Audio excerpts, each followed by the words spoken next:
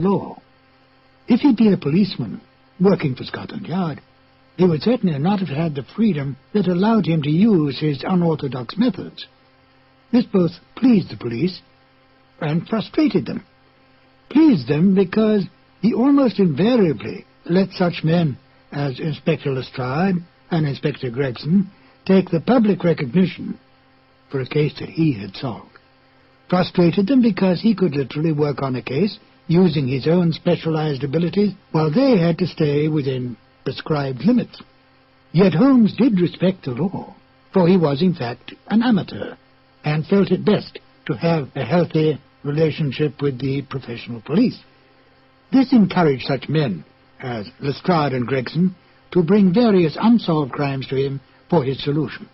His freedom outside the restraints of the law allowed him to assume many roles in disguise and to work with Watson as his accomplice. Excellent examples of this kind of work can be found in such original stories as A Scandal in Bohemia, The Man with the Twisted Lip, and The Illustrious Client, to name but a few. He often broke open safes to get information, set fires to force some action out of an individual, such as Irene Adler, or broke into homes in order to gain access to information that would lead to the solving of the crime. Any admonitions by the police were soon dropped when Holmes produced the criminal or solved the crime. Most of this work was done by Holmes and Watson in London or various other parts of England. In The Waltz of Death, Holmes and Watson find themselves in Vienna on a case. Now here, on foreign territory, and completely outside the orthodox methods of the English police, Holmes had even more free rein. He still used his brilliant sense of deductive logic, but now he did not have to worry about reprimands from Scotland Yard. And besides, there was new excitement for Holmes when he could deal with murder from other than the English criminal. Join me now as we present Sherlock Holmes and Dr. Watson in The Waltz of Death. Petri Wine brings you Basil Rathbone and Nigel Bruce in the new Adventures of Sherlock Holmes.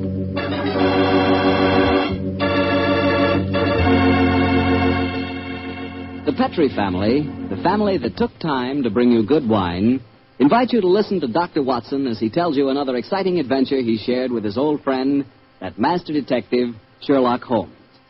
And as for me, well, I'm going to tell you about a swell idea. The idea of serving Petri California sherry before dinner. Tomorrow night, just before dinner, instead of that last-minute rush, take it easy. Pour yourself a glass of Petri sherry. Now, if you'll do that just once, I wouldn't have to say another word about Petri sherry. You'd be a customer for life. Because Petri sherry is good wine with a capital good. Judge that Petri sherry any way you like. By its beautiful amber color, its heart-of-the-grape aroma, or by the best test of all, its flavor. Petri sherry is delicious. And you have a choice of two kinds, Petri regular and Petri pale dry sherry. If you're not sure which you'll like better, try them both.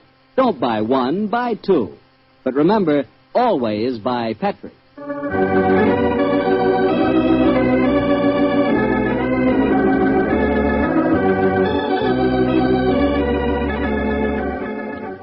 And now I'm sure our good friend Dr. Watson's expecting us. Let's go in and join him. Good evening, Dr. Watson. Good evening, Mr. Bartell. All set for tonight's story? Yes, my boy, I'm all set, Mr. Fuller. It began in Vienna in 1889. The old Vienna of bright lights, lovely ladies, and lilting music. What were you and the great Sherlock Holmes doing there, Doctor? Mr. Bartell, what were we doing there? Yes, sir. Were you just taking a trip? Oh, in those early days of our association, we didn't have either the time or the money for trips. No, we were in Vienna at the express command of the Emperor Franz Joseph. It was in October, I remember, that we arrived in the city, and for several days we were forced to cool our heels awaiting the imperial pleasure. And on one of those idle evenings, of the good services of our friend the Chief of Police, Handel Frano, secured us an invitation to a resplendent ball that was being held at the palace of Princess Stephanie von Kram. It was an incredibly colorful spectacle, Mr. Bartell. A string orchestra high in the gallery of the palace ballroom played a haunting Strauss waltz while on the floor below, the cream of Viennese aristocracy swayed and glided gaily to the lilting music. I can remember the picture so well, Mr. Bartell, that Holmes and I stood there talking to the chief of police, Count Rafrano. A colourful scene, is it not, gentlemen? Right, George, yes, Count Rafrano. It must be a real holiday for you and Mr. Holmes. What makes you say that, Watson? Well, it's hard to think of the criminal world when one looks at such a gathering. And yet Count Rafrano knows as well as I do that the criminal is not confined to class or environment. Indeed, no, Mr. Holmes. I can assure you that every guest here tonight has been scrutinized as he entered. Yes, I imagine that many plainclothes men are present in this room now, aren't they, Count Rafrano? Oh, yes. We take no chances. I suppose you can't afford to. There's enough jewelry being worn here tonight for a king's ransom, I should say.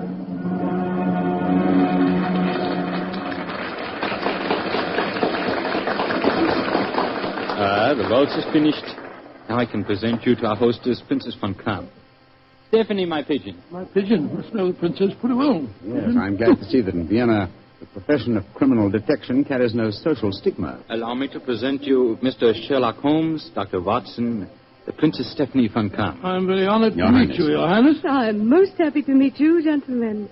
Permit me to introduce my protege, Janos Horvat, the Hungarian composer. This ball tonight, Mr. Holmes, will mark a rare occasion. A signal honor is to be conferred on Herr Horvath and myself before tonight is through. The next waltz is a new composition of his. Tonight will be its debut. Indeed, how very interesting. It is a great honor the princess has conferred on me.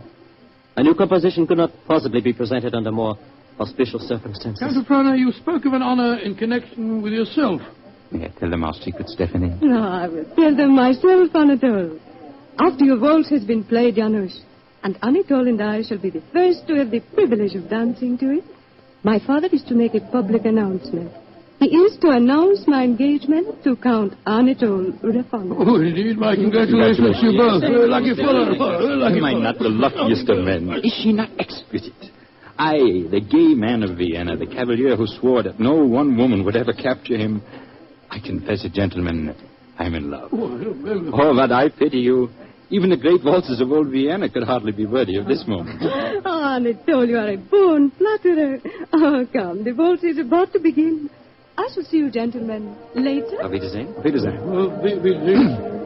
The orchestra is tuning up, Herr Horvath. I imagine this is a great moment for you. A very frightening one, I assure you, my friend. In a few minutes I shall know whether my new work is to be crowned with success or failure. Count Rafrano is leading the princess to the center of the floor. The conductor is raising his bottle. This is your moment, Herr Horvath. Good luck. Pray for me, gentlemen. Pray for me. There they go, the princess and Count Rafrano. They're starting the waltz. Ah, they make a striking pair, don't they? Here come the other couples out on the floor. Charming. Quite charming. It reminds me of... Great Scott, that was a revolver shot. It's the princess. She's been shot. Come on, Watson. Out of the way, please. Out of the way. Count Rafrano, what happens? Stephanie, Dr. Watson, see what you can do for her. Count Rafrano, there's nothing I can do, I'm afraid. She was shot through the brain. She died instantly. Stephanie is dead. Stop that devilish music! Lock all the doors! There's a murderer to be found!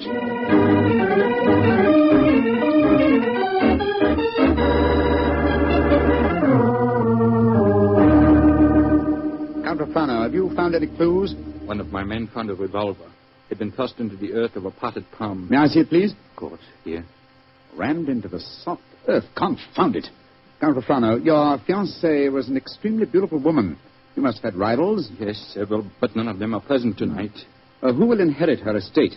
A 6-month-old nephew. Who's his guardian? The Emperor Franz Joseph himself. No, Mr. Holmes, I know of no obvious motive for someone wishing poor Stephanie dead. Well, perhaps it was a political crime. She was a wealthy aristocrat and a very prominent one. Yes, it's very possible.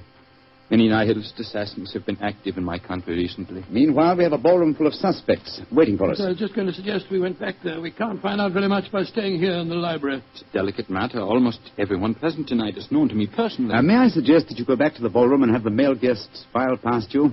Detain for questioning anyone whose evening clothes do not fit perfectly. Clothes don't fit? What's the cut of a man's clothes got to do with this?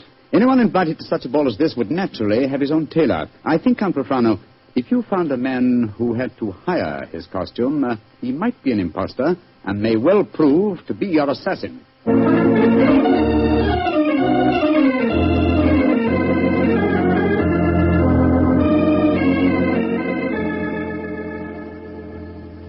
Mr. Holmes, your plan has not been effective so far.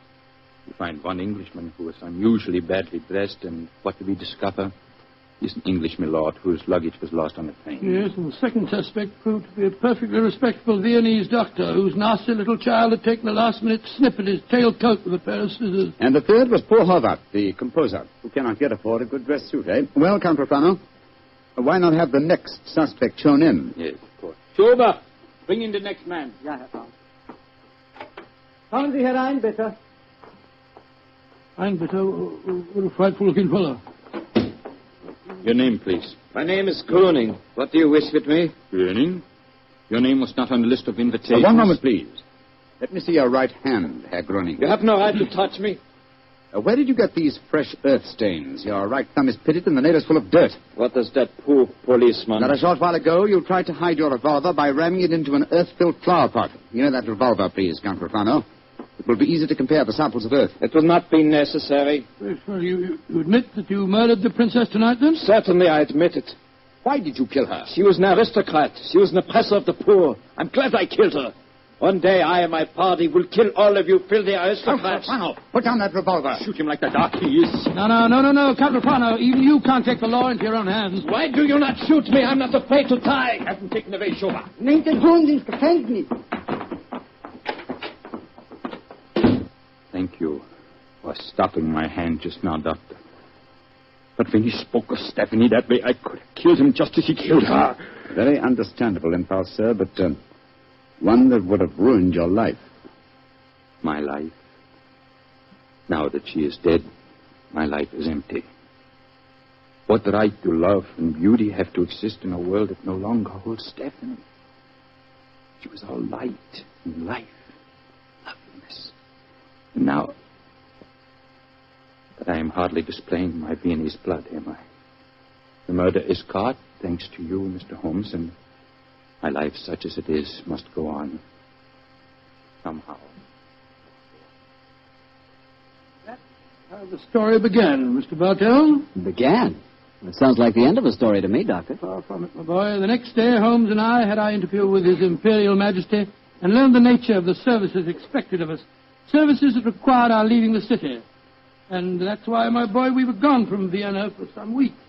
We didn't know that during our absence, Herr Holbert's waltz, which had had such a tragic debut, was beginning to make a sort of morbid... Herr Baron, the Horvath Waltz. We have had many requests for it. Gladly, we will play it, Herr Baron.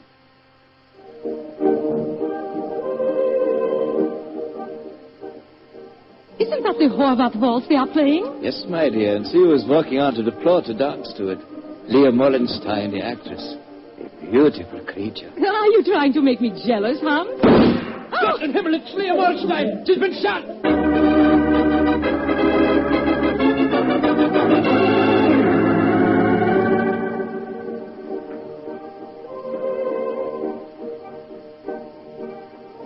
A new ballet, and to the music of the Horvath Waltz. Magnificent. Never has Krasnova danced better.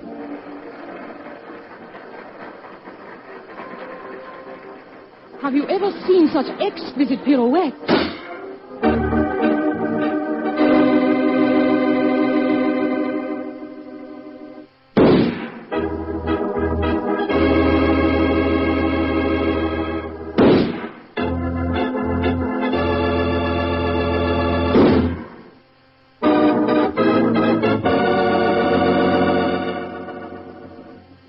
Six deaths in 4 weeks, Schober. All beautiful women and all killed to the music of the Horvath Waltz. There's a homicidal madman at large in Vienna. There's only one thing to be done. We must forbid absolutely the playing of that waltz by imperial decree. We are all of this, Mr. Bartell, until we return to Vienna. And then, I suppose, Sherlock Holmes was drawn into the case again, Doctor. Yes, my boy. Holmes immediately made a close study of the newspaper reports on the tragedies. It was with great difficulty that I tore him away from his investigations to attend the reception at which the Emperor was to thank us for our services on the mission that we just completed. As we arrived at the Imperial Palace, almost the first person we ran into was the Hungarian composer, Janos. Dr. Watson, you have heard of the tragedies connected with my waltz? Yes, we have indeed, sir. We have I was indeed. making a close study of the newspaper reports on them just before I came here. You must do something, Mr. Holmes. People will hardly listen to other music. They want my waltz. But that is forbidden. I'm losing a reputation and a fortune while that waltz remains unplayed. Or perhaps, Herr Horvath, you are laying an excellent foundation for a later reputation and fortune. What do you mean? All this publicity, however distasteful to you at the moment, must in the long run prove invaluable. Ah, there you are, my dear Count Rufano. Mr. Holmes, Dr. Watson, I'm glad to see you back in Vienna. You've heard of the murders? Yes, Count, we were just discussing them. I need your help again, my good friend. For over a month now, the murder has been at large, and I cannot seem to get on the trail. Well, I'm grooming the first killer. What have you done with him? Released him. What? Released him? Great Scott, why? At the hearing, it was obvious the man was an egomaniac. He boasted of the murder of Stephanie, apparently out of pure vanity. The liberal newspaper editors made quite an issue of the case. They brought pressure to bear, and we had to let him go. Confound it. I wish I hadn't left Vienna. Well, if the fellow's at large again, Count Rufano, it's pretty obvious that he's the murderer of the other women, too. On the contrary, Doctor, he was in prison until yesterday. The last of the murders was committed 3 days ago. Oh, here comes His Imperial Highness Franz Joseph. Good evening, gentlemen. Your Highness. Good evening. Your Highness. Well, I see we have very distinguished company tonight. Not only is the masterful Sherlock Holmes and his colleague, Dr. Watson, our English friends that we are honoring, but I see that we have a distinguished representative from our Hungarian Empire, Janos Horvath. A worthy successor, I'm told, is a breed of composers for whom Vienna is famous. Your Imperial Highness is most kind. There's a pipe organ in here. It's in excellent condition, I am told. Will you not play us one of your compositions, Herr Horvath? I shall be most honored, Your Highness. Sit down, gentlemen, sit down. Thank you. What shall I play, Your Imperial Highness? Anything you wish, young man. Anything you wish. Thank you, Your Highness. With your permission, I choose to play... Great heavens! He's playing the death waltz. On your guard, Watson. Even in the Imperial Palace itself, this twirling tune may invoke murder.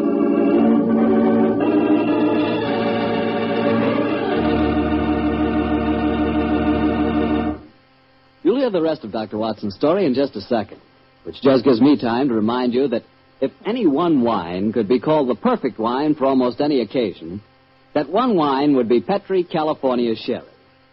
Petri Sherry is not only a fine before-dinner wine, but it's wonderful after dinner, too. And, of course, when you're entertaining or when guests drop in, whether in the afternoon or evening, there's nothing better than a glass of Petri Sherry. And it's comforting to know that you can serve Petri Sherry proudly, because the name Petri is the proudest name in the history of American wines. Dr. Watson, you certainly left me hanging on a cliff that time. You broke off your story just as the Hungarian composer started to play his ill-fated waltz to the Emperor Franz Joseph. What happened? At the time, my boy, fortunately, nothing happened. Jehovah completed his composition without apparent incident, and shortly afterwards we attended a banquet that was given in our honor. A banquet that concluded with a rather curious ceremony in which the Emperor presented Sherlock Holmes with a medal to commemorate his services. What everything was. Never mind about that. Finally, it was shortly after 10 o'clock, I remember.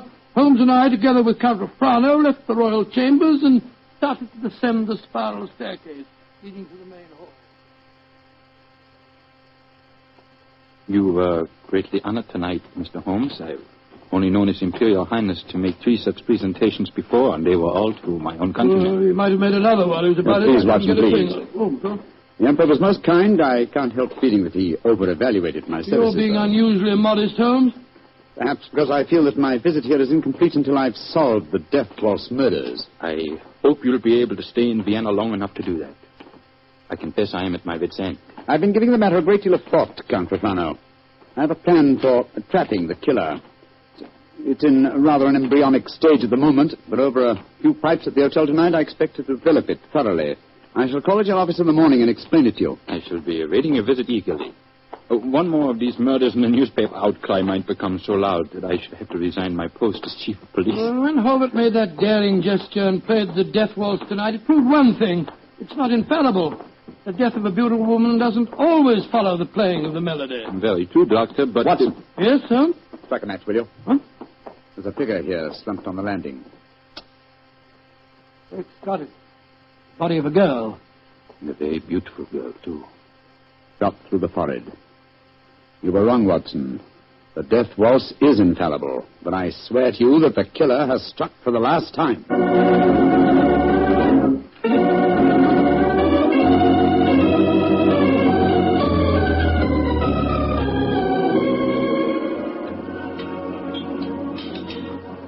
Ah, there you are, my dear Count Soprano. Yes, I followed the instructions you gave me this morning, Mr. Holmes.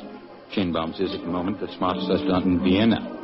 I've reserved the best table for you, and I've invited the guests that you named. A strangely assorted couple, I must say. Janos Horvath, composer, and that grinning fellow, the one that admitted shooting your fiancée, Count Rufano. It's as much as I could do to keep my hands off him when he arrived here, Doctor. But Mr. Holmes insisted that I ask him. Just the same, I wish you would tell me his plan. I'm completely in the dark. In the dark, I can sympathize with you, Count Rufano. Holmes never tells me a thing either. Let's turn our guest, shall we? In a very few minutes, I'm sure that my plan will be perfectly apparent. Good evening, Herr Horvath. Oh, good evening, Mr. Holmes. Dr. Watson. How do you do, Herr Holmes? And how are you tonight, Herr Gröning? Angry at having to come here against my will. My party does not approve of these aristocratic, padded pigsties. But Count Rufano informed me that if I did not come here tonight, I could expect to find myself back in prison. How could I resist such a persuasive invitation? Ah, here comes the third guest for our table. I met her at the hotel a few hours ago. Miss Banks, I'm so glad that you were able to come. Hello, Mr. Holmes. I didn't know this was going to be a party, but I couldn't be happier. Allow me to present you, Count Rufano, Dr. Watson, Herr Horvath, Herr Gröning, Miss Barbara Banks from the United States of America. How do you do, Holmes? I wish I knew what you're up to. And how can a young American girl afford to come to Vienna, may I ask? Of course you can ask. My father made a lot of money, and he wanted me to have the advantages he never had. Your father made money because he ground the faces of the poor. Oh, my father never ground a poor face in his life. He was a capitalist. I spit on him. Oh, that's rather unfriendly. And also, geographically speaking, something of a problem. You see, he's living in Wyoming. You make fun of me? Only because you made fun of me.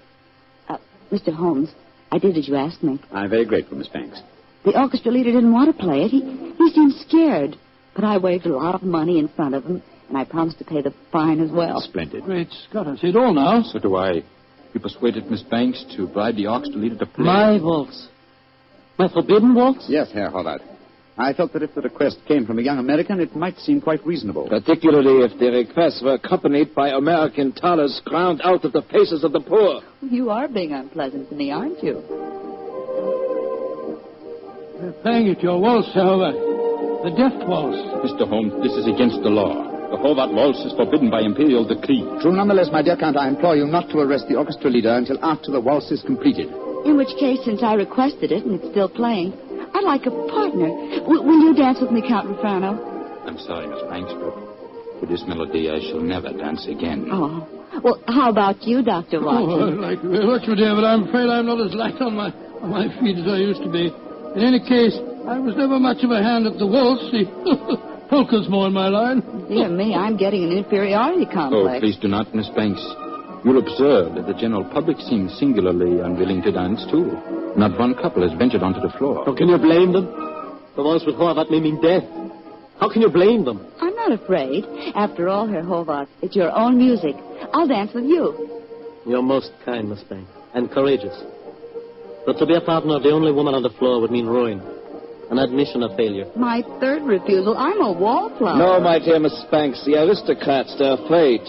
But I, plain, simple Gröning, I will dance with you, Miss Millions. Oh, bless you, Herr Gröning. And I assure you my father does not grind the faces of the poor. He does grind the faces of the poor, this I know. Stop her, it's suicide. I think not, Herr Horvath. I think so. And I'll not stay here to watch it. Where the devil's he off to? Do not worry, Doctor. I should keep an eye on him. Yes, and we'll keep an eye on both of them. Come on, Watson. Well, that is, he's leaving the room. But as Count Rufano has deserted his trail and has slipped behind one of those pillars. Good Lord, he's drawing a revolver. Exactly, Watson. He's our man. Put down that revolver, Count Rufano. Put it down, I say. He's turning it on himself. Count Rufano!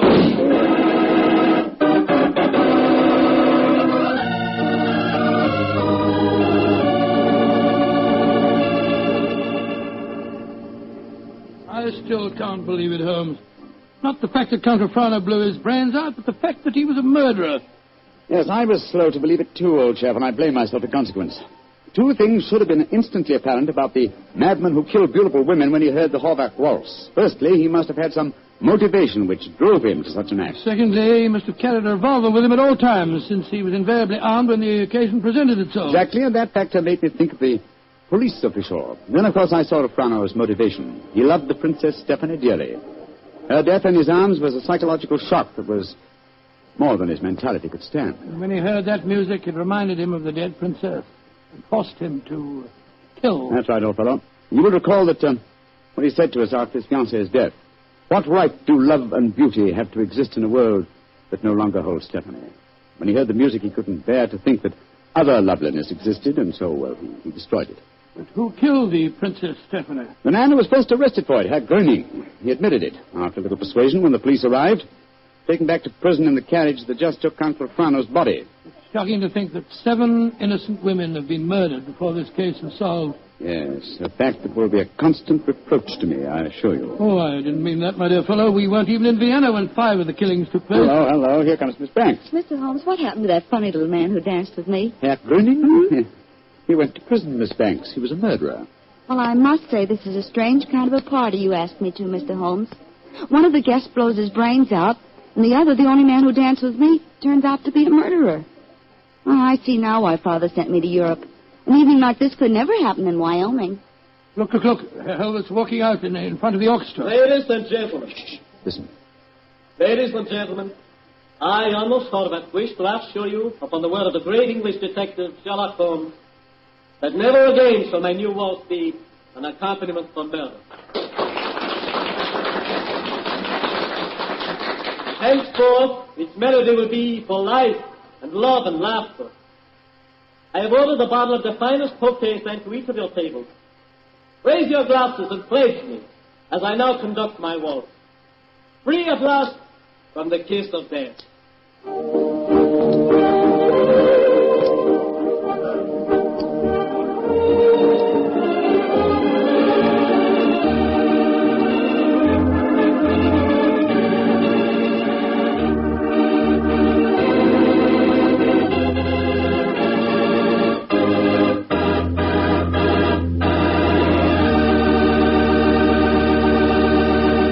Say, Doctor, I really like that story. That was a baffler. Yes, wasn't it? A highly placed police official is the last person in the world you'd think guilty of murder. I must confess I wasn't of so much help to Holmes in solving that case. Oh, don't let that worry you, Doctor. After all, Holmes almost missed solving it himself. Oh, thank you, my boy. Nice of you, thank you. But it certainly was one of the most interesting cases that I was ever connected with. I know what you mean. You know, I came across quite an interesting case myself the other day. Oh, you don't say where? Right in my own house. Oh, that's interesting. What kind of case? Sherry. Oh, for goodness sake. That's right, a case of Petri, California sherry. Come in. Good evening, Doctor. Good evening, Mr. Bartell. You'll forgive me if I don't get up, won't you, my boy? Of course, Doctor. What's the matter, a touch of rheumatism? No, I've played 18 holes of golf today. I hope that when I'm your age, Doctor, I can be half as sprightly. Oh, it's very nice of you, but if you don't mind, we won't discuss the question of my age. So draw up your chair, make yourself comfortable. I'll get on with tonight's new Sherlock Holmes adventure. Well, from the hints you gave us last week, it sounded like quite a spooky story. It was, Mr. Bartell. It certainly was. Towards the end of November in the year 1895, a dense yellow fog had settled down over London. For 4 or 5 days, it was impossible from our rooms in Baker Street to see the outline of the houses opposite. A real London pea souper, huh, Doctor? Yes, my boy, and it became most depressing. The first day, Holmes had spent in cross-indexing his huge book of criminal references. The second and third had been patiently occupied with a subject which he had recently made his hobby, the music of the Middle Ages. But when on the 4th day, on pushing back our chairs after breakfast, we saw the greasy, heavy brown swirl still drifting past us and condensing in oily drops upon the window panes, Sherlock Holmes' impatient and active nature could endure this drab existence no longer. He paced restlessly about our sitting room, chafing against the inaction. After several minutes of these perambulations, he turned to me and spoke. Anything of interest in the paper, Watson? There's news of a revolution, of possible war, and of an impending change in the government. Nothing to interest you, though. No crimes of any importance. The London criminal is certainly a dull and unenterprising fellow these days. Look out of the window, Watson. See how the figures loom up, are dimly seen and then blend once more into the foggy depths. What a day for a thief or a murderer. He could roam London as the tiger does the jungle, unseen until he pounces, and then evident only to his victim. That's a cheerful thought, I must say. Hello. I wonder who that is. Probably a visitor for Mrs. Hudson, or perhaps the local plumber has finally condescended to pay some attention to the faulty gas jet in our hallway. I don't think you're right on either count. I can hear Mrs. Hudson's footsteps on the stairs. Come in. Come in. Yes, Mrs. Hudson, what is it? Oh, excuse me, Mr. Holmes, but there's a gentleman to see you. Says it's most important, and he asked me to give you this card. Oh, thank you. Oh, Mortimer Harley, eh? Show him up, please, Mrs. Hudson. Very good. Mortimer Harley, and who's he? I've not had the pleasure of meeting him personally, but I'm quite familiar with his scientific reputation. Scientific? In what does he specialize? Oh, I suppose one might refer to him as one of the greatest authorities on all matters connected with the occult. You mean the fellow dabbles in supernatural stuff and all that sort of thing? I mean, my dear Watson, that Mortimer Harley is an extremely intelligent man with a thoroughly comprehensive and scholarly knowledge of his field and an intense belief in the existence of the supernatural force. Now, here he is to speak for himself. Oh, come in, Harley. Thank you, Mrs. Hudson. You're Mr. Sherlock Holmes? Yes, sir. This is my colleague, Dr. Watson. How do you do, Mr. Harley? How do you do, Doctor? Won't you sit down, sir? Thank you. Well, you fellows are probably wondering who I am and what's brought me here. Well, we're not wondering who you are, Mr. Harley. My friend Holmes was just telling me of your scientific eminence. I'm flattered that you know of me, Holmes. Just the same, you're wondering why I'm here. Naturally, sir. Well, since you know I'm a student of the occult, I'll get right down to my problem. Mr. Holmes, have you ever heard of the Headless Monk of Trevennis Chapel? Oh, yes, indeed, Mr. Harley. An apparition to be counted among our more intangible national treasures, I should say. I'm sorry to appear stupid, but I have never heard of the Headless Monk of whatever it is, Chapel. Well, then, let me tell you about it, Doctor. Yes, I wish you would. Trevennis Manor in Cornwall was once an abbey. It was expropriated during the reign of Henry VIII, and several of the monks were killed in some of the minor difficulties attendant on such an act. But one of the murdered monks, a certain Brother Hugh, the chapel organist, was persistent. He still haunts the chapel today. He still plays the organ, and since he was beheaded, he always appears headless. Charming little legend, Mr. Harley, but you don't expect us to believe it's anything but a legend, surely. Ah, skeptic, eh?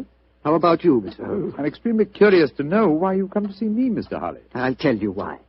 I have a rare opportunity to investigate the phenomena. You see, the son of an old friend of mine, a young fellow by the name of Leonard Miles, is secretary to the owner of Trevennis Manor. He asked me to stay there, and I find the invitation irresistible, particularly since the phenomena have curiously increased of late, Mr. Holmes, almost as though some more mortal agency were motivating them. Oh. Now I see why you've come to me, Mr. Harley. I knew you would, Holmes. You see, I'm like my good friend and fellow investigator, Carnacki. I believe in being prepared to meet phenomena on either the natural or the supernatural plane. If the phenomena are real, then they fall legitimately in my field. Whereas if, as I'm sure you suspect, they are being contrived by human forces, then you think that's more in my department, eh, Harley? Exactly. Well, what do you say, Holmes? A little trip to Cornwall would be a nice few days. We'd probably escape the fog down there. Oh, the place is with the weather, Watson. What? I'm much more concerned with the fog that surrounds the appearances of the Headless Monk of Trevennis Chapel. And Mr. Harley, I accept your invitation with pleasure. There's still time to catch the Cornish Express. We can be at Trevennis Manor before the moon is up.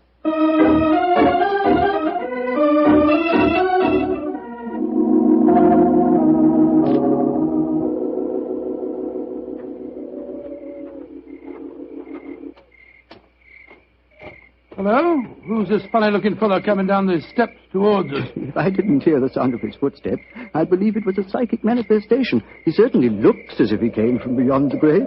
Who be ye, gentlemen? Where be ye going? Well, supposing you tell us who you are first, my good man. Who be I? I be David Pendragon, sir. That's who I be. Stable hand here at the manor. And I ask you gentlemen again where you be going. We're staying at the manor, and we're just going to take a look at the chapel. Oh, don't he do that, sir. People that go in there don't often come out the way they go in, sir. Don't he do it, gentlemen? What are you talking about, my good fellow? I be talking about the ghoulies and the ghosties and the organ music that comes out of the nowhere. You heard it? Of course I heard it, sir. Just like I seen the poor monk walking around without his head on. Take us into the chapel, will you? And show us where you saw the figure. Aye, that I will not, sir. Not for all the gold in Port Call will I go back and chance seeing the poor lost soul wandering about without his head on. If you gentlemen know what's good for ye, you'll not go in there either. Mark my words. Don't he go in that chapel. Extraordinary chap. Seems really frightened of the place. Yes, but it's more than blind superstition that accounts for his reluctance. Let's go in, shall we? Well, I suppose it's all right.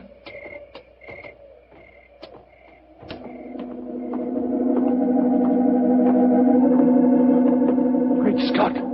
Listen to that. The organ. The ghost's playing it. We're extremely fortunate. A psychic manifestation as soon as we enter. Remarkable. Psychic manifestation. Rubbish. Look who's sitting at the keyboard. It's Holmes. Holmes! What's the matter, Watson? What's the matter? You frightened us to death, didn't he, Holly? Well, speaking for myself, Doctor, it disappointed me.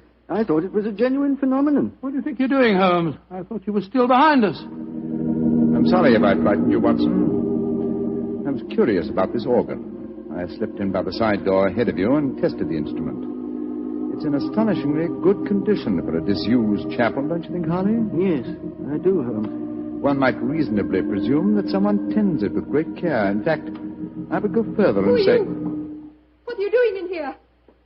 We are guests at the manor house, and we decided to pay a visit to the chapel before we paid our respects to our host. Oh. My father is your host. I'm Dorothy Brownlee. How do you do, Dorothy? My name is Holmes, and these gentlemen are Dr. Watson and Mr. Harley. How do you do, Dr. Watson? Mr. Harley.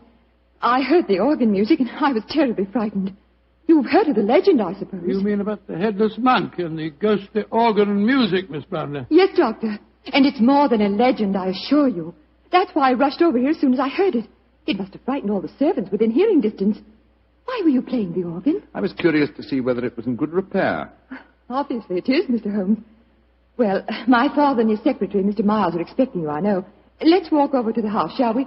I'm sure you've seen enough of the chapel for tonight.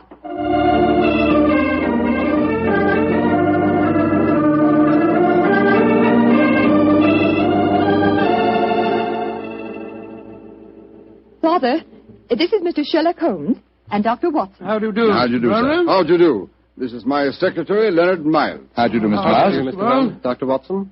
I'm afraid Mr. Brown is rather angry with me. I hadn't told him that you were an expert on psychic phenomena, Mr. Harley. I fail to see why the knowledge of that fact should make you angry, Mr. Brownlee. I don't want you ferreting about into this so-called ghost business. There's been enough trouble in the neighborhood already. It's almost impossible to keep servants, and these Cornish people are incredibly superstitious. You haven't seen the ghost yourself, Mr. Brownlee? Oh, of course not. There isn't any ghost, I tell you. You heard the mysterious organ playing? No, I haven't. And I don't want to talk about it anymore. Yes, what is it?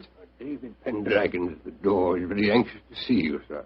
Pendragon? Oh, very well. Tell him to come in. Yes. David? What does he want, I wonder? Pendragon, that's the fellow we met outside the chapel, isn't it? Yes, quite a colourful character. Oh, he's a superstitious old fool, if you ask me. But he is a good groom. Yes, Pendragon, what is it? Begging your pardon, sir, but there be trouble at the chapel again tonight. I says to myself, David, 'tis your duty to go to the master, I says. Never mind. What's the trouble? As the moon was hanging low tonight, sir, I hears the organ a-playing. But that was Mr. Holmes, my good man. Aye, that's what he thinks, maybe. But what I says to myself is, what made him play the organ? Then this very night, I saw the Headless monk. With my own eyes, I saw that poor soul with his head off, wandering in the moonlight. I saw that, sir, with my own eyes, I did. Oh, get out of here, you blithering old fool. And I'm warning you. If I hear any more nonsense about this ghost, you'll lose your job, you understand? Now, come along, be off with you. Aye, sir, begging your pardon, sir. Come on, I'll give you chaps a drink. Mr. Brown seems absolutely rabid on the subject of the ghost, eh? Yes. Suspiciously so. What about he's trying to hide? Whatever it is, I don't think he'll be successful. In your profession, Holmes, you know that murder will out. It's true in my profession also. Try to suppress them as you may, gentlemen. Ghosts will out.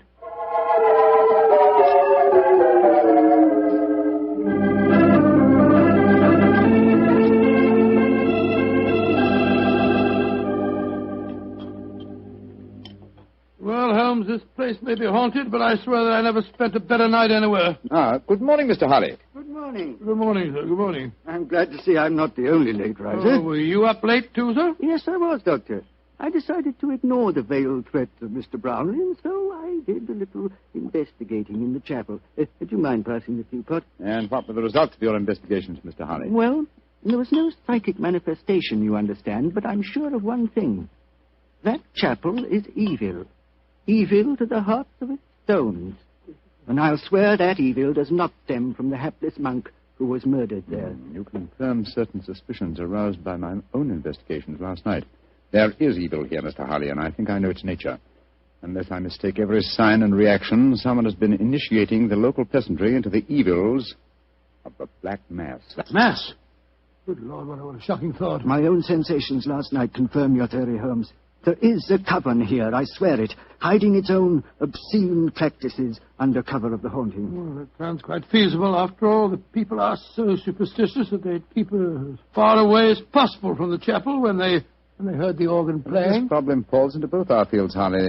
The practice of black magic is a criminal offense. Perhaps it's just as well the old laws against witchcraft are still in force. I imagine, Mr. Harley, that you have your own methods of combating such forces as we're up against. Oh, yes, Holmes, though mine are not connected with the legal aspect of the case. May I ask what you plan to do, sir? Well, I have several rather elaborate preparations to make, Doctor. It'll take me most of the day, I'm afraid. However, I shall explain them to you all after dinner tonight.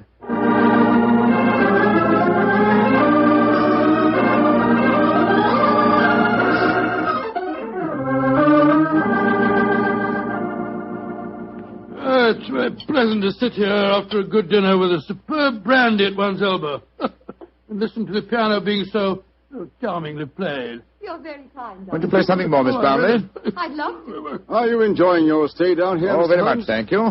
Both Mr. Holly and I have found the local folklore extremely interesting. I say, you fellows haven't been investigating the haunted chapel business again, have you? Now, look here. If you have, I shall be very angry. It's abusing my hospitality. I told you distinctly I didn't want any more talk of ghosts. We are not talking of ghosts, my dear Mr. Brownlee. I have something even more important that I must fight now. It's possibly a little hard to imagine me as a crusader. Me, the stooped little man, beside the four of you, as toweringly tall a quartet of men as I have ever faced. And yet, I am your St. George. What on earth are you talking about, sir? I'll tell you in secrecy. This mustn't reach the ears of the peasantry. I refer to myself as St. George because I go to wipe out an evil that lives in your midst. A living, modern dragon. Please, Mr. Harley. It sounds dreadfully frightening. And to rid you all of this fiend, I must cleanse the chapel, purify it, exorcise it, remove its residue of psychic evil. That, gentlemen, is my mission tonight. Dorothy! Fainted. Get some smelling salts quickly. I'm afraid you were a little too graphic, Mr. Holly. I'm sorry if I frightened the young lady, but I'm sure that after tonight she will have no further grounds for fear in Trevennis Manor.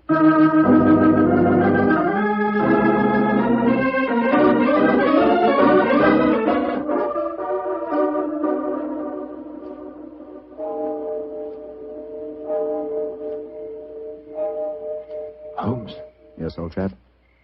Did you hear anything? Nothing but the owls and the clock striking midnight. I'm getting off the jumper. What do you suppose Harley's up to? I can imagine his procedure. Midnight, the crucial hour, I suppose, in his endeavors. I wish him luck. My own plans are not nearly as clear, unfortunately. I sense a guiding force here, but I lack the clues. There is something, Holmes. Listen! Great heavens! It's the organ in the chapel. And Harley's in there alone. Not alone. Listen to the organ. Pealing forth its madness. Come on, Watson. Something has gone horribly wrong.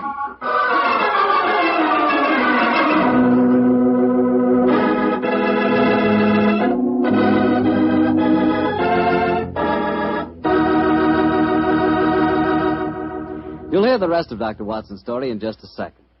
You know, a moment ago I told you how much I thought you'd like Petri California Sherry. But I didn't tell you that Petri Sherry is the all-round, all-American wine. You can not only serve Petri Sherry before dinner, it's good after dinner, too. And, of course, later in the evening when you're listening to the radio with some friends, a glass of Petri Sherry is just the thing. And say, Petri makes two kinds of sherry. the regular, and Petri Pale Dry. To make sure you get the one that you like best, do what I do. Don't buy one, buy two. But remember, always buy Petri. Dr. Watson, that was a heck of a place to break off your story. Then let us continue it as speedily as possible, my boy. As soon as we heard that devilish organ music, Holmes and I rushed out of the house and raced in the moonlight down the path leading to the ruined chapel. By the time we reached the entrance, the organ music had ceased, and the tall, gangling figure of David Pendragon was standing in our path. You gentlemen be wanting it this time of night. What are you doing here? I be here because the gentleman gave me 5 shillings to stand outside here and see that no one disturbed him. That's why I be here. And nobody did come or go. He still be there, he be. But when you heard that organ music, why the devil didn't you go in? Organ music? I heard no organ music, come on, sir. Watson.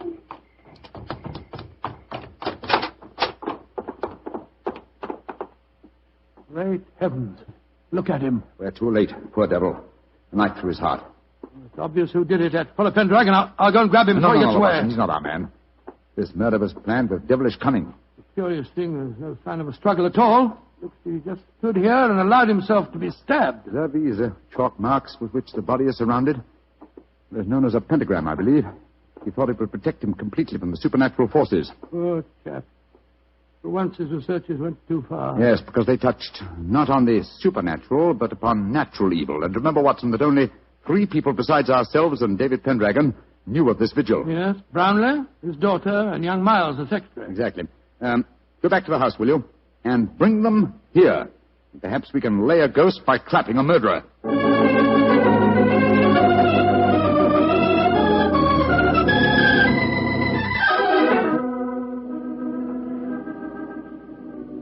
And that's all I know, Mr. Holmes. Well, you've not established much so far, Holmes. The 3 of them all swear they were asleep and that they didn't hear the organ. Yes, then you can't prove otherwise. I think I can prove that one of you was not only awake, but also murdered, Mortimer Harley. But why should any of us want the poor man dead, In your Mr. Holmes? case, young lady, I confess that I find it hard to conceive a motive. Implying that Mr. Brownlee and I might have one? Well, Mr. Miles, you must admit that you're responsible for Mr. Harley coming here. And you, Mr. Brownlee, must admit that you did everything in your power to prevent the dead man from carrying out his investigations. Why? What were you trying to hide? Nothing. It's just that I wanted to sell the manor house. All this talk about ghosts was giving the place a bad name. And if it had gone on, I'd never have disposed of the property. Well, speculation can get us nowhere. Let's get down to facts. Is there any other entrance to this chapel besides the 2 doors? None. Oh, there was an old smuggler's cave which came out near the organ lot, but Father had it bricked up some years ago. I had to. The tourists kept crawling in. Go and examine it, will you, Watson, old chap? Right, you are, Holmes. If you don't mind my saying so, Mr. Holmes, it seems obvious who did this murder. You told us David Pendragon admitted that no one went in or out as he stood guard. He must have done it himself. Oh, the man's half-witted. And superstitious. He might have killed Mr. Harley because he was attempting to interfere with a ghost. And then played the organ to celebrate the occasion? I think you overestimate David Pendragon's capabilities, Miss Blarney. Mr. Miles. Yes, Mr. Holmes. Pendragon is waiting outside. Would you be kind enough to ask him to come here for a moment, please? Certainly. What did you find out, Watson? Well, it's easy to see where it was bricked up, but it's a solid wall now. No one could get in that way. But if no one came in or out, who else could have killed Harley except Pendragon? The ghost, or rather the person disguised as a ghost. The dead man expected a psychic manifestation. When he saw the supposed ghost coming towards him, he offered no resistance. He believed that the magical pentagram would protect him. Ah, there you are, David. Aye, here I be, sir. But I don't know nothing more than what I told thee. Oh, don't be frightened, Pendragon. All we want is the truth. That's what I told thee, sir. And tell us a little more, will you? When you said no one had entered the chapel tonight, you meant that no mortal man had entered, didn't you? That I did, sir. But how could I say I'd seen the ghost when Mr. Brownlee here had told me I'd lose my job if I spoke of the ghost again? Oh, now we're getting somewhere. So you did see the ghost? That I did, sir. The poor soul walking through the moonlight with no head on his body. You saw it quite clearly? Just as clearly as I sees you now, sir. How tall was he? He was... Would you mind standing against the wall, sir? Yes, of course. He was as tall as... Well, his shoulders come to just where your shoulders come now, sir. You're a tall man, then, so we narrow it down to either you, Mr. Brownlee, or you, Mr. Miles. This is utterly ridiculous. Of course it is. On the contrary, gentlemen, the case is solved. Which one of them was it, Holmes? Neither. Remember that the ghost is headless. That means that the impostor must have built up fake shoulders covering the head. On either of these men, it would have brought their shoulders to the level of my head. Great Scott, it was... Bravo! Oh, Mr. Holmes, I didn't think you'd catch me. Dorothy! No, I don't believe it. Brownlee, I must warn you that... Keep back. Don't any of you come near me. As you see, I have a revolver. Dorothy, for heaven's sake! Don't speak to me of heaven! You thought I was a sweet little girl, didn't you, Father?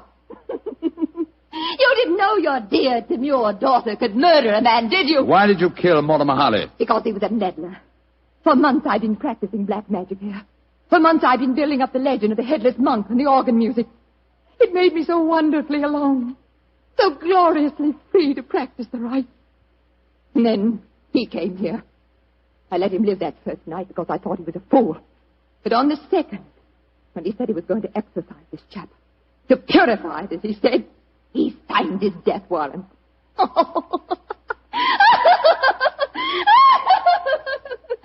you could have seen his face, if you could only have seen his stupid, toddled face, as I plunged the knife into him. Dorothy! He bled so beautifully. Holmes, she's mad as a hatter. What are we going to do? Brownlee, give me that revolver. And let you take me to prison or an asylum?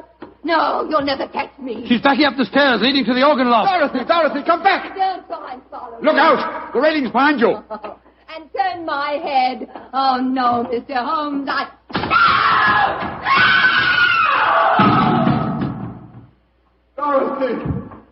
Dorothy! My poor little girl.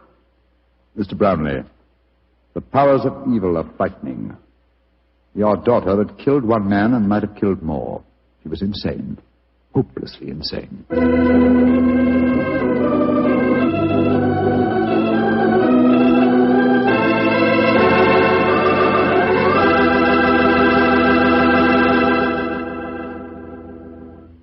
Well, Doctor, that was quite an exciting story. You know, I wish I could play the organ and write music for it. There's nothing like music to really express a thought. Yes, I can just imagine the kind of music you'd write. Probably catchy little ditties such as, "The Petrie family took the time to bring you such good wine. So when you eat and when you drink, remember Petrie wine." Oh, no, Doctor. Is that the way I affect you? And now I'm sure our good friend and host, Dr. Watson, is waiting, so let's go in and join him. Come in. Good evening, Doctor. Good evening, Mr. Bartell. Here. Quiet. Down, Monty. Down there. Dogs seem very chipper tonight. Yes, tonight, yes, but they've been in disgrace most of the day, Mr. Bartell. Oh? What have they been up to? After the seals again, Doctor? No, my boy, this time it was chickens. They got into my neighbor's coop and had a delightful time. Fortunately, there were no casualties, but I'm afraid that my good neighbor policy has suffered a slight diplomatic strain.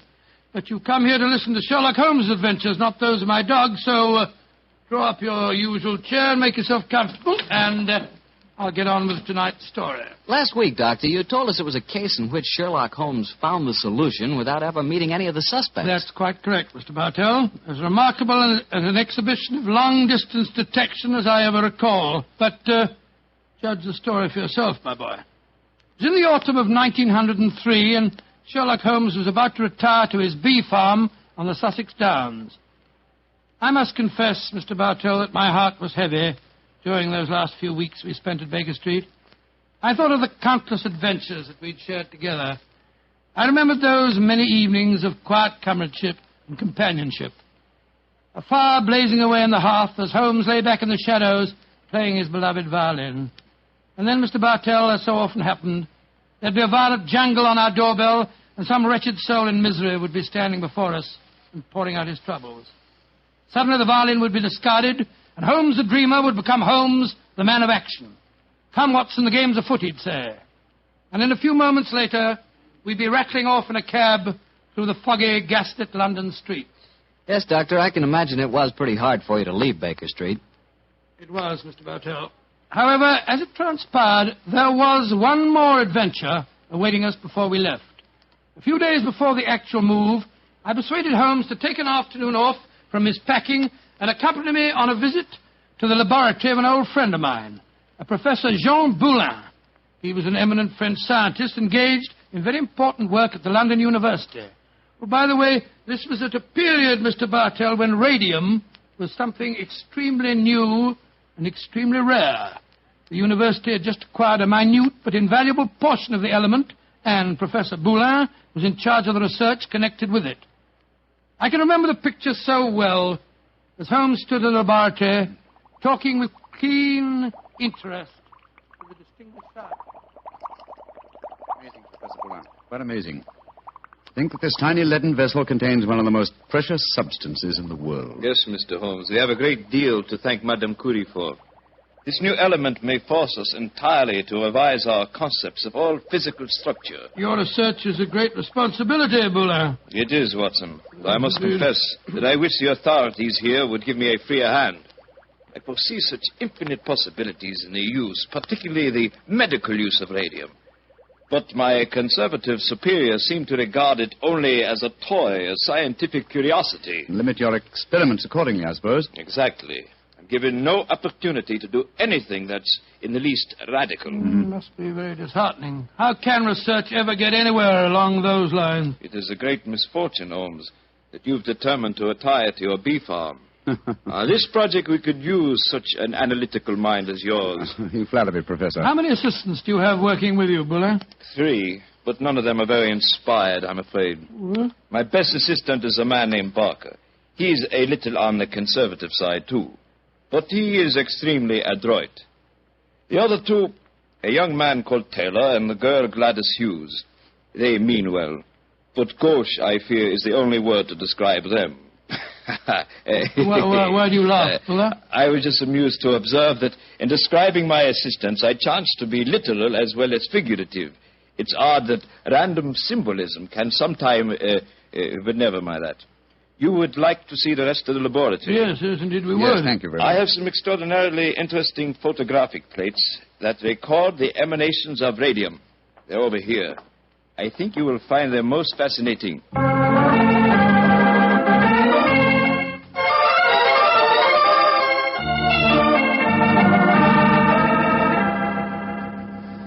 Baker Street, particularly when our rooms are full of packing cases, seems rather drab after the scientific stimulations of Professor Boulan's laboratory, doesn't it, old chap? Yes, it seemed drab even if we hadn't been to see him. I feel frightfully depressed, Holmes. I just don't know what I'm going to do without you. Oh, you're still a young man, Watson, and a susceptible one. You'll marry again. No, I won't. Yes, you will, old chap. And you'll end up by being glad that your old roommate, your difficult, rather unsociable old roommate, is living in retirement on the Sussex Downs. Rubbish. I shan't feel anything of the kind. In any case, I don't think you'll be able to stay in retirement for long.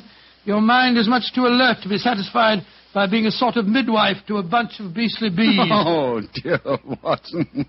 I feel that you'll never eat honey again. Yes, you can laugh, Holmes, but I could see how excited you were when Boulan suggested that you might help him with his radium experiment. Flattering suggestion, I must admit, my dear fellow. Just the same, Oh, now, who the devil's that? From the urgency of the tug on the bell pull, I'd say that it was a client. And go and head him off, will you, old chap? Yes, I'll do my best. Oh, Watson, explain that I'm no longer in practice. Too late, Holmes. He's brushed past Mrs. Hudson. Here he comes rushing up the stairs. Oh, confound it. I beg your pardon, sir, You but... Mr. Sherlock Holmes? No, I am not Sherlock. Then you must be Mr. Holmes. That is my name, sir. But may I ask what accounts for your rather whirlwind entrance? My housekeeper, Mrs. Hudson... I haven't any time to consider etiquette. My sister Gladys Hughes has vanished. Vanished into thin air. You've got to find her for me, Mr. Holmes. I'll pay you any fee you name, but you've got to find her. Mr. Hughes, I'm extremely sorry that your sister has vanished, but I'm afraid that I can do nothing to help you. I'm retiring. I'm giving up my practice. If you won't help me, I'll go to someone who will. That's exactly what I mean, sir. I suggest that you go to the police, or if you insist on a private investigator, I can strongly recommend Mr. Martin Hewitt. Yes. His address is 39 Pont Street, Knightsbridge. Good day to you. Good day, Mr. Hughes. 36 Pont Street, Knightsbridge. Mr. Martin Yes, I can understand his concern, but his manners leave a great deal to be desired. Holmes.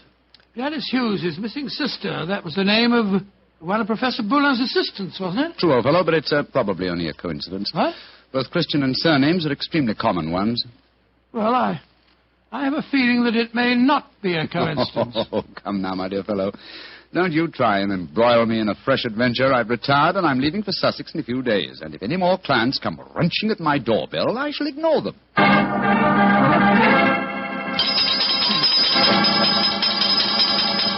But, Mr. Holmes, you've got to help me. My son, Geoffrey Barker, has disappeared. I'm sorry, Mrs. Barker, but I'm afraid I'm... Holmes, Geoffrey Barker was the name of Professor Boulan's chief assistant. Watson, please believe me when I say that I am not to be inveigled into any further...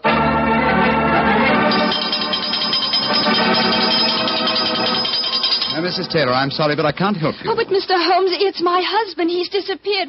We've only been married 3 months, and now, it's terrible. I've been so worried ever since he started to work on that strange new radium with Professor Jean Ballon. Holmes, you can't pretend it's coincidence any longer. Gladys Hughes, Geoffrey Barker, and now Taylor. The 3 assistants of Professor Boulin. I know it, Watson. Mrs. Taylor, the moving van will be here tomorrow to take my things to Sussex. I shall follow them immediately. I have retired, madam. Do you understand that? Retired.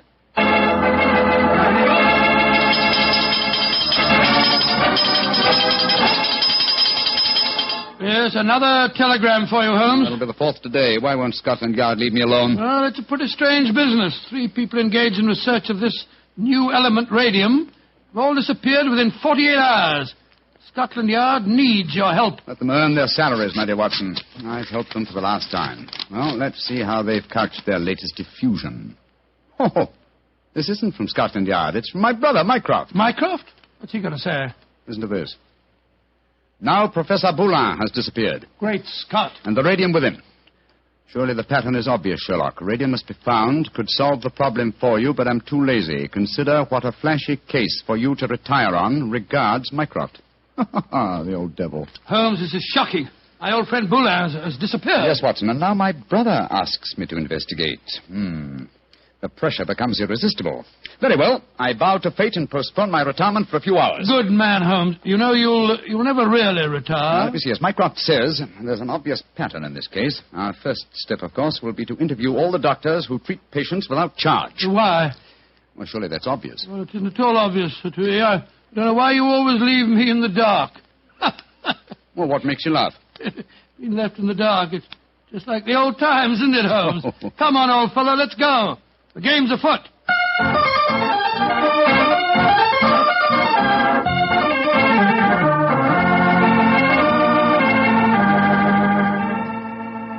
Dr. MacDonald, this is Mr. Sherlock Holmes. Mr. Sherlock Holmes, I'm very glad to meet you. And are you, Dr. MacDonald? I swear that I've never been in as many doctors' offices as I have today. But Mr. Holmes is in search of some information. Perhaps, Doctor, you can help him. I'll do my best. What do you want to know, Mr. Holmes? Whether you have any charity patients with skin eruptions or growths of any kind. I mean, patients that have not kept their appointments recently, perhaps. Now, let me see. Why, yes, I do. Old Mrs. Pendle. She has a very bad case of lupus. She was due for a treatment here yesterday, and I've seen nothing of her. Splendid. Can you give me her address? Why, certainly. It's in my book here. Well, I hope this isn't a false trail, Holmes. You can only explore it and see, dear chap. Here we are. Mrs. Pendle, 36 Elm Gardens, Clapham. Mrs. Pendle, 36 Elm Gardens, Clapham. Thank you, Doctor. I'm greatly obliged to you.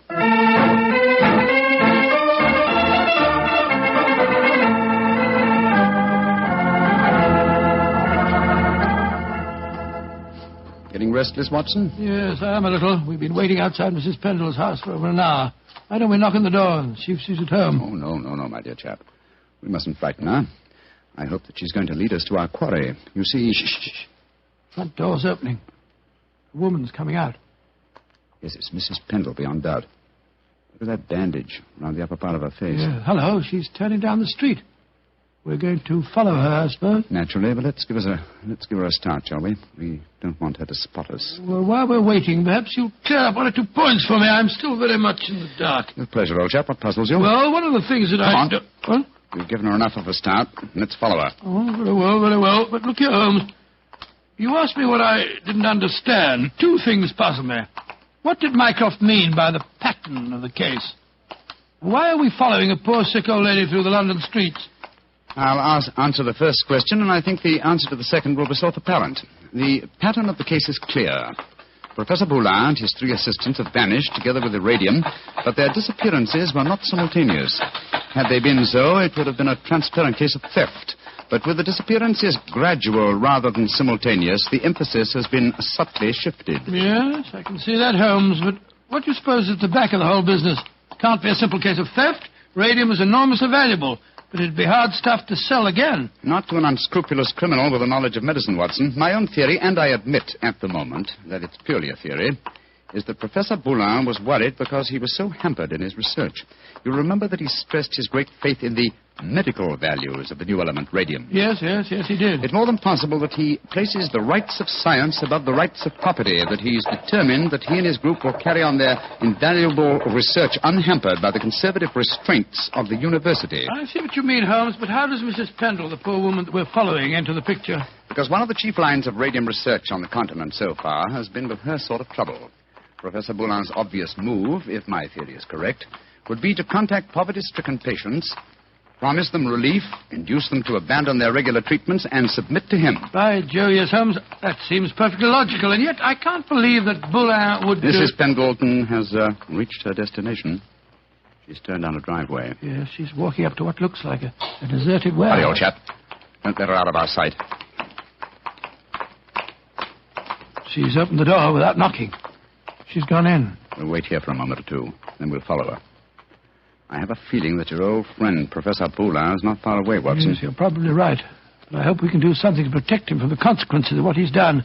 It might easily mean the finish of a brilliant career. I'll do everything in my power, but you know as well as I do... Shh, look. Mrs. Pendle's coming out again. Yes, and she's in trouble. Come on. Mrs. Pendle, what's wrong? I don't know how you know my name or who you be, but you ask me what's wrong. They tell me to come here to this address, and I find a doctor who'd help my face. I comes here, and what do I find? What did you find, madam? A corpse, sir. That's what I find. A dead man lying there in a great pool of his own blood.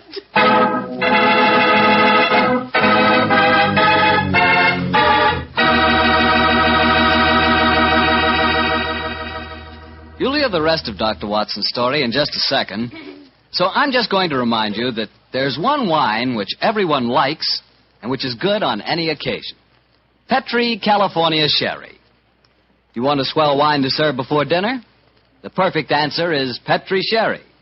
If you want a wine that's delicious after dinner, or later in the evening when you're just talking things over with your friends, again you want Petri Sherry.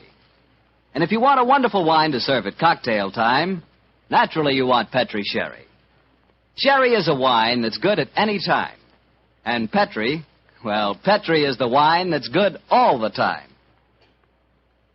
Well, Dr. Watson, so following the tracks of old Mrs. Pendle led you to a corpse, huh? Yes, Mr. Bartell. Of course, Sherlock Holmes and I went at once into the broken-down warehouse to examine the scene of the tragedy. Slumped over a desk in a dark and shabby room, a flickering candle giving a macabre lighting to the scene, was the body of a man. I think I knew its identity even before Holmes turned to me and said... Professor Boulin. All right, Watson. Poor devil. Murdered, of course. Yes, but examine him for yourself, will you? Yes. Yes, there's no doubt about it. This wound couldn't have been self-inflicted. The right auricle of the heart has been pierced. How long ago would you estimate death took place? Not more than a couple of hours ago, I should say. Not hard to reconstruct the killing. The murderer came up from behind Boulin as he sat here, crooked an arm around his throat. Yes. See the finger marks on the right-hand side of the neck?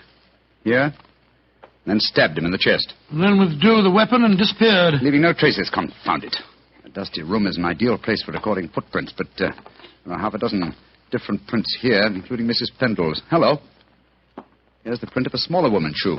Well, must be that of Gladys Hughes, his assistant. Undoubtedly, but that really proves nothing except that she was here with him. In fact, that we were convinced of anyway. Question is... Come on. Let's go outside and talk to Mrs. Pendle again. Poor old Boulin. What a shocking way to die. And what a great loss to science. I suppose the murderer must have stolen the radium. We found no trace of it in there. Undoubtedly, the possession of the radium was the motive for the murder. Mrs. Pendle. The poor man is dead, ain't he, sir? I'm afraid so, madam. I knew it. I never should have come here. I never should have left Dr. MacDonald. Mrs. Pendle, let me ask you a question. I can't be answering no questions, sir. I don't know nothing about how the poor soul got himself murdered. What would a poor woman like me know about such things? No, my good woman. My friend isn't suggesting at all that you know anything about the murder. Then what do you want to know, sir? Who told you to come to this address today, Mrs. Pendle? A young lady. Nice young lady she was, too. She met me coming out of Dr. MacDonald's yesterday and told me that if I come here today, I'd find a doctor who could cure me. That was obviously Miss Hughes. Holmes, I believe that your theory was right. Come on, Mrs. Pendle. We'll escort you to the nearest police station where you can report the murder. Yes, sir. And then, Watson, we must keep on the track of the radium. That, perhaps, is more important than any life. Well, how are we going to do that? We haven't a clue to go on. Remember that Professor Boulin's 3 assistants are still missing. We must go to the homes of each of them and see what can be found out. Mr. Hughes, you must realize by now that your sister's disappearance is part of something vastly more significant than you think. I must ask you in the My first... sister didn't disappear, Mr. What do you mean, sir? You came to us and said that you had. Oh, it was all a mistake, gentlemen. She came back today. She'd just been down to the seaside for a short rest, and she'd forgotten to let me know. I'm sorry to have bothered you. May I see your sister at once, please? I'm sorry, Mr. Holmes, but she's out just now. I don't know where she's gone or what time she'll be back. Mrs. Barker, I've come to you about your son's disappearance. I'm afraid that... But my son didn't disappear, Mr. Holmes. It was all a misunderstanding. He came home today. Then may we speak to him, please, Mrs. Barker? Oh, I'm afraid that's impossible. You see, he did... Mrs. Taylor, I want to talk to you about your husband's disappearance. Oh, that. He came home this afternoon, Mr. Holmes. At first I was so suspicious, but when he explained, well, I'm sure you know how it is in the first few months of marriage. Those little tips.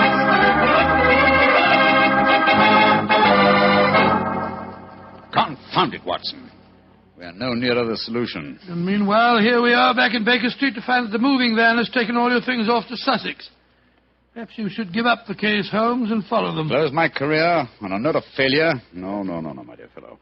I shall not leave London until this problem is solved. Oh, in that case, I'll sit down. Looks to me as if it may prove a lengthy wait. I've rarely felt more frustrated, Watson. All 3 vanished technicians home safely with plausible stories, or at least plausible alibis, and poor Boulin murdered, the radium stolen. Well, I must say it makes no sense to me. Well, it must make sense. The pattern was well enough to find in the beginning. It's just a question of finding the right key. In a way, it's clear enough what's happened. One of the 3 assistants, placing the financial value of radium above its value to science, murdered Boulin to obtain the prize. The other 2, fearing that their complicity in the original plot would involve them as accomplices in murder, ran home and established an alibi. And the murderer did the same thing, for it's obvious one of the 3 must be the killer and the thief. Yes, the question is, which one of the 3 is the culprit? If only poor Boulin were alive, he could help us. My dear chap, if Boulin were alive, there would be no murderer. Oh, of course it wouldn't.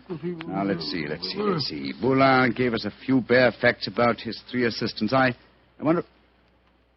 But, of course, Watson! I have the answer. The case is solved. What do you mean, Holmes? How can it be solved? You haven't done enough investigation. If it comes to that, you haven't even seen any of your 3 suspects. That isn't necessary.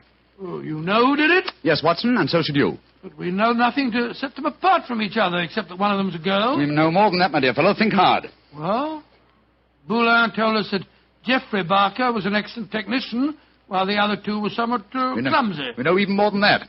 Well, I'm just if I know what, Holmes. I shan't even need to stay in London and follow the case through to its logical conclusion. A telegraph to Mycroft and another to Scotland Yard to take care of it, yes. And I can be in Sussex before the moving van, after all. Oh, you mean you're going now, before the case is solved? But it is solved, my dear fellow. All that remains to be done is some purely routine work. What's the time? Look, it's just 3 o'clock. Splendid. If we hurry, we can catch the 3:45 express from Waterloo. We? Yes, I was counting on you spending a few days down there with me, old chap. I hope you can spare the time. I should hate to make so drastic a change without my good old friend Watson at my side. Oh, of course. I'm delighted, but what, my dear boy? The case of the disappearing scientists. Wait until we get to Sussex, shall we? As soon as I get an answer to my telegrams, I'll explain the whole thing to you. And now let's hurry, shall we? Our train leaves in 40 minutes.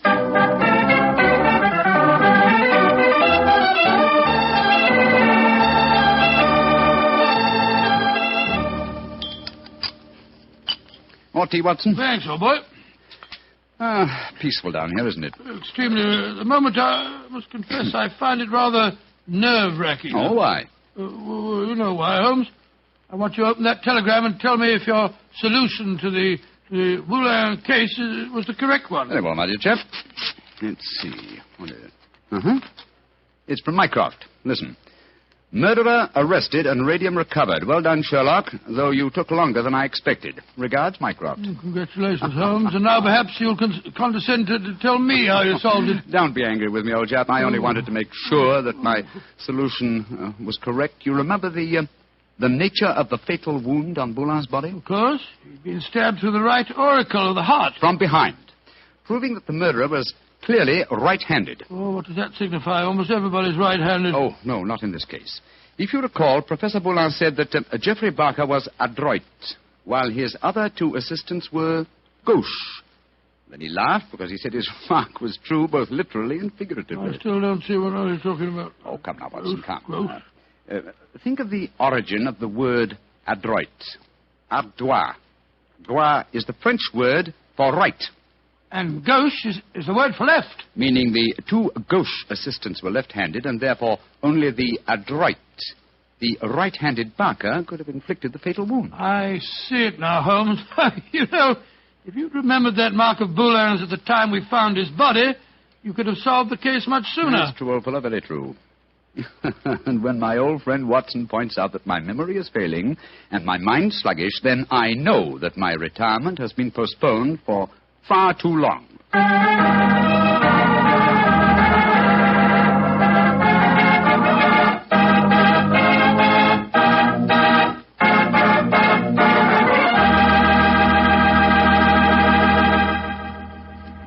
Well, so Holmes really went through with his idea of becoming a bee farmer. Yes, of course. It became one of his favorite hobbies. Do you know anything about the raising of bees? Oh, nothing at all. The only connection I've ever had with bees was very remote. Once I had the hives. Once you had the... Oh, no, Mr. Barker. Oh, yes, Dr. Watson. But seriously, I do know one thing about bees. Even when you know all about them, you're apt to get stung. That's true enough. So I'll make my hobby Petri wine. You know, you can't miss when you buy Petri wine, because Petri wine is always good wine. And now let's look in on our old friend, Dr. Watson. I'm sure he's expecting us. Good evening, Doctor. Good evening, Mr. Bartell.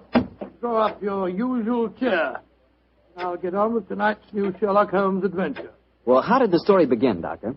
It was one day in the autumn of 1887, I remember. Holmes and I were seated on either side of the fire in our Baker Street lodgings.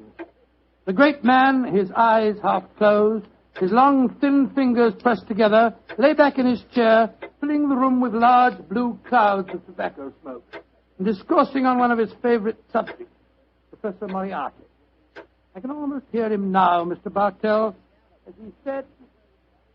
Napoleon of crime, Watson. He is the organizer of half that is evil and nearly all that is undetected in this great metropolis. Oh, surely that's an exaggeration, No, it Holmes. isn't, my dear fellow. He is a brain of the first order, and his agents are numerous and splendidly organized. He himself sits motionless like a spider in the center of his web. But that web has 1,000 radiations, and he knows every quiver of each one of them. It's fortunate for me that there's only one Moriarty. If every criminal were equally astute, I'd be in bankruptcy within the year. I don't think you need to worry about bankruptcy, Holmes. As I came in just now, I picked these letters up from the whole table and slipped them into my pocket. Here you are. Oh, thanks, old chap. They didn't look like bills to me. I observed the crest of the Duke of Carlisle on the top envelope. Oh, dear me. 500 guineas. His Grace is extremely generous in his evaluation of my services. I don't agree. After all, you did save him from a shocking scandal. Oh, listen to this, Watson. I seen you yesterday when you come to the cricket match. You wasn't watching the cricket. If you value your life, keep your filthy long nose to yourself. And it's signed Joe the Butcher. Long nose. Who on earth, Joe the Butcher? Oh, minor criminal that I was instrumental in sending to prison for a short term. He flatters himself, though. I was watching the cricket. No idea that Joe was back in practice again. I must keep an eye on him. Hello. Letter on Carlton Hotel stationery. Now, I say, this is interesting. Very interesting. Oh, what's that, Holmes? Dear Mr. Holmes, I've been informed that you are a man of ability and discretion. My life is in grave danger, and I need your help. Upon receipt of this letter, come to my hotel at once. I shall be expecting you. And it's signed, François Dulac. It's rather peremptory, isn't it? No, please, just come to my hotel at once. Who is this Dulac, anyway? Watson, old fellow. Yeah?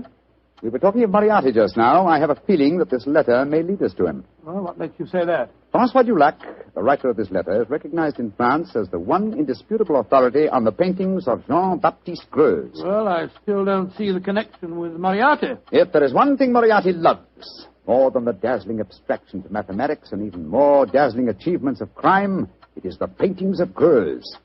The suggested combination of impending danger and a Greuze expert spells Moriarty to me. Get your hat and coat, old fellow. We're off to the Carlton Hotel to see Monsieur Dulac at once. This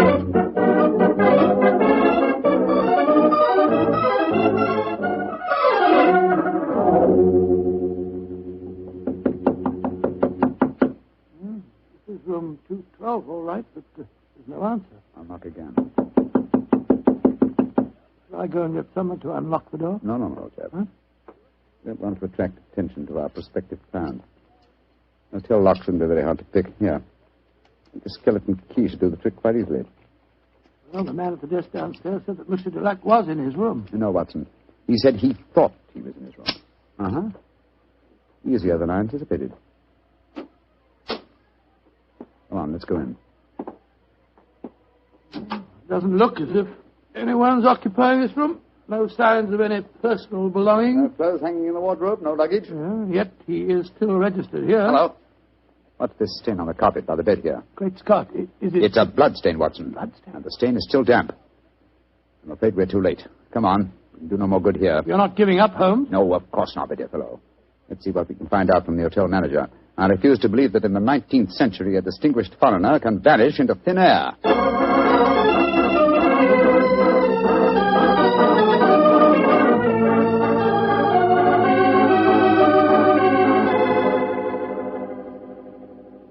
Yes, Monsieur Dulac did have a visitor early on today, Mr. Holmes. Do you remember his name? I think it was Perkins or Parsons, but I'm not sure. Can you describe his appearance? I think so, Mr. Holmes. He was a very tall gentleman, tall and thin, with deep-sunk eyes. Clean-shaven? Oh, yes, sir. He had a high forehead and a funny way of moving his head from side to side. Oh, yes. Right, Joe Holmes, that's almost an exact description of Moriarty. Exactly, Watson. Have you seen Monsieur Dulac since this Mr. Perkins or Parsons called on him? No, I haven't, sir. But his visitor came back only an hour ago. He had some men with him. They carried some large packages out of the hotel. Packages? But not luggage, eh? No, packages, Mr. Holmes. Has Monsieur Dulac received any other visitors since he arrived here? None that have been here to see him, sir. But I understand that Sir Henry Davenant has been most anxious to get in touch with him. Sir Henry Davenant? Thank you. I'm extremely obliged to you. Come on, Watson. Always proud to be of service to Mr. Sherlock Holmes. The plot begins to clear, Watson. Well, what makes you say that, huh? Sir Henry Davenant is a millionaire whose art collection is world famous. A year ago, the papers were full of his latest acquisition, the gem of his collection, Jean-Baptiste Greuze painting, Young Girl with a Gazelle. And now it would appear that for some reason Moriarty wishes to prevent a meeting between Sir Harry Davenant and Monsieur Dulac, a Greuze expert. Now, do you see why the plot begins to clear? Vaguely, but what are you going to do? Davenant has said to be something of a hermit. He won't have anything to do with officials, interviewers, and people like that. But we know that he wishes to consult an expert on the paintings of Jean-Baptiste Greuze. The next move should be obvious, old chap. Gracious me, you mean that you'll impersonate one? Certainly. If a Greuze expert is what he wants, then a Greuze expert is what he's going to get.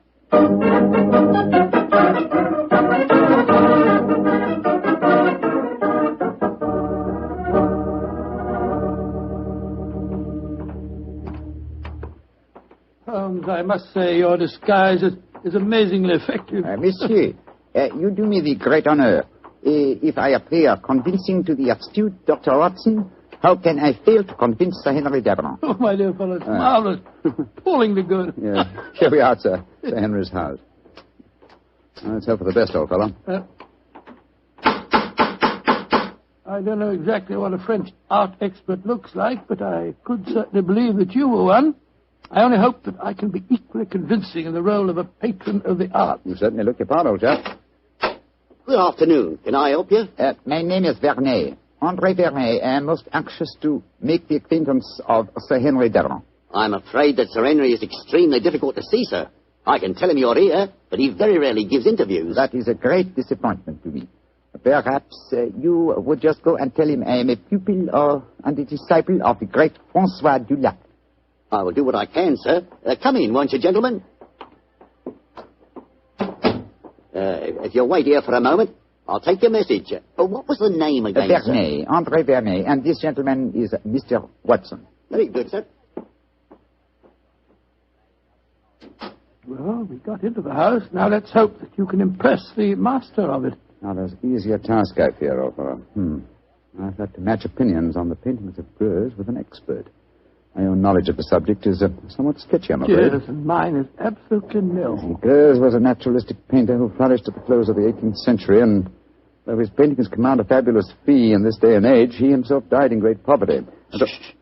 Someone's coming. Monsieur Vernet, will you and Mr. Watson come with me, please? Sir Henry is most anxious to meet you. Merci, mademoiselle. My name is Violet Jackson. I look after Sir Henry's art collection. Indeed, a very pleasurable job, I'm sure, my dear. From what I hear, he has a magnificent gallery. He has one of the finest in the world.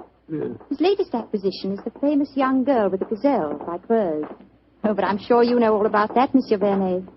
I think you said in your message you were a student of the great Dulac. I have that inestimable privilege, mademoiselle. Oh, this is Sir Henry's study.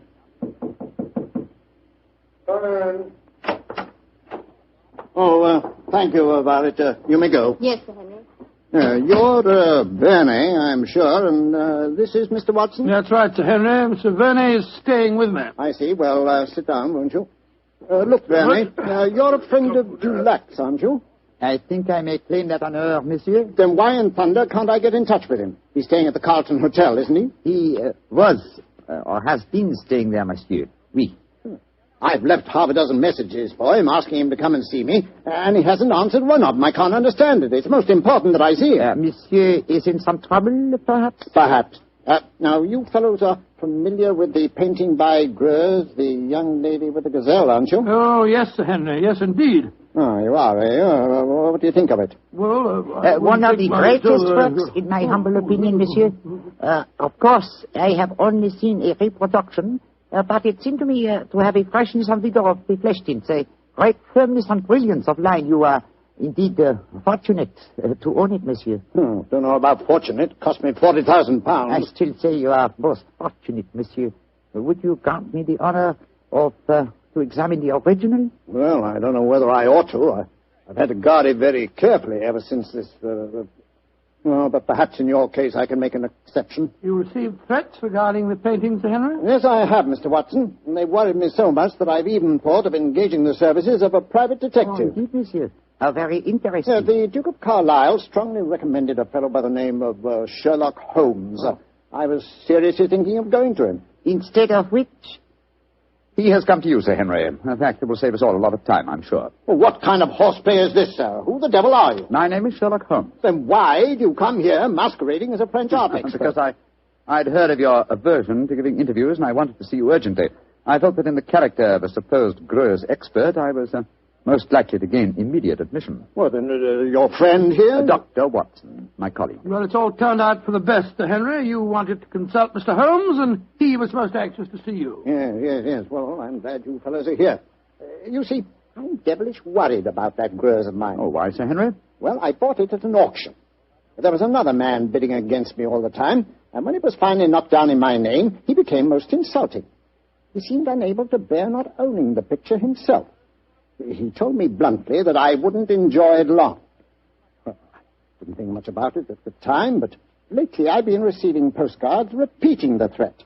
I don't like it, that's a fact. Well, you kept those postcards, I hope, Sir Henry? No, threw them in the fire where they belong. Oh, that's a pity, sir. Can you recall the name of this bidder at the auction who threatened you? No, didn't know his name. Can you describe his appearance? Well, let me see. He was tall, clean-shaven, and a curious habit of moving his head from side to side. Moriarty again. Yes, old chap, my supposition was correct. Now, tell me, Sir Henry, is the painting safely guarded? Well, I'd say that it was impregnable, Holmes. It's not in my regular galleries. I had a special strong room built for it when I started to receive these threats. It has a lock to which only I know the combination, and a special clockwork device that so controls the room that even I can only enter it during certain daytime hours. And yet, Sir Henry, with such thorough precautions, you appear to be frightened. Why? Well, I hardly dare trust my own shadow, Holmes. As you possibly know, one of Greuze's pupils, a certain Madame Ledoux, imitated his paintings most successfully. Several of the experts were fooled. I confess that I've been frightened lately, since I received the threat, that a clever man might try and substitute a fake painting for the original, if indeed he hasn't already done so. That's why I was so anxious to get in touch with Dulac. He'd know a fraud at once. A substitution would be impossible if you're the only one that knows the combination to the lock of the strong room. Well, that's what my logic tells me too, Doctor. And yet I'm very uneasy, I must confess. It's still daylight, Sir Henry. Would it be possible for us to examine the painting now? Oh, certainly. By the way, what happened to Francois Dulac? Did he leave the Cotton Hotel? He did, sir. So the circumstances of his departure made us distinctly uneasy. In what way? His room was empty. There were no signs of luggage, and yet... Come in. Yes, Violet, what is it? This note was just left for you, Sir Henry. I was asked to deliver it at once. Who left it, Violet? Well, he didn't give his name, Sir Henry. But he was a tall, thin man with deep, sunk eyes. Oh. What's the note say? Why, it's the same fellow again. Listen to this. I told you you wouldn't enjoy the painting for long. You didn't, did you? Great Scott, it's Moriarty. Holmes, I don't see anything funny about this. What makes you laugh? It's obvious that my painting has been stolen. I find nothing funny about it either, Sir Henry. But I must admit a certain pleasure. Once again, I'm crossing swords with an adversary who was more than worthy of my steel.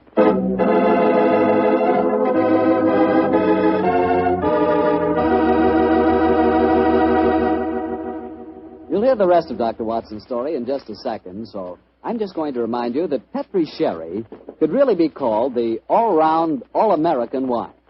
That's right, Petri California Sherry. Now, the reason I say that is because Petri Sherry is not only a swell before dinner wine, but it's a perfect wine for almost any occasion. When company drops in, serve Petri Sherry.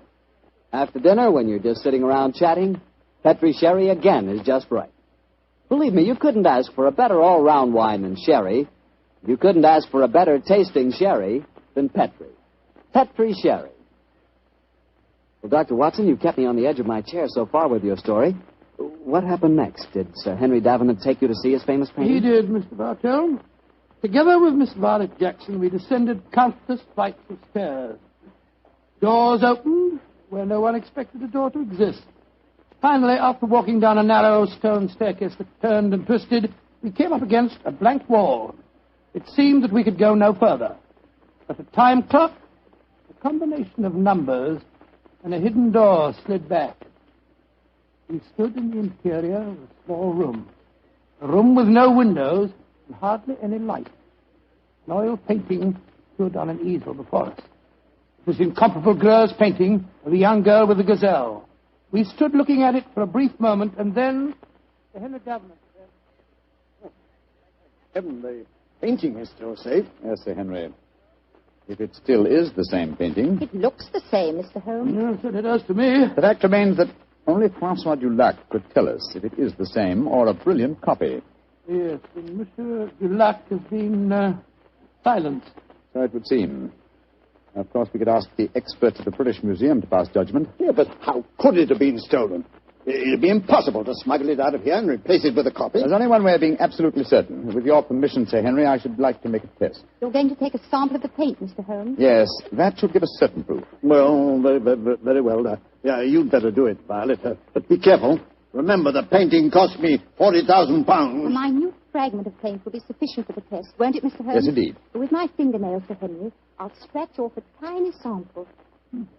Yes, I think it's a dash fine bit of work, whoever painted it. There you are, Mr. Holmes. Is that enough paint Splendid, for Miss you? Jackson, splendid. Thank you. Please put it on this envelope for me, will you? That's it. And now, Sir Henry, I shall return to Baker Street and analyze this paint. Within an hour, I shall be able to tell you whether the painting is worth £40,000 or a plug farthing.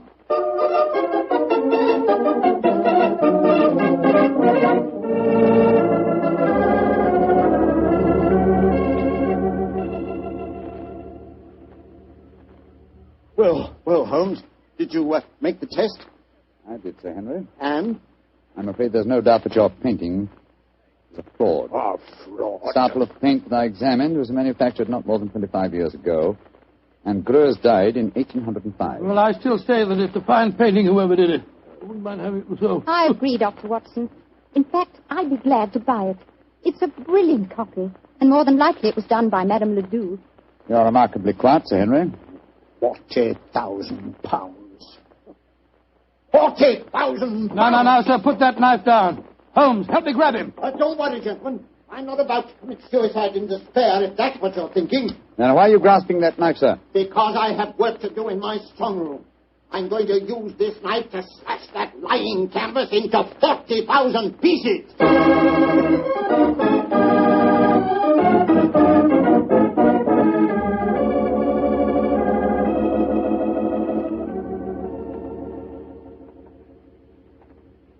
Yes, well, I suppose you're right, Violet. It's childish to mutilate this daub. It's a brilliant fraud, Sir Henry. I'd like to have it. I'll buy it from you gladly. Buy it from me? You can have it. Go and make arrangements to have the wretched thing taken away at once. I don't want any frauds in my collection. Yes, Sir Henry, and thank you. Now, Mr. Sherlock Holmes, I'll pay you any fee you name if you can tell me how the original painting was stolen. Well, Sir Henry, the how must here precede the who. And the how, I must confess, seems impossible. Yes, I agree. This is a sealed metal room. The only entrance is through the door. That has a combination that only you know, Sir Henry. Perfectly true. It's impossible for anyone to enter this room without my being present. Or I would have sworn it was. Let's examine these walls, Watson. Must be a secret panel. Ventilator. No method of entrance here. Well, you'll find no flaws, I'm sure. This room is built like a giant safe.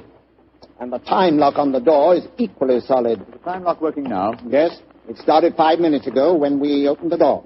But don't worry. It's perfectly safe with the door open. But when the door's closed, it couldn't be reopened again, I take it, Sir Henry. Not until the morning, Doctor, no. I had the lock specially designed. Very ingenious. This presents as pretty a problem as ever I've tackled, Sir Henry. A large painting stolen and a fake one substituted in a sealed room to which only you have access. I must confess the how seems utterly impossible. Remember what you always say, Holmes. Throw out the impossible, and whatever remains, no matter how improbable, must be the possible. Let's consider the who for a moment. Is your butler absolutely reliable? Absolutely. How about Miss Jackson? Oh, completely trustworthy. Brought letters of recommendation from most of the leading art galleries in London. Intelligent, too. And serious-minded. She's made a deep study of mathematics as well as her knowledge of painting. Mathematics? How do you know that, Sir Henry? Well, she had a book with her the other day. I was surprised at the title. Could have been a novel, but no. It was called The Dynamics of an Asteroid, and it was inscribed to her by the author. Dynamics of an Asteroid, and inscribed to her by the author. Thank heavens for your memories, Henry. That book was written by Professor Moriarty. Violet Jackson must be an accomplice of his. Violet? The door! Someone slammed it shut. Yes, and it's not very hard to guess who that someone is. Oh, but I can't believe that Violet is a criminal. Look, there's a note being pushed under the door. Now, strike a match, will you, old fellow? Right, you are. What's it say, Holmes? Forgive my unladylike eavesdropping, but with Mr. Sherlock Holmes as near the truth as he is, I'm afraid it would be unwise for me to remain here any longer. On the other hand, you are in no danger of smothering in the strong room, but your imprisonment should delay my pursuit till morning. Violet Jackson. She's escaped us, Holmes. Don't worry, Watson. Miss Jackson's failure to procure the painting for Moriarty will land her in a far worse dilemma than anything we could subject her to. Moriarty has never tolerated failure on the part of his minions. A brilliant plot, old fellow, a brilliant plot. Moriarty is at the zenith of his powers. How fortunate that we were able to foil him. What do you mean, foil him? My painting's been stolen. Your painting, Sir Henry? Oh, no. It's here in this room. What on earth are you talking about, Holmes? You reminded me of my own dictum, Watson. I discarded the impossible. It was impossible that the picture had been stolen, therefore it had not been stolen. You mean that this painting is the original, Greuze? Yes, of course, sir. Surely the whole plot is crystal clear now. Just about as clear as porridge to me. Well, then let me explain. The whole episode of Francois Dulac, the note to me, the empty hotel room, and the significant bloodstains and the apparent disappearance of Dulac were all part of Moriarty's plot. The real Dulac never left France. Moriarty created him in England to lure me into the case. Why in thunder should he want to do that, Holmes? Yes. I should think you're the last person he'd want on the scene. Oh, on the contrary, sir. He knew that I'd grab at his bait, the apparent murder of a Greuze expert who would make it seem likely that your painting had a substitute, Sir Henry. He wanted me to test the painting, which I did. I fell into his trap very neatly. The paint, Holmes. You said that it was no more than 20 years old. Yes, my dear fellow, the answer should be obvious. I see it. Violet was his accomplice, had prepared the painting beforehand, and carefully scraped off a piece of modern paint. Exactly, Sir Henry. And Moriarty had assumed, quite correctly as it turned out, that as soon as you thought your painting was a fraud, you'd want to get rid of it. And that girl was going to take it out of this house with your full approval. And, of course, turn it over to Moriarty. What a fantastic scheme. A devilishly clever one, old chap. If it hadn't been for your chance remark about the book on mathematics, Sir Henry, I'm very much afraid the young lady with the Gazelle might even now be on her way out of your house. Holmes, I can't tell you how grateful I am. And I'm going to express that gratitude in a very material manner, I assure you. Thank you, Sir Henry, but I wouldn't dream of accepting a fee for this case. I've been shockingly obtuse. I might easily have let them walk away with your treasure right under our noses. We locked in here for the night, sir? I'm very much afraid so, Dr. Watson. Oh, I shouldn't be surprised if the butler notices our disappearance and comes looking for us. But he won't be able to open the door. It'll need a professional locksmith to get us out of here. Well, really, it looks as if we'll spend a very cheerful evening. Don't be gloomy, my dear fellow. Oh, gloomy. You're locked in with one of the loveliest girls in history, and she's genuine at that. Strike another match, old chap, shall we? What? Let's look at her once again.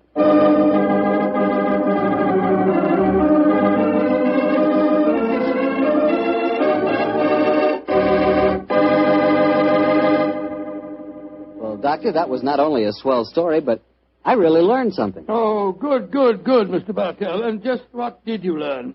Well, this fellow Greuze, the painter... Yeah? I know this must sound stupid to you, but until you mentioned his name, I'd never heard of him before. Holmes mentioned his name to me. I've never heard him before either. But then... we'll never learn about the good things in this world unless somebody tells us. Exactly. That's the way I feel about Petri wine. Oh, no, wait a minute. Now, here's the way I look at it. There are thousands of people who know about Petri wine and love it, right? Yes, but even though it's a wonderful wine, there must be some people who don't know about it. So I tell them about it. Ah, there you are, Mr. Bartell. Good evening, Doctor. Say, where are the puppies this evening? Mr. Bartell, don't you think it's about time you began to refer to them as the dogs? They're almost a year old, you know. I stand corrected. Where are the dogs this evening? Well, they had another furious battle with a dead seal on the beach today. My housekeeper, Mrs. West, is giving them a much-needed bath. They certainly have an aversion to seals, don't they? Well, Doctor, are you all ready with tonight's new Sherlock Holmes adventure? Yes, my boy, and as yesterday was St. Patrick's Day, I decided to tell you a story that took place in Ireland a few years before the turn of the century.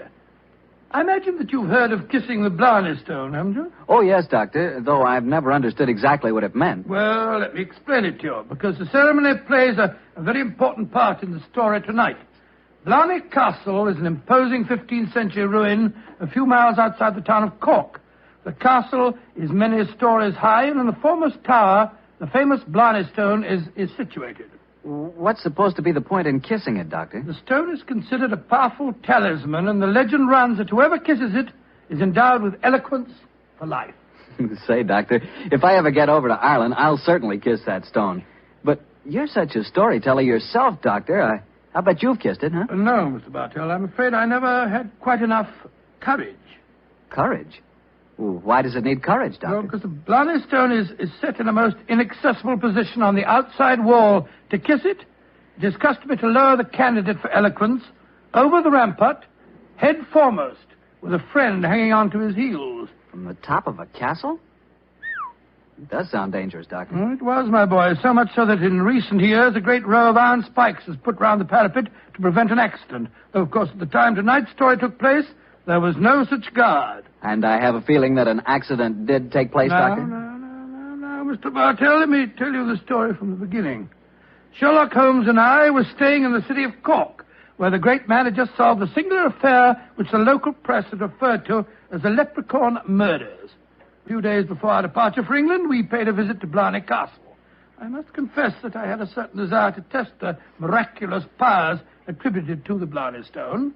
I very soon changed my mind, however, as Holmes and I stood there, high on the turrets of Blarney Castle, and watched a terrified initiate being hauled up by his ankles and yelling at the top of his voice.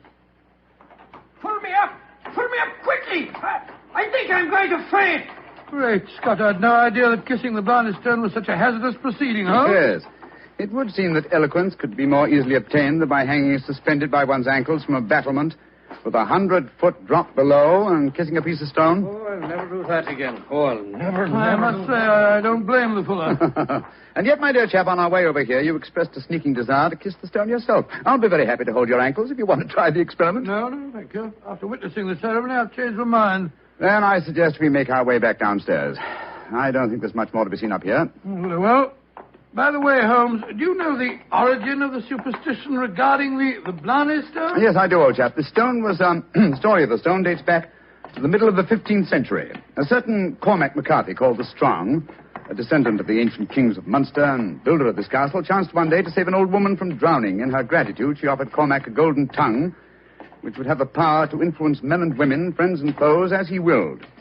She told him to mount the battlement, kiss a certain stone in the wall 5 feet below the gallery running round the top. He followed her directions and obtained all the fluent persuasiveness she had promised. And I suppose the story spread and the Blarney stone has been a magnet to pilgrims ever since. Yeah, a pleasant legend. Holmes. Yes, old chap? Tomorrow's St. Patrick's Day. I bet there'll be quite a bit of excitement in the village tonight. Don't you think it'd be rather fun to pay a visit to one of the local inns? Splendid idea, old chap. Our rather arduous work here in Ireland is concluded, and I think we're more than entitled to a little gaiety.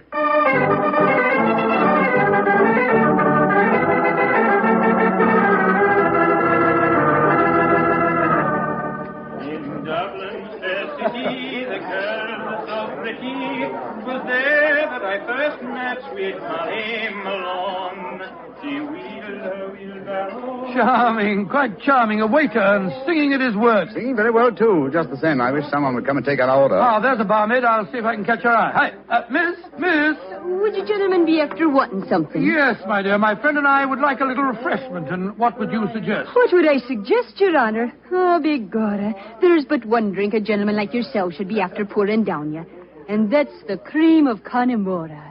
Whiskey that'll soften your heart and make you glow with a good feeling, so that the little people will be after visiting you. It sounds delightful.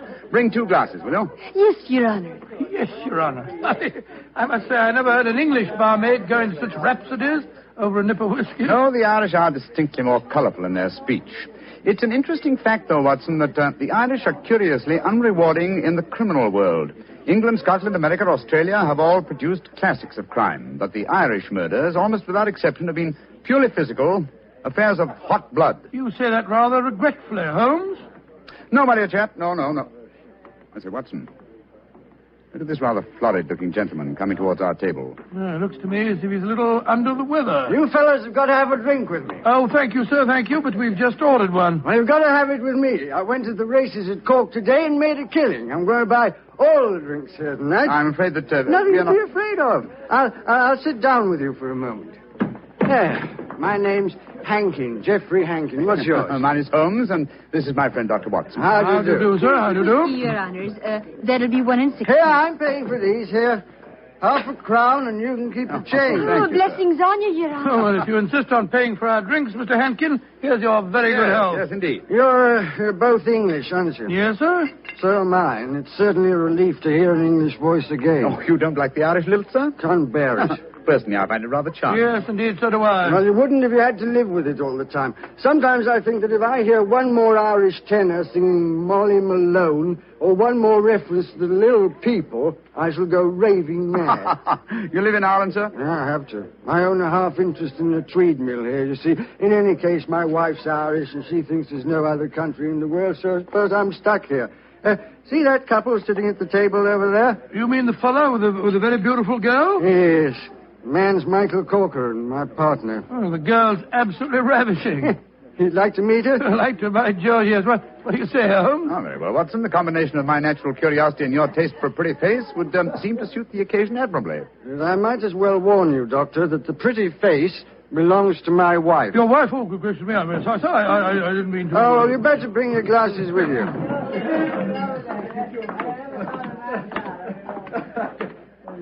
Molly, my dear, I want you to meet two English friends of mine, Mr. Holmes and Dr. Watson. How do you do? How do you do, Mr. Holmes, Dr. Watson?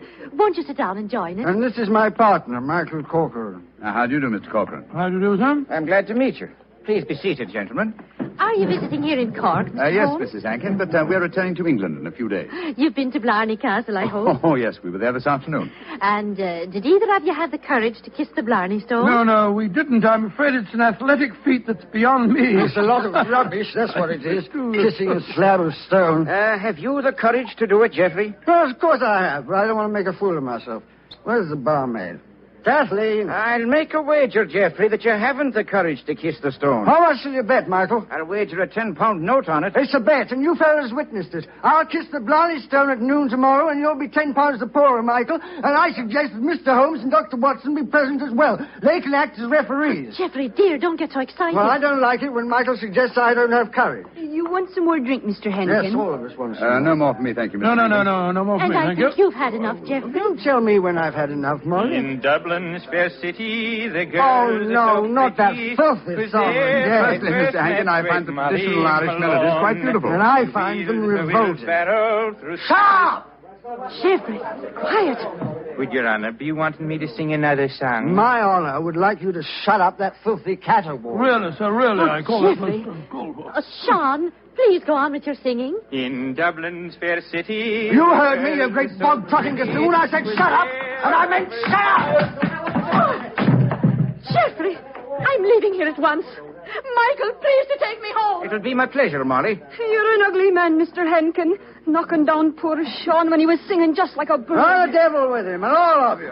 No Irishman will be after forgiving you for this night's work. No, not the little people of old Ireland either. You've made more enemies, Mr. Henkin, than you'll ever see.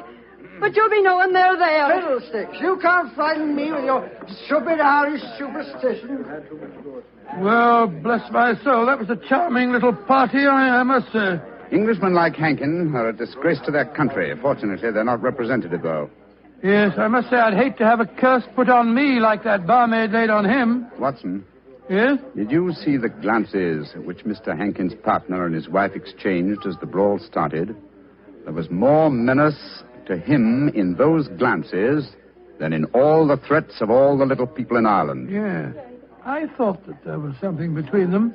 I say, Holmes, that bet about Hankin kissing the Blarney Stone at noon tomorrow, do you suppose... I suppose nothing, old fellow. But there are forces at work here that I don't like. I think, Watson, that you and I will be at the Blarney Stone at noon tomorrow. It's possible that the bet made tonight is all part of a definite plan, and I have a feeling that the bet is still on.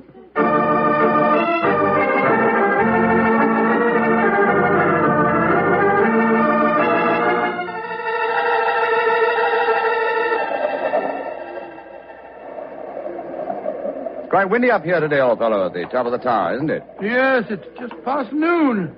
I wonder if that man Hankin is going to keep to the terms of his bet. We shall soon learn. In the meanwhile, are you sure that you wouldn't like to change your mind and kiss the Blarney Stone yourself? I'm quite sure, thank you. Ah, here they come now. Yes. Hankin and his partner, Mr. Corcoran. The bet is on, Watson. Good day to you, gentlemen. Oh, hello. It's my friends from last night. Well, I see you're going through with the bet, son. Oh, yes. Geoffrey set his mind on the £10 of mine. Your wife didn't accompany you, Mr. Hankin? No, she didn't. I'm afraid I'm rather in disgrace for my behavior last night. Molly made me go round and see that waiter fellow that I hit. I offered him money, but he wouldn't take it. Did you offer him an apology? Apologize? To a waiter? I should say not. Well, come on, let's get this stupid farce over with. Are you sure your nerves can stand it, Geoffrey? There's a drop of 100 feet or more below you. Oh, don't worry about me, Michael. Just hold on to my ankles tightly and don't let go. I'll climb onto the parapet. There we are. Now hold on to my feet, Michael, and lower me gently. I'm holding you, Geoffrey. Then lower away. Right you are, Geoffrey. Great Scott, I wouldn't do that for £100. Sliding head first down a vertical wall. That's enough, Michael. I can reach the stone. Oh, his boots! They're slipping through my fingers. I can't hold it. Let me help you. I'm slipping. Pull me. Hold on to him. Hold on to him. Oh, he's gone. I just couldn't hold him. Great heavens. No man could survive that drop. Mr. Corcoran, you deliberately let your partner slip to his death. This is murder. Yeah, but I don't understand. I'm a strong man, but he just vanished out of my hands like a greased pig. Let me see your hands, Mr. Corcoran. This is dreadful. Dreadful. There's grease on your hands. Grease. And with a faint trace of boot blacking. Good Lord, Holmes, It means, Watson, that someone, knowing that Hankin was going to kiss the Blarney stone, smeared his boots with grease, so that he would slip out of the grasp of whoever was holding him. As clever a method of indirect long-distance murder as ever I've encountered.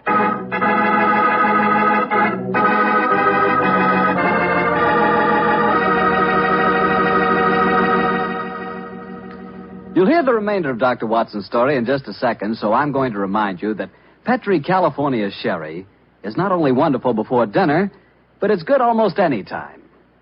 If you had to choose just one wine for almost any occasion, that wine would be Petri Sherry.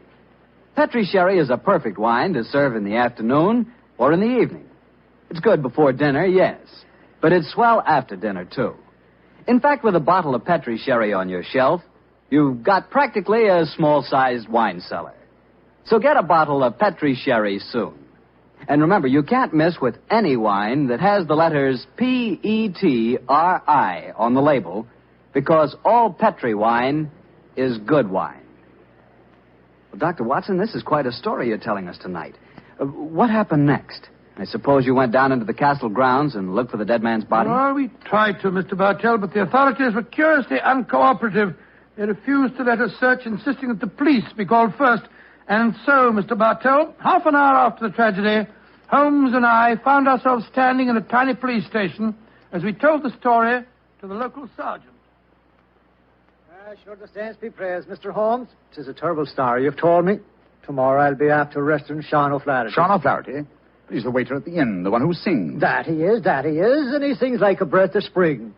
I'll be sorry to see him hang. But you've got no proof that he was responsible for the murder? Proof, you say, sir? Well, I can't arrest a big manufacturing man like Mr. Corcoran, can I? Or a fine lady like Mrs. Hankin. But you can't arrest a man without any evidence of guilt. Oh, I can't I? Then supposing I tell you that Sean O'Flaherty cleans the boots at the hotel where Mr. Hankin was staying. He does, eh? Then he had the perfect opportunity for the greasing of Hankin's boots this morning. And we know he had a motive for harming him. You're right, sir. And from what I have heard of the dead man's behavior last night, half a dozen people could have heard him make the bet that he'd kiss the Blarney stone today. Sean O'Flaherty's our man. I'll have to arrest him tomorrow. Tomorrow? But good heavens, man, aren't you going to do something today? A murderer's at large. Today is blessed St. Patrick's Day. Oh, sure, let the poor fellow have the day in peace. Oh, he won't run away. But my dear son, will you come back with me to the castle and search for the body? They refuse to let me do it alone. On St. Patrick's Day? That I will not. We would need a crew of helpers, and where will I be after getting them on blessed St. Patrick's Day? No, we'll do that tomorrow, too. No, today's a day for celebrating. Oh, your methods astound me, Sergeant. Do they now, sir? Don't be after fretting about me. Just enjoy yourself today. Tomorrow we'll see what can be done about it. Well, good day to you, gentlemen. Oh, bless my soul. I've never seen such a happy-go-lucky policeman in my life. It's infuriating. If only I were allowed to examine Hankin's body, I could get to the bottom of this. Well, what are you going to do now, Holmes? The police won't help us. Then we must take the law into our own hands. I think we'll start off by going to the hotel and seeing what we can find out from Sean O'Flaherty.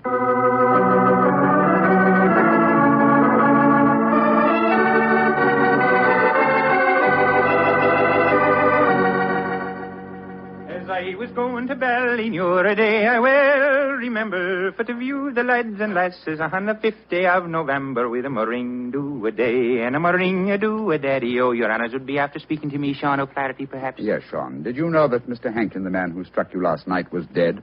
Dead? Well, if ever a man deserved to be beneath the sod, 'twas Geoffrey Hankin himself. A mean, ugly man. The saints be praised that he's gone. How did he die, sir? He was murdered. Murdered? Well, but, Dad, I'm not surprised to hear it. Who murdered him, sir? At the moment, the police seem to think that you are the culprit. Myself? Well, how would I be after murdering the man, sir, when I don't even know how he died? He died when he fell from the top of Blarney Castle as he was trying to kiss the stone. He fell because Mr. Corcoran, his partner, couldn't hold on to his feet. his boots had been greased. And we know that you have been cleaning his boots, Sean. That I have, sir. I cleaned them this very morning.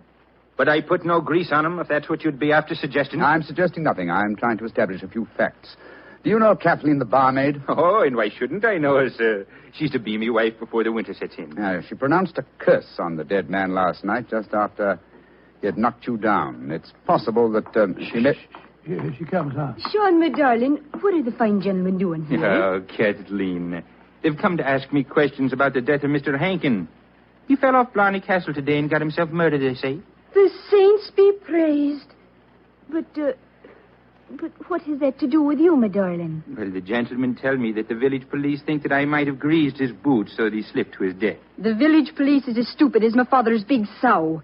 If Mr. Hankin fell to his death today because his boots were greased, I can tell you who did it. Indeed, who? The little people. I warned Mr. Hankin last night that the little people would be after him. He insulted the Irish. Oh, come, my dear. You don't seriously expect us to believe in the little people? And why not, Your Honor? We have them here. Oh, there be those that say the fairies all be dead, but I know different. I've seen them.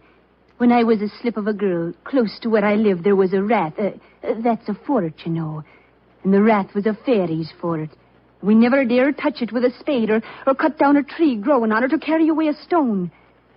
We'd put our ear to the ground at night and we could hear the fairy music rising up from under the ground. Ah, they're gentle people. Most of the time. But they'd grease the boots of a man like Mr. Hankin if they didn't like them. That they would, Your Honor. Holmes, I'm certain that we're wasting our time here. I feel so, Watson. You get the whole thing turned on the greasing of those boots. If only I could have the boots in my hands. If only I could make laboratory tests. But until that dolt of a police... But of course! I have it, Watson. You have what, Holmes? The answer, I hope. Get hold of Mrs. Hankin and Mr. Corcoran. Have them meet me in the Blarney Stone Tower in half an hour. And you, where are you going? To the police station to try and convince the sergeant that even though it's St. Patrick's Day, it's his duty to help me trap a murderer.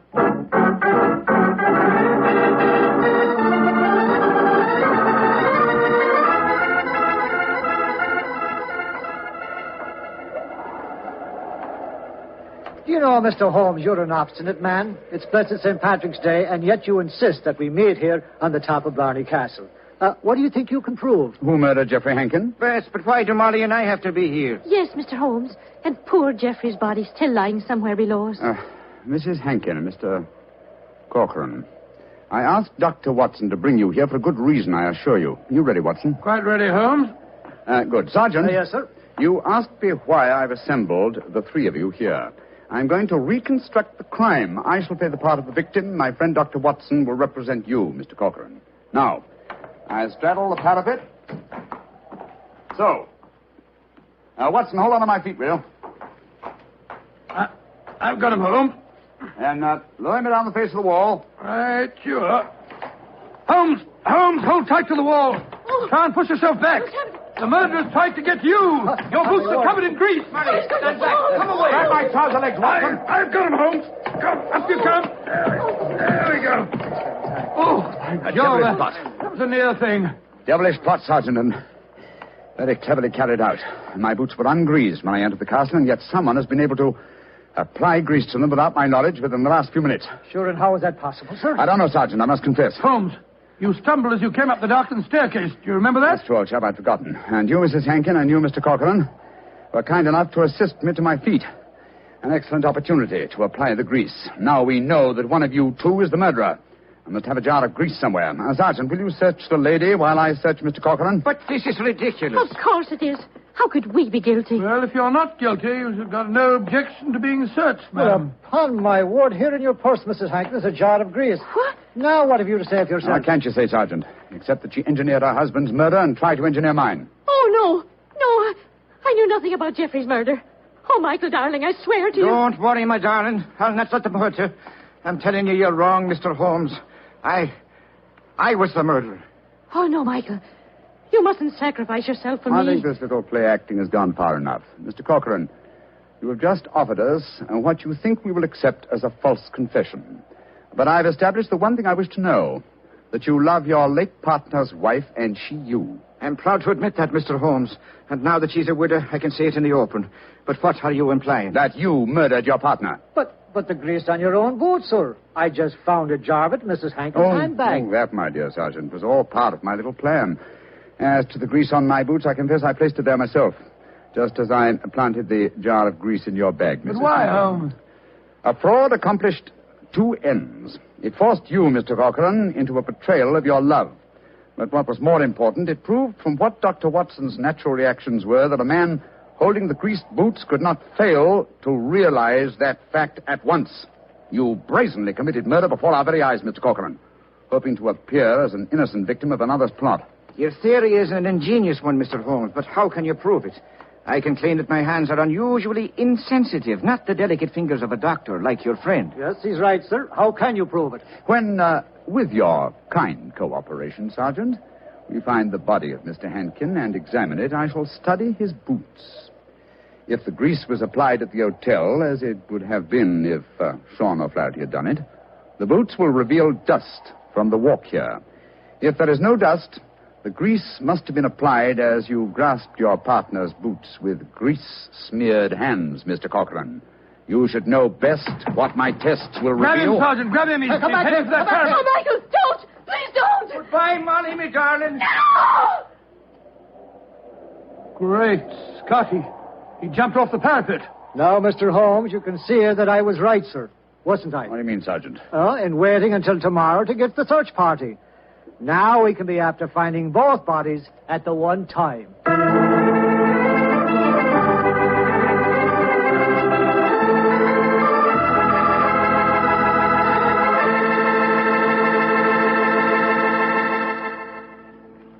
Well, Doctor, that was really an unusual story. Even now I get a bit of a shudder when I think of that afternoon at the castle. I don't blame you. Doctor, you know something? Earlier this evening, I said that if I ever got to Ireland, I'd certainly want to kiss the Blarney stone, remember? Yeah? Well, I've changed my mind. I'd no more want to hang by my heels to kiss that stone than, well, just let's forget it. But, my boy, don't forget, if you kiss that stone, you get the gift of eloquence.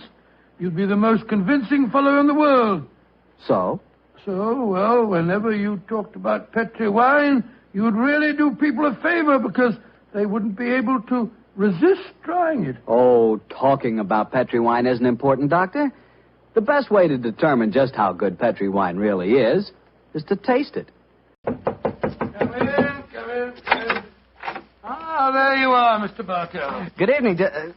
Oh, excuse me, Dr. Watson. I didn't know that you had company. Shut the door, my boy, and come in and join us. Let me introduce you, Mr. Bartell. This is my friend, Mrs. Campbell. How do you do, Mrs. Campbell? How do you do, Mr. Bartell?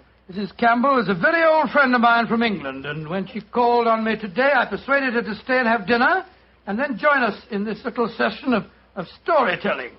You see, Mr. Bartell, she's really what you might call the star of the Sherlock Holmes adventure that I'm going to tell you tonight. Oh, come now, Dr. Watson. I actually played a very small part in the story. In any case, I was much too young at the time to know what was really going on. Say, this is a great idea, Doctor.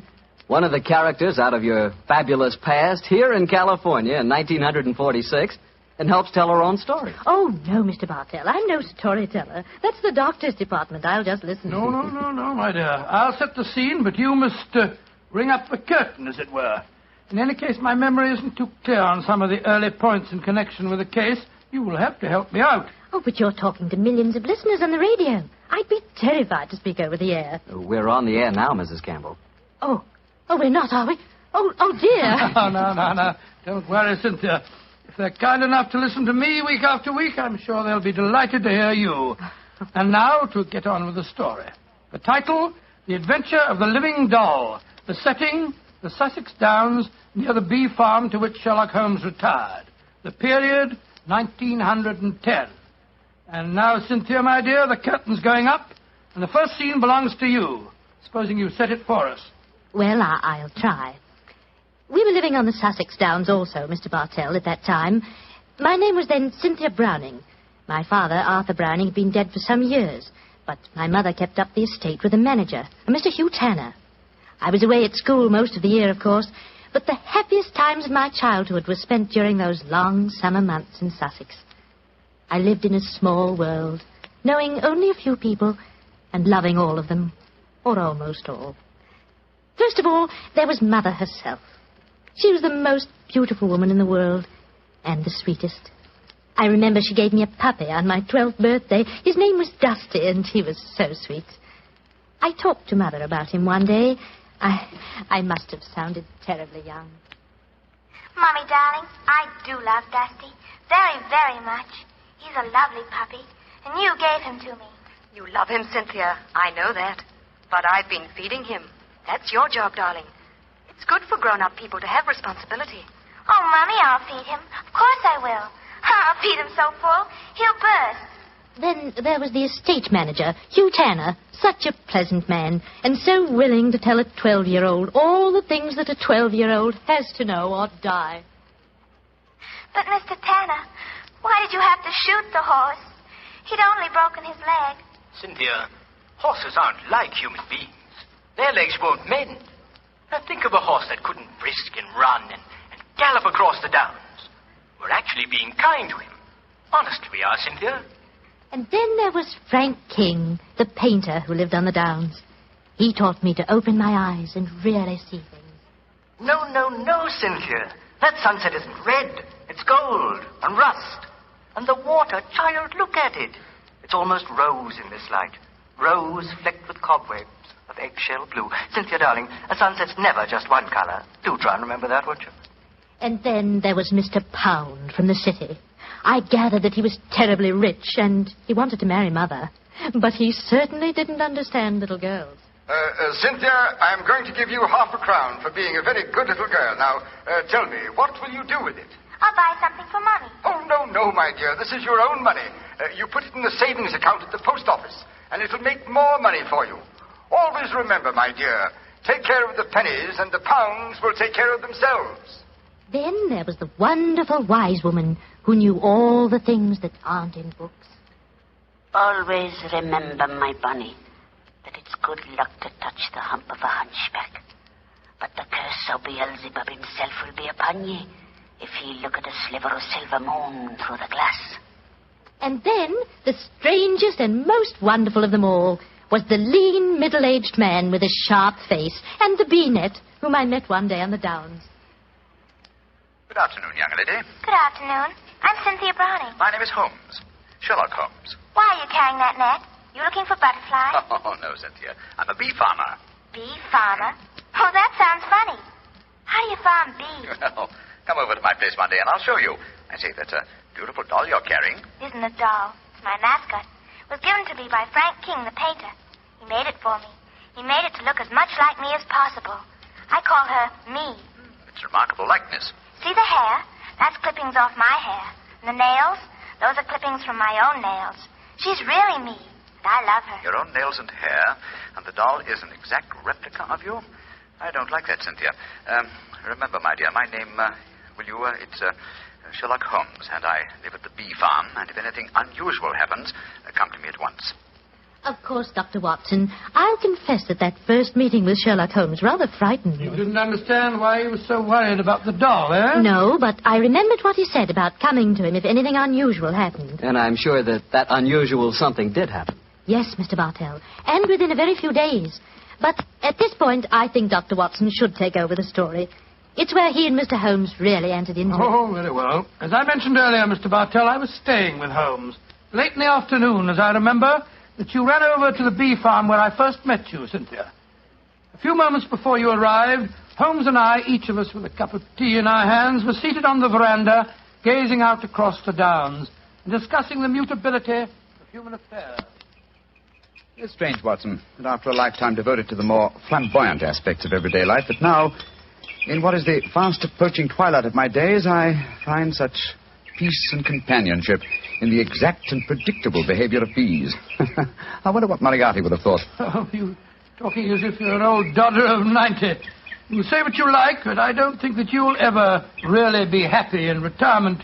You miss the danger, the excitement of the chase, the The public acclaim. What are you talking about? My work was never for the public.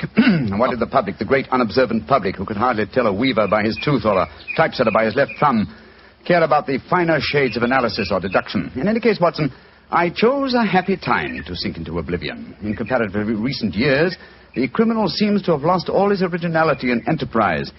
My own little practice when I gave it up seemed to be in danger of developing into an agency for recovering lost lead pencils or giving advice to young ladies from boarding schools. Oh, talking of young ladies, who's this little girl running up your driveway?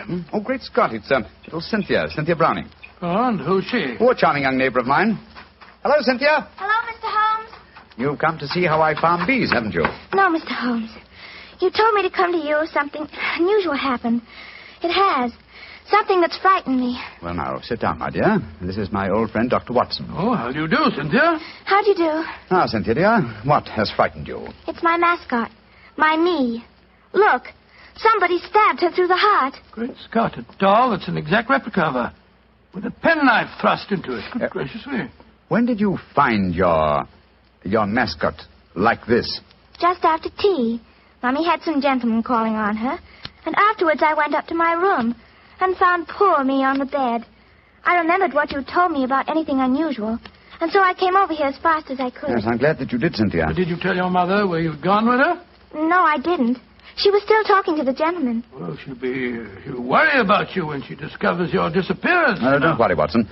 I shall go over and talk to her at once. Cynthia, my dear. Yes, Mr. Holmes? Who were the gentlemen calling on your mother?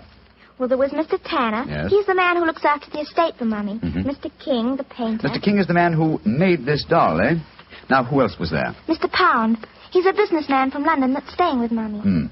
And they were all present in your house when you found the mascot lying on the bed. Yes, Mr. Holmes. Watson, old chap. Yes, sir? I'm going over to see Cynthia's mother at once. I want Cynthia to stay here with you. Guard her, old chap, as you would your life.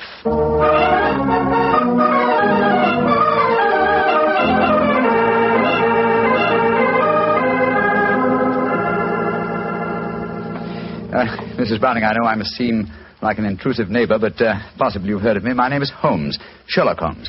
Well, who hasn't heard of the famous Sherlock Holmes? Please sit down, won't you? Thank you. Your guests have left? Yes. But how did you know I had guests? I know you're a great detective. Your charming little daughter, Cynthia, came over to see me half an hour ago. She told me. So that's where she went. Did she come back with you? No, Mrs. Browning. I felt it safer that she remained at my place for a while. My friend, Dr. Watson, will look after her. I'm afraid she may be in danger. In danger? Mr. Holmes, what makes you say that? You know your daughter's doll, the one fashioned in her own likeness and with her own hair and nails? Of course. Frank King made it for her. While you were at tea this afternoon, your daughter found the doll lying on her bed with a penknife stuck through its heart. That's very peculiar. But I don't see that she should be in any danger because of it, Mr. Holmes. Mrs. Browning, certain practitioners of magic believe that if a doll-like effigy is made of a human being and the effigy is then mutilated, that a similar fate will befall the living original. But, Mr. Holmes, that's black magic. You can't possibly believe in it. Not in the results of stabbing a doll, Mrs. Browning, but well, it's possible that someone is trying to kill your daughter. To kill Cynthia? Oh, no. It may be more than a possibility, I'm afraid. And when these magical means fail, they will turn to more direct methods. But who could possibly want her death? You have not remarried, Mrs. Browning? No, I feel it my duty to devote my life to Arthur's child, Cynthia. Yes, then anyone wishing to marry you might feel that Cynthia stood in the way. But that's absurd. But logical, Mrs. Browning. Do you mind if I ask you a very personal question? With Cynthia's safety at stake, you may ask any question. Are any of the three men who were present at tea this afternoon desirous of marrying you? Well, Please be completely honest, Mrs. Browning. At different times, they've all asked me to marry them, yes. And you won't contemplate marriage because of your dead husband's child, Tell me, Mrs. Browning, have you seen this penknife before? It was the one found stuck through the doll's heart. I don't think I've ever seen it before. One final question. Would anyone among Cynthia's acquaintances have a knowledge of the practice of magic? Well, the old woman that Cynthia called the wise woman might. Oh, who might she be? A strange creature that lives in some hovel on the downs near here. Mm-hmm. She brews weird concoctions with herbs, love philters, and all that sort of thing. I'd be a suitable companion for your daughter, Mrs. Browning. I know it, Mr. Holmes. I've told Cynthia over and over again that she mustn't stray off and see the old woman. But you know how disobedient children are at her age. I'm sure she's been over there recently. I'd like to talk to this woman. Where does she live? I don't know exactly, but Frank can take you there. He used her as a model. Frank King, the painter? Yes, he lives in the village. Then I shall call on him at once and persuade him to accompany me. We must find that wise woman, and I hope save your child from magic. Magic and possible murder.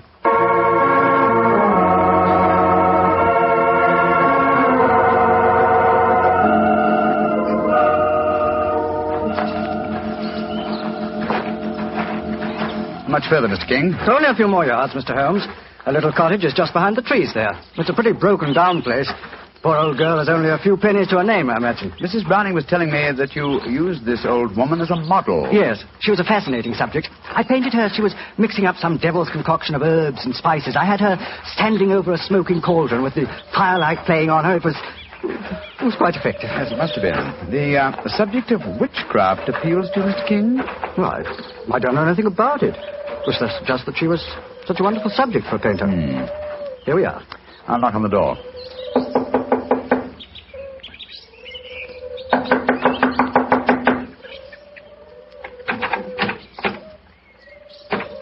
I think we'll take the liberty of going in, shall we? I don't see why not.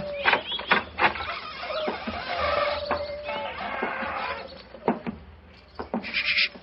What is it? Listen. It came from that room. Someone is here. Come on. Look at her. Look at her head. Poor devil. Yes, she's still alive. She isn't long for this world. Can you hear me? Here, let me lift you up a little. Can you understand what I'm saying? Tell me, who was it that did this to you? She's too far gone to speak. Got a piece of paper and a pencil? Yes. Wait a minute. Here you are. Thanks. Now, can you write the name of the man who did this to you? She's pushing the pencil away. I don't suppose she knows how to write. She's trying to show you something, Mr. Holmes. She's trying to crawl over to the wall. Yes. Here, let me help you. Must be a hiding place of some kind. Look. She's taking a brick out of the wall. What is it? Great Scott! Money. Veritable jackdaw's nest of pennies. And small silver. And at least a dozen golden sovereigns. That must be the money. Look! She's picking out one of the silver coins. She's trying to give it to you. A sixpence, but what? Oh, poor woman, she's dead. And just as she was trying to tell me something. I can't understand it. Golden sovereigns in this hovel, and she was showing you a silver sixpence as she died. Mr. Holmes, what are you going to do? First, check on the young girl's safety. Meanwhile, I should like you to go back to my mother's. Assemble the other two men who were present at tea time this afternoon and keep them there until I arrive. I shan't be long. But the police? I shall summon them, Mr. King, when I have the murderer to offer them. And I'm convinced that will be before the sun sets tonight.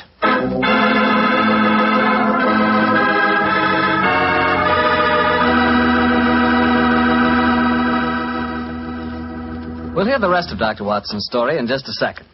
Time enough for me to mention another wonderful Petri wine. Petri California Muscatel. If you like that subtle muscat flavor, who doesn't, you really like Petri Muscatel. Petri Muscatel is a clear golden wine that is just as much a hit with the ladies as Petri Port is with the men. But I don't mean by that only the ladies like Petri Muscatel. In fact, if you want to be sure to please everybody, get both Petri Port and Petri Muscatel. In other words, don't buy one, buy two. But do be sure you always buy Petri. Now back to Dr. Watson and his guest tonight, Mrs. Campbell, who played a most important part in the story herself. Oh, not nearly as important a part as that played by Mr. Holmes and Dr. Watson.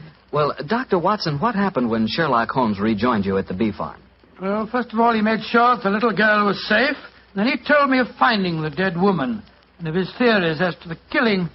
I can almost hear him now, Mr. Bartell, as he said... Watson. Someone wanted the little girl out of the way because they knew the mother would never marry while the child was alive. And that someone persuaded the old woman to do the job for him, I suppose. Undoubtedly. And she, believing in the powers of black magic, mutilated the doll, firmly convinced that in so doing she was destroying the young girl it was fashioned after. And then, I suppose, when the potential murderer discovered the woman was merely indulging in stupid folklore, he killed her, realizing she was only a hindrance to him, and with her knowledge of the plan... a dangerous hindrance. Exactly, my dear fellow. But how do you suppose we account for the hoard of money? Golden sovereigns, don't forget, that we found in the hovel. Well, no doubt it was a sum that she was already being paid for the murder that she was going to commit. As she died, she tried to give me the clue to her murderer by selecting certain coin. Now, in her possession, she had gold, silver, and copper. She chose a silver coin. And yet I can't see its significance, I must confess. Well, at the moment, possibly not. And yet, before the evening's over, I bet you that... What did you say, Watson? I said before the evening's over, I bet you... Thank you, old fellow. That's the clue. You bet me. What on earth are you talking about, Holmes? I was just saying... You've just given me the answer to the whole problem, Watson. What? I'm much obliged to you. Stay here, will you, old chap? And look after Cynthia a little while longer. Within a very short time, I shall have her intended destroyer under lock and key.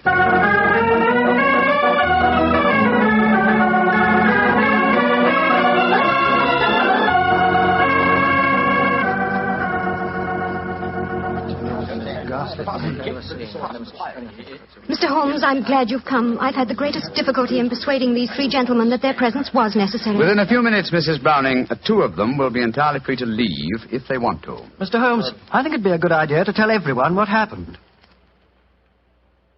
Yes, Mr. Pound, I think it'd be a good idea to tell everyone what happened. Yes, how do you do, Mr. Pound? How do you do, Mr. Holmes? Look here. If there's some scandal down here... there is, Mr. Pound. Then I want my name kept out of it. You hear? I have a seat on the London Stock Exchange. Oh, very comfortable for you. Yes. And the other gentleman, by the process of elimination, must be Mr. Hugh Tanner, the manager of your estate, Mrs. Browning. Yes, I'm Hugh Tanner. And now, Mr. Holmes, supposing you tell us what this is all about. I'm a straightforward man, and all this mystery is rather aggravating. Something has happened. Something that concerns us all. What is it? Murder. Murder? Murder? Good Lord, who's been murdered? An old woman who lived in the village. Your daughter, Mrs. Browning, referred to her as the wise woman. Mr. King and I found her tonight in her cottage on the downs, beaten to death. Murdered. Well, that's shocking, but what's it got to do with us? I'll explain, Mr. Pound. Each one of you, I believe, would like to marry Mrs. Browning. Her daughter, Cynthia, is an obstacle to such a marriage. One of you decided to remove that obstacle and engaged the wise woman to carry out the plan. Finding the woman clumsy and ineffective, you decided that she was a dangerous witness, and so you murdered her. Fortunately, the poor woman, as she was dying, gave me the clue to her murderer. But how did she do that, Mr. Holmes? I thought you said that she died without speaking. She did, Mrs. Browning, but she gave me the clue nonetheless, though I was shockingly slow in spotting it. Well, what was the clue? Yes, let's stop being mysterious and come out into the open. You were with me, Mr. King. As she died, I shall let you tell them. Well, she was dying, unable to speak when Mr. Holmes asked who had attacked her. She couldn't write, but she showed him a hoard of copper and silver coins and a dozen golden sovereigns. Sovereigns in a hovel like that? Oh, I see. She meant her murderer was the man who had paid her. And with all that ill-gotten wealth, she died clutching a silver sixpence. And you still don't see who the murderer is? Come along, gentlemen. You should know it as well as you know your own names. Now, Mr. King mentioned that there were a dozen sovereigns. Whose name does a sovereign suggest? Sovereign? King!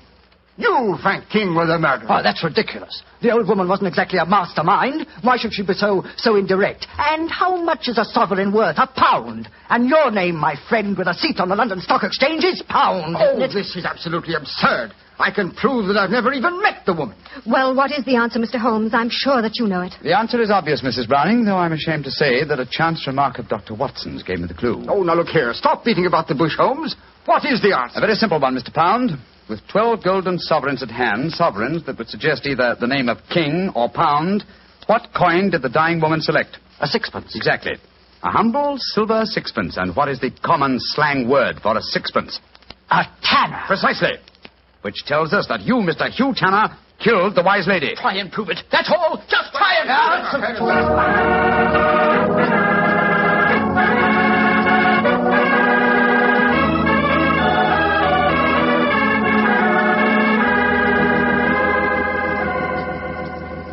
Holmes, what happened? I found the murderer, old chap, thanks to you. What do you mean, thanks to me? Well, I was thinking of a sixpence, the coin the dead woman clutched in her hand, as a sixpence. When you said, I bet you, I thought of the much-used expression, bet your tanner. That gave me the clue to the whole business. The dying woman was obviously trying to indicate that Hugh Tanner was her murderer. He confessed, you say, before the police arrived. Yes, after Frank King, the artist, had started to give him something of the thrashing he deserved. Oh, I take no particular pride in the case, Watson. Without your chance remark, I might easily have overlooked this obvious clue that the dying woman gave me.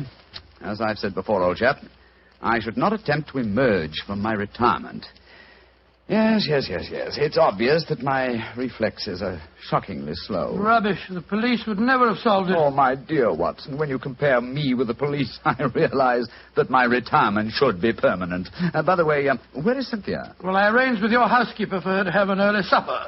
Some kippers, a poached egg or two, a piece of that treacle tart we had last night, and a pot of tea. Oh, for a 12-year-old girl, my dear Watson, this is an occasion where I might accuse you of being a potential murderer. Oh, come now, Holmes, you know perfectly well. Here she comes now. Hello, Cynthia. Did you enjoy your supper? It was lovely. Thank you, Mr. Holmes. Is everything all right? Can I go home now? Yes, Cynthia. Everything's all right. Tell me, my dear, did you ask Mr. King to make that mascot for you? Yes, Mr. Holmes. The wise woman told me it would bring me luck. Oh, yes, I thought so. Mr. Holmes, will everything be just like before? No, not quite, Cynthia. Mr. Tanner and the wise woman have gone away. You won't see them again. Oh, dear. But you have new friends here, haven't you? Yes, and nice ones. Remember that, Cynthia. We'll always be your friends. I will, Dr. Watson. I like you both so much. I'm glad. And tell me, Cynthia, do you like Mr. King, the artist? Oh, yes. Almost as much as I used to like my daddy. Oh. He's like my daddy, a little. Oh, I'm glad to hear you say that, Cynthia. Tell your mother the same thing, will you? I think it might change a peculiarly foolish notion of hers.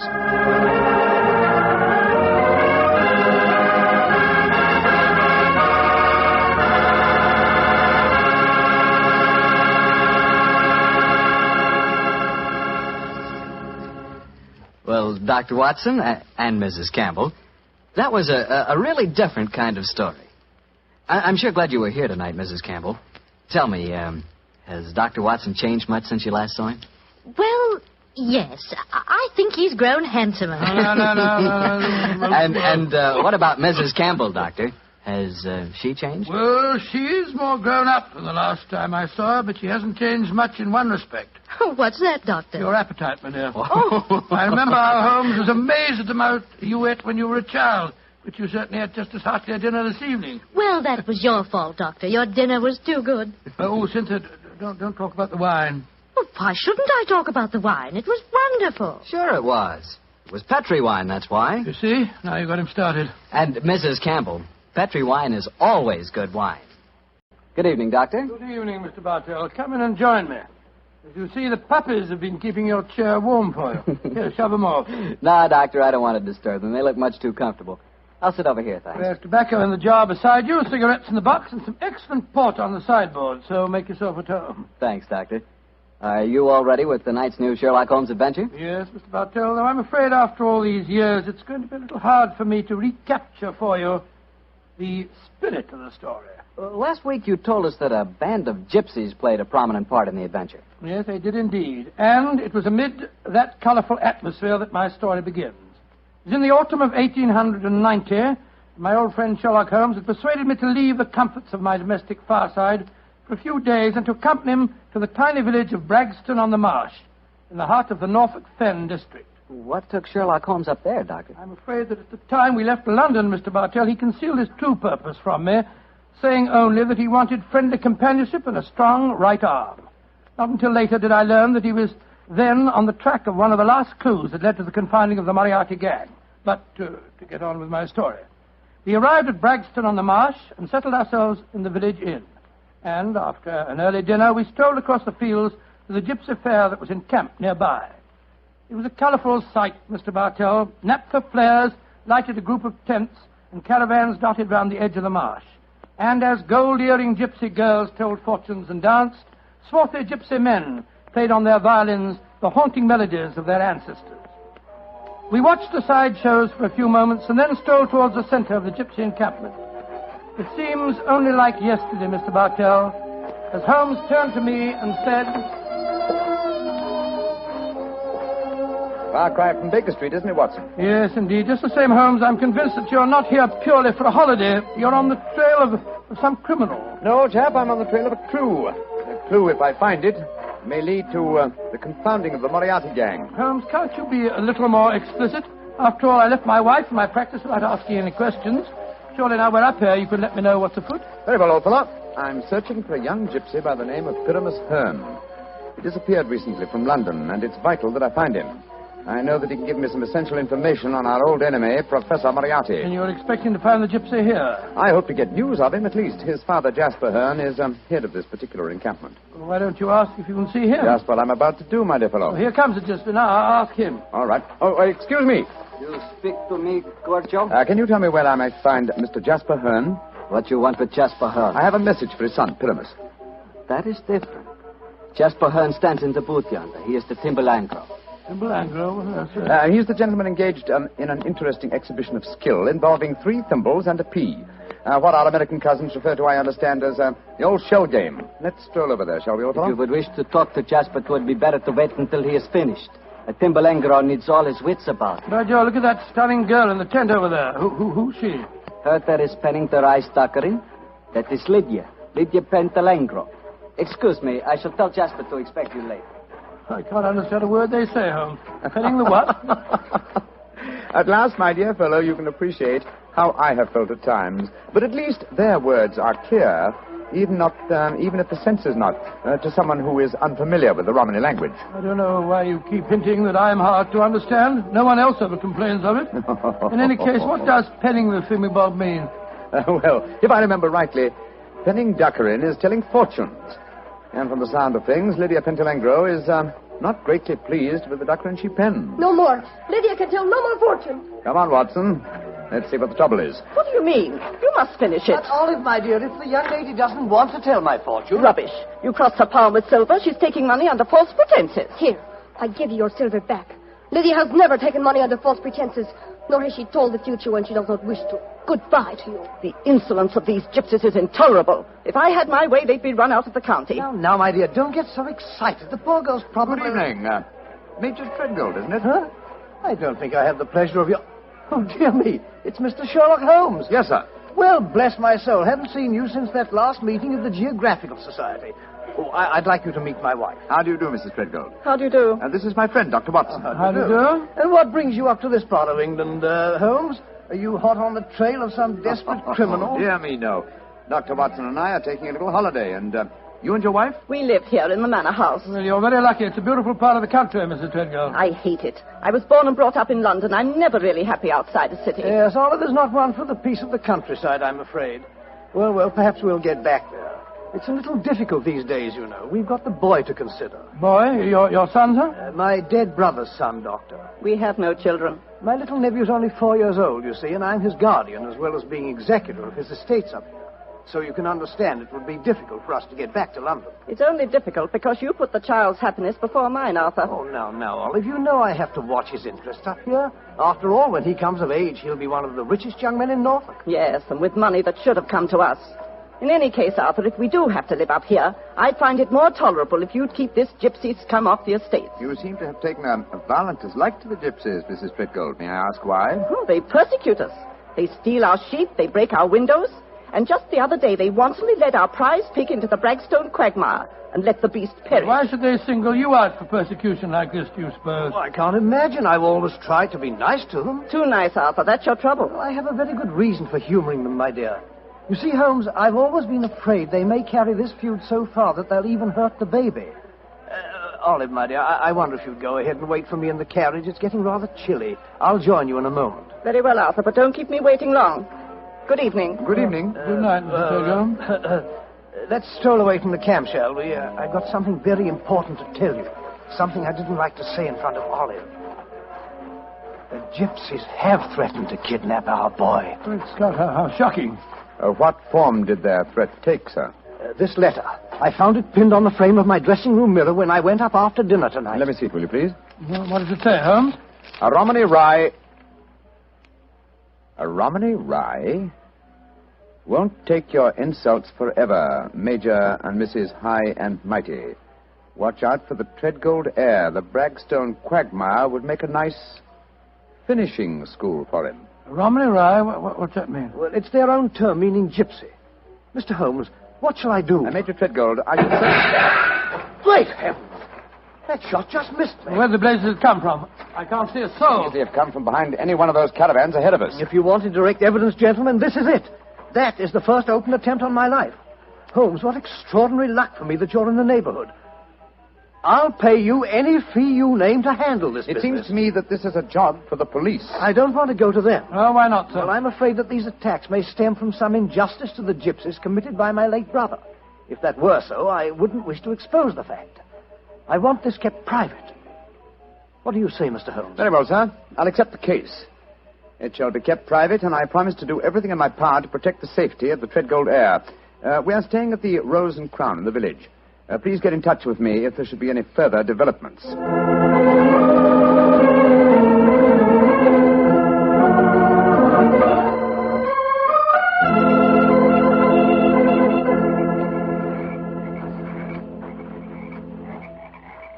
affair seems to be closed down for the night now, Holmes.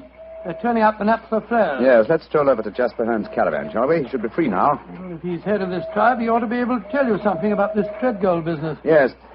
Though I shall first ask him about his son, Pyramus, the man I'm looking for. I think the fact that I know his son will inspire confidence. Here we are. This is the caravan. That girl, Lydia Petrulengo, sitting outside, the one that was telling fortune. Yes. Good evening. Who are you? And what do you want? I wish to speak to Jasper Hearn. He is not here. He's gone to the marshes. When will he be back? I do not know. You bring trouble to Jasper? No, my dear. This is a personal visit. We're not after him for being a thimble engro, or for penning duckerin. Oh, for a Gorgio, you speak a Romany well, brother. Oh, you are a true Lavengro, master of words. Where did you learn it? From Jasper's son, Pyramus. Ah, you know Pyramus then. A fine boy. Oh, sit down on the grass, my friend. You may wait here for Jasper. He will be back soon. Thank you. Is that your violin lying on the steps, young lady? No, that is Jasper's Bolshom. Jasper's Bolshom, what on earth, sir?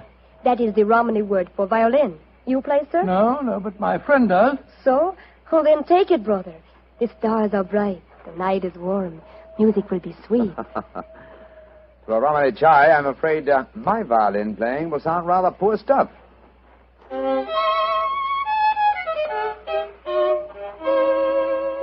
Play on, brother.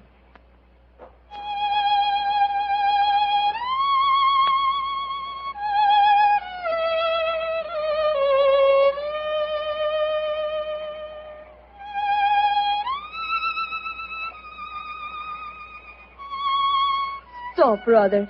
You play well, but Sarasate Zigeunerweisen is not the true gypsy music. I've heard it in London and in Budapest. They call it gypsy. But what can a Gorgio know of the true heart of Romany? Wait here. I will get my own violin.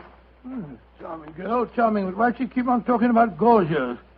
Is that more of their confounded gibberish? A Gorgio, old chap, is the term they use for anyone who is not a true gypsy. Now I will play for you the real gypsy airs. Thank you. I should appreciate it very much. But before you begin, I wonder if I might ask you a question. A friend of Pyramus may ask me any question. What is it?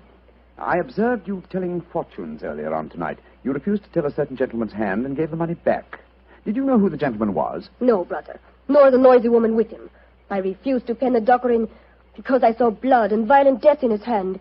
Violent death it is soon to come. Violent death? Good Lord. Watson, old fellow, I want you to do me a favor. Yes, of course I will. What is it? I must remain here until Jasper Hearn comes back. I should like you to return to the inn. It's more than possible that we may have news from our client before the night is out. I'll be back later. Oh, well, it's nice of you to give me the best job. Good night, Miss Petrolina. Good night. And now, please play for me a true Romany air. Very well, my friend. Listen.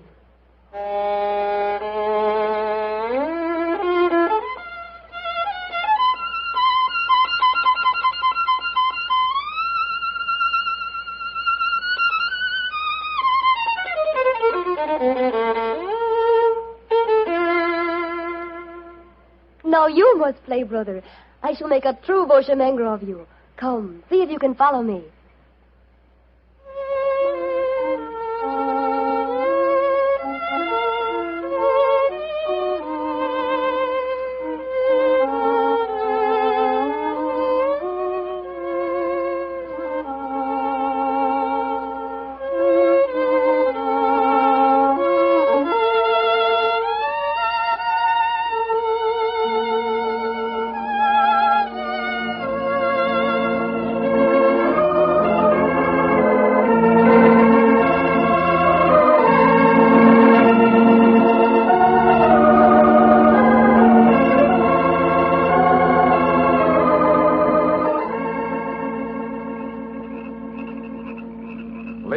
you have taught him well. You have made a true bushminger of him. He is an apt pupil, Jasper. Well, with such a teacher, it's hard to be otherwise, Mr. Hearn.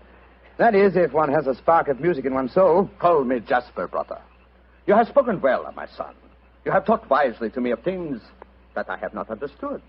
Come, we shall drink wine together underneath the stars. I shall get glasses and a flagon.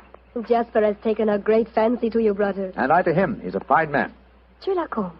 Yes, Lydia? May I read your hand, brother? Why, yes, of course. A strange hand, and a beautiful one. A long lifeline, and yet I see sudden death and violence surrounding you. Now, at this moment. And in the future, I see a journey for you, across the seas, within a year. Beware of water that runs in the mountains. Near death will befall you there. More travels, more dangers. Oh, you must be careful, brother. Oh, What is it? our paths are destined to cross but once. We shall not meet after this night. That makes me sad. Oh, but we shall meet again. I shall be here for some days yet. No, it says in your hand that we shall not meet again. And a hand cannot lie. Who is this that comes toward us through the moonlight? It's my friend, Dr. Watson, I think. Yes. Hello, Watson. What's wrong? Wrong. Everything's wrong. Mrs. Treadgold's waiting in a carriage. She wants you to come at once. Indeed? Why? The child has been kidnapped. Major Treadgold has gone for the police, and Mrs. Treadgold is threatening to rouse the local inhabitants and come out here and burn this camp to the ground if you don't find the You child. tell Mrs. Treadgold to return home. She can do no good here. But Holmes... Tell her, old chap, that I have the case well in hand. But how can you have? You've been out here all the time, playing your violin. Have faith in me, please, old fellow, will you? And deliver the message. Then come back here and join me, and I'll explain everything to you. Very well, I suppose you know what you're up to. Violence and trouble, brother. It is all there in your hand. Well, what must be shall be, and I wouldn't have it otherwise. But for the moment, the sky is starlit, the air is still, and the melody you played haunts me. Let's play it together again, shall we? I should like that. I should like that very much.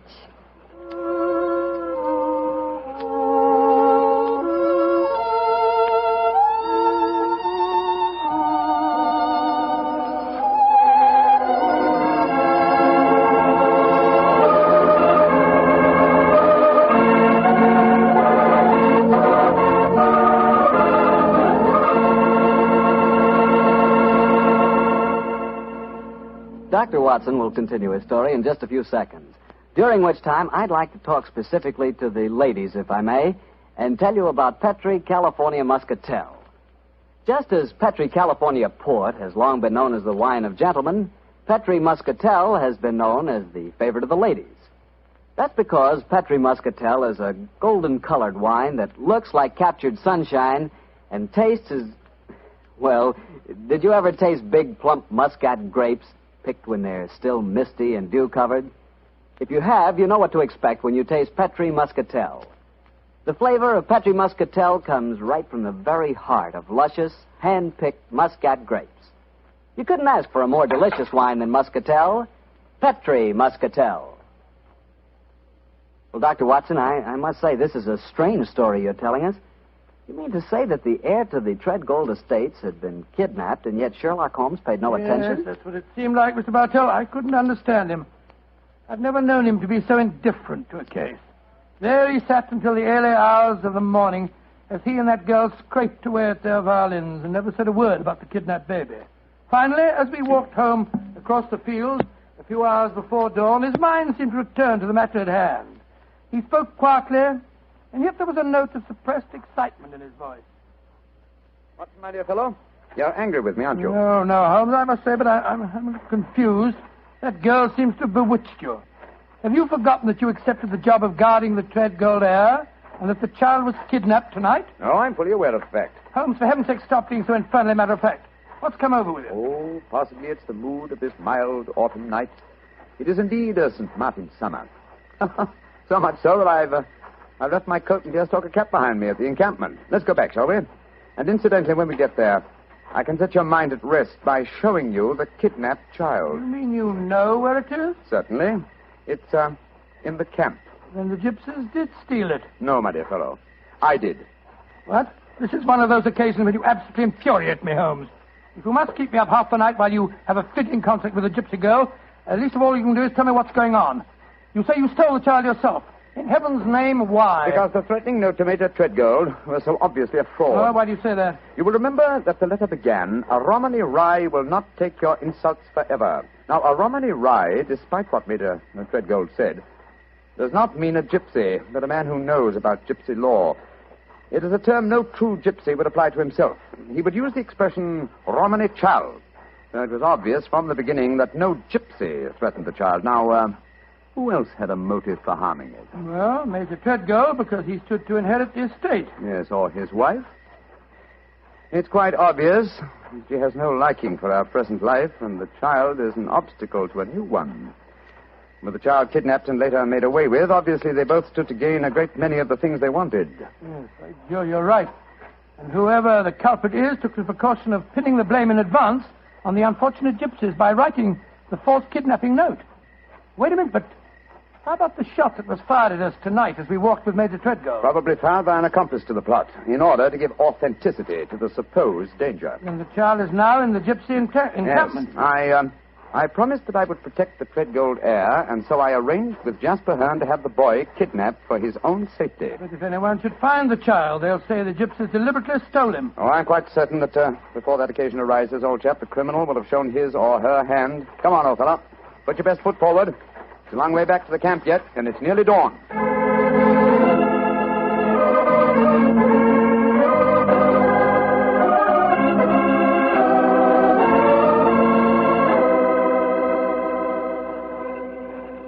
Come back, Butter. You wish to spend the remainder of the night in the encampment? No, thank you, Jasper. I just came back for my cap and coat. It was so warm tonight, and I forgot about them, and I started to walk home without them. I will find them for you. Oh, we found this message for you soon after you had left. It was pinned to the door of the caravan. I do not know how it got there.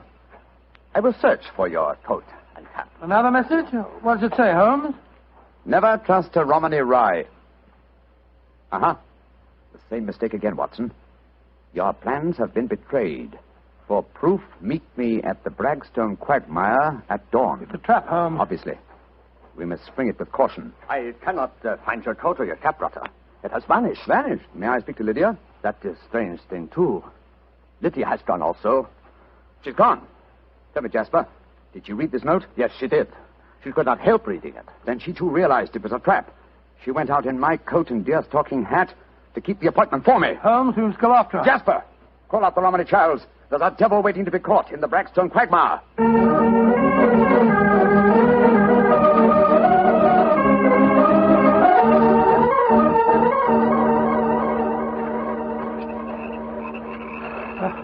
How much further to the quagmire, Jasper? 200 yards.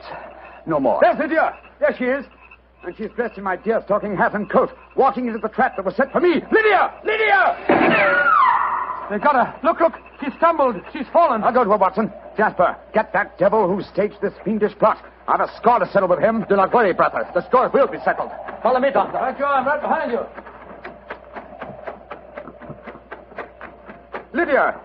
Lydia.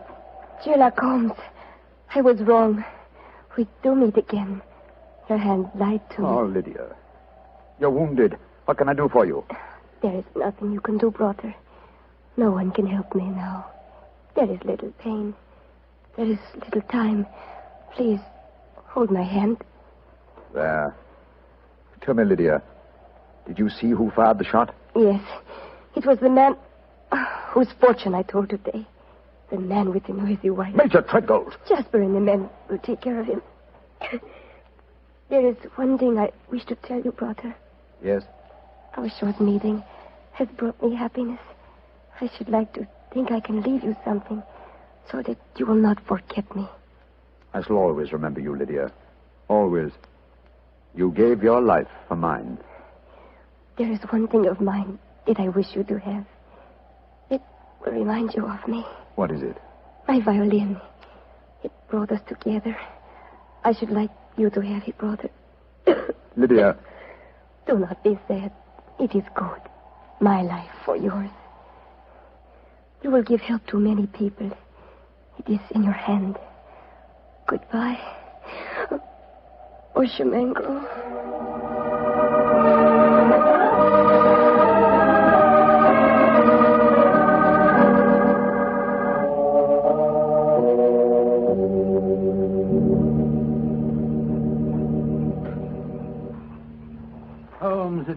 It was dreadful. Dreadful. The gypsies surrounded Major Treadgold. They forced him back into the Braxton quagmire. I tried to pull him out, but I couldn't do it single-handed. I'm not sorry, Watson. Jasper, you know that Lydia is dead? Yes, I know it. The gypsies knew it, too. That is why you were single-handed, Doctor, in your attempts to save the murderer. No Romany child would raise a finger to help him. Yes, I can understand that, but great Scott, man, if you'd seen his face as the quaking mud sucked him under. Lydia's death was less dramatic, but equally moving, I assure you. Sherlock Holmes, I met you less than 5 hours ago. You have saved my tribe from a devilish plot that would have blackened their names. A plot that would have driven them from the countryside. What can I do in return? 2 things. First, tell me where I may reach your son, Pyramus. His address is in this sealed envelope, Doctor. Thank you. What else may I do for you? As Lydia died, she willed me one gift for remembrance. And what was that gift, Doctor? A violin. Of course. Here. Here it is. Huh. She told me I might become a true Boshemengro. Let's see if I can recapture the melody once more.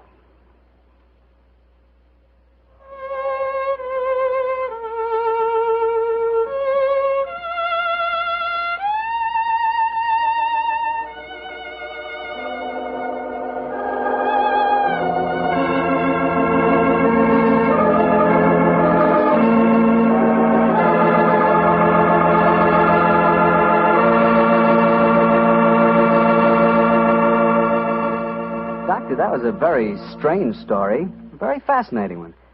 But tell me, do you really believe that gypsies can tell your fortune by reading the palm of your hand? Oh, frankly, I don't know, Mr. Bartell. Perhaps they can. Perhaps it's coincidence. And then again, maybe some gypsy women have a heightened sense of intuition. You know, a woman's intuition can be an extraordinary thing. Yeah, so my wife keeps telling me. Of course, I have a kind of intuition myself. Oh, really? Mm-hmm.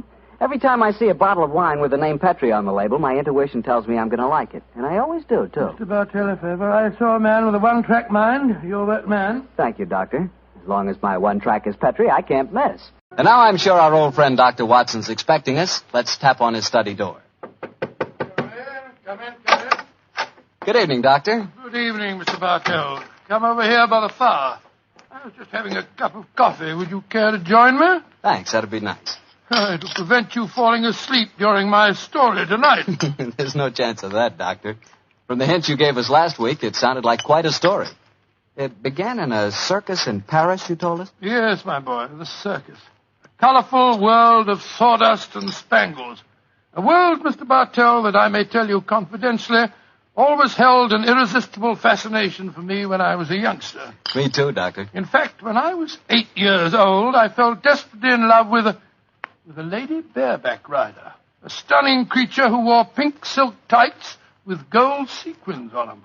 Unfortunately, my mother caught me writing her proposal of marriage, and I'm afraid that, that's another story, and one that you probably wouldn't find very interesting. I'm sure I would, Doctor, but I think it would be safer to stick to your Sherlock Holmes story. Yes, you're probably right, my boy. Well, it was a winter in the 1890s, and Holmes and I were in Paris. On our second day there, Holmes suggested we attend that night's performance of the Cirque Royale. Needless to remark, I was delighted, Mr. Bartell. And shortly after 9 o'clock that night, I found myself seated beside Holmes in a box near the ringside. It was an incredibly vivid scene, even for that city of color and light. The gay costumes of the women and the gaudy trappings of the ringmasters and clowns looked like a giant kaleidoscope under the blazing glare of the arc lamps. As we sat there, a brass band nearby blared forth some popular music of the day, and yet he didn't appear to be enjoying himself. And so I leaned across and touched his arm.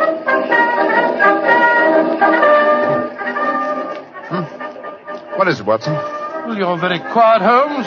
Aren't you having a good time? A good time, I suppose, old chap. I was just wondering where Mr. Edwards is. Mr. Edwards? Who's he? An extremely distinguished client who was to meet us in this box at 9 o'clock. Client. Oh, this little excursion was on business. After all, yes, I might have known it. Don't worry, old fellow. In your case, I think you'll be able to combine quite a little pleasure with the business. Well, can't you be a little more explicit, Holmes? Shh. Here comes the ringmaster.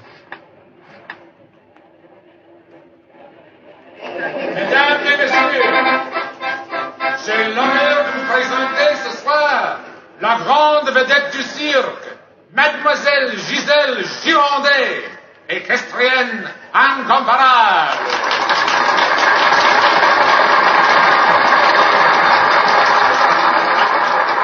Giselle Girondet, yes, I've heard of her. She's a bareback rider, isn't she, Honest in France, old fellow. She also has quite a reputation as a femme fatale. 3 duels have been fought over her.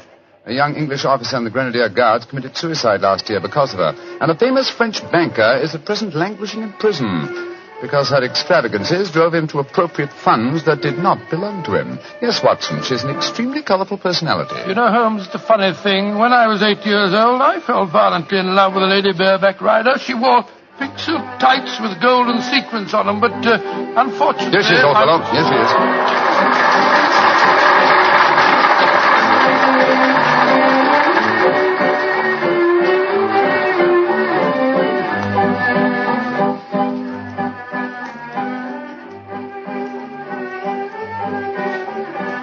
Holmes, she's exquisite. Look at the way she's jumping from the back of one horse to the other. Sheer poetry of motion. The lady appeals to you, Watson. By George, yes, indeed she does. In fact, Holmes, I don't mind telling you that if I weren't a married man and a poor you'd like man... to court the lady, eh? Yes, I should Excellent, indeed. old fellow, excellent. That's the very reason for our attendance at the Well, what in circus. heaven's name are you talking about, Holmes? Ah, there you are. Good evening, Mr. Edwards. Holmes, my dear fellow, how are you? I haven't seen you since that little affair at Windsor Castle when Mother... Excuse me, sir. I am Mr. Mycroft, and this is my friend, Sir William Nigel. Sir William Nigel? Oh, of course. And I am Mr. Edwards. We must respect each other's incognitos, eh? How do you do, Sir William? Well, I'm extremely honored to meet you, Your Royal... Mr. Edwards. How'd you like Gazelle? Isn't she a stunning creature? Yes, indeed she is, sir. The four of us to have supper together after the performance tonight, I understand, Mr. Edwards. Well, unfortunately, I can't be there, Mycroft. There's some stupid affair at the embassy which I have to attend. We must postpone the dinner until tomorrow night. Oh, very well, sir. Come over to my hotel a little early and we can discuss the whole business. Personally, I think a lot of fuss is being made about nothing.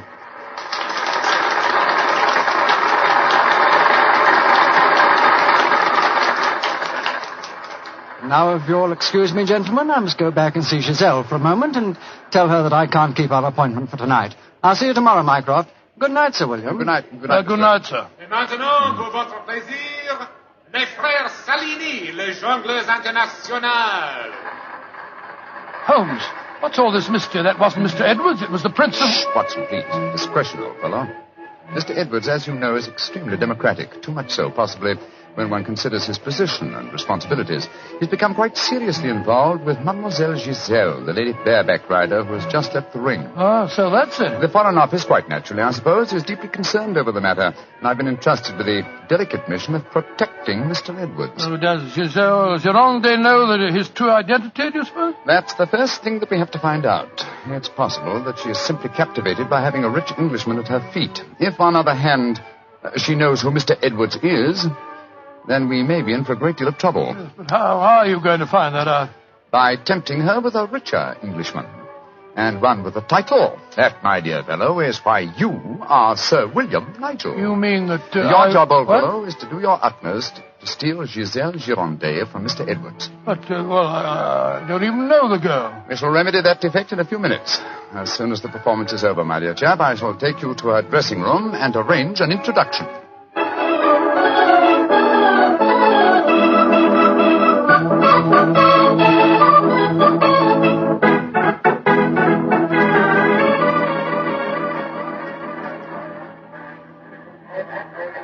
I must say, Holmes, the backstage life at a circus is even more colourful than in the ring. What makes you say that, old fellow? Well, I just saw a pinhead having tea with a bearded lady while a sword swallower was standing behind him practicing his act. Oh, hello.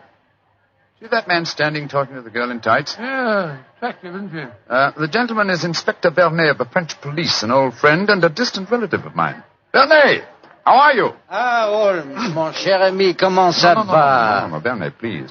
On this occasion, my name is Mycroft, if you don't mind, and this is my friend, Sir William Nigel. How do you do, Inspector? Enchanté, Sir William. Permit me to introduce Mademoiselle Yvette Marat. How you do? How do you do, mademoiselle? How do you do? What brings you behind the scenes at the circus, may I ask, Monsieur Mycroft? My friend Sir William is most anxious to make the acquaintance of Mademoiselle Girondet. But of course, every man wishes to meet Giselle Girondet. Why not ask Blarney? He will present you to her. Ha! He knows her well. Oh, now, Yvette, chérie, do not begin that all over again. You're in love with her. You've always been in love with her. I wish you were dead. Sometimes I think I could kill her myself. On my soul, Inspector, she's a fiery little thing, isn't she? Ah, ça c'est vrai, ça, Sir William. Many times I've told her that Giselle Girondet would never waste her time with a simple police inspector. She prefers a wealthy foreigner. But Yvette ne comprend pas. She does not understand and she does not believe. Mademoiselle Marat was dressed in tights, Bernay. And what does she do in the circus? She walks the tightrope. Oh, She's yes. queen of the high wire. Mm-hmm. A charming and a talented girl, but a most jealous one. Bernay, my distinguished friend Sir William Nigel is most anxious to meet Giselle Girondet. Will you introduce him? I should prefer not to appear on the matter at this stage. Oh, mais certainement. I will take you to her dressing room. Please come with me, Sir William. Yeah, right. I'll see you later, Holmes. I'll be waiting for you, old chap. Good luck. You're a lucky man, Sir William. Giselle has quite a penchant for the Englishmen. And when they are rich and have a title, I am sure she finds them irresistible. You really think so? Oh, but of course. Ah, quel dommage that I'm only a poor policeman. Here we are. Entrez. Giselle, mon chou, permit me to present to you Sir William Nigel. He's a great admirer of yours. Yes, indeed, madam. Ah, Sir William Nigel. Come and sit here beside me, Sir William.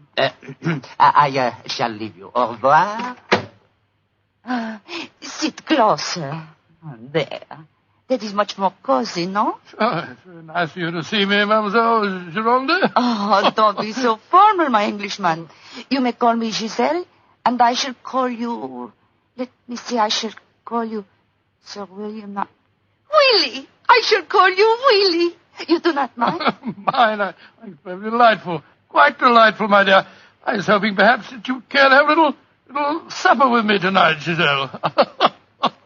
So what about some oysters, a cold pheasant, and a bottle or two of Pomeranian Green 072? You get to taste rather well, don't you think? Oh, Willie, I can see you are a perfect host. I don't know about One that. moment, I get my cloak. Well, you know, Giselle, it's a funny thing. What is the funny thing, Willie? When I was 8 years old, I fell violently in love with a lady bareback rider at a circus. History seems to be repeating itself. Here. Alfieri. Do you no longer knock when you come to my door? Who is this man? My name is Nigel, Sir William Nigel, my good man, and who may you be? I am Alfio Alfieri. I am Alfio Alfieri. And what is he? A trainer of wild animals. An imbecile. Va-t'en! You must not speak to Alfio in that way. You belong to me. Send this stupid Englishman away. Confounded impudence. Grossier. Belong to you. Giselle belong to no one. Do I have to take my whip to Put you? down that way. Put it down, you scoundrel. That's the time it will be your face, Carl. You infernal blackguard. Raising your hand against a woman. Shocking. Bravo! Monsieur Willie has knocked him down. He certainly deserved it. Oui. And you in turn deserve something, Willie. Oh, what was that? Come close, Willie. I give it to you. A little kiss. Oh, kiss? Thanks awfully.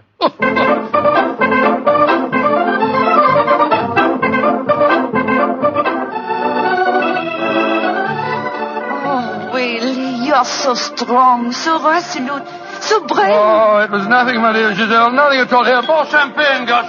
More champagne. Oh, Willie!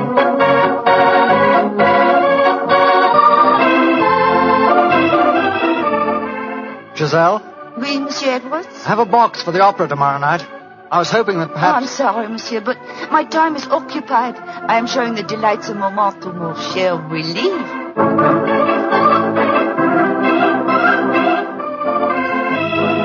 Mademoiselle est mieux le collier de perles à 5 rangs ou celui à 3 rangs? He says, which do I prefer, the 5-string color pearls or the 3-string color pearls? What does my Willie think? So that you can't hang too many pearls on a pretty neck like yours. I'll take the 5-string collar, my good fellow. You're doing splendidly, Watson, splendidly. Yes, but Holmes, I felt such a blasted fool handing that jeweler fellow a check. signed by Sir William Nigel. Are you quite sure that it'll be honoured? Don't worry, old fellow. Remember who our client is. Money is the least important concern in this matter. On with the masquerade, old fellow. On with the masquerade.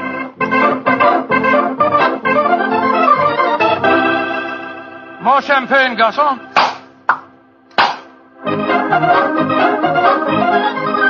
Willie, you are such a headstrong boy. More champagne.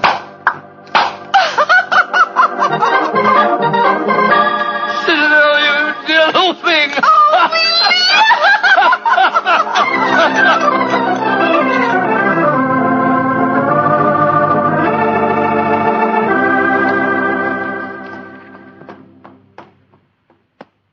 Good evening, Blarney.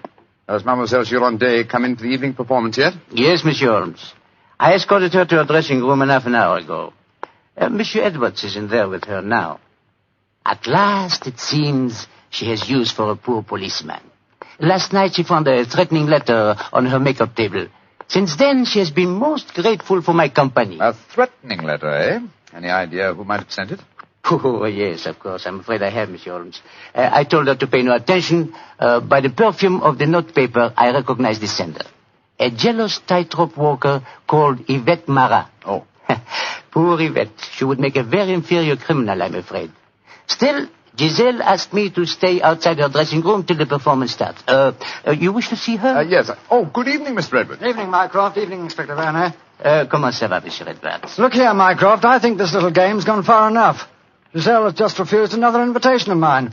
Now, I know who Sir William Nigel is, and I swear I'll tell her. Don't you think, sir, that the lady is hardly worth bothering about? Surely this whole incident with Sir William proves that she's a scheming little adventuress. A fictitious title and an apparently bottomless purse have shown her up in her true colors. I could have told you the same thing without such an experiment, my friend. Well, I suppose you're right, Mycroft. I've been a fool. An idiot who lets a pretty ankle turn his head. A conceited dope. Let us just say, monsieur, that you have been a man. Good evening, sir. Oh, good evening. Good evening. Just going back to see Giselle for a moment, I brought us these flowers for her. I'll be back in a jiffy. Just a minute, Watson. I hate to dampen your ardor, old chap, but the masquerade is ended. Ended? What do you mean it's It is no ended? longer necessary for you to impersonate Sir William Nigel or to pay court to Giselle. Oh, really? Oh, really? Really? Well, that's a great relief, sir. Great relief. I've hated the whole business. Oh, yes, I'm sure you have. We appreciate the sacrifices that you've made, don't we, Sir Edward? Yes, indeed. Well, I must go back and see her once more, though. We had a rendezvous for tonight, and I must cancel it. A gentlemanly thing to do, you know. I won't be a minute. Never have I seen a man more downcast. Obviously, with him, my dear Holmes, business was a pleasure. Alfieri, where are you going? That Englishman. I just saw him go into Giselle's room. To whom are you referring? That man that called himself Sir William Nigel. 2 days ago he struck me. I have to settle with him. No man may strike Alfieri. Do not cause any more trouble, Alfieri. From what I've been told, you thoroughly deserved what happened to you. Here he come now. You, English, you. Alfieri challenge you to a duel. Holmes! What's old chap? What is it? You're as white as a ghost. It's Giselle. What's wrong with her? She's dead. She's lying there in her dressing room. Strangled. Strangled? And only half an hour ago I spoke with her myself. Since then I've been standing in this corridor, guarding her door at her own request. Only 2 men have entered Giselle's dressing room since then. You, Monsieur Edwards, and you, Sir William Nigel. What are you suggesting, Blarney? I am suggesting nothing. I am stating that these 2 gentlemen are under arrest for suspicion of murder.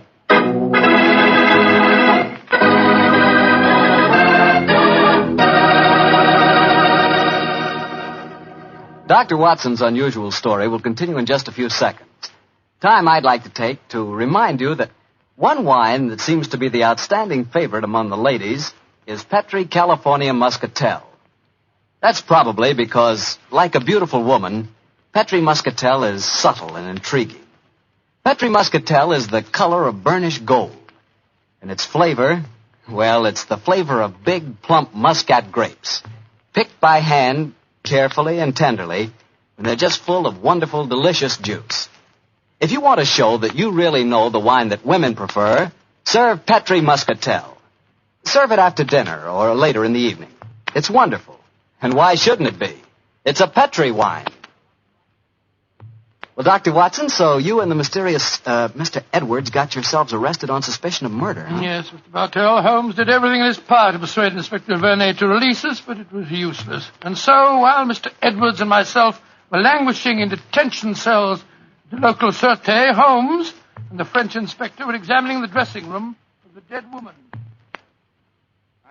I'm sure, Inspector Vernet, that being as keen a detective as you are, you must suspect the true identity of Mr. Edwards. Of course, Monsieur Holmes.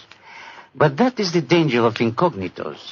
If he chooses to assume the identity of plain Monsieur Edwards, then he must run the risks of plain Monsieur And you're convinced that either he or my friend strangled Mademoiselle Girondet? It is obvious. Then I'll have to prove to you that they didn't. Let me examine the body again. No. If she had been strangled by either of my friends, why would her body be lying here under the window? It's as far away from the door by which they left this room as possible. That proves nothing. No, but it's odd. Giselle was a strong girl. There might easily have been a struggle. Perhaps she tried to get away through the window. And yet there are no marks of violence on her throat. Just this piece of very fine cord that did its deadly work so cleanly. Cut with a knife. Please do not remove the cord, Monsieur Holmes.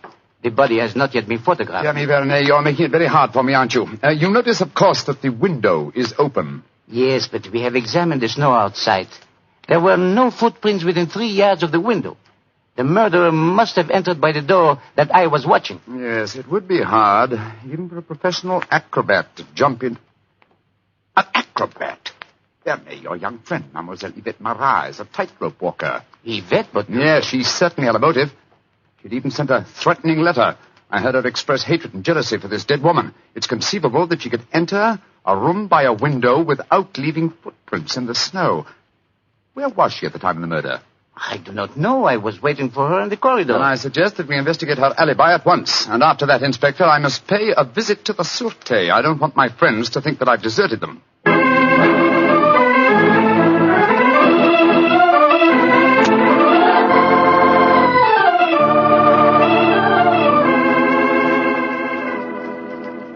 Excuse me, sir. Yes, Holmes. I'm afraid it looks rather black.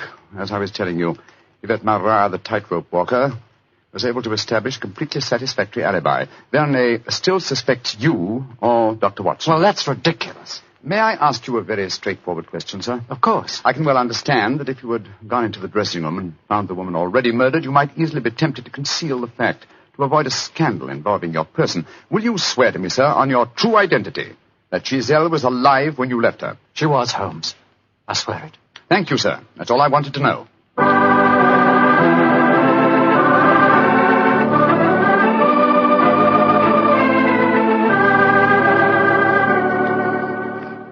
Holmes, I'm glad to see you. You know, I've been thinking. All this depends on Vernet's evidence.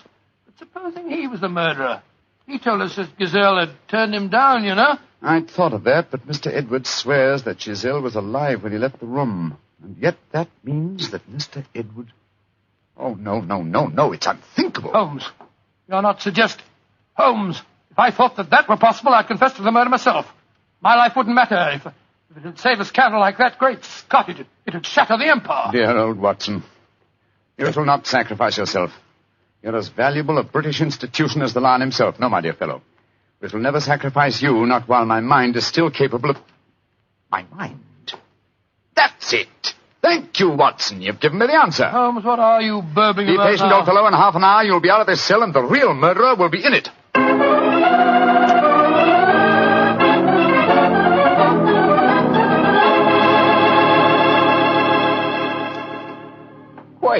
Questions. Why must Alfieri answer so many questions? Because he will not yet tell the truth. You murdered Giselle Girondet. How many times I have to tell you I did not kill her? Why should I want to harm her? Because you were jealous. Because she humiliated and tormented you. But I was not in her dressing room. I've already proved that fact. Am I a magician that I can kill somebody without entering a room? Alfieri, I know how you killed Giselle Girondet without its necessitating your entering this room. You're a smart man. Please to tell me. I don't need to tell you. With the aid of Vernet, I'll show you. Open the window, Alfieri. What game is this? Very well, then. I'll open the window myself. Put your head out. Come on. So. Who do you see? Inspector Vernet standing 3 yards away, where you stood, and he's got your long training whip. No! Don't move! Stand there. The inspector hasn't your skill with a whip, but he wants to try a little experiment. No, leave him alone. All right, Barney. I'm holding him.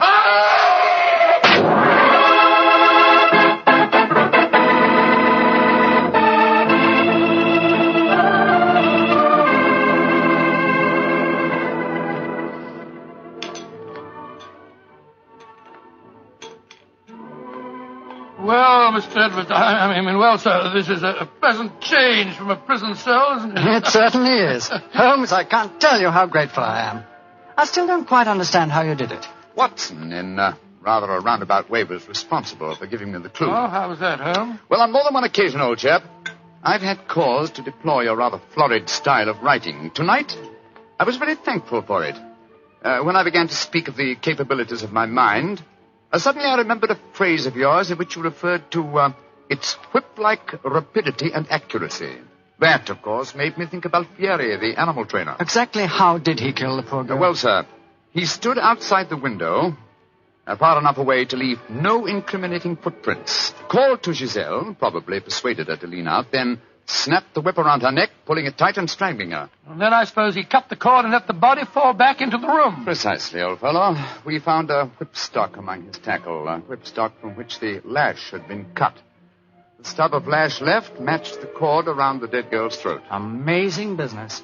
And I don't mind telling you, fellas, I'm very thankful to be through with it. Yes, so am I, sir. In fact, I wouldn't be at all surprised if this whole incident cures me of my love of circuses. Oh, I didn't know you had a predilection in that direction, Watson. Oh, yes, sir. Yes, if you don't mind my saying so. When he was 8 years old, he fell in love with a lady bareback rider. Didn't you, Watson? Indeed. What happened? Well, sir, I don't remember her name, but she wore pink silk tights with golden sequins on them. And I wrote her a rather hot-headed letter. Unfortunately, my mother...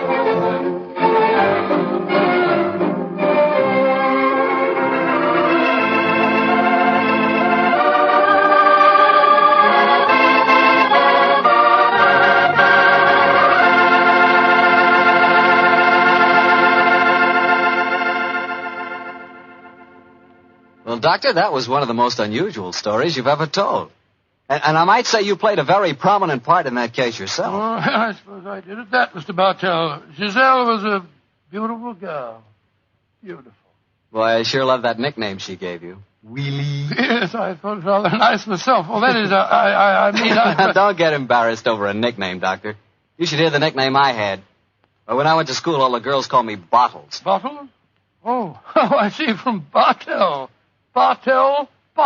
Oh, some nickname, like a prophecy. What do you mean?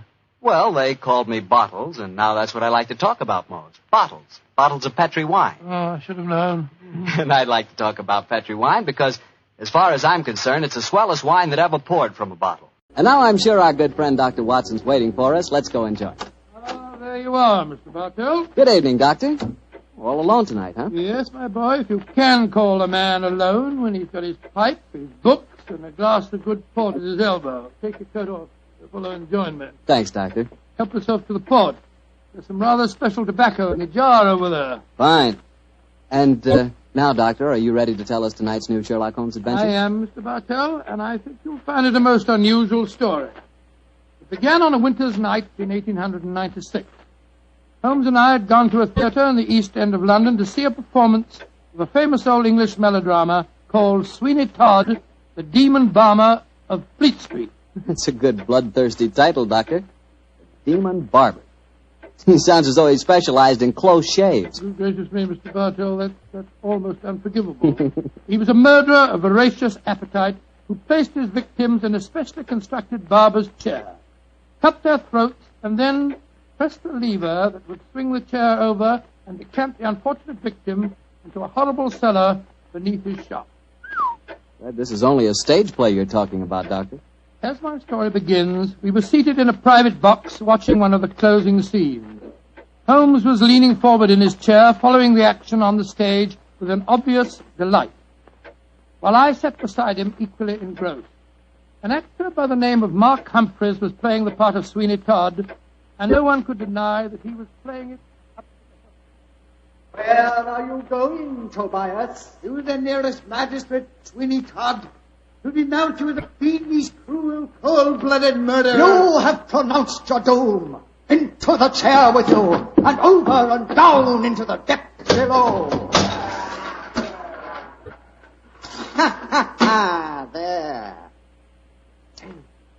Whence comes this apparition? 'Tis the ghost of another customer of mine.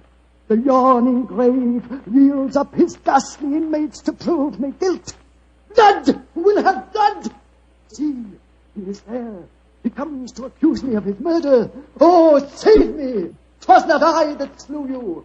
Let me leave, or it will kill me. Let me leave! Ha!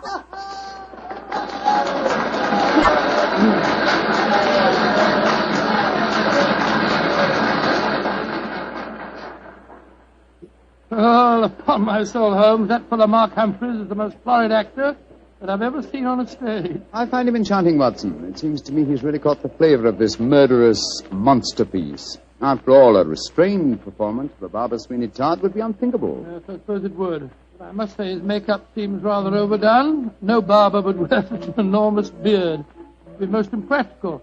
Probably get in the customers' faces. By the way, I noticed from the program that Mark Humphreys, as well as being the principal actor, is also the owner of the company. Yes, the current trend towards the actor-manager is a very healthy sign, I think. Come in. Excuse me, but is one of you gentlemen Mr. Sherlock Holmes? Yes, I am. Oh, I was asked to give you this note. Thank you. Now, who on earth knows that you're at the theatre, Holmes? We'll soon find out. Ah, this note is from Mark Humphreys, our actor-manager. What's it say? Dear Mr. Holmes, I recognize you in your box. Please come to my dressing room after the performance. My sanity, and even the safety of London, perhaps, depends on your compliance. Oh, my sanity and the safety of London. I wonder what on earth he means. That, my dear fellow, we can only discover by going backstage to meet him. As it is, the curtain's going up in the last scene I see. For a little longer, we must possess our souls in patience.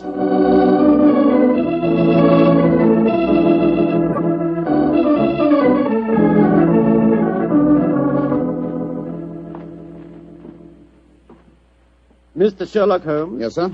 Oh, my name is Lindsay. Derek Lindsay. I'm the business manager. Mr. Humphreys asked me to meet you at the stage door and take you to his dressing room. Thank you very much. This is my colleague, Dr. Watson. How do you do? Oh, how are you, Doctor? Will you follow me, please? Excuse me asking, Mr. Lindsay, but surely you must be related to that distinguished actor of some years back, Leyton Lindsay.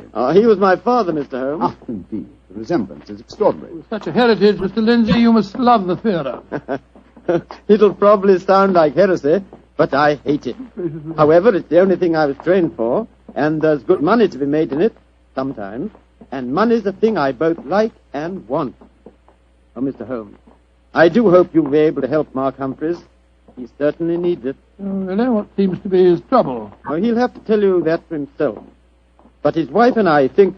There's Mrs. Humphreys now. Maria! Maria, this is Mr. Sherlock Holmes and Dr. Watson. Mrs. Mark Humphreys. How do you do? Oh, Mr. Holmes, I'm so grateful that you're going to see Mark. He's in such a dreadful state. There have been times lately when Mr. Lindsay and I have been afraid he's going out of his mind, haven't we, Derek? Indeed we have. We're both dreadfully worried about him. In that case, I hope I can be of service. Which is his dressing room? Number 1, next door to mine. Derek, I think it'll be better if Mr. Holmes and Dr. Watson go in alone. I'm sure Mark will speak more freely if we're not in the room. I think perhaps that is a good idea, Mrs. Humphreys. We'll see you later on. Come on, fellow. That's all.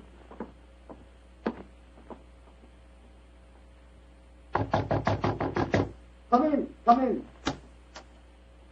Holmes, thank heaven you're here. Close the door. Mr. Humphreys, this is Dr. Watson. Watson, eh? Yes, I know of you, too. How do you do, sir? Sit down, won't you, gentlemen? You're wondering why I asked you to come back and see me, of course. Naturally, sir. Well, I won't beat about the bush and waste your time. I'll come straight to the point. I'm going mad. Oh, come. I know. It sounds fantastic, but it's true. I've often heard of actors beginning to live their parts off the stage. They play on it. Well, it's happening to me. I'm turning into another Sweeney Todd. The character I'm portraying on the stage. Are you suggesting, sir, that you're a potential murderer? Yes, I am. What reason do you have for holding that belief? Reason? Listen to this. 3 times in the past week, I've wakened in the morning to find my boots covered with mud and my razor stained with blood. discuss. You've had no recollection of any untoward events during the night? None. Have you ever been addicted to the unfortunate habit of sleepwalking, sir? Not to my knowledge, Doctor. And if I had been, surely my wife would have told me about it. Your wife? Where do you live, Mr. Humphreys? We have a flat here above the theatre. Above the theatre, eh? And Mr. Humphreys, you say that on 3 separate occasions on wakening in the morning, you have found a blood-stained razor and mud-covered boots. Can you show us this proof? No, I can't. I was always so frightened that my wife would see that I cleaned them before she had the opportunity of finding them. Pity, sir. They would have been very valuable clues in a case like this. I couldn't risk my wife seeing evidence like that, Doctor. She'd know the truth. But at night times, while she's asleep, some devilish, unconscious urge has overcome me. An urge that causes me to prowl the streets of London, razor in hand, looking for a victim. Mr. Holmes, you've got to help me. I'm certain that without knowing it, I've been committing murder, and if you don't help me, I'll go on and on. Mr. Humphreys, please. I'll undertake the case. It's a very unique assignment. In effect, I'm being engaged by a possible murderer to prove him guilty.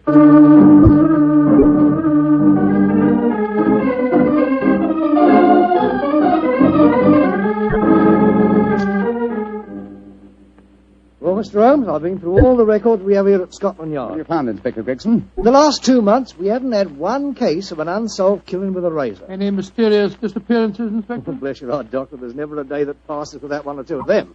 Here's a list of them, Mr. Holmes, if it's any use to you. Thanks. Come on, Watson. In the morning, we can go back to the theatre and set our friend's mind at rest. I'm much obliged to you, Gregson. Glad to be of service, Mr. Holmes.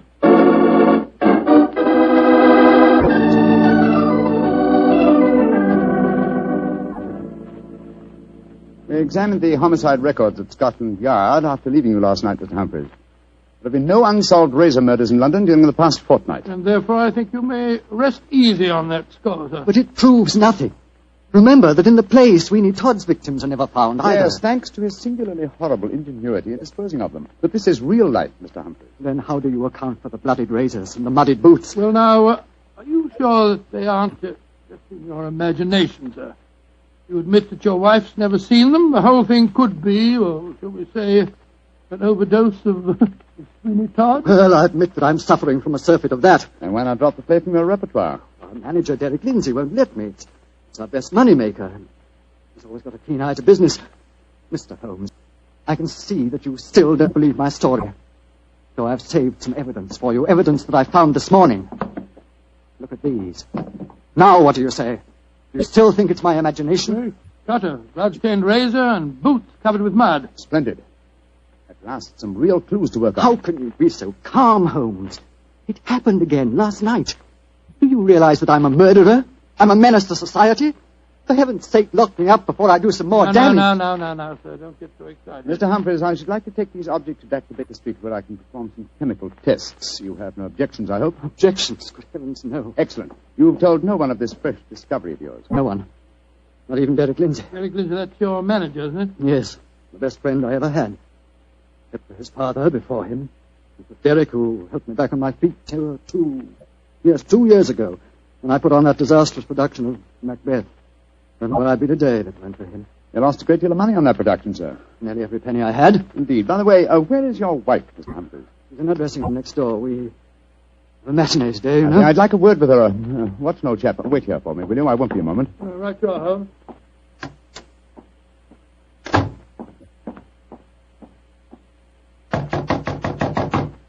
Who is it? Sherlock Holmes. You want to talk to me, Mr. Holmes? For a moment. May I come in, Mrs. Humphreys? Well, couldn't we talk on the stage? It's empty. I should prefer to come into your dressing room, if you don't mind. What I have to say is confidential. Very well, then. Come in. Mr. Holmes, may I introduce Signor Vanelli, our musical director? How do you do, sir? It is a great honor to meet the so great Signor Holmes. I have so admired you. Oh, often I have envied you. Many times I say to myself, Giuseppe... Signor Vanelli, if you don't mind, I wish to speak to Mrs. Humphreys alone. Oh, I quite understand. Excuse me, Signor. Adios, Cara Maria. Mr. Holmes, I'm really awfully glad of this opportunity to talk to you. Tell me truthfully, please, what's your opinion of my husband? I haven't formed a definite opinion yet. Except that it's possible that he's the victim of a fraud. I just wanted to ask you a couple of questions, if you don't mind. Of course not, Mr. Holmes. Has your husband ever shown evidence of being a sleepwalker? A sleepwalker? Oh, no, never. I see. Are you a light sleeper? Yes, I am. Exceptionally so. Why? Oh, just curious. You're being very mysterious, Mr. Holmes. Can't you tell even me what's going on? I promised your husband the answer to that question before tonight's performance. I'm afraid I can't tell you any more until then. Oh. And now may I ask a question? Oh, certainly. No, I won't promise to answer it. You said just now that my husband might be the victim of a fraud. What did you mean? Again, I'm afraid that you must wait for the specific answer to that question. However, there's another fraud being practiced on him that I can speak of now. What fraud? The fraud that you are indulging in, Mrs. Humphreys. What do you mean? Of course, this particular fraud is none of my business, but when I almost force my way into your dressing room and find your musical director, a quantity of rice powder on one shoulder and suggestions of rouge on his cheek, it doesn't take a great deal of intelligence to deduce that your husband is being deceived. Get out of here at once. That's exactly what I propose doing. Good day to you, madam. No doubt I shall see you later on.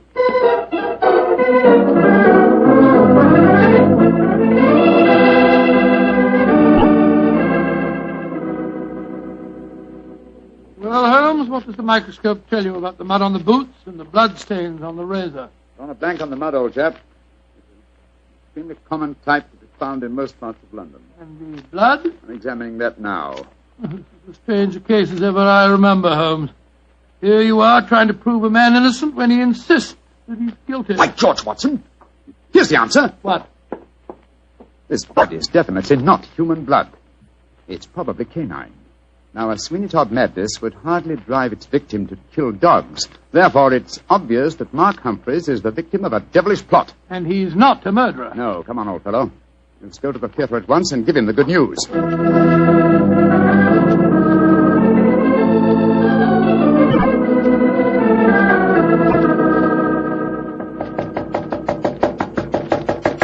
Why doesn't he answer? 3/4 of an hour before the curtain time. Oh, it must be in his dressing room. I'll knock again.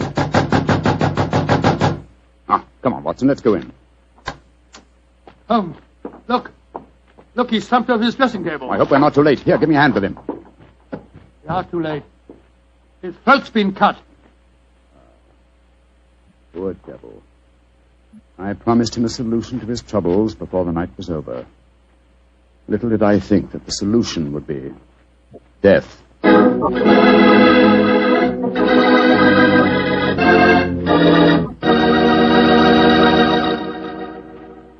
We'll hear the rest of Dr. Watson's story in just a second, so I'm going to ask you if you're one of those people who just eats to live, or whether you really enjoy good food. If you love good eating, you've just got to know about Petri wine. Petri wine makes good food taste wonderful. For instance, if you're having steak or a roast or any meat or meat dish, you'll love it served with Petri California Burgundy. Petri Burgundy is the last word in delicious red wine. Now, with chicken or fish, you can't beat the delicate Petri California Sauterne, a really extraordinary white wine. Just to make sure you don't miss either Petri wine, don't buy one, buy two. Buy both Petri Burgundy and Petri Sauterne. They're both swell because they're both Petri. Well, Dr. Watson, what happened next? Well, I think I'll pick up the story exactly where I left off. Holmes and I were standing in Mark Humphrey's dressing room, looking with horror at the flashed throat of the actor-manager. There was a bitter, self-accusing note in Holmes's voice. I promised him a solution to his troubles before tonight was over. Little did I think that solution would be death. This worry over his supposed madness caused him to commit suicide. Suicide? Rubbish, old fellow. It's murder. Look at the razor clutched in his hand. Undoubtedly placed there by the murderer before rigor mortis had a chance to set in. In any case, scrutinize the wound. Does that look as if it had been done by the hand of a suicide? I don't see why not. Look closer, old chap. The depth of the wound is even, whereas a suicide cut always wavers towards the end. No, this is murder, Watson, and I think I know who did it. But I have little evidence. I must lay a trap. What kind of a trap, Holmes? I haven't time to tell you now, old fellow. Every moment counts. Off with you to Scotland Yard and get Inspector Gregson. Bring him back here as fast as you can. Right you are. And Watson. Yes? Tell absolutely no one except Gregson of Mark Humphrey's death. And say that he's still alive and well and that his problems are solved. It's the performance of the play. Don't you worry about that, old chap. Off with you to Scotland Yard.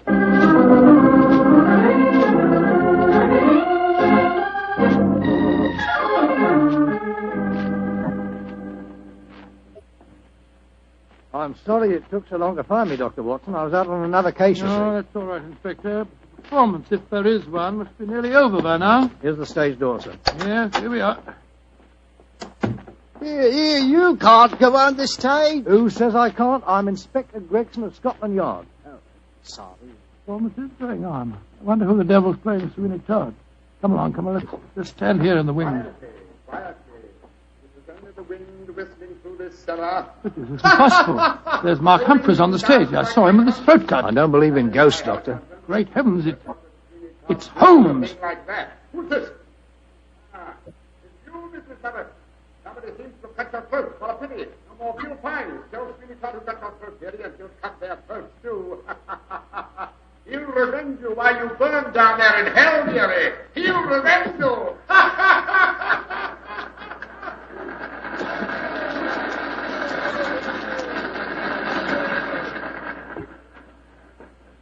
Here he comes now, Gregson. Amazing disguise. I'd never have recognized him.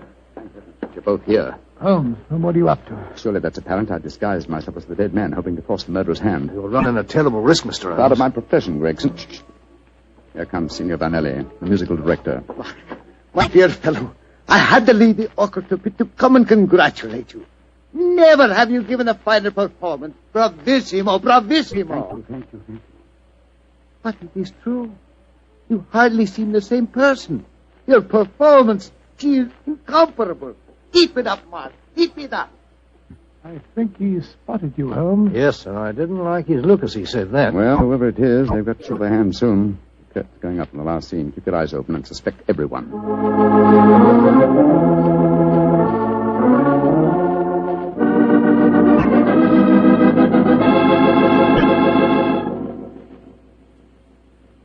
Look, my lord, Judge. He's by your side. Do not disagree. Your ermine robe is stained with blood. Sweeney Todd, what dark deed presses on your conscience? Was a dark, foul deed, but heed not what you hear, Lord Judge, nor what you see. Still the figure sits there. I hear it come to this. It is useless to deny my guilt. The very dead rise from their settlements to prove Sweeney Todd a murderer.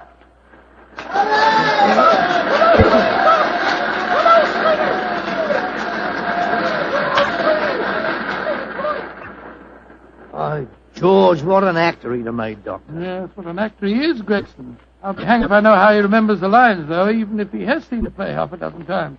Here he comes now. Bravo, Holmes. You did splendidly. But it didn't work, Watson. It didn't work, confound it. Murderer still hasn't dipped his hand. Have I underestimated him? Looks as if you have, sir. And if you don't mind my saying so, I think you'd have been a lot wiser to let me handle the case as soon as you found his body, instead of going in for all this dressing up stuff. Oh, but of course. Now I see it. Only one person could have killed Mark Humphreys. Who, Holmes? Do as I say, and I'll show you. I'm going to Humphreys' dressing room now, alone. Give me a few moments' start, and then follow me. Out of sight, but within earshot. Dr. Watson, why does Mr. Holmes always have to be so blooming mysterious? Why can't he just say who the murderer is and take us to him? Well, I've been with Mr. Holmes on a great many cases, Gregson, and yet I can't answer that question. Come along. You've got a big enough start now. Let's follow him. I'm very fond of Mr. Holmes, you know, Doctor, and yet there are times when I get so angry with him. He shouldn't risk his life like that. You know Mr. Holmes. He will never change. Well, if he don't, one of these days he's going to wake up and find himself dead. Shut the door. Someone inside with him. You devil, Listen. Humphreys! How many times do I have to kill you? Great Scottish, Derek Lindsay, the business manager. Come along, Gregson. No, Lindsay! You succeeded in killing Humphreys, but you won't kill me. Grab his arm. Look out for that razor. Here, you. Let go of me! No, you don't. Very neat, Gregson. Are you all right, Holmes? Perfectly, thanks, old chap, though I'm a little tired. Gregson, my dear fellow, will you take over from here? I think I've had enough melodrama for one day.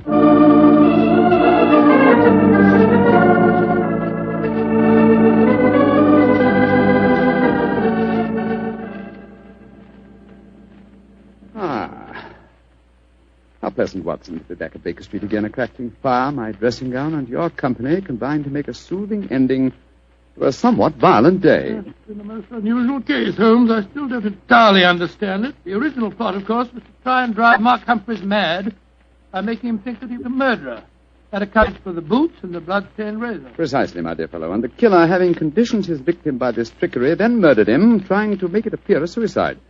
Now, who had a motive? 3 people. Mrs. Humphreys, her lover, Signor Vanelli, and Derek Lindsay. I must say that I suspected the wife. Well, so did I for a while, and yet it was illogical. She knew, and we may therefore presume that her lover knew, that I was suspicious of her. And she must have known that you promised her husband a solution to his troubles before the night was out.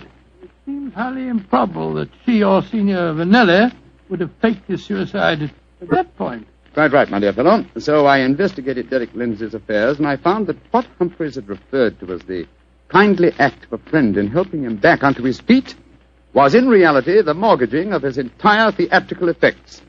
Lindsay stood to inherit the theatre on Humphrey's death. Therefore, I was convinced that he was the killer. And then, after he'd murdered him, he saw what he thought to be Mark Humphreys on the stage.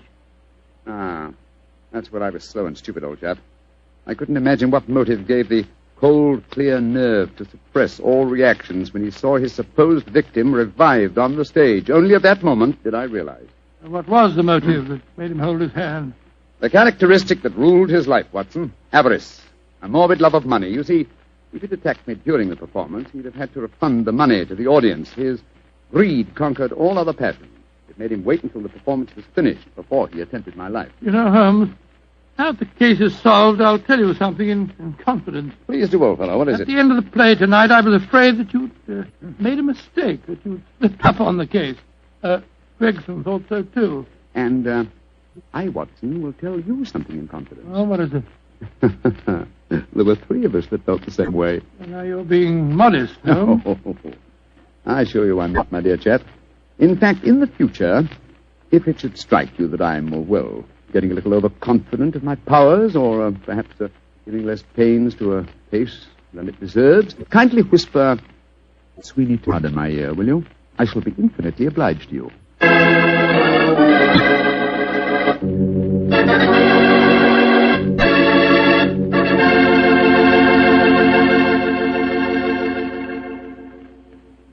Doctor, that was a swell story. And a pretty narrow escape for Holmes. Yeah. He said he almost solved the case too late. Fortunately, it ended well. Mm-hmm. The thing that sticks in my mind is the fact that this was one of the very rare occasions when Holmes almost made a serious mistake. We all make mistakes at times, don't we? Raquel, I said we all make mistakes at times. I suppose so. You mean to stand there and tell me that you never make a mistake? Well, not when it comes to choosing a wine, I don't, because I always choose Petri. Raquel, you trap me again. Could be. But honestly, Doctor, when you choose a Petri wine, you know it's a good wine. Come in. Good evening, Mr. Bartow. Good evening, Doctor. Well, the puppies seem very happy tonight. Yeah, tonight, yes, but you should have seen them this afternoon. I doubt if there were 2 more frightened little dogs in the whole of California. Come on, Winnie, now you control yourself. What happened, Doctor? Well, I took them for a walk on the beach. As we were scrambling round a rocky point, a seal popped his head up in the water quite close to us. What'd the puppies do? Oh, both of them barked at it furiously. And the seal? Blew a few bubbles and then barked right back. I don't know what the world's speed record is for short-legged dogs. I'm sure they broke it. You know, Doctor, I'll have to join you on one of those afternoon strolls of yours. You always seem to be having such exciting adventures. Oh, and talking of that, how's about tonight's new Sherlock Holmes adventure? Well, I'm all ready for you, my boy. In fact, I was looking over my notes on the case just before you arrived. This is another story in which Sherlock Holmes' elder brother, Mycroft, played an important part. Mycroft Holmes was 7 years older than Sherlock, and some said it is superior in powers of observation and deduction. That sounds like heresy, Doctor. No, young fellow, my lad. Holmes himself was the first to admit it. In fact, if it hadn't been for his incurable laziness, Mycroft could have been a formidable rival to his younger brother. However, Mycroft did hold a position of considerable importance at the Foreign Office, and it was there that tonight's story begins. It was in the winter of 1899, and Mycroft Holmes, after a gourmet's lunch, was reclining full length on a leather settee. His eyes were closed, his hands were folded across his stomach, and his breath came rhythmically. A cynic would have declared that Mycroft Holmes was taking an after-luncheon snooze. But Mr. Holmes' secretary, a gentleman by the name of Gardner, was a realist. He tapped on the door discreetly. Then he rapped on it. And still there was no response, so he opened the door and entered. After a moment, he gave what he thought was a discreet comment. Mycroft Holmes opened his eyes and folded his hands and said, "Found it, Gardner. Must you come in here and bark at me so soon after lunch?" I'm sorry, Mr. Holmes, but I thought that... You thought that as I was lying down with my eyes closed that I must be bored, and so you came galloping in. Oh. Well, what do you want? There's an old lady outside, sir. She insists on seeing you personally. I've tried to get rid of her, but... What's her name? Mrs. Hudson, sir. Mrs. Hudson? Huh. Show her in, Gardner. Show her in. Very good, sir. Undoubtedly a message from young Sherlock. How are you, Mrs. Hudson? Oh, good day, Mr. Holmes. I'm sorry to interrupt you, but I won't take up much of your time. Sit down, won't you? Don't leave us, Gardner. I may need you in a few minutes. Very good, sir. Now, Mrs. Hudson, what's the message? Message, sir? Didn't my brother send you with some message that he was afraid to entrust to the ordinary channels? He's always so confounded and dramatic.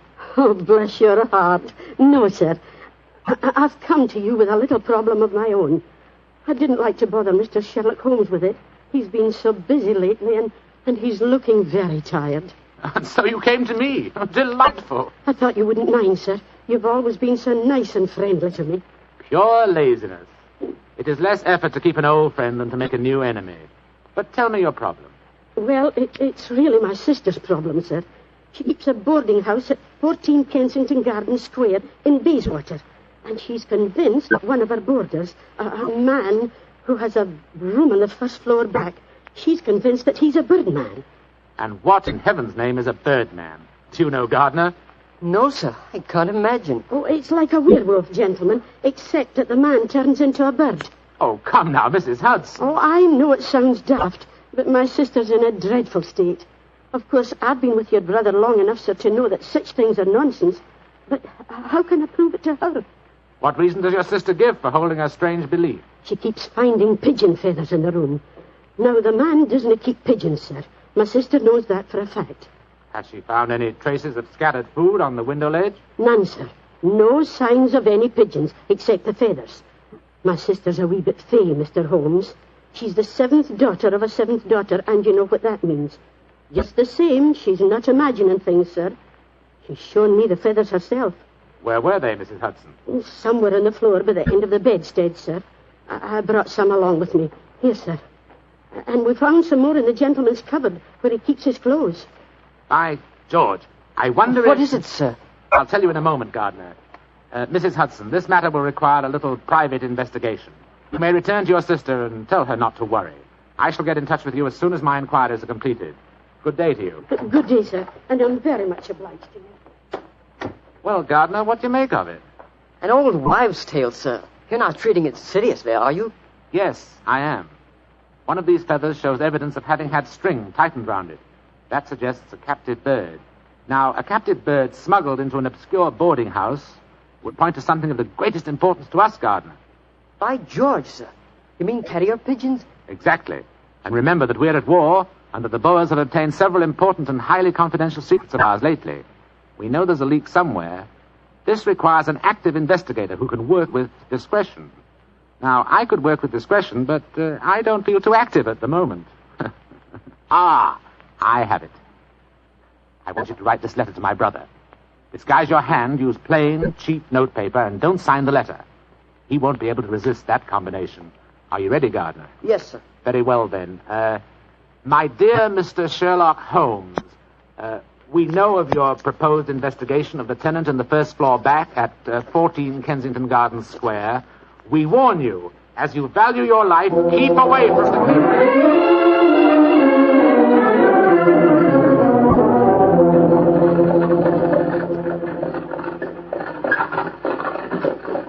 We warn you, as you value your life, to keep away from the case. And that, my dear Watson, is why we are driving towards 14 Kensington Gardens Square, disguised as building inspectors of the London County Council. Well, I must say it's a very challenging letter, Holmes. Unsigned, Yes. I notice. Written on cheap notepaper and in a disguised hand. No clue there, I'm afraid. Well, we're entering the square, Holmes. Let's stop the cab here. You can drop us here, cabby. Right you are, Governor. It would seem a little incongruous in these costumes for us to arrive in a cab. Yes, I suppose Here you are, cabby. Oh, thank you, Governor. Supposing this mysterious tenant of the first floor back should be in his room when we get there. We must hope that our disguises are convincing and keep our wits about us. This may be a trap. Yes, just what I was going to say. After all, you've never heard of 14 Kensington Gardens Square until you received an unsigned letter 2 hours ago warning you to keep away from it. I don't like the look of it. There we are, number 14.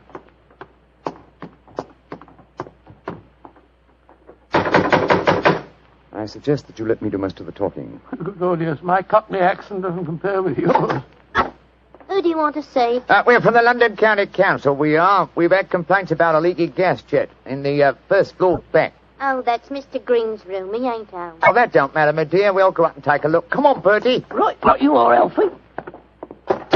Want me to show you the way? The missus is out shopping. No, thanks, dearie. Me and Bertie can't get lost, can we, Bertie? No, of course we can't. Of course we can't. Oh, look at him laughing. Come on, Bertie. Oh, I do like to be beside the seaside. Oh, I do like to be beside the sea.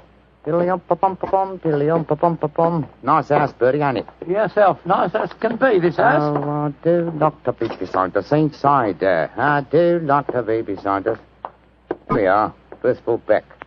Better make sure the bloke ain't home. Oh,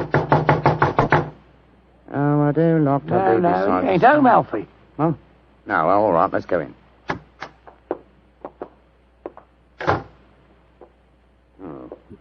So this is the mysterious room, eh? Well, it looks perfectly ordinary, doesn't it? Yes, a depressing example of the squalor of boarding house life. Hello. What's this on the bedspread? Feathers. Must have come out of the pillow. No. These are pigeons' feathers, old chap. And look here, Watson. Attached to the bed rail. No, it's only a piece of string. String, yes, but with a small metal ring on the end.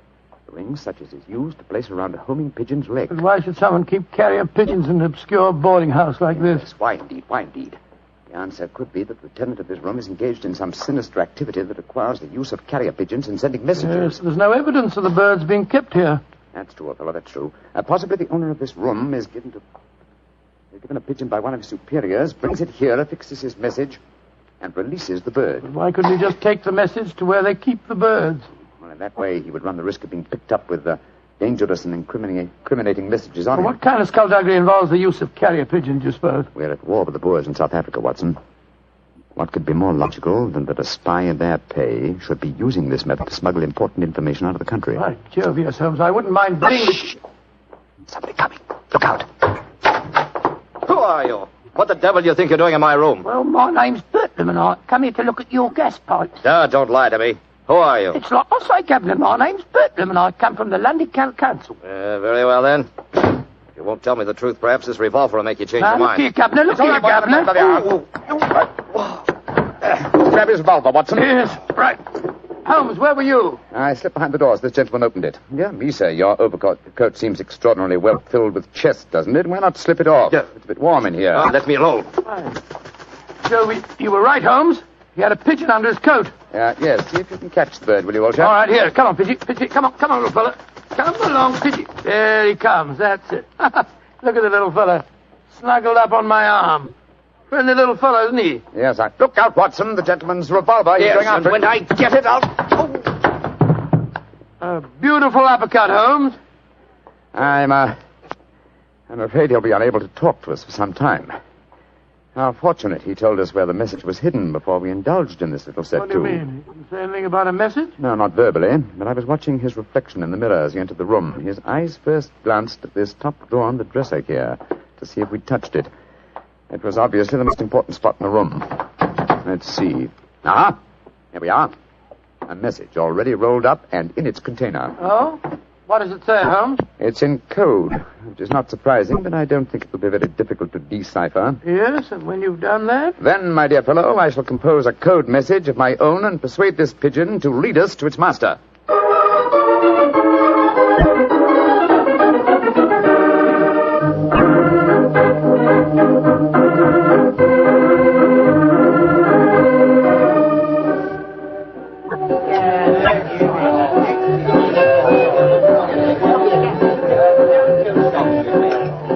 I can see from your puzzled expression, Watson, that you're wondering why I brought you to Dexter's Music Hall in the Edgware Road. Well, I must confess I'm a little confused, Holmes. First of all, we go to Baker Street and you spend hours poring over some obscure book. Then you write out a message, attach it to a pigeon, and let it loose. Now you bring me here. I hate to question you when you're working, but I should be glad if you'd give me some idea of what's going on. Of course, old chap. At times I must seem confoundedly mysterious, I'm sure. Here's the situation. The obscure book I was studying was the table of ciphers. I was trying to decode the message we found in the room on the first floor Well, back. obviously you succeeded, or we wouldn't be here. Yes, the key word was Louis Botha, the name of the Boer leader. The message was a report on the number of troops now in training at Aldershot. Then you were right. We're mixed up with a ring of enemy agents. Obviously, old chap. So I kept the original message and composed another using the same code and dispatched it by carrier pigeon. Well, what did you say in your message? Meet me tonight, 8 o'clock, table number 3 at Dexter's Music Hall. What made you choose this place as a rendezvous? Well, I happen to know that it's a common meeting place for underworld characters.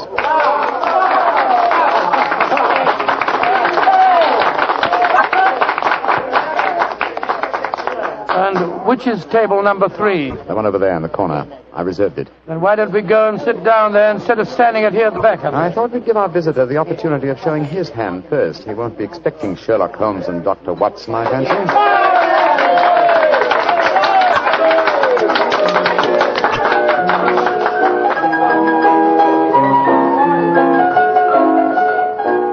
Good Lord, look at this woman coming on to sing. You ever see so many feathers? I'm not allowed to have a bow except upon the sly.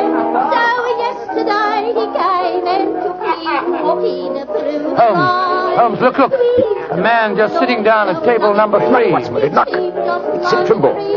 Sid Trimble, who's he? A dangerous criminal who once worked for the Moriarty gang. We've caught a prize pigeon, Watson. Better have your revolver handy, old chap. Undoubtedly he'll recognize it. Right you are, Holmes. Come on, then. Out in the clover, they tremble since morn.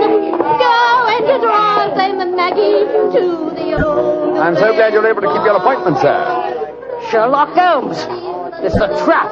Don't try any tricks. I've got a revolver here, Sid. How'd you like this table in your face? Watson, you didn't shoot him, did you? No, he knocked my hand. The revolver went off. The shot went wild. I swear it did. Yes, of course. Look at the wound. There are no powder burns. The shot was fired from some distance. Holmes, he's dead. Out of the way! Out of the way, please. Now then, what's going on here? Constable, this man has been killed. Yes, and it's easy to see who did it. Well, I didn't do it, Constable, if that's what you're thinking. No? Then why are you standing here with a smoking revolver in your hand? Come on, you're under arrest. But you can't arrest me. I'm Dr. Watson, and this is Mr. Sherlock Holmes. I don't care if you're the King of Siam and the Bishop of London himself. You're under arrest, and I'm taking you both to Scotland Yard.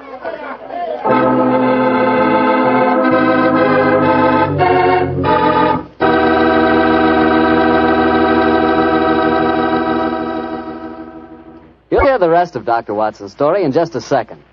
And if you don't mind, I'll take that second to say just one word to the ladies. And that word is muscatel. Petri California Muscatel. I want you women to know about it because Petri Muscatel is one wine that practically every woman likes. Maybe because it's such a beautiful color, like pale gold. But I guess really because Petri Muscatel brings you the wonderful flavor of luscious, sun-ripened Muscat grapes. And that's a flavor. Try Petri Muscatel after dinner or any time as a change from Petri port. Have a bottle of each on hand. When you buy Petri wine, don't buy one, buy two. Remember, if it's a Petri wine, you know it's a good wine. Dr. Watson, that was really one for the books. So you got yourself arrested on a murder charge. Yes, Mr. Bartell. It's a very humiliating experience. I was taken off to Scotland Yard in the Black Marat. Just like any common criminal. The wretched constable wouldn't listen to a word that I'd got to say. Well, Sherlock Holmes went with you, of course. Naturally, but when we arrived at Scotland Yard, my mortification was complete, and I found that I was led into the presence of our old friend, Inspector Lestrade. Holmes spoke to him at some length, but I could see from Lestrade's expression that my position was very serious. Now I can see what it is, Mr. Holmes. You see, I know you both. But I must say there are lots of them here at the Yard as don't like what they call your high-handed method. But, Lestrade, personal likes or dislikes have nothing to do with this. No, of course they haven't. It's purely a matter of evidence. Well, I know that, Dr. Watson. And the constable's evidence was as clear as the nose on your face. The dead man was shot through the head, and you were standing in front of the body with a drawn revolver But my in your dear hand. Lestrade, there were no powder burns on the wound. Yeah, that's what you tells me, Mr. Holmes. But I'll have to wait for the official report on that. The police surgeon's examining the body now. You understand, gentlemen, I'm not saying I'm sorry that Sid Trimble's dead. He's been a thorn in our side for a good many years. In fact, here's the police surgeon now. Dr. Hendricks, this is Mr. Sherlock Holmes and Dr. Watson. How do you do? How do you do, gentlemen?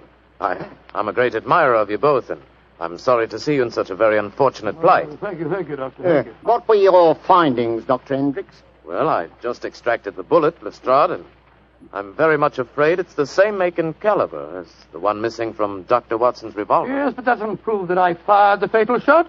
A .45 Colt's a very common weapon, Doctor. It proves nothing. Dr. Hendricks, as I was just saying to Inspector Lestrade before you came in, the only fact that would show my friend guilty would be powder burns on the wound, thereby proving that the bullet had been fired from close range. I entirely agree with you, Mr. Holmes. Then, as there were no powder burns on the... But there are powder burns, Mr. Holmes. What? Very distinct ones, too. Lord, I don't understand, Holmes. I'm sorry, gentlemen, to be the bearer of bad tidings, but I have my duties to perform. Yes, and I'm sorry, too, Dr. Watson. Huh? I'm afraid I'm not going to be able to let you leave here. You must consider yourself under arrest.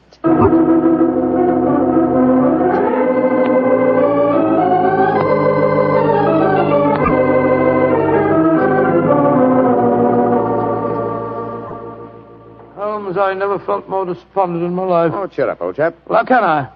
Locked up in a prisoner's cell. Looks as if I might end up at the gallows. Don't worry, Watson. You'll be out of here before the night is over, I promise you that. I wish I felt as confident as you do. How do you propose to do it? Oh, with the aid of a little hard thinking. Thinking? That won't unlock any cell doors, thinking. But it will, old fellow. It's obvious someone's deliberately trying to incriminate us. Let's try and reconstruct killing logically. Sid Trimble was a member of an espionage ring. I sent him a false message. After he'd left to keep the appointment, one of his colleagues trailed him to the music hall and killed him before he could betray anything to us. Yes, that's undoubtedly the way it happened. The powder burns, Holmes. How do you account for them?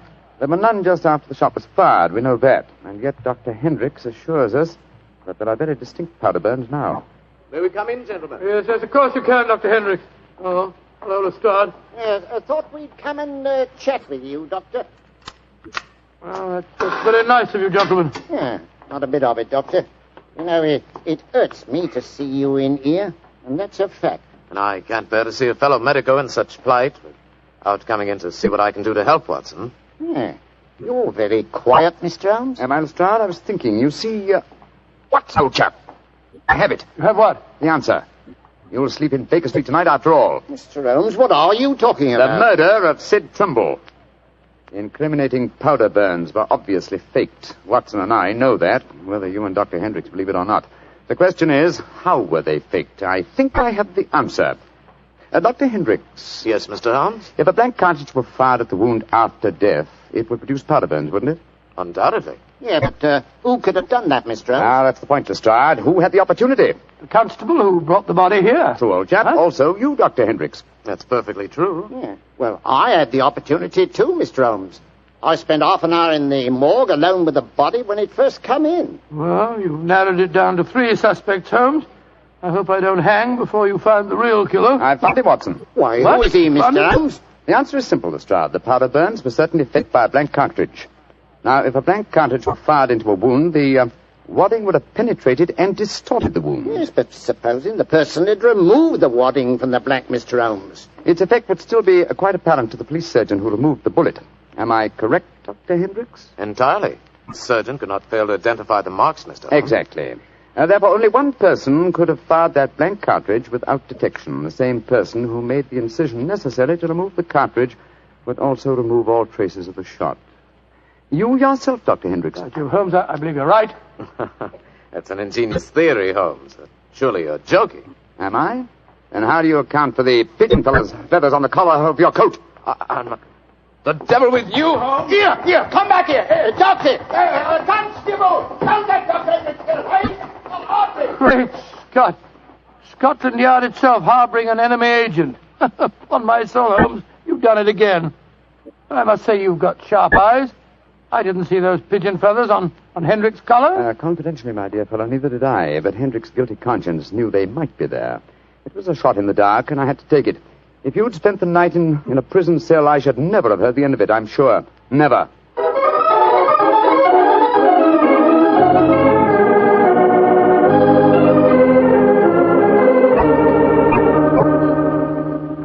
I want to see Mr. Mycroft Holmes, please.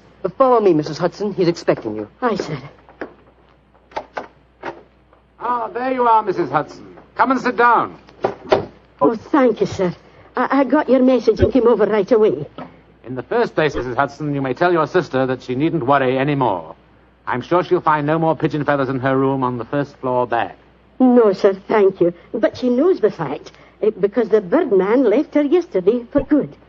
Some strange men came and took him away, and today she's let the room to a nice young commercial traveller.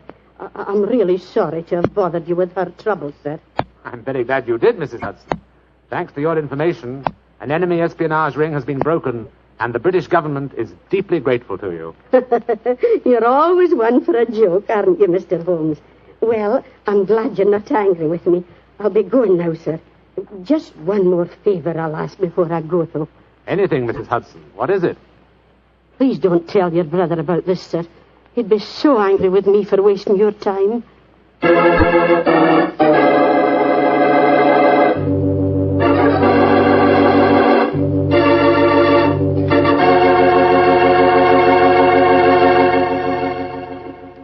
Well, Doctor, that was really a swell story tonight.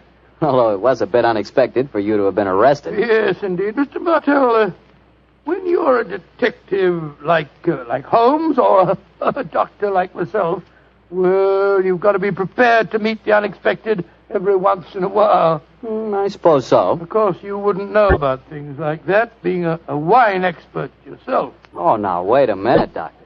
From the way you talk, you'd think I spent every waking moment in a nice, cool wine cellar, tasting wine from morning till night. Well, don't you? Oh, now, Doctor, I'm no more a wine expert than you are. All I know about wine is that it either tastes good or it doesn't. And I know that Petri wine does taste good.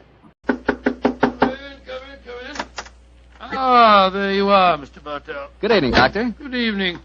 Draw up your chair by the fire. That's it. The tobacco's in the jar beside you over there. Thanks. Well, Doctor, all ready for tonight's new Sherlock Holmes adventure? Yes, Mr. Bartell. Though on this occasion I'm going to tell the story a little differently. You see, I didn't take part in it myself, so I shall act as a narrator and recount the adventure as it was told me some years after it actually took place. Told you by Sherlock Holmes, I suppose. Yes. At the time the story happened, the whole world, including myself, believed that my old friend had been dead for 3 years. What did he do with himself during those 3 years, Doctor? Wandered about the world, Persia, Egypt, the south of France, and 2 years of his time was spent in Tibet, where he disguised himself as a Norwegian explorer by the name of Sergerson, his object being to visit the forbidden city of Lhasa. The story began as Holmes stood on the outskirts of a tiny encampment, high in the Tibetan snows, disguised as a Norwegian Sergerson. Surrounding him was an excited group of native guides, their fur-capped faces and shaggy sheepskin coats making them appear like strange, wild animals as they stood there gesticulating wildly. The freezing wind whirled great clouds of snow away from the mountaintop that loomed above them. And Holmes told me that he felt a premonition of impending disaster.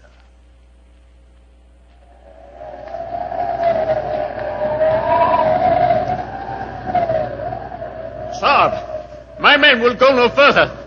They say the goddess of the mountain is angry. If we climb further, she will swallow us up. She will bury us. But we cannot go back now. We have come so far, 1,000 feet, 800 feet higher. We shall reach the pass. We shall be safe. I will not go.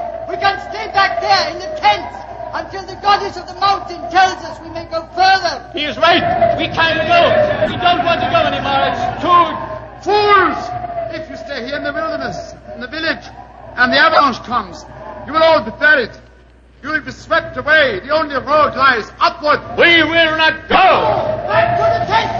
The wind is rising! Then I shall go on alone.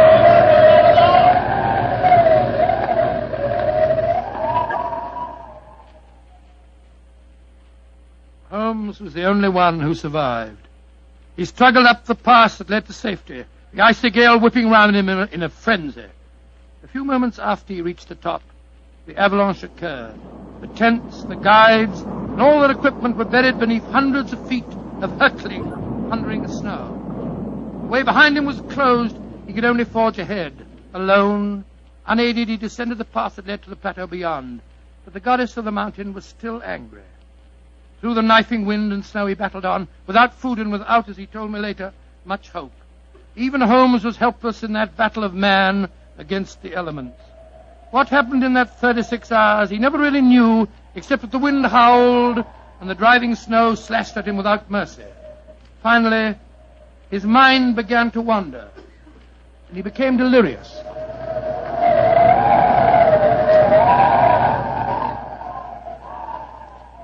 Watson, dear boy, hand me my violin, will you?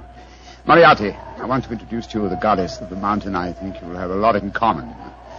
221B Baker Street, cabby. For heaven's sake, get me as fast as you can. I think I've caught a chill.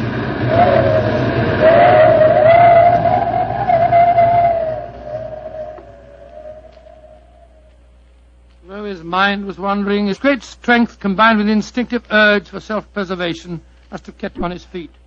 But finally he returned to normal consciousness to find himself jogging along a rough road in a primitive cart drawn by 2 oxen. The sun shining on him, and a white girl feeding him warm broth from a cup. For a moment the girl looked at him with a comforting smile, and then she spoke. No wonder you look puzzled, poor man. You can't make up your mind whether you're in this world or the next. Who are you? And how did I get here, please? My name is Eileen Farley. I'm a medical missionary. I found you wandering out of your mind 2 days ago, and I've taken you under my wing. We're going to the monastery of Panchapushpa. I'm most grateful to you, Miss Farley. You have saved my life. Permit me to introduce myself. My name is Sigerson, Olaf Sigerson. I'm a Norwegian explorer. Oh, no.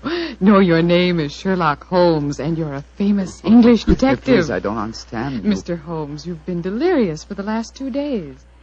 In your ravings, I was delighted to learn that the great Sherlock Holmes did not die 2 years ago at the Reichenbach Falls. I can see that further simulation is useless, my dear young lady. However, I must implore you to keep my secret. It's essential that for a while longer the world continues to think me dead. You don't need to worry, Mr. Holmes.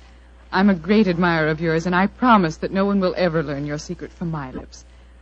Try drinking a little more broth. You're dreadfully weak. Thank you, sir. Help me, please! Please, to give me help! Another white man travels the road to Panchapushpa. Stop the cart! You need help? Stop! My own cart has broken the wheel.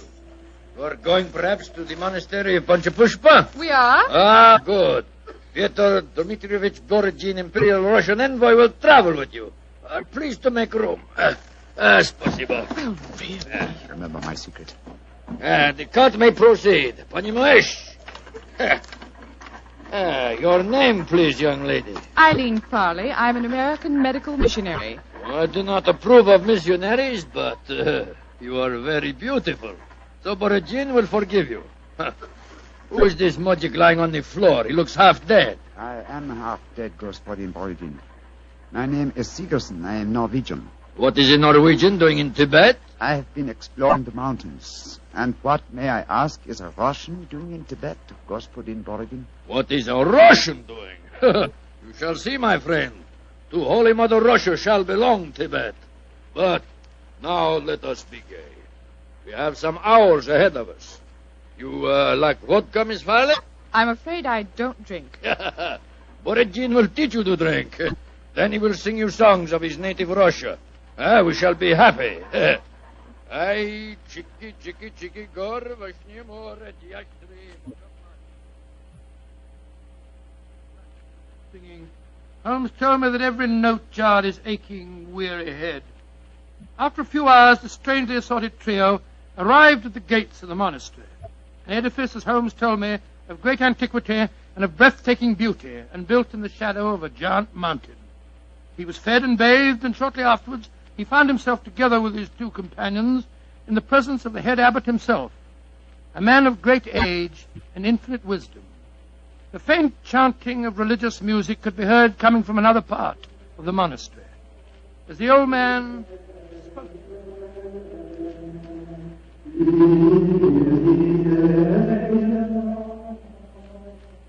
My dear Miss Farley, my dear gentlemen, I have welcomed you to the monastery, and yet each one of you has come to me separately and asked that he be given permission to go to the sacred city of Lhasa. I cannot give that permission, my children. Borodin has traveled a long way. Russia will be most unhappy if he does not get the permission. I am an explorer, Reverend Sir. Will not that fact entitle me to some consideration? I, too, have traveled a great way, sir. My children, I realize your claims, but the permission is not in my power to grant. Tibet is ruled by our Chinese overlords. In any case, I will ask you to turn your heads. The gentleman approaching us has preceded you in residence here. He also wishes to tread the road to Lhasa. You have new visitors, I see. Yes, my son. Permit me to introduce you. Sir Harvey Forrester, and this is Miss Eileen Farley. How do you do? How do you do, Sir Harvey? Gospodin Borodin from Russia. How do you do? One cannot travel the world without meeting an Englishman. God we push it, Watsi. And Mr. Olaf Sigerson from Norway. God dag, Sir Harvey. How do you do? Please be seated. My children, the Chinese ruler in this province has heard of your presence here. He has announced his intention of visiting you. Before he arrives, I should like to ask you each a question. 4 of you, all from different countries, have traveled here to the mountains of Tibet. At this monastery, I can offer you refreshment, the opportunity of acquiring wisdom and peace. What more do you seek in Lhasa? I shall ask you each that question in turn. You, Miss Farley, what do you seek? I seek the opportunity to bring both God and health to your Tibetan people. And you, Mr. Sigerson? I seek to chart the true course of your mountains, and so to bring knowledge to the world. And you, Gospodin Borodin? I seek to bring about complete understanding between the great peoples of Tibet and Russia. If I succeed, the Tsar and his family may consider turning to Buddhism. Indeed. And you, Sir Harvey, as representative of the British government, what do you seek? I shall not join in this contest of wishful thinking. I merely remind you, sir, that your government has signed a treaty with mine. And was not that treaty forced upon us by our Chinese overlords? No, my children. You have advanced brave reasons, but I cannot help remembering that the streams of Tibet bear gold nuggets the size of hazelnuts. You foreigners, in your pitiful ignorance, esteem gold. That signals the arrival of Watson, the Chinese emissary. Your problems will soon be settled, my children. I will acquaint him with your request. Why are you smiling, Mr. Holmes? At the name of the Chinese overlord, Watson. Must avoid falling into old habits and saying, elementary, my dear Watson. Shh. He's going to speak. Silence! Silence! The abbot has told me your wishes. I will hold conference. American lady and Norwegian will not be allowed. Only Great Britain and Russia have treaties with my country. I insist that I have prior right over the Russian representative. Short was me. I represent the Tsar, and Russia is your neighbor. I demand my diplomatic privilege. Follow me. I will decide these things, not you. I shall inform the British consul in Peking if proceedings... This is an insult to the Tsar. Holy Mother Russia will never... Well, Mr. Holmes, it looks as if you and I, at any rate, don't get to Lhasa. No. You look worried.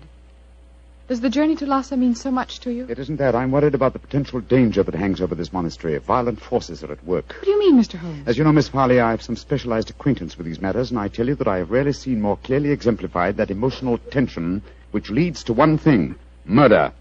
That is what I'm afraid of, young lady. Murder. That was what Holmes was afraid of. Later that day, as the sun was setting over the mountaintop, the old abbot walked slowly in the monastery gardens as he talked to the man who he thought to be Sigerson. Mr. Segerson, what can I do to help you? Our conversation has pleased me. You are a man of rare perception and knowledge. I grant you one worthy to enter Lhasa, but I can offer no hope. Mr. Wa has already rejected the applications of both the Englishman and the Russian. He did that? He did, my son. He told me they were both very angry and threatened him. If anything were to happen to the Chinese emissary, would you have the right to grant permission for a journey to Lhasa? Yes, until the new envoy arrived from Peking. But what are you suggesting, my son? This monastery is a haven of peace, a backwater far from the troubled stream of life. No violence has ever occurred here. I hope it never will, and yet the Chinese envoy was threatened, you say, Reverend Sir? Yes, my son. He has left the monastery, of course. No, those who come here, even for a short visit, must break bread with us and sleep at least one night. Mr. Wa is quartered in the cell you see before us. Then do you mind if we call on him, Reverend Sir? Of course not, my son, though you will but waste your breath in talking to him. He will not give you permission to take the road to Lhasa. He sleeps, my son. Let us not disturb him. If you don't mind, Reverend Sir, I must waken him, if he can be wakened. What can be wrong? I think I know. I'm going in.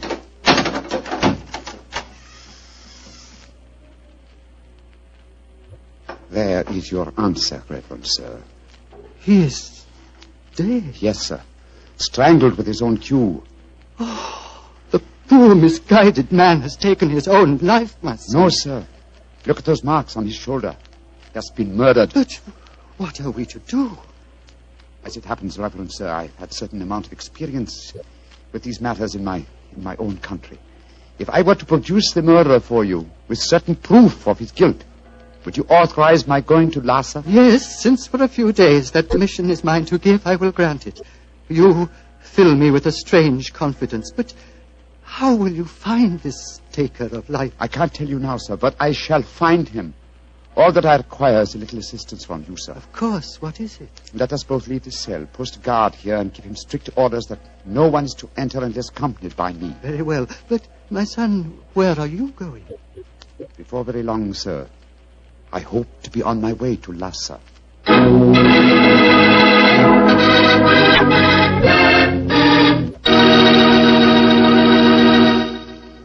Dr. Watson will tell us the rest of his story immediately, so I'll just take a second to remind you that hamburgers, hamburgers, are practically an all-American food. We all love a good hamburger, but wait till you taste a juicy hamburger together with a glass of Petri California Burgundy. Boy, that Petri Burgundy is a hearty red wine that's just the best friend a hamburger or steak or any kind of meat dish ever had. So remember, if you want a red wine for dinner, you want Petri Burgundy. If you prefer a white wine, you want Petri Sauterne. And if you can't make up your mind which you want, it's simple. Don't buy one, buy two. But always buy Petri. Petri, Petri. Well, Dr. Watson, it seems to me that Sherlock Holmes was in a tough spot. There he was, thousands of miles from England. A murderer was running loose. Holmes was in disguise. And he hadn't got you to help him on the case. Oh, thank you, Mr. Bartell. I must say I think that I always was useful to my old friend. But I wasn't there. So this time he enlisted the services of Eileen Farley, the American girl. Immediately after he'd left the cell of the murdered man, he'd gone to Miss Farley and told her of the tragedy. As they returned to the scene of the crime, he found that his instructions had been carried out and that a guard was barring the entrance to the dead man's cell. There's a guard in front of the cell. My instructions. The abbot gave you your orders. Yes, you may go in. Please close the door behind us. I'm sure your nerves are up to this, Miss Farley. It's not a pretty sight. I've seen sudden death before, Mr. Holmes. In any case, I wouldn't dare appear frightened. I'm so flattered that you asked me to help you. You were the only one who knew my true identity. That's why I suggested you take my old friend's place. I needed, what shall I say? I needed a sounding board for my deductions. Wait a minute, here. I'll light a match. There we are. Now, here's a candle. Oh! I warned you it wasn't a pretty sight. Hold the candle, will you please, Miss Farley? Thank you. This isn't hard to reconstruct. Killer stood behind his victim, held him by the left shoulder. So, wound his cue around his neck and pulled back. Yes, yes. The marks are self-evident. Hello. What's this on the floor at his feet? A cigarette. Dropped as it was burning, I should think. And now it's nothing but ash. Exactly, ash. Now, which of the visitors at the monastery smoke cigarettes? Yourself, the Russian, and Sir Harvey, the Englishman. I think we may justifiably omit myself from the list of suspects, so that narrows us down to 2. Look, Miss Farley. What is it? There are clear traces here to the naked eye, not only of tobacco ash and paper, but of cardboard. But what does that signify, Mr. Holmes? The case is nearly solved. Come on, young lady. We must pay a visit to Borodin's cell at once.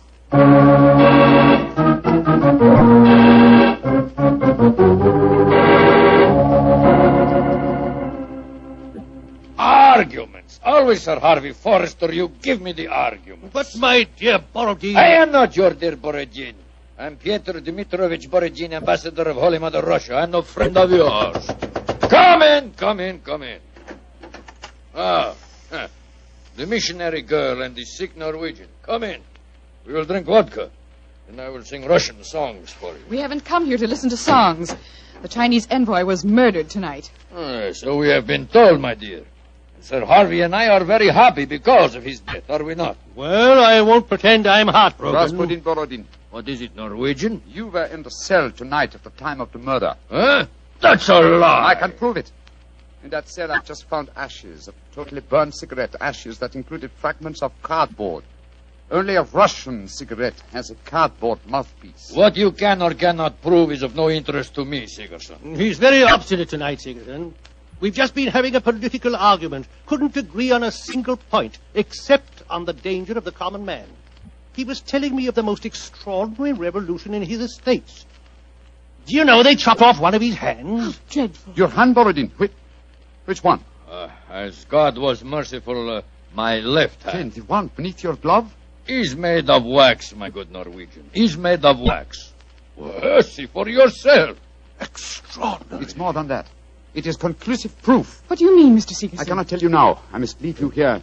Let me warn you, the 3 of you will be well advised to keep an eye on each other. Meanwhile, I must see the abbot. Why, Mr. Sigerson? Because now I know who murdered Watson.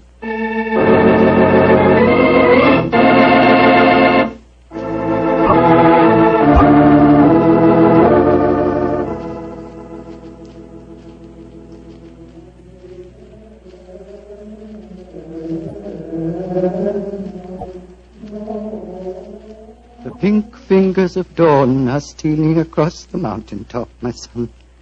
Soon you will be on your way to Lhasa. Yes, Reverend Sir. You have kept your promise. You kept yours, Mr. Sigerson. The Chinese soldiers have arrived, and the taker of life has been given into their custody.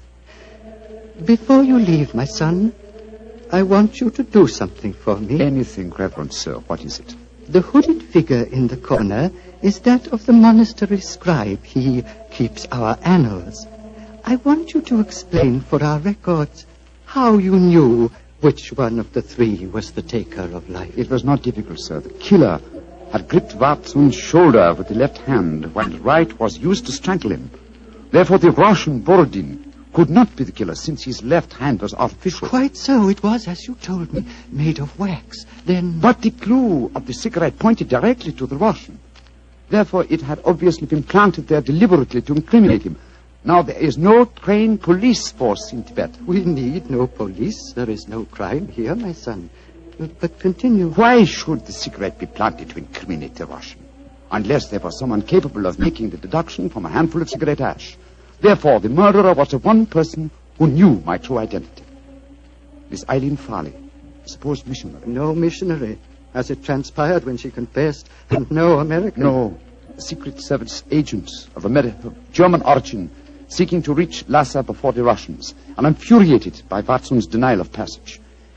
Any Secret Service is better off without such employee. She will pay for her mortal sins. May she redeem herself in her next place on the wheel. My son. Yes, Reverend Sir. You are about to leave me, and I shall never see you again. Though evil and death came to Panchapushpa and to my monastery in the caravan that brought you here, I shall miss you, my son. I shall miss you greatly. And I you, Reverend Sir. Would you consider staying here I can only offer you peace, a shelter from the outside world, and quiet companionship. 3 great gifts, sir.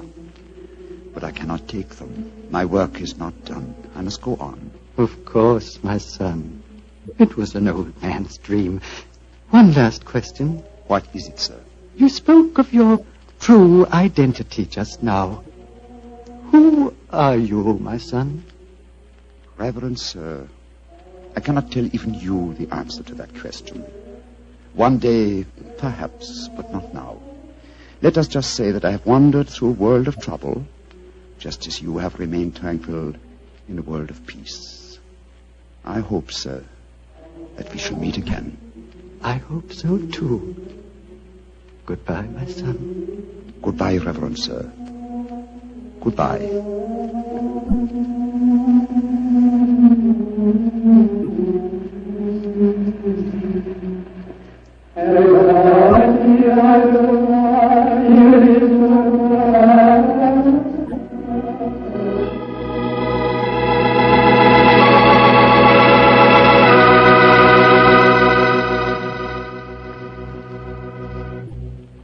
Doctor, that was really an unusual story. You told it so well, I felt you were actually a part of it. No, my boy, as I said, the story was told me by Holmes. I've never been to Tibet. Been to India, of course. I never really wanted to go to Tibet. Horrible mountains, terrible weather, lots of bandits on the roads. So dangerous place. Doctor, you're not afraid of danger, are you? 10 years ago, Mr. Bartell, a question like that would be an insult. Today I realize that all of us, unless we're stupid, have some fear of danger. I would say that I'm definitely not a coward, nor am I a thrill seeker, but I've done with searching for something new. Me too, Doctor. I'm through searching for something new also. Now that I've found Petri wine, I'm going to stick to it. Mr. Bartell, no matter what we talk about, when you say it, it always sounds like Petri wine. Well, why not? I can't think of a more delicious wine. Good evening, Doctor. Good evening, Mr. Bartell. Draw up your usual chair. Thank you. That's it. Well, did you enjoy the Christmas holidays? Well, I've had a whale of a time, thank you, but I don't think I can face a turkey or a mince pie for at least another year. How about you, Doctor? Oh, I had a very pleasant week, too, my boy. Parties, visitors, and a flattering number of Christmas messages to be answered. Oh, say, you got a new pipe.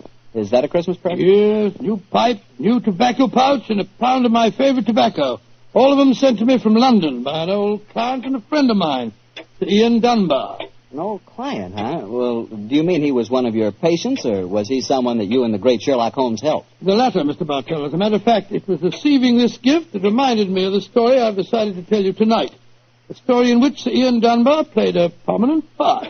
And how did it begin? The day before New Year's Eve in 1899.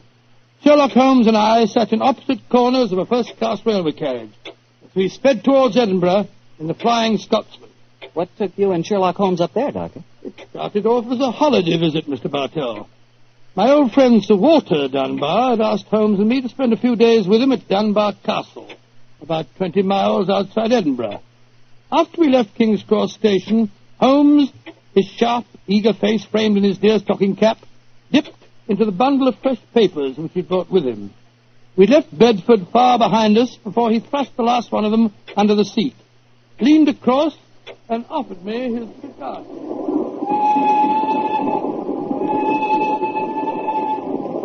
Care for a cigar, Watson? No, thanks, awful. I'll stick to the pipe. Flying Scotsman's living up to its name. We're going splendidly. Our present rate is 53.5 miles an hour. Oh, I haven't noticed the quarter-mile post. Nor have I, but the telegraph posts on this line are 60 yards apart. With the aid of a watch, the calculation is a simple one. Watson, my dear fellow, we have several hours ahead of us. Tell me more about Sir Walter Dunbar. I have a feeling that he is in some kind of trouble, but you haven't wanted to talk about it. Well, it's not exactly trouble, Holmes, but there's a strange problem that confronts the Dunbars. A problem that'll be settled at midnight tomorrow. Oh, indeed. Night of New Year's Eve, eh? Yes, exactly, but to really appreciate the story, I have to begin by telling you of the death of old Sir Thomas Dunbar. The father of the present baronet, I suppose. Yes, he was severely wounded at Waterloo, though he managed to last out long enough to get back to Dunbar Castle. The story goes that as he lay there on his deathbed, he told his wife of his plans for their unborn Dinna grieve, lass. I'll fetch the baronets here home from Waterloo. What if I fetch the mortal wound as well? Oh, hush, lass. I'm not afraid to die. All that niggles me is that I shall never see the child you bear. The Sir Wattle Scott no coming yet. Jenny, he visit the deathbed of his old friend. Oh, who's there? Is that you, Sandy Murdoch? Aye, Thomas. It's me. I'm leaving an unborn son behind me when I die. Now, I don't trust women or children or banks for that matter. Put the best part of my wealth and gold in the big iron box you'll find under the bed. The money's there. And something else for a rainy day. You have to keep that box in trust for me, Sandy. You can turn it over to my boy on the New Year's Eve before his 21st birthday. And he'll be a man and wise enough to know how to use it. You understand, Sandy? Aye, Thomas. But supposing your bairn's a girl. A girl? I tell you, it'll be a boy. And we'll name him Walter after my good friend, Sir Walter Scott.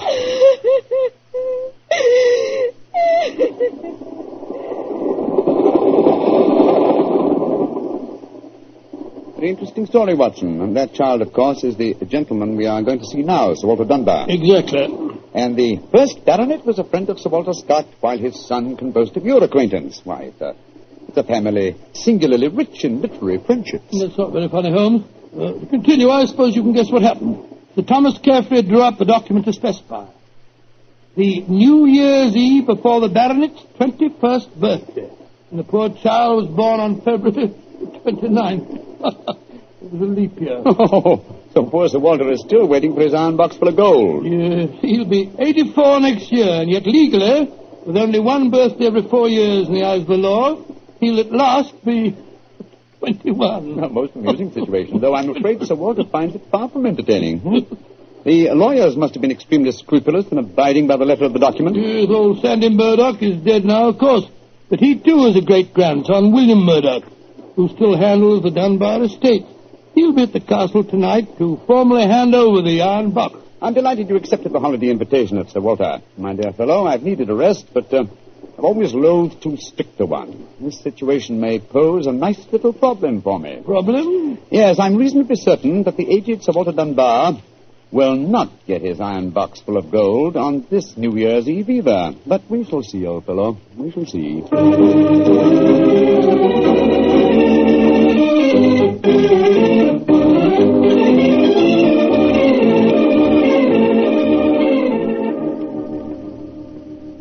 Dr. Watson, I'm glad to see you and Mr. Holmes here at the castle. Thank you, my boy. Holmes, this is Ian Dunbar, Sir Walter's grandson. How do you do, Mr. Dunbar? I'm very proud to meet you, Mr. Holmes. I've heard a lot about you. Our grandfather will be down in a few moments. Let's go into the library, shall we? Oh, I imagine Sir Walter's quite excited about tonight's ceremony, isn't he? Wouldn't you be, if you'd waited 63 years too long for an inheritance? Thank the Lord I had the foresight to be born on the prosaic date of August the 21st. Even if your grandfather's death, you will be the next baronet, I take it. Yes, Mr. Holmes. You see, my father was killed 2 months ago at Mafeking. Yes, I read about it in the papers, my boy. I'm very sorry. Thank you, Doctor. The opening of the box isn't going to be the only ceremony at midnight. Dorothy and I are announcing our engagement. Dorothy? Dorothy Small. She and her father are staying here, too. My congratulations. Yes, indeed, Ian. Indeed, mine, too. Thank you. It's been quite a battle with her father, though. He's a businessman and isn't impressed with titles when they aren't accompanied by a suitable income. But when we told him about the inheritance, he relented and gave his consent. Here's Dorothy now. Dorothy, darling, I want you to meet 2 friends of mine, Mr. Sherlock Holmes and Dr. Watson. How do you do? Now, how do you do, Miss Small? How are you, my dear? From what this young man's been telling us, I gather that congratulations are in order. Thank you. I finally persuaded Father that Ian would make a worthy son-in-law. For a while, I was afraid we'd have to elope to Gretna Green, live in a cottage on bread and cheese and love, and brave the parental wrath, just as they do in the storybooks. Oh, Sir Walter, there you are. Watson, my dear boy. How are you? And this must be your friend Sherlock Holmes. How do you do, Sir Walter? Very well for a young nipper who'll be 21 at midnight. Gentlemen, may I introduce Mr. Herbert Small? How do you do, sir? I believe that we have to congratulate you on the engagement of your daughter. That was supposed to remain a secret until midnight. The Dunbar box was finally opened. Dinna be grouchy, Herbert. The children are in low, and I'm going to settle money on Ian. And it's New Year's Eve. Let's enter into the spirit of the occasion. Bring out the glasses, Ian. I've had some bottles of my special pride put out. It's the finest port in Scotland. The cream of Dunbar. Aye. My father laid the first bottle down the year before I was born. And a drink of the brew will surely warm the cockles of your heart. My mouth's watering already, Sir Walter. When is this lawyer fellow, young Murdoch, getting here? Oh, any moment, Herbert. As soon as he arrives, we'll have dinner, and then we'll be ready for the evening ceremony. He's bringing the famous iron box with him, Sir Walter? If he doesn't, they won't get any dinner, Holmes. Ian, pass the glasses around, my boy. Ah, there you are, Murdoch. Good evening, Sir Walter. Oh, you've got the box with you, I see. Now the party's complete. Oh, let me introduce you. Miss Small, her father, Mr. Small, my grandson, Ian, you know. Mr. Sherlock Holmes, Dr. Watson. How do you do, sir? I'm sorry I'm late, Sir Walter. My train was delayed. Oh, that's all right, Murdoch. You're here, and you brought the box. That's all that matters. Ian, give our young lawyer a drink. Here, I'll help you pour it. I must say that this is rather exciting, Holmes. The famous iron box with its inheritance of gold. Yes, and from the size of the box, at a rough guess, I should estimate its cubic content in gold at around 5,000 pounds. Not a vast sum, perhaps, to a businessman like Mr. Small, but a windfall to an impecunious Scottish baronet. Yes, I suppose it is. A strong young man, Mr. Murdoch. How do you mean strong, Holmes? A box that size, full of golden sovereigns, would weigh a considerable amount. And yet the lawyer carried it single-handed. Now that we're all assembled, I'm going to propose a toast. Though it's still some hours off yet, let's drink to the new year. It means a lot to some of us. To 1900. 1900. We should toast more than just 1900, Sir Walter. We should drink to the new century that's about to begin. Good idea, Dorothy. Oh, I'm afraid that wouldn't be quite appropriate, Miss Small. To be accurate, the 20th century won't begin until January the 1st, 1901, and not 1900. Of course. That's it. Dorothy, I'm afraid your wedding can't take place for some time yet. Father, what are you talking about? I read an article in The Guardian the other day that said just the same thing as you, Dr. Watson. And what's more, it said something even more important. It said that 1900 is not a leap year. Oh, rubbish. Leap year comes every 4 years. There was one in 1896. Then obviously 1900 is one. I think Mr. Small may be right. What do you say, Mr. Holmes? Do you know? Well, I hope no one would bring up this point, but it's the little problem I referred to on the train, my dear Watson. Yes, I remember. Holmes, for heaven's sake, answer. Is 1900 a leap year or no? I'm afraid it's not, Sir Walter. No? Because of a slight imbalance that would otherwise be produced in the calendar. Of the even century years, only those divisible by 400 are leap years. In other words, 1600 was a leap year, and the year 2000 will be a leap year, but 1800 and 1900 are not leap years. Then you have no birthday next year, Sir Walter, and I'm afraid I can't open the box tonight.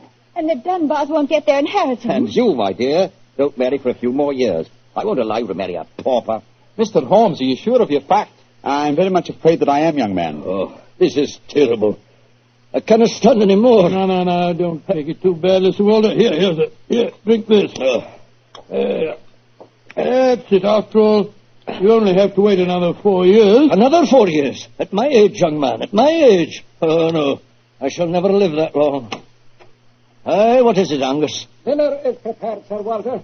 You can serve it as soon as you're ready, sir.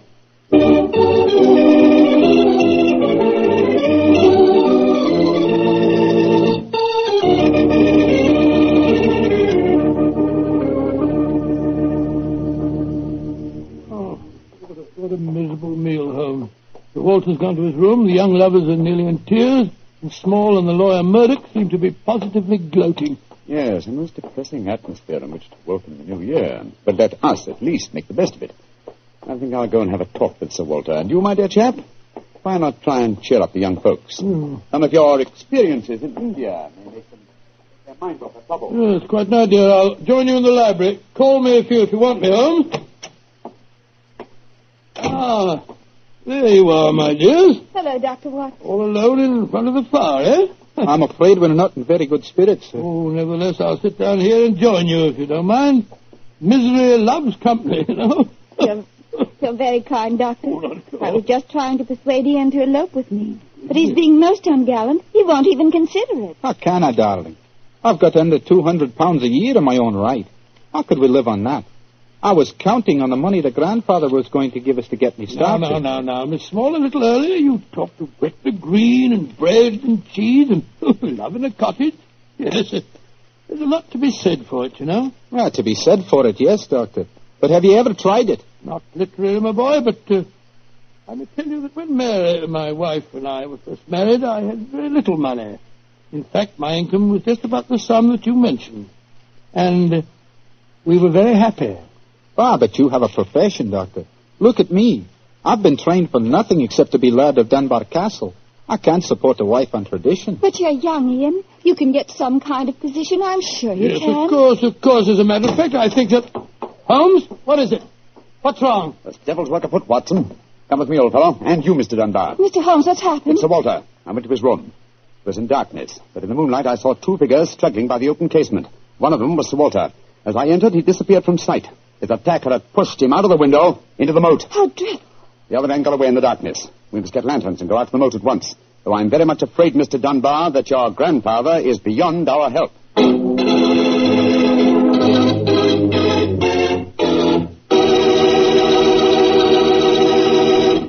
Dr. Watson will be back in just a second, so I'd just like to remind you that if you want to serve a wine over the holidays that you're sure the ladies will enjoy, serve Petri California Muscatel.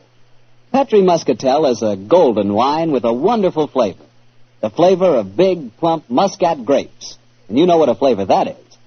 I'm sure you'll find that Petri Muscatel is the favorite wine of all women, just as Petri Port is the favorite wine with men. And incidentally, if you're not sure which to get, Petri Muscatel or Petri Port, don't buy one, buy two. Get them both, and you'll be sure to please everyone.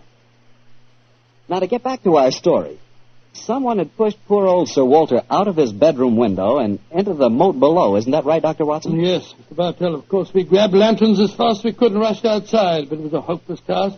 The water was 8 or 10 feet deep, and it seemed obvious that the elderly Sir Walter wouldn't have a chance of saving himself. But we searched on, the thicker, bobbing lanterns and the scurrying figures in the frosty moonlight, forming a weird, fantastic... Arthur, bring a lantern over here. Aye, sir. Can you see anything, Holmes? Not a thing. I don't see why your friend doesn't call the police, Dr. Watson. He's accomplishing nothing. We thought there might be a chance of finding the old man alive, Mr. Small. He wants to avoid a scandal, if possible, for your sake, sir, as well as the Dunbars. The scandal can't touch me or Dorothy over this. Her engagement was never announced. Thank heaven. That's a great pity, sir. I should think some new blood in your family would be a great improvement. You're being confoundedly impertinent, Doctor. And you'll be confoundedly heartless, sir. Well, Holmes, have you given up hope? I'm afraid we'll never find him without dragnets and grappling hooks. Have to call the police. What time is it? Sir Ian. You know the time? What did you call me, Mr. Holmes? Sir Ian. By Jove, yes. It does seem a bit premature, Holmes, but of course you're right. If your poor grandfather's dead, Mr. Dunbar, you're the baronet now. And the time, Sir Ian? It's 11:45, Mr. Holmes. A quarter of an hour to the new year. Sir Ian, doesn't that fact suggest something to you? Yes, it does. So I'm the new baronet, am I? Very well, then. There'll be no more talk of the police for 15 minutes. I want all of you to come back to the castle with me. As the last chime of midnight rings out, I shall have a statement to make. A statement that I want you all to hear.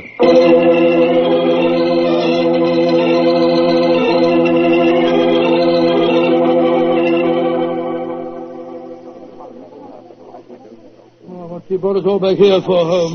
There's something very funny going on. I tell you, I don't like the look of it. And I, Watson, like the look of it very much. I wish you wouldn't be so dashed mysterious. What are you up to? You haven't taken a step yet towards finding the murderer. Haven't I? And I wonder what causes the beads of perspiration on Mr. Small's brow. Small? You mean that Small... And I wonder what causes the singular look of apprehension on the face of Murdoch, the young lawyer. You remember, of course, on my remarking how easily he carried the large iron box. Great Scott, yes. And it took a strong man to throw Sir Walter out of the window. Watson, huh? The new year is approaching. Ladies and gentlemen, in view of our recent tragedy, this is one New Year's Eve when none of us feels like song and jollity. But there still remains a ritual duty for me to perform. Mr. Murdoch, open the iron box, please. But I can't do that. It was only to be opened for your grandfather. No, Mr. Murdoch. The phrase was that it was to be opened on The New Year's Eve before the baronet's 21st birthday. I am now the baronet, and I shall be 21 next year on August 21st. Open the box, please, Mr. Murdoch. Ian, darling, how frightfully clever of you. Good lad. I hoped he'd think of it. Sir Ian. Murdoch, open that box. Very well, Sir Ian. But I'm afraid you're in for something of a shock. Great Scott, the box is empty. Except for a sheet of notepaper in the bottom. What's the meaning of this, Murdoch? Read that paper, Sir Ian, and you'll understand. I owe you 4,000 sovereigns. And it's signed Alexander Murdoch, on behalf of Murdoch and Murdoch, lawyers. You'd better explain this. It's the family skeleton, Sir Ian. That note is signed by my great-grandfather, the one that witnessed the original deed concerning the box. As soon as Sir Walter was born on that February the 29th, my great-grandfather realized the money wouldn't have to be produced for 84 years. And so he stole it. He borrowed it. He always intended to pay it back, but he was never able to. When he died, he told my father of his secret, and my father in turn told me. We've always planned to put back the money, Sir Ian, but we've never been able to. This is daylight robbery. You should prosecute them, Ian. The firm's still in business. You can ruin them. You can sue them for every penny they have. Mr. Small, you've already shown a marked aversion to my family. I suggest you allow me to handle their affairs. Bravo, Ian. How dare you, Dorothy? Go to your room. No one's going to their room. No one's leaving here until the police arrive. I'm convinced that one of you murdered my grandfather tonight. And if you ask me, it's obvious who that someone is. Who, Dr. Watson? You, Mr. Murdoch. You came here planning to kill poor old Sir Walter because you never intended to open that box. You thought that your secret would die with him. That's a lie. I was going to tell him everything and then ask for time to pay the money. I didn't kill him. Of course he didn't. There's your murderer. You yourself, Ian. Father, what are you saying? I'm saying that Ian's the murderer. He saw that the box wasn't going to be open for another 4 years. He realized out the money couldn't marry Dorothy, so he killed his grandfather and then ordered the box open. You're trying to cover yourself. You pushed grandfather out of that window tonight. You thought that if he died, the box would never be opened. So Dorothy couldn't marry me. You Gentlemen. Upon my soul, Holmes, you seem remarkably calm. Do I, my dear Watson? I must say I'm absolutely fascinated by listening to three people accusing each other of murder, and each of them producing perfectly sound motives. It's a remarkable example of the dangers of reasoning from motive alone. We should profit by experience, Watson. Mr. Holmes, how can you be so calm? There's a murderer in this I room. suppose this game of charades is getting a little out of hand, Miss Small. Let's conclude it. You'd better come out now. That tapestry, it's moving. A happy new year to you all. Grandfather. Sir Walter, oh, am I seeing a ghost? Oh, Sir Walter, you're all right. Well, what kind of a game have you been playing? It's a bunny game that Holmes and I invented. You might call it forcing the issue. I was determined to have the box open before the next 4 years were out, whilst I was still alive to look inside it. But the trickery of your family, Murdoch, has made me a very unhappy man. Sir Walter, I shall pay back the money in a few years. I swear I will. It'll be too late to do me any good, but I'll take care that Ian gets it. I've half a mind to prosecute you. Grandfather, the money isn't important now that you're all right. You were counting on it just the same, my boy, so that you could marry Dorothy. I know that. She'll never marry a pauper. I won't allow it. When I'm 21, you can't stop me, Father, and I am going to marry Ian. Be quiet. Sir Walter, it's a very unsavory business. I think that you owe us an explanation of your behavior tonight. You tell him, Holmes. I fancy a wee drop of cream of Dunbar. Watching you all search for my body in the moat has made me thirsty. The explanation is a very simple one, ladies and gentlemen. When you arrived here tonight, Mr. Murdoch, I knew from the way you handled the box that it could not contain the sum of gold it was supposed to. And so you suspected fraud and devised a plan to force the opening of the box. Yes, and Sir Walter was an eager conspirator. Of course I was. Ian is 21 next August. Supposing I had died after he came of age, and before my next birthday, 4 years hence, the box would never have been opened. And so we invented the fake murder story. By the way, Ian, I must congratulate you for grasping the possibilities of the situation so speedily. If you hadn't demanded the opening of the box, the Murdoch secret might still be a secret. It was a clever plan, Holmes. It's too bad that it had to have such a miserable ending. I'm not sure that we have finished with the matter. Mr. Murdoch. Yes, Mr. Holmes? You say that your family took £4,000 from that box? Yes, Mr. Holmes. Curious. I would have sworn from its size that it would hold closer to 5,000. And in your account of the legend, Watson, you told me that Sir Thomas Dunbar stated on his deathbed that he had put something else in the box. Right. Something for a rainy day, is that it? Mm-hmm. Did the Murdochs find that extra something? No, Mr. Holmes. They found nothing but the gold. Oh, that's very odd. I think I'll take a closer look at that box, if you don't mind. Since this seems to be a night of telling secrets, I think you might as well know, Father, that if you don't give your consent, I shall elope with him. Oh, bravo, my dear, bravo. No such thing. I admire your resolution, young lady, but I hardly think it will be necessary. What do you mean, Holmes? Permit me to show you all the treasure of the Dunbars. What have you found, Holmes? Something for a rainy day that old Sir Thomas spoke of. You see, since the cubic contents of the box obviously differed from my calculations, I deduced the existence of a false bottom. I was correct. And in that space, I found this. Oh, it's a manuscript. Quite so, the manuscript of a book. Look at the title page and see the author's name. History of the Dunbar Family. By Sir Walter Scott. I think, Sir Walter, that an original and unpublished manuscript by your distinguished namesake will prove worth several times the gold that is missing from that box. You've saved the day for us, Holmes, my boy. God bless you. Oh, this has been as strange a new year as ever I knew. But it's turned out to be a bonny one, thanks to you, Holmes. Well, fill up your glasses. We're going to drink a toast to the new year. By Joe, yes, Sir Walter. This is really a happy occasion. Then let's complete it by singing the traditional song of the season, Auld Lang Syne. And in this case, when we sing, Should Old Acquaintance Be Forgot, I feel that in our hearts we should be thinking of Sir Walter Scott. He died over 60 years ago. He's made us all very happy here tonight. Should old acquaintance be forgot and never brought to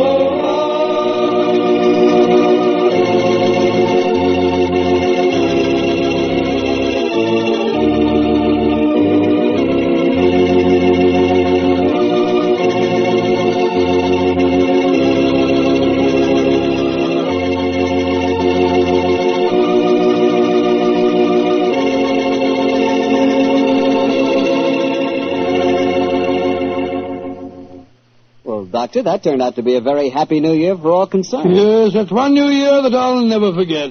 Well, I sure hope you'll always remember this one, too. Oh, just a second, my boy. That calls for a glass of port. Fine. Well, to a happy new year, my boy, for you and for our many friends listening in. And to you, Doctor. Oh, thanks, boy. That's good. Doctor, this has indeed been a pleasant association for me. Oh, I'm glad to hear. You're the best storyteller I've ever known, and the Petrie family makes the best wine I've ever tasted. I hope that, just as they've been making wine for generations in the past, the Petrie family will continue to make fine wine in the future. And Mr. Bartell, I know that you'll always be here to tell us just how good that Petrie wine is. Well, I hope so, Doctor. Come in. There you are, Mr. Bartell. Good evening, Doctor. Oh, no, don't get up. You look much too comfortable. Take off your overcoat and come and join me. Well, I enjoyed your story of a scandal in Bohemia last week, Doctor, and tonight you promised us a sequel. Yes, that's right, Mr. Bartell. A sequel that took place over 20 years afterwards, in 1909 to be exact. Sherlock Holmes was living on his Sussex bee farm. It was only in June, I remember, that I received a telegram from the great man asking me to come and spend a long weekend with him. And I'm sure you needed no urging to accept the invitation. None, Mr. Bartell, none at all. I hadn't seen Holmes for some time, and this fact, combined with my rather indifferent health, found me on the Eastbourne train a few hours after receiving the telegram. A dog cart was at the station to meet me, and after a brisk drive across the downs, I found myself once more with my good friend. He looked somewhat older than when I'd last seen him, but as he spoke to me, I realized from the keenness of his voice and the sparkle in his eye that Sherlock Holmes would never really be old. After a while, our conversation lapsed into the comfortable silence that can exist only between friends. And then, as the sun was setting, Holmes picked up his beloved violin and began to play some haunting melody. As he lay back, eyes half closed, his long, thin fingers caressing the instrument, a wave of nostalgia swept over me. I thought of the many years that we'd spent together, and of the exciting adventures that we had shared during the old days in Baker Street.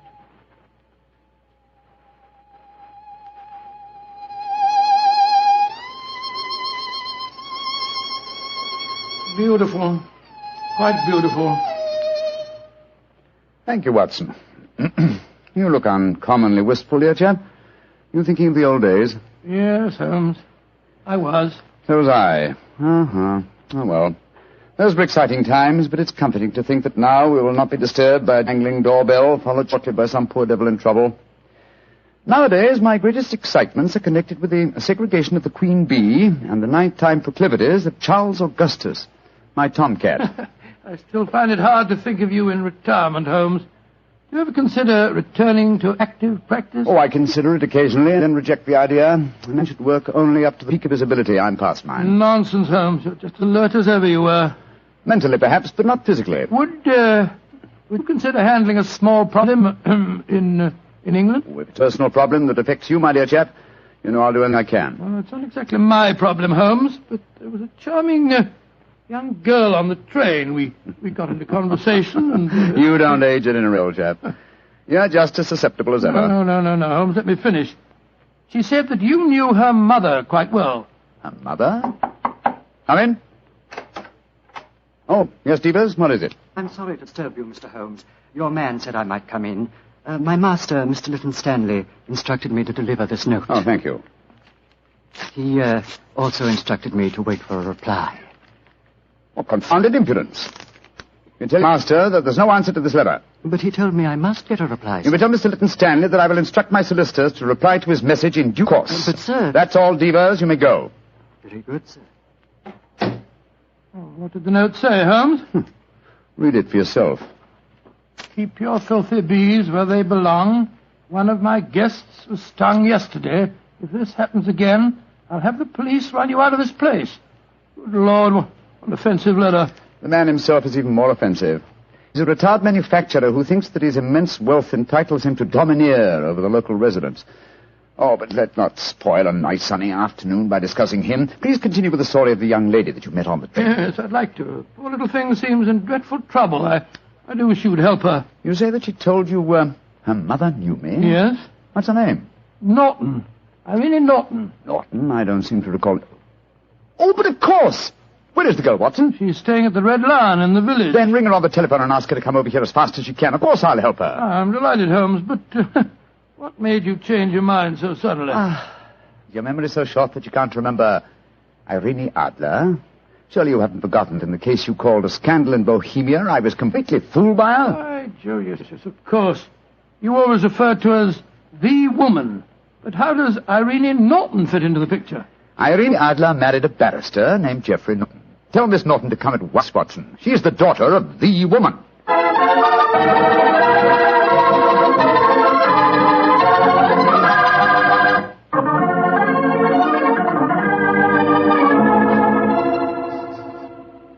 Mr. Holmes, I've heard so much about you from Mother. She says you're the cleverest man in England. Your mother flatters me, my dear child. She herself was much more clever than I. In fact, yes. Did she ever tell you about the circumstances under which we met? No, Mr. Holmes, though she did tell me that you were a witness when she and my father were married. Very true, my dear, very true. Though the occasion was a little, well, shall we say unusual? Look here. This golden sovereign I wear on my watch chain is a memento of that day. I also have a charming photograph of your mother. You must have known her quite well. How about telling Mr. Holmes about your troubles, my dear? Yes.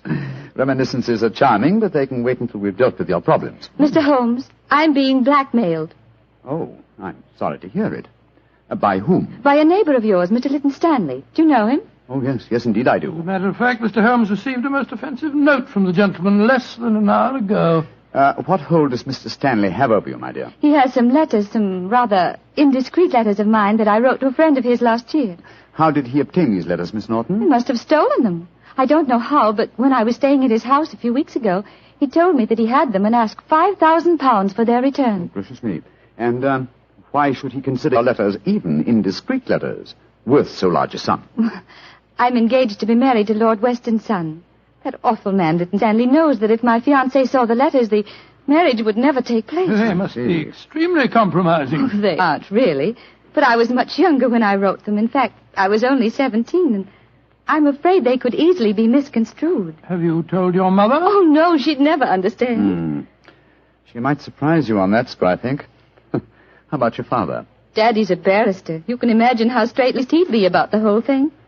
That's why I came to you, Mr. Holmes. Oh, I see. You feel that I am not so, well, shall we say, straight-laced? Of course you aren't. Mother's told me about you, and in any case, I've read Dr. Watson's stories. Watson, my dear fellow, your stories will land me in serious trouble one of these days. What are you suggesting Mr. Holmes can do for you, Miss Norton? Get the letters back for me. But how? Steal them, of course. Well, my dear, I hardly think you... No, my dear Watson, don't be shocked. Miss Norton is a forthright girl, like her mother before her. It's most refreshing. Mr. Holmes, you can't say you won't help me. No, I don't think that I can say it. In any case, I have a slight personal score to settle with Mr. Leyton Stanley myself. He's rude and has no understanding of bees. But how are you going to steal the letters? That problem requires a little thought, old chap. I can tell you how to do it, Mr. Holmes. Oh, really? This is delightful, my dear. You've explained the problem and also the way of solving it. How easy a detective's work might be if all clients were equally helpful. Tell me, what is your plan? Tomorrow's a servant's half-day off at Mr. Leyton Stanley's. He'll be alone there during the afternoon. How do you know that fact? My maid was keeping company, as they say, with Devers, the butler, when I was staying there a few weeks ago. She found out everything from him. My letters are kept in a filigree box in his desk.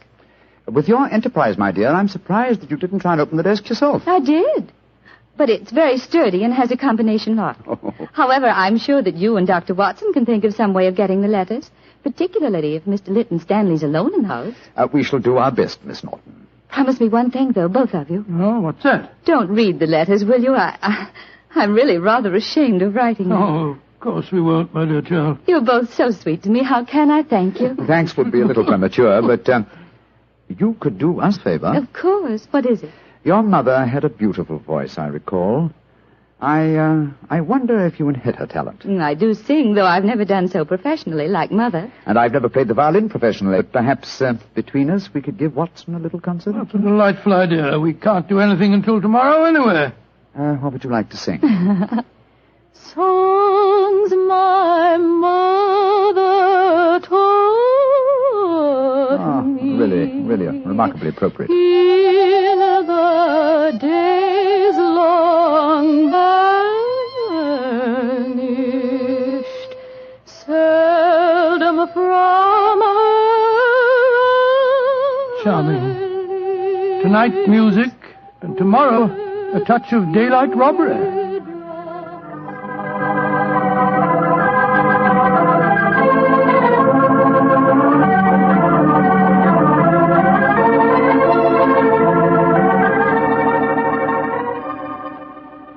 Dear old Watson, your disguise is really excellent. Oh, I must confess I'm a little apprehensive. Hi, old chap. There's no need to be, I assure you. You, as Dr. Hamish, and I, as the Reverend Albee, are calling on Mr. Stanley ostensibly in search of a contribution for my charity hospital that you are in charge of. What could be simpler? Well, what made you decide on the role of a clergyman? It should simplify our entrance to the house. Though I must confess that a rare touch of sentiment prompted the choice of my disguise. Well, how does sentiment enter into it? Oh, surely you remember that it was in the role of a simple-minded nonconformist clergyman that I once attempted to deceive Miss Norton's mother. That's right. I'd forgotten. That woman really fascinates you, doesn't she? She does, old chap. Irene Adler was one woman I've always regarded with unbounded admiration, even though she was a criminal. But enough of this. Come on, old fellow. Are you ready? Yes. You have the equipment I mentioned to you? In my pocket. Let's be off, old chap. Let's be off. If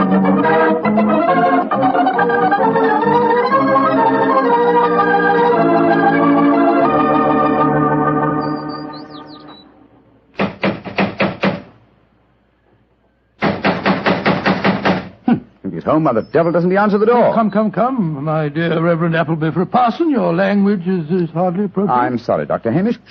There comes someone. Yes? Mr. Leyton Stanley? That's my name. Mine is Appleby, and this is my friend, Dr. Hamish. I'm proud to meet you, sir. I've heard a great deal about you. What can I do for you? If we could come in for a moment, I'll explain our mission. Very well. Come into the study. We're raising a subscription list for a charity hospital at Paddlewaite, just across the downs. You're a prominent resident here, and we thought that you'd like to donate a few guineas. I'm really not very interested. I've given as much to charity this year as I can afford. Well, it's a fine cause, sir. I'm giving my medical services 3 days a week, and the Reverend Appleby is donating his services too. Who else has contributed to this fund? All your neighbours, sir. We just came from the bee farm over the downs. The owner, Mr. Holmes, gave us a cheque for 5 guineas. Holmes gave you 5 guineas, did he? Aye, a very nice gentleman, Mr. Holmes. We're proposing to name a ward in the hospital after him. Is this list of subscribers going to be published in the paper? Oh, yes, Mr. Leyton Stanley. I'll give you 10 guineas. 10 guineas? Thank you, sir. Very kind of you, sir, I'm sure. I'll get my checkbook. It's in this desk. Watson, the chloroform. Right.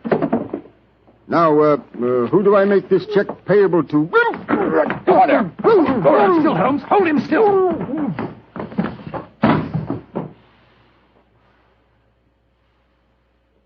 Very neat, Watson. Chloroform doesn't take long, does it, Move it back a Holmes? little, old fellow. It's lying over the desk.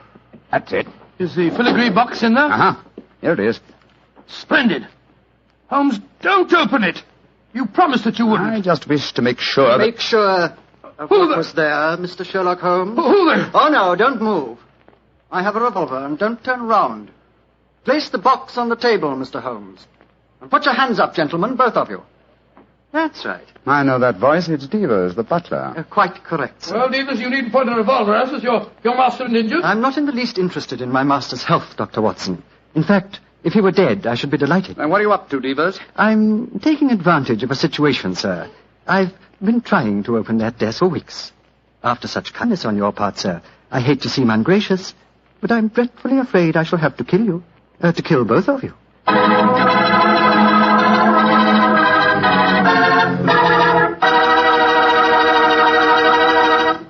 Dr. Watson's story will continue in just a second, so I'm just going to remind you that good food always tastes better when served with good wine. And if you like a red wine, say with steak or meat of any kind, you'll love Petri California Burgundy. If you'd rather have a white wine, say with chicken or fish, then by all means get Petri California Sauterne. Oh, and look, if opinion is divided in your family, if some of you like a red wine and some like white, the answer is obvious. Don't buy one, buy two. Remember that, huh? Don't buy one, buy two. But do buy Petri. Then you know it's good. Well, Doctor, that was a fine place to break off your story with the butler pointing a gun at your backs and you and Sherlock Holmes with your hands above your heads. What happened next?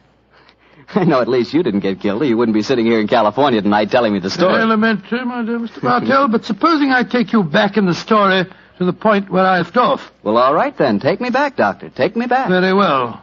We stood there, Holmes and I, our hands above our heads.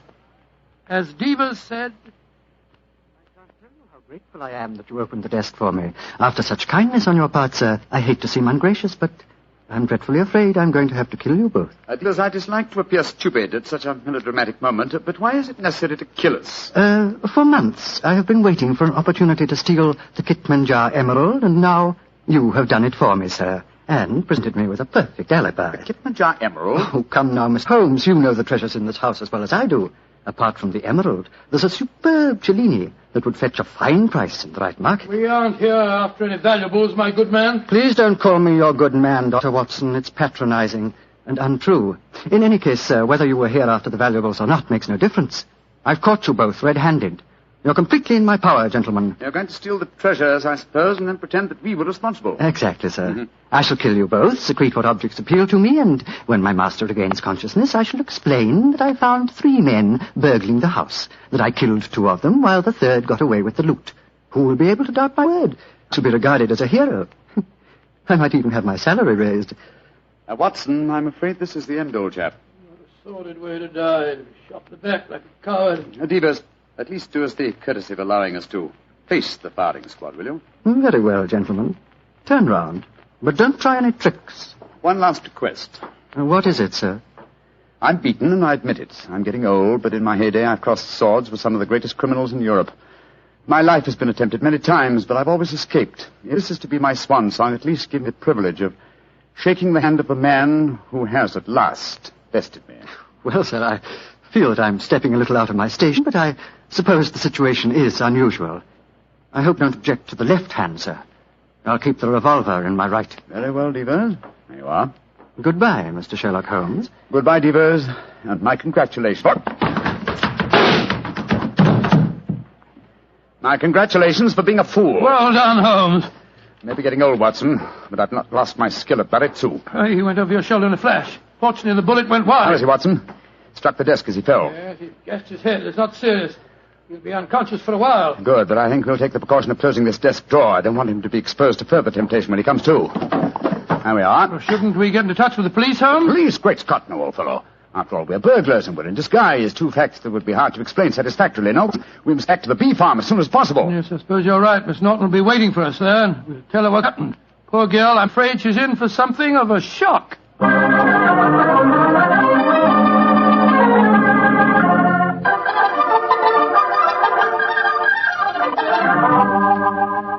Mr. Holmes, Dr. Watson, I'm so glad to see you back again. Did you get the filigree box? Yes, Miss Norton, here it is. But, Holmes, I didn't know that you... Watson. Why not open it, Miss Norton? Well, I... Open it, my dear. There may not be love letters inside it, but there's a note. Oh. Why don't you read it to us? Well, let this be a warning, Norton. Crime does not pay. If you don't believe me, ask your mother. Sincerely, Sherlock Holmes. Mr. Holmes, you knew my secret all the time. Not all the time, but I realized it as soon as I'd opened the filigree box. What on earth are you talking about? Miss Norton was under the impression that she could use me as a cat's paw, as a dupe to commit a burglary for her. I still don't understand, Holmes. You will remember she asked us to promise not to open the box. Yes, but you did, sir, just before the fellow held us up with a revolver. What was inside the box? An impressive green stone which I knew to be the Kitmanjar emerald. But where's the emerald now? I slipped it back into Mr. Leyton Stanley's desk and locked it. Brought the box here because I wanted to see your expression, Miss Norton, as you opened it. Great Scott, and I thought you were poor little thing in trouble. Shocking. You have to save yourself, young lady. But I'm terribly sorry, Mr. Holmes, terribly sorry. It seemed like a wildly exciting idea, but I didn't really mean to steal it. No, of course not. No, of course you didn't. I didn't mean to steal it for you. Miss Norton, I'm convinced you knew that your mother once outwitted me, and you presumed to think that you could do the same. I should turn you over to the police. Please don't, Mr. Holmes. You can't do that. I certainly could. But I'm not going to for two reasons. First, you're young and impressionable, and this will teach you a lesson. And in the second place, I have a strange admiration for your mother. But I warn you, Miss Norton, that you have had a narrow escape. A very narrow escape. Mr. Holmes, before I go, there's one favor I want to ask you. Really? What is it? Could I keep this filigree box with your note inside it? It would be a reminder all my life of how we met. What do you say, Watson? Well, it isn't your box to give, Holmes. That's true, old fellow. That's quite true. But I fail to see how we can return it now without disclosing our own share in the attempted robbery. In any case, I don't like Mr. Leyton Stanley. I think we might indulge in a little petty larceny without feeling too guilty. Very well, Miss Norton. You may keep the box. I shall always treasure it. Thank you. Goodbye, Dr. Watson. Don't think too badly of me. Goodbye. Good night, Mr. Sherlock Holmes.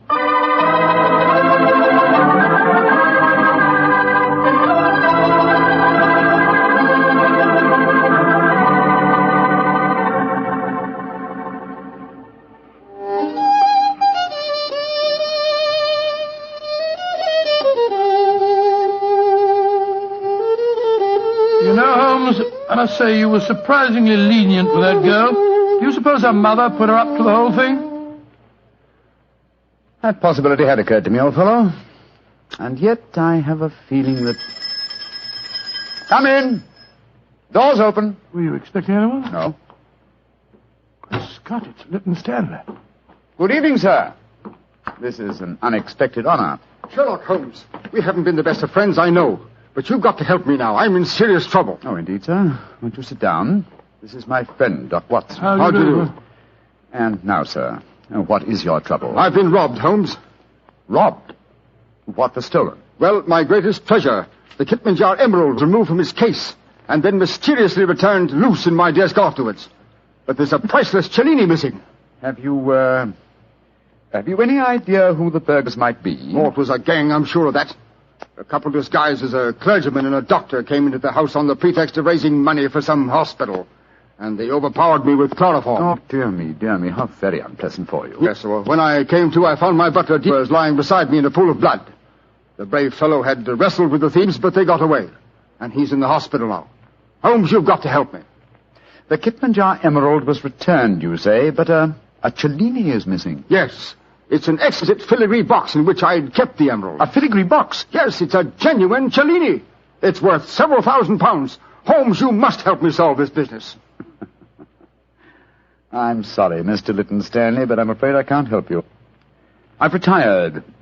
Yes, and I intend to remain in retirement. Good night, sir. Oh, but I'll pay you any fee within reason. My decision is final, sir. Good night. Oh, I might have known I wouldn't get any help from you. Holmes, she fooled you again. Yes, the little devil. She knew that box visit Cellini all the time. You don't seem very angry with her, old fellow. I should be, but I'm not. What splendid audacity. What a superb nerve the child has. But you must get the box back from her. I shall, Watson. I shall. Or rather, I shall persuade Divas to do it for me. As the price of our silence. But how can he get it back? Remember that he walks out with Miss Norton's maid. I'm certain that when he explains his predicament, he can prevail upon her to steal the box from her mistress so that it may be returned to its rightful owner. That's a good idea. By George, Holmes, Miss Norton's a chip off old block, all right. Yes, Watson, she is, and it makes me wonder. What about? I wonder, my dear chap, how long I can remain in retirement. Such a worthy antagonist at large, it's a challenge. It's an irresistible challenge.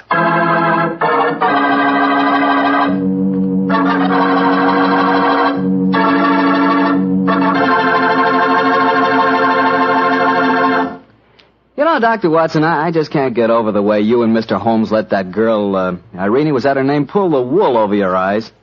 Why, she really twisted you around her little finger. Well, Mr. Battelle, I don't like to make extremely positive statements, but I'm sure that if you were in my shoes, Irene would not only have twisted you around her little finger, but she'd have had you rolling about in hoops and standing on your head. You mean she was that beautiful? Mr. Battelle, she was so beautiful that she'd make you forget all about Petri wine. Dr. Watson, no girl is that beautiful. Oh, how young you really are. Well, maybe so, but there are lots of pretty girls in this world and only one Petri wine. And now I know Dr. Watson's waiting for us, so let's go in and join him. Come in, come in, come in, come in. Good evening, Dr. Watson. Good evening, Mr. Bartell. You're quite muffled up tonight, I see. Overcoat, scarf, and gloves. Slip 'em off and come and join me by the fire. Thanks, Doctor. It's quite a nip in the air tonight. Yes, there is indeed. Well, Doctor, you told us last week that tonight's story centered around the activities of a brilliant and beautiful woman. Yes, my boy. Her name was Irene Adler. But I never knew Holmes refer to her by any other name than the woman. She sounds mighty intriguing. How did you happen to meet up with her? Well, I'll tell you the story from the beginning. One night, it was on the 20th of May in 1888, to be exact, I was returning home from a visit to a patient when my steps led me through Baker Street. Since my marriage, I hadn't seen much of Sherlock Holmes. And you couldn't resist stopping by at 221B, I'm sure, Doctor. Of course I couldn't. As I stood outside the well-remembered door, I looked up at the lighted windows and saw the tall, spare figure of my old friend, pass twice in dark silhouette against the blind. He was pacing the room swiftly, eagerly, with his head sunk on his chest and his hands clasped behind him. To me, who knew every mood of his and habit of his attitude and manner told their own story. He was hot on the scent of some new problem. I rang the bell, and a few moments later, found myself standing before him. You look in splendid shape. Yes, Holmes, I'm feeling very well, thanks. And in practice again, I see. You didn't tell me that you'd gone back into harness. Oh, and how did you know? Elementary, my dear chap. If a gentleman walks into my rooms, smelling of iodoform, with a black mark of nitrate of silver on his right forefinger, and a bulge on the left side of his hat, to show where he's secreted his stethoscope, I should be dull indeed if I didn't pronounce him to be an active member of the medical profession. Just the same as ever, Holmes. By the way, I'm not interrupting you. Well, you are, old fellow, but it's a most welcome interruption. You're working on a new case? It looks like it. This letter arrived by the last post today. It's undated and has neither signature nor address. Read it. Let's have a look. There will call upon you tonight at 7:45 a gentleman who desires to consult you upon a matter of the very deepest moment. Your recent services to one of the royal houses of Europe have shown that you are one who may safely be trusted. This account of you we have from all quarters received. Be in your chamber, then, at that hour, and do not take it amiss if your visitor wears a mask. Great Scott, it's all very mysterious. What do you imagine it means? Look carefully at the note, old fellow. What do you deduce from it? Well, now, let me think. The man who wrote it was presumably well-to-do. Such paper couldn't be bought under half a crown a packet. And it's peculiarly strong and stiff. Peculiar. That's the very word. It's not an English paper at all. Hold it up to the light. Don't you notice anything? Yes. There's a large E with a small G and a large G with a small T. That's right. Woven into the text of the paper. What does that suggest to you? The name of the maker, no doubt, or perhaps his monogram. Not at all, my dear fellow. The G with the small T stands for Gesellschaft, which is the German for company. And the EG? That stands for Igria. It's a German-speaking country in Bohemia, not far from Carlsbad. Oh, so the paper was made in Bohemia? Undoubtedly, my dear fellow. And the man who wrote the note is a German. How do you know that? Observe the curious construction of the sentence. This account of you we have from all quarters received. A Frenchman or a Russian could not have written that. It's the German who is so discourteous to his words. Oh, there's your count now. I better go home. No, unless you have to. Well, I could stay. I thought that Then perhaps stay, old chap. I'm lost without my Boswell, and this promises to be interesting. I told Mrs. Hudson to let the masked visitor come upstairs unannounced. Come in. Good evening, sir. You received my note? Yes, indeed, sir. Come in, won't you? Sit down. This is my friend and colleague, Dr. Watson. You may say anything before him that you can say to me. Whom have I the honor to address? You may address me as Count von Kram. How do you do, sir? You must excuse this mask that I wear. The august person who employs me wishes his agent to be unknown to you, and I may confess at once that the title by which I have just called myself is not exactly my own. I'm well aware of that fact, sir. You see, Mr. Holmes, the matter I am about to discuss implicates the great house of Ormstein, hereditary kings of Bohemia. That has not escaped me either, sir. In fact, if you will state your case, I shall be the better able to advise you. Your Majesty. How did you... Yes. Yes, I am the king. Why should I attempt to conceal it? Why, indeed? I shall remove the mask. There. Mr. Holmes, I have traveled incognito from Prague for the express purpose of consulting you. Then pray consult. Briefly, the facts are these. Some 5 years ago, during a visit to Warsaw, I made the acquaintance of the well-known adventuress Irene Adler. Irene Adler? We know of her, Your Majesty. Look her up in the index for me, will you, Watson? It's right beside you on the desk there. I imagined that the name would not be unfamiliar to you. Here we are. Abrahams, Acton Green, Hatchet Murders, Adler. Splendid, old fellow. Hand me the file, will you? Thank you. Mm-hmm. Irene Adler, born in New Jersey in the United States in 1858, contralto. Mm-hmm. Prima donna Imperial Opera of Warsaw. Mm-hmm. Retired from the operatic stage, living in London. Quite so. And here's a recent notation, Your Majesty, as I understand, became entangled with this young person, wrote her some compromising letters, and is now desirous of getting those letters back. Precisely so, but how did... Was there a secret marriage? None. No legal papers or certificates? No. Then I fail to follow, Your Majesty. If this young lady should produce her letters for blackmailing purposes, how is she to prove their authenticity? There is the handwriting. That could be a forgery, Your Majesty. But it was private note paper. Stolen. My own seal. Imitated. My photograph. Bought. What? They were both in the photograph. Oh, dear. That's very bad. Your Majesty has indeed committed an indiscretion. Did you inscribe the photograph, Your Majesty? Yes, Dr. Watson, I'm afraid I did. Precious me. Mr. Holmes, it must be recovered. Perhaps if you were to pay enough, the photograph might be bought. She refuses to sell. Oh, stolen, then. 5 attempts have been made. Twice burglars in my pay ransacked her house. Once we diverted her luggage when she traveled. Twice she has been waylaid. There has been no result. Oh, dear. It's quite a pretty little problem. It is a deadly serious one to me. Your Majesty, what does Miss Adler intend to do with the photograph? To ruin me. Oh, how? Well, I'm about to be married to the second daughter of the King of Scandinavia. She is the soul of delicacy. A shadow of a doubt as to my conduct would bring the matter to an end. And Irene Adler threatens to send the photograph to your fiancée, I suppose. Yes, and she will do it. Rather than let me marry another woman, there are no lengths to which she would not go. None. Are you sure that she's not already sent it, Your Majesty? I am sure. Now, why, Your Majesty? She said that she would send it on the day my betrothal is publicly announced. That day will be next Monday. Splendid. Then we have still 3 days yet. Your Majesty will, of course, stay in London for the present. Certainly. You will find me at the Langham Hotel, registered as Count von Kram. Just 2 questions before you leave, sir. What are they? Is the photograph large or small? Quite large. And It was in a heavy frame. I see. And what is Miss Irene Adler's London address? Briony Lodge, Serpentine Avenue, St. John's Wood. Thank you, Your Majesty. Good night, and I trust we shall soon have some good news for you. I am placing all my hopes in you, Mr. Holmes. Good night. Good night, Dr. Watson. Good night, Your Majesty. Fascinating problem, Holmes. I wish I could help you with it. You can, my dear chap. Huh? I shall be glad of your company. Oh, splendid. What's our first move, Holmes? Well, a good night's rest, I think. We'll meet here at 10 o'clock tomorrow morning. And then? Then, my dear fellow, we will see what we can find out about Miss Irene Adler, late of the Warsaw Imperial Opera Company and at present residing at Briony Lodge, Serpentine Avenue, St. John's Wood.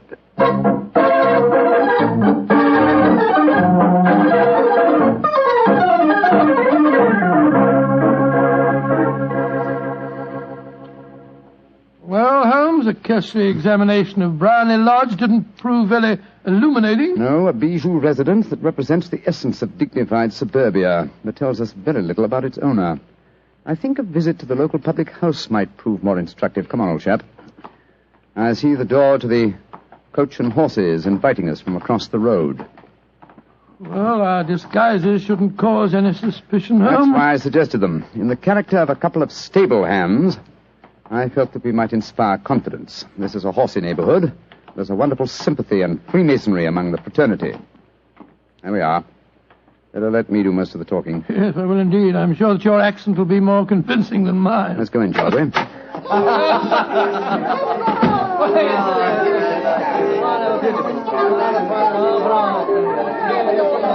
Well, what'll it be, mateys? Half of Oldham Mile, please. How about you, Charlie? All ever sight? Yeah. 2 halves of Oldham Mile.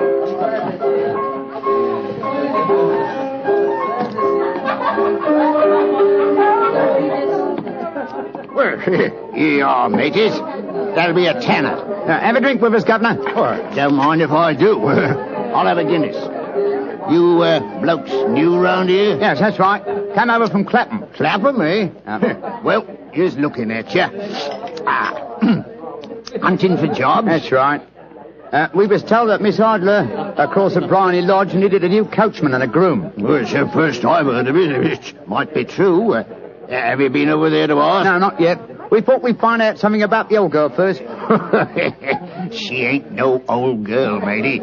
She's the prettiest young thing you ever saw under a bonnet, and that's a fact. You know her, Governor? Why, of course I know her. Used to drive her carriage, I did. Before I came to work here. Oh, what's she like? Oh, nice little lady as you'll find, chum. Work you hard? No. She lives quiet like. Goes out singing at concerts once in a while. The rest of the time it's money for jam. She goes out for a drive in the park every day at 5 and comes back to dinner at 6:30. The rest of the time's your own. She ain't married, you say? No. But she's got a bloke what comes to see her all the time. He's a barrister. Nice gentleman. Mr. Geoffrey Norton is his name. Good-looking fella.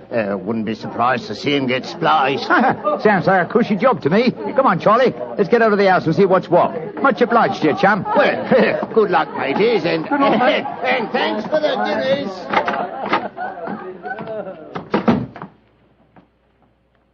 What's our next move, Holmes? Let's stroll back to Briony Lodge. I'm undecided whether to continue my investigation there or to try and find out something about Mr. Geoffrey Norton, the barrister. If he's just her lawyer and nothing else, it's more than likely that she's entrusted the photograph to his safekeeping. Hello. There's a cab waiting outside Miss Adler's house. Hurry, Watson. Maybe Mr. Norton's. Here we are at the gate. Yes. Here comes a man hurrying down the pathway. Quick. Flatten yourself behind this post. Listen. Where to now, Mr. Norton? Drive like the devil. First to Gross and Hankey's in Regent Street, and then to the Church of St. Monica in the Edgware Road. Half a sovereign if you do it in 20 minutes. Right, sir, Mr. Norton. Up in. Fire and signal the cab, Watson. We must follow him. Well, here comes one. Oh, no, it isn't. It's a private carriage. It's Adler's, no doubt. Here she comes down the pathway. Back behind the post again, Watson. Where to, Miss Adler? The Church of St. Monica's, John, and half a sovereign if you reach it in 20 minutes. The game's afoot, Watson. Quick. We must get a cab and follow them. Here comes a hansom. Hi, cabby! Here!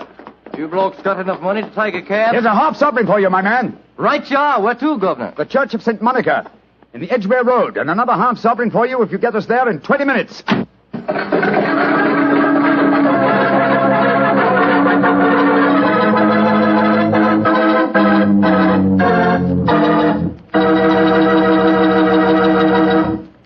We'll hear the rest of Dr. Watson's story in just a second, but let me tell you something. If you're going to have chicken for dinner tomorrow night, or any night, don't forget to serve that chicken with Petri California Sauterne. Believe me, Petri Sauterne is just about the last word in white wines. It's beautifully golden in color, it's delicate and intriguing in flavor, and it's just, well, you taste it and see for yourself. If you want a delicious white wine, you certainly want a Petri Sauterne. Well, Doctor, once again, you broke off your story at the most exciting point. Did you and Sherlock Holmes reach that church inside the 20 minutes? Yes, Mr. Bartell, we did, but the other carriages were there before us. Holmes went into the church after telling me to guard the outside. I must have waited for 10 minutes or more before Mr. Geoffrey Norton and Miss Adler came out, spoke a few words to each other, and then left in their separate conveyances. A moment later, Holmes, still dressed as a stable hand, came striding out of the church and down the steps towards me. He was obviously very excited.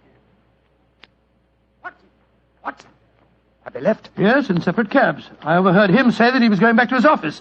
And she said, I shall drive out in the park at 5 this evening. Splendid, old fellow. Then come on. We can return to Baker Street. What happened inside the church, Holmes? They were married. Married? Of course. The ceremony would have been illegal if it had been performed after noon. That accounted for their wild dash to the church. Jump into the cab. Where to now, Governor? 221B Baker Street. Oh, so they got married, eh? Yes, and it may amuse you to know that I acted as witness at the ceremony. Oh, you did? But how did that happen? Their own witness had failed to appear, and I was dragged into the breach. The bride gave me this sovereign as a memento. I think I'll wear it on my watch chain in memory of the occasion. What an amazing situation. Things begin to look better for the king, don't they? Yes. Now that she's Mrs. Norton, the chances are that she won't want to expose His Majesty after all. I hope so, Watson, I hope so. But we can't afford to take any chances. I think the time is ripe for us to come to closer grips with the lady.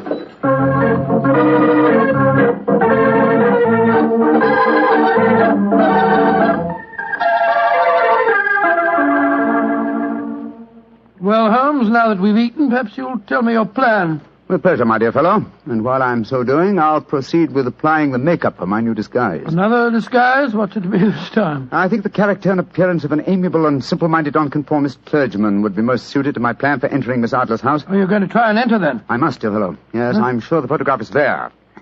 Miss Adler, or rather Mrs. Norton, will return from her drive in the park at 6:30. We must be at Blarney Lodge to meet her. And what then? You must leave that to me. I've already made my arrangements. There is only one point on which I must insist. You must not interfere, come what may. You understand? I'm to remain neutral. Yes, there will be some small unpleasantness. Don't join in it. It will end in my being conveyed into the house. As soon as I'm able to, I shall open one of the windows. You're to watch from the outside. When I raise my hand, you will throw an object which I shall give you through the window and at the same time cry, fire. Follow me? Entirely, but what am I to throw? Oh, it's nothing very formidable. Here it is. Huh, looks like a great big cigar. What is it? Just an ordinary plumber's smoke rocket, fitted with a cap at each end to make it self-lighting. Your task is confined to throwing it through the window. When you raise the cry, fire, it will be taken up by quite a number of people. You will then walk to the end of the street, and I'll rejoin you in 10 minutes. I hope I've made myself clear. Perfectly. Good. And now, old fellow, as soon as I've donned my clerical attire, let's be on our way. There's no time to be lost.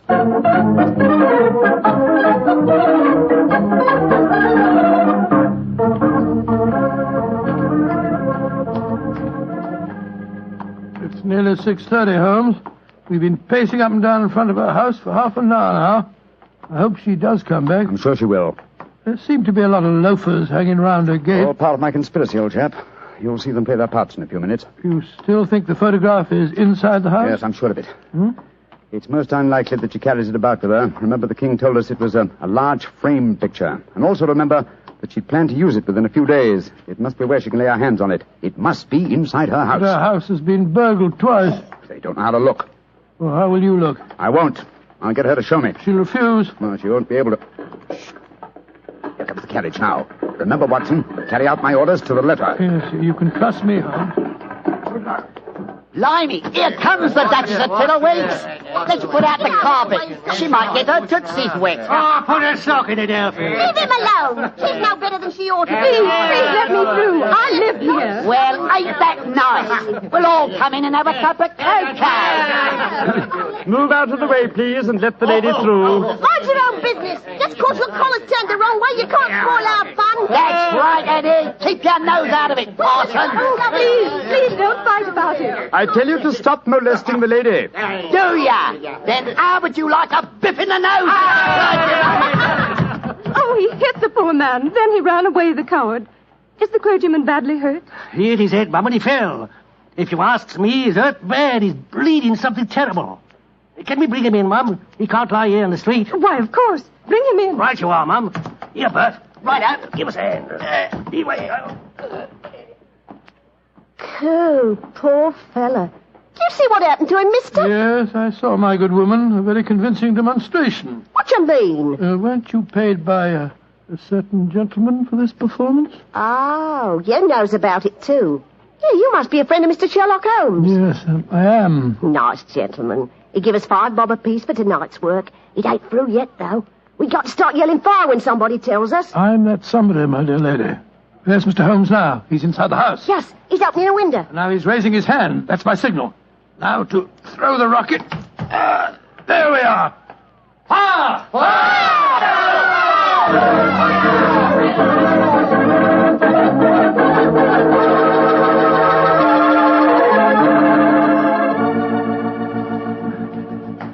Holmes, there you are.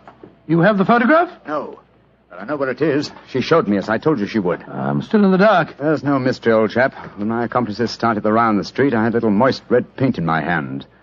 As my good friend Alfie pretended to strike me, I clapped my hand to my head and fell down. It's an old trick. Yes, I understand that, but how did my throwing the rocket help you? It was all important, my dear fellow. When a woman thinks her home is on fire, her instinct is at once to rush to the thing she values most. A married woman grabs her baby. An unmarried reaches for her jewel box. In this case, of course, it was the photograph. Where was it? In a recess in the living room, just above the right-hand bell pull. I caught a glimpse of it as she half drew it out. When I made it known that the fire was a false alarm, she replaced the photograph. As soon as I was able, I assured her that I was feeling well enough to leave. You didn't take the photograph, then? No, I felt that over-precipitance at this stage might ruin everything. And what do we do now? Drive to the Langham Hotel and inform His Majesty of what has happened. Then return with him here. After that, my dear chap, the case will be ended.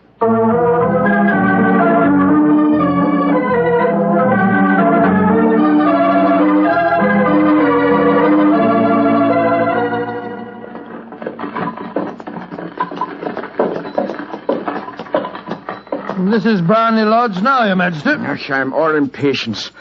You're certain this photograph will still be there, Mr. Holmes? I have every reason to believe so, Your Majesty. I must confess, this is going to be something of an ordeal. Then I suggest that you let me do the talking, Your Majesty. I think I know how to handle the lady.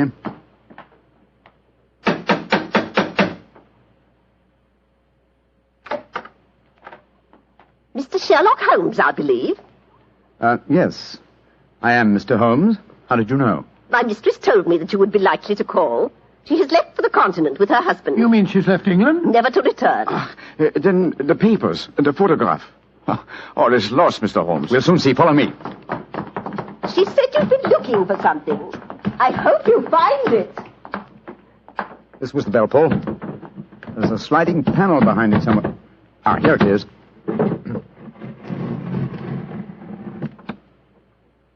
Is the photograph there, Mr. Holmes? There is a photograph, but it's a photograph of the lady alone. Here's a letter, and it's addressed to me. Well, what's it say, Holmes? My dear Mr. Sherlock Holmes, you really did it very well. Until after the fire alarm, I had no suspicion. But then, when I realized how I had betrayed myself, I began to think. I'd been warned that if the king employed an agent, it would certainly be you. May I congratulate you on your disguise as the dear old clergyman? Great Scott, you was far more clever than you thought, Holmes. Yeah, go on. What else does it say? Let me see. My husband and I both thought that the best recourse was flight. So you will find the nest empty. As to the photograph of the king and yourself, His Majesty may rest in peace. Thank goodness for that. I love and am loved by a better man than he. I leave another photograph, however, that he might care to possess. And I remain, dear Mr. Sherlock Holmes, very truly yours, Irene Norton, née Adler. What a woman, Watson. What a woman. What a magnificent woman. She fooled me completely. But, I'm sorry, Your Majesty, I've been unable to bring your business to a more successful conclusion. On the contrary, my dear sir, nothing could be more successful. I know that Irene's word is inviolate. The incriminating photograph is now as safe as if it were under fire. I'm glad to hear Your Majesty say so. I am immensely indebted to you. Now, pray tell me in what way I can reward you. This beryl ring that I wear, I should be proud Your Majesty has something that I should value even more highly. You have but to name it. This photograph. Irene's photograph? But certainly. However, you must let me give you something more substantial. Oh, no, Your Majesty. This is something I shall treasure all my life. This and a golden sovereign I received from the lady's hand. They will remind me that I was once tricked by a woman. A woman that I shall never forget.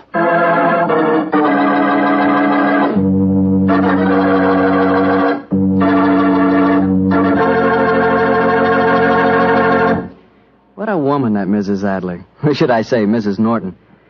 That's the kind of woman I could really go for, Doctor. Yes, you could. Just between ourselves, I sort of could go for her myself. She was intelligent. Yes, she was rich. Beautiful. That's the kind of woman you want sitting next to you in front of a cozy fire on a nippy fall night. Just the three of you. The three of you? Mm-hmm. You, she, and a glass of Petri port. Mr. Bartelli. Why not? That Petri California port is some wine. Boy, that Petri family really knows how to make good wine, all right. Come in. Ah, there you are, Mr. Bartell. Evening, Doctor. Just in time to join me in a cup of coffee. Draw up your chair, young fellow, my lad. Thank you. That's it. Well, Doctor, you told us last week that tonight's new Sherlock Holmes adventure takes us to the south of France. That's right, Mr. Bartell. The south of France in the year 1900. A beautiful playground bordered by the bluest of blue seas and populated with an extraordinary cross-section of cosmopolitan Europe. Rich man, poor man, beggar man, thief. All of them attracted by that Riviera paradise.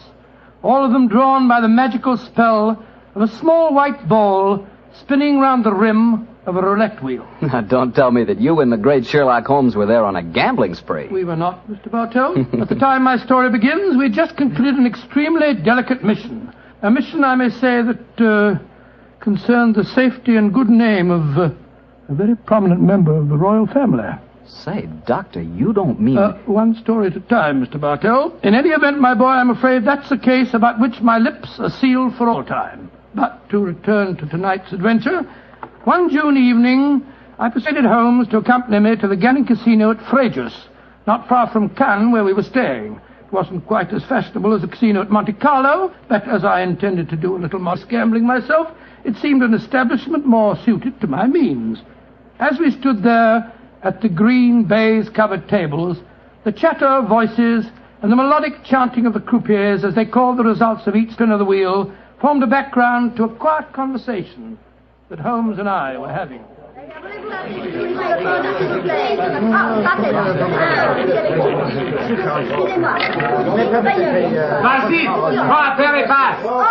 Lost again, Watson? Oh, confounded. That number 10 must come up soon. Oh, why not cut your losses, old fellow, and come for a stroll with me on the waterfront? Well, just a big wait. A couple more bets, Holmes. I have a feeling that 10 is bound to come up in a minute. Watson, I believe the blood of a gambler courses through your veins. Oh, there's no harm in taking a little flutter once in a while. Why don't you risk a few francs, Holmes? No, thank you, my dear chap. The law of averages convinces me that my money is safer in my pocket. In any case, I'm a little dubious as to the integrity of this particular casino. Well, what makes you say that? Well, you will observe that this roulette wheel has a double zero. Most continental wheels have only a single one.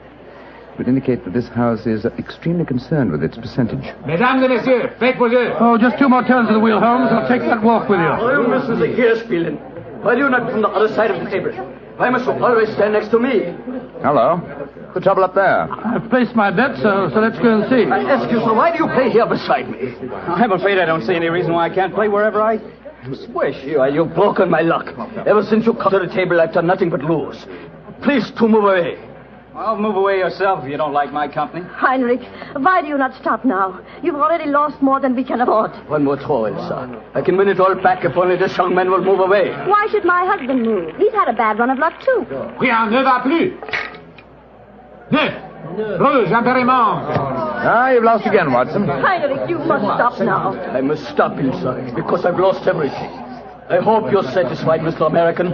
You've broken my luck and ruined me. I hope that you and your turn will be ruined too. Heinrich, wait for me. I never heard such rubbish in my life. Were you listening to him, sir? I heard his last few remarks, Mr. Gilbert. Roger Gilbert. And this is my wife, Helen. How do you do? My name is Holmes, and this is my friend, Dr. Watson. How do you do? How do? Didn't think his remarks were a little out of place, Doctor? I certainly did, Mrs. Gilbert. I don't see how he can possibly blame your husband for his run of bad luck. I didn't like the look on his face as he left the table, though. Have you any idea who he is? His name is Schneemann. He's staying at the same hotel as we are. I've never spoken to him, but I've heard of being paged there. Well, you shouldn't gamble unless you can afford to lose. Well, I'm losing, darling, and I can't afford it. Oh, if I can let you have more money, you know that. No, Helen, I may have married an heiress, but I'm not going to use her fortune to gamble with. Oh. I'll lose my own money, and then I'll quit. Mesdames et messieurs, faites vos jeux. Your last bet, Watson? Yes, Holmes, this time I know that number 10 is going to come up. It's got to.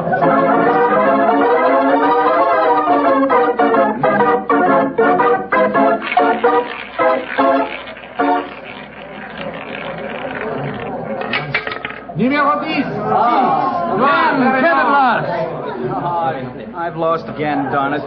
Helen, this is my bad night. Why don't you stop now, dear? Holmes, I've made 350 francs. On this throw of the wheel, old fellow, but as you've lost some 500 francs doing it, I can't say that you're quite sick of me. Oh, Mr. Holmes, I can see that you're no gambler. I'm afraid not, Mrs. I Gilbert. wouldn't say that, Holmes. You may not like roulette. You've taken a good many chances in your life with long odds against you, too. Well, nevertheless, old chap, in the sense Mrs. Gilbert means it, I'm not a gambler. Hey, what's the commotion over there? Oh, that German woman with a crowd forming around her. Yes, the wife of that man that said I ruined him. Attention! Attention, est-ce qu'il y a un docteur dans la salle? There must be trouble. He's asking for a doctor. Doctor, come along, then. Will you excuse me, please? Thank you. Excuse me, madame. Mon ami est docteur. Monsieur, cette dame a besoin d'un docteur. What happened, madame? It is my husband. Is he ill? I just found him lying out in the garden. Please come with me at once, gentlemen. Of course we will, madam. What seems to be the matter with him? Herr Doctor, I think he is dead.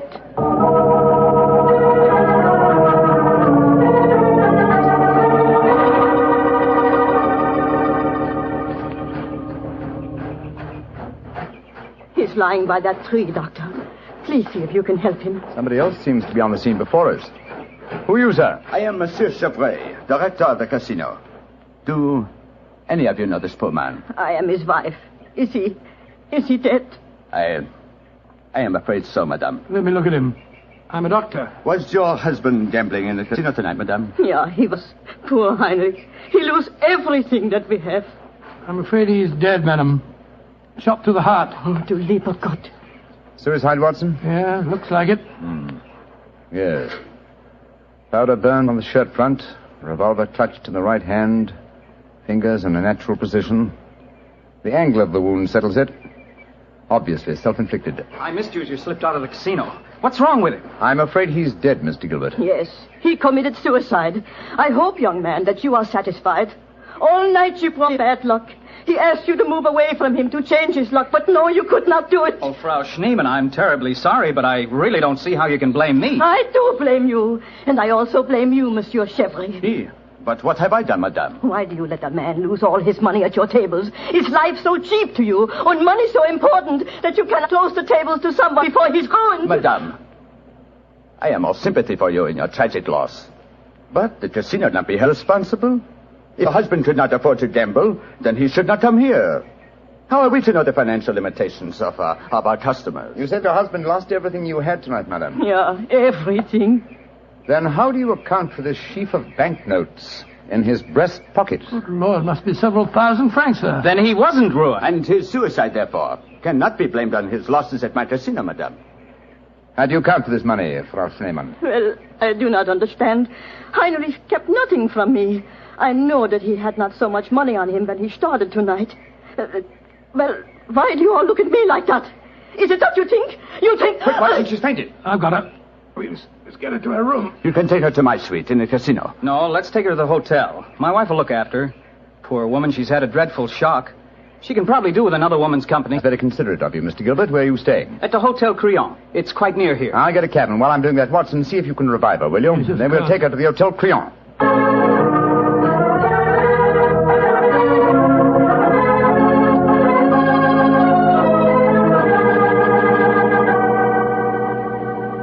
Very kind of you, Mrs. Gilbert, to let us bring the poor lady into your suite. Well, it's the least I can do, in spite of what she said about Roger bringing her husband bad luck. I'm sure she'll need your help when she wakes up, Helen. Yes, I think you'll find that she'll sleep for some hours. I gave her a strong sedative. Well, we were just about to have a drink, gentlemen. Do you care to join us? Oh, thank you, sir. Well, that'll be very nice, Mr. Gilbert. Roger was just telling me that quite a large sum of money was found on Herr Shademan's body, Mr. Holmes. Yes, Mrs. Gilbert. Several thousand francs. It's very puzzling, Holmes. Why should a man commit suicide with so much money on him? I think the answer is obvious. He didn't. What on earth do you mean? Well, the money was placed there after he had shot himself. The banknotes were in his breast pocket, if you remember. Not a usual place to carry money. Though it is the easiest pocket for someone to insert it without disturbing the body. But why on earth should someone place money on him after his suicide? To prevent the casino from getting a bad name. I've heard of it being done on several similar occasions. Gives the impression that the unfortunate victim had other motives than gambling losses to account for his suicide. Great Scott, you mean that one of the casino employees found the body lying there and slipped the money in his breast pocket before we arrived on the scene? As you know, my dear Watson, I'm not a gambling man, but I'll lay you 100 to 1. That is what happened. Well, that's a new one. Well, here are your drinks, gentlemen. Thank you. Thank you, sir. Thank you. Say, Helen, Mr. Holmes has given me a brainwave. Another one? What is it this time, Roger? Now, I've been losing very heavily tonight. Roger, I've told you, if you need money, I'll be only... But I don't. I've got a scheme for making some. I'm going to gamble again tonight after dinner. If I lose, here's what I'll do. I'll stain my shirt front with red ink, walk out in the grounds, fire a shot, and lie down as though I'm dead. I'll wait for someone to come along and stuff my pockets full of banknotes. Not a bad idea, Mr. Gilbert. I think it's a darn good one. What do you say, Mr. Holmes? It's a whimsical one at any rate. Who knows? You might even be successful. Roger, you're not really going to do it, are you? Sure. Perhaps I'll get some of my losses back that way. Well, let's drink to it, gentlemen. At least I may have hit upon an idea of making money.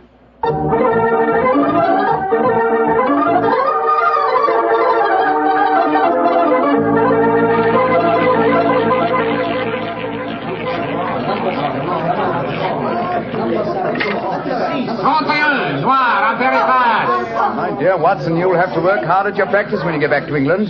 Your infallible system appears to be extremely fallible. And yet the fellow who told me about it said it couldn't miss. It's just a matter of doubling the stakes each time you lose, and then... Oh, my dear fellow, I've been studying your system, but I can tell you a really infallible way of making money at roulette. You can? What is it?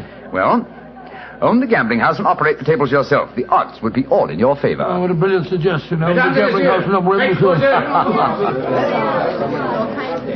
Not gambling for tonight, Watson? It's nearly 11 o'clock. Yeah, I think so. Let's take a stroll round the other table, shall we?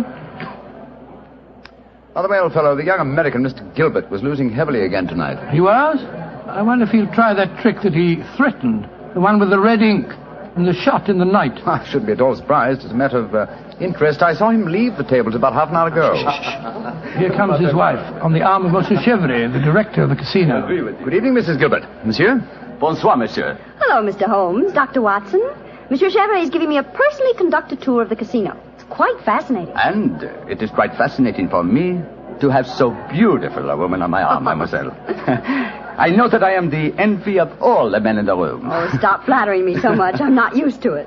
Mrs. Gilbert, how is, Frau Schneemann? She seems much better. She wakened an hour ago and insisted on going back to her own room.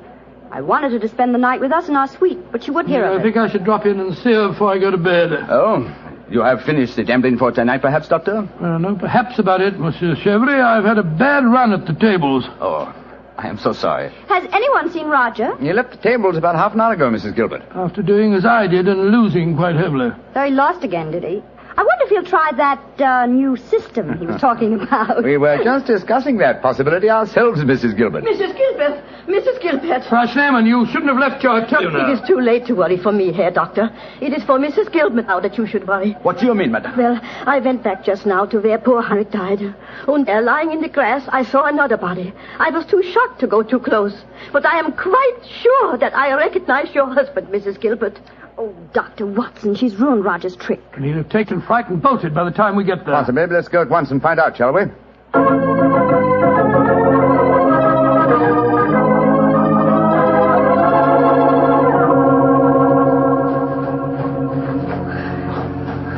He hasn't gone. He's still lying there. It's a most convincing spectacle. That red ink really does look like blood. Yes. And blood sometimes looks like red ink. Mr. Gilbert. Roger, get up. The joke's spoiled. Roger! Get up! I'm afraid that's impossible, Mrs. Gilbert. He's dead.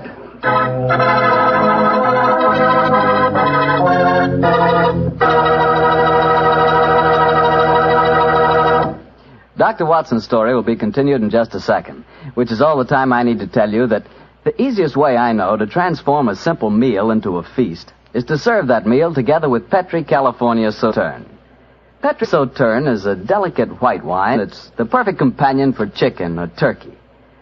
Turkey. Ah, yes. Turkey and Petri Sauterne. That's the heart of any Thanksgiving dinner. Look, why not make this Thanksgiving dinner the best one you ever had? Give it the air of a banquet. Serve it with Petri Sauterne. And when you buy that Sauterne or any wine for your Thanksgiving dinner, whatever you do, look for the letters P-E-T-R-I. Because a Petri wine is always a good wine. Well, Doctor, so the young American's joke turned out to be another tragedy. Yes, Mr. Bartell. The poor fellow was lying there dead, with a bullet wound in the heart, and a great splash of blood staining the whiteness of his shirt front. What happened next? Monsieur Chevre, director of the casino, took the distraught widow away from the scene, while Holmes and I examined the body closely. Within a few minutes, we were joined by Inspector Ganivet of the French police. As we stood there in the moonlight, the sounds of music we heard from the casino. It was hard to believe that two men had died in that lovely garden since the moon had risen.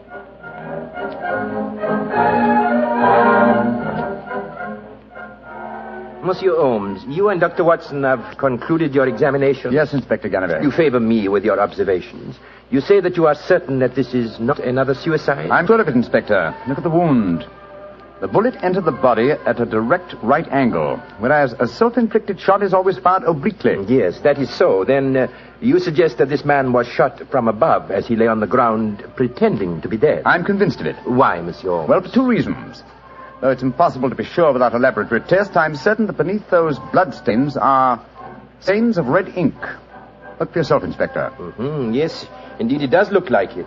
What is your other reason for being certain that this man was shot as he lay here pretending dead? Show him the banknotes, Watson. Here you are, Inspector. We found them stuffed in his breast pocket. So, banknotes with a bullet hole through the middle of them. Very illuminating.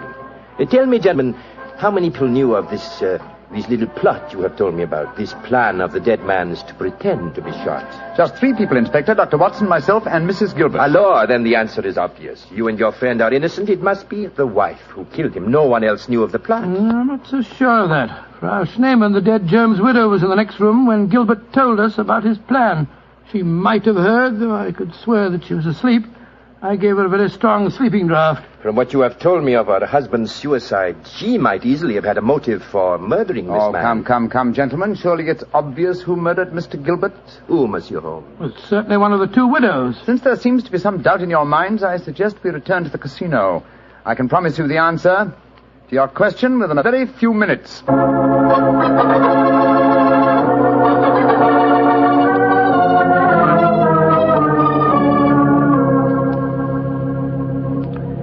Well, Monsieur Chevre, now that we're all assembled in your office, I shall sit down quietly and let Inspector Ganivet conduct his examination. No, Monsieur Holmes. No, you have handled the case so far. Please to continue it to the end. Yes, Monsieur Holmes.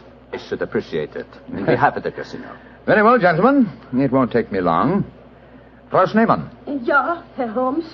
What time did you leave your hotel tonight? Well, I do not know what time it was. Well, what made you leave it? Well, I could not sleep.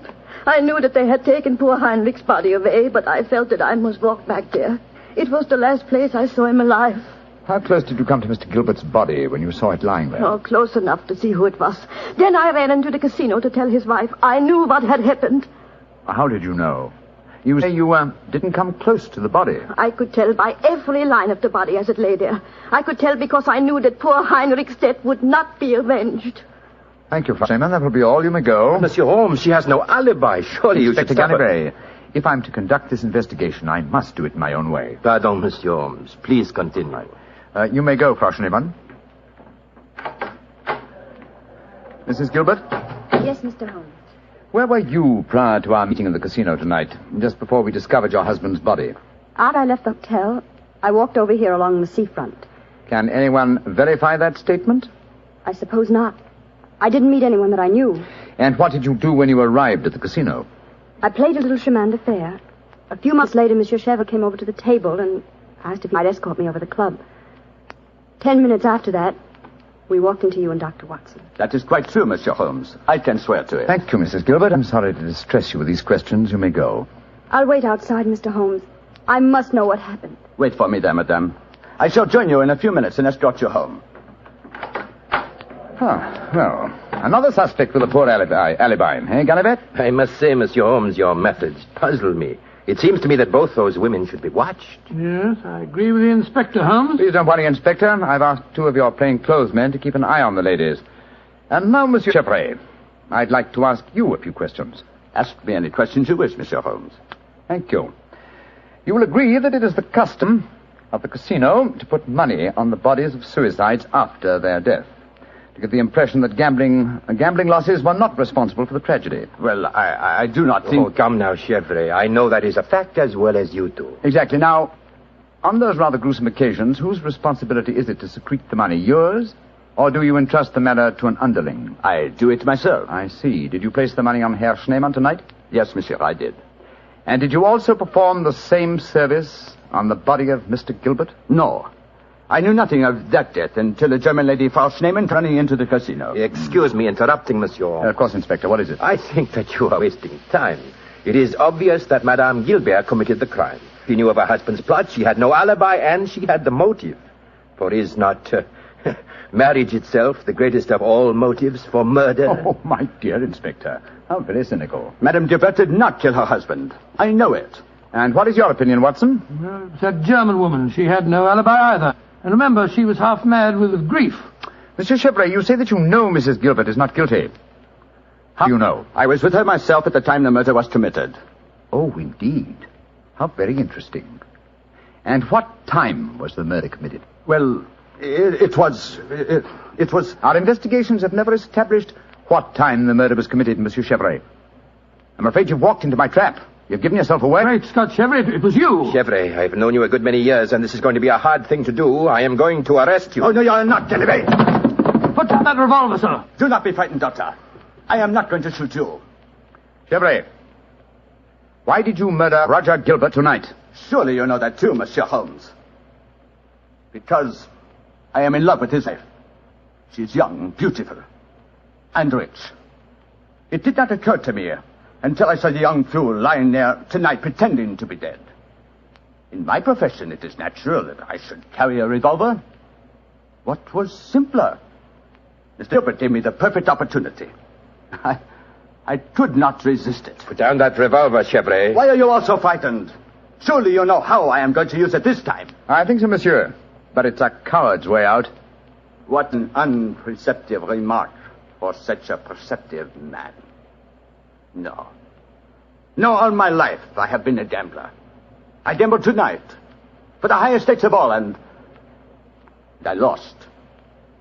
No, I am not afraid to pay for my losses. Au revoir, monsieur.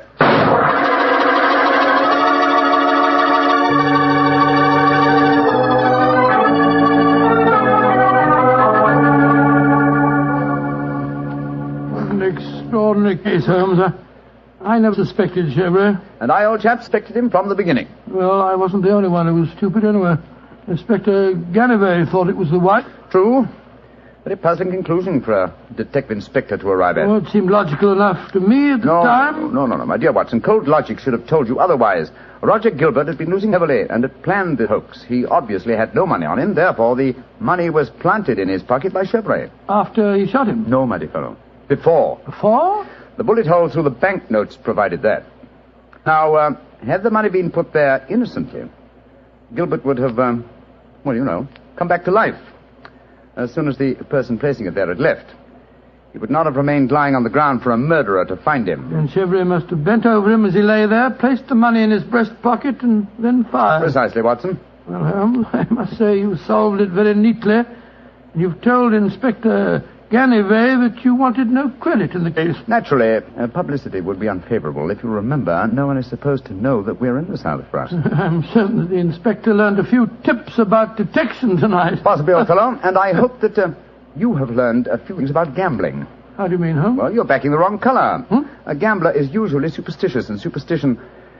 Well, I should have told you what color to follow tonight. I still don't understand you, Holmes. I was playing number 10. Exactly. Number 10 is black. You should have followed a red color tonight, old fellow. The color of red ink. Red ink. And blood.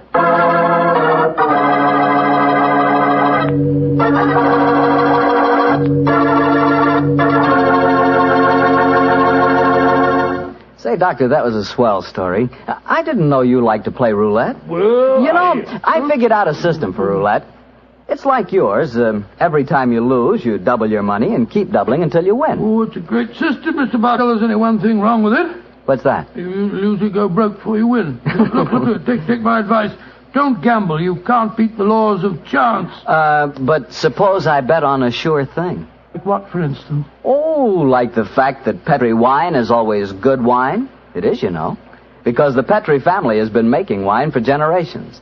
And now let's keep our weekly appointment. Good evening, Dr. Watson. Good evening, Mr. Bartel. Draw up a chair. Thank you. That's it. By the way, do you know what date it is?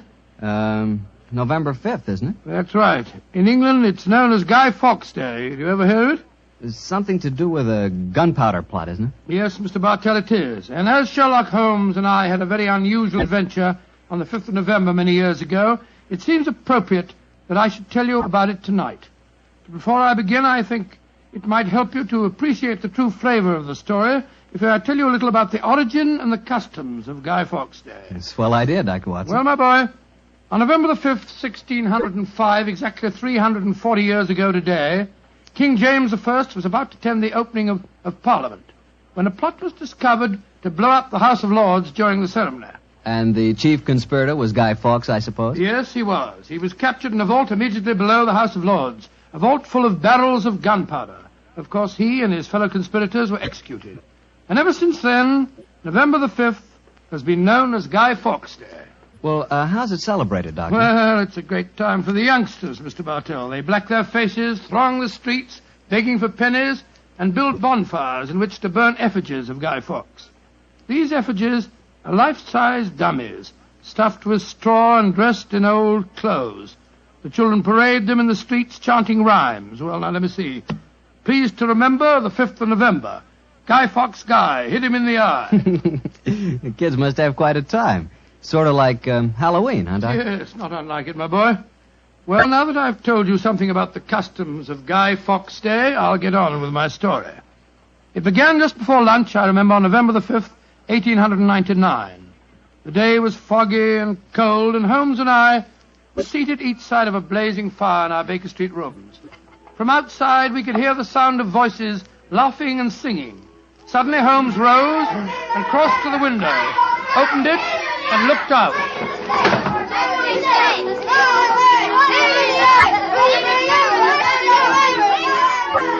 Then he turned to me and spoke.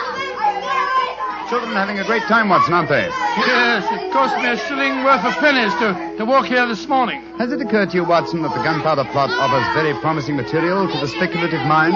In what way, Holmes? I say it's confoundedly chilly in here. Don't you think you might shut that window?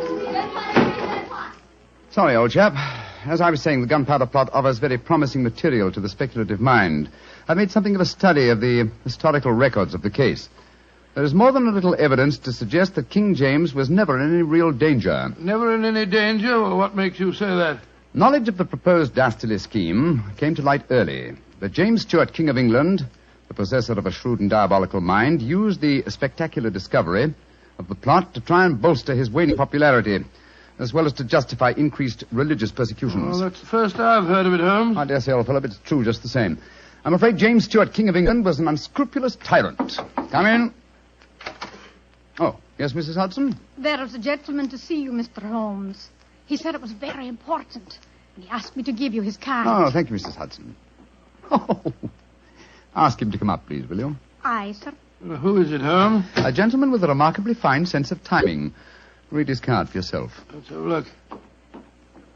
Mr. James Stuart. Great Scott, that's an extraordinary coincidence that he should arrive just as we're talking about James Stuart, King of England. Come in.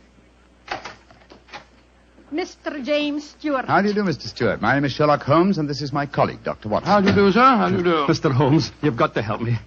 I'm walking about in mortal fear of my life. You've got to help me. Mr. Stuart, I suggest that you sit down. I'll do anything in my power to help you, but you must compose yourself first and tell me quietly what it is that's frightening you. How can I compose myself when I may be dead within a few hours? No, Mr. Stuart. I'm a doctor. I really think if I were to give you a sedative that you'd find... How can you talk of sedatives when I... My heart. Doctor. My heart. All right. Now, here, let me help you into this sofa. There you are now. Imagine That's brandy it. would be in order, Watson. Yes, Holmes, and I'll give him some digitalis. A fellow with a bad heart like this shouldn't allow himself to get so excited. Here you are, Mr. Stuart. Drink this. No. That's it. And now this, Mr. Stuart. What is it? It's digitalis. Very well. Yeah, now. Feel better, sir? Yes, Mr. Holmes. Yes, I do. You're right. I shouldn't get so excited. My heart can't stand it, you know. Watson, is he well enough to talk, do you think? Yes, if he doesn't excite himself again. I'll be careful, Doctor. I'll take it quietly. Mr. Holmes, when you saw my card just now, did it strike any responsive chord? Oh, naturally, sir. Who could fail to be intrigued when a James Stuart calls to see one on Guy Fawkes Day? It isn't just coincidence that my name is James Stuart. I've got royal blood in my veins. People know of it. And that's another reason they're out to kill me. They're jealous of my heritage. Every instinct I have is a royal one. Now, you gentlemen know that falconry is a king's sport. And my greatest hobby is the breeding and the training of falcons. Mr. Stuart, please, Mr. Stuart. Owing to the state of your health, I suggest that you be as economical as possible in your explanation. In fact, I think it might be better if I were to question you. Very well, Mr. Holmes. Now, you say that your life is in danger. What evidence do you have to substantiate that claim? My cousin, Guy Falconby, has threatened it. You see, Mr. Holmes, he and I are the only heirs to a wealthy uncle. His fortune will go to the surviving heir. If I were dead, Guy would inherit everything. Seems to me, Mr. Stuart, that you should have applied to Scotland Yard for protection. I did, Dr. Watson. Only a few days ago I saw a certain Inspector Lestrade, I think his name was, and he laughed at my fears. Oh, Lestrade. And he laughed, did he? Well, then in that case, there may be something in your story, sir. You say that your cousin has threatened to kill you. Has he indicated the method he intends to employ? He has. And it's a devilish plot. Guy has a bitter, twisted sense of humor, gentlemen, even when he's planning as dastardly a thing as a murder. I am James Stuart.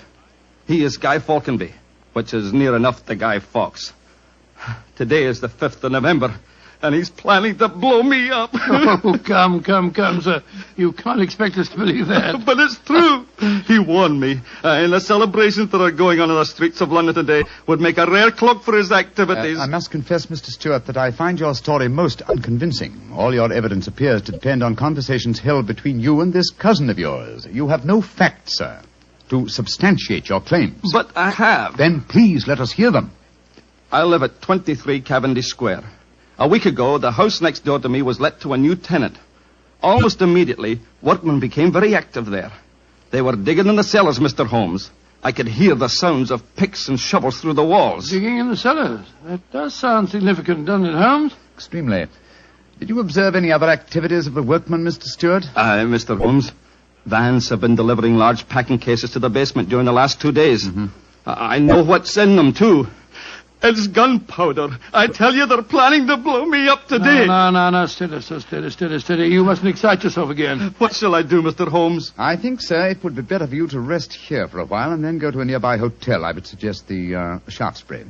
And wait there until you hear from us. And where are you gentlemen going? Watson and I, after donning suitable disguises, will visit the house adjoining yours in Cavendish Square. I think an examination of the cellar there might prove most illuminating.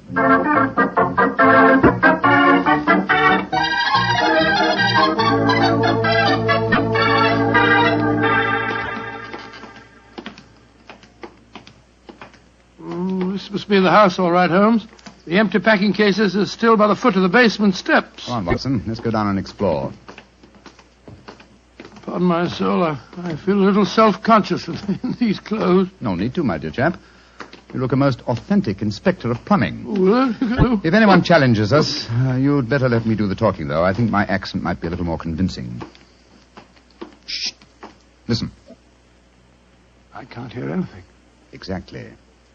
Then we may reasonably assume that either the workmen are observing the Guy Fawkes holiday or that their work is done. Come on, let's try this door. It's unlocked. Yes. Huh. This is too easy, Watson. We must be prepared for a trap. Come on. I've got my revolver handy if there's any trouble. I don't use it until I tell you to. Remember, we're supposed to be plumbing inspectors. It's pitch black in here. I can't see a thing. Strike a match. See if you can find a gas jet. Strike a match when the cellar may be full of gunpowder? You've got to take the risk, old chap. Oh, here's a gas jet. I'll light it. That's better. Now we can see a little. Uh-huh. I think the workmen have completed their job.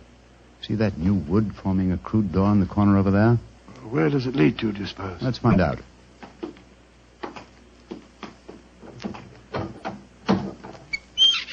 Oh, also unlocked. And here's a miner's lantern, waiting conveniently for us on this ledge. Oh, this is ridiculously easy. Now I'm sure it's a trap. I like the lantern. Great Scott, it's a tunnel. Yes, it's a tunnel leading into Mr. Stewart's house next door. Let's explore it.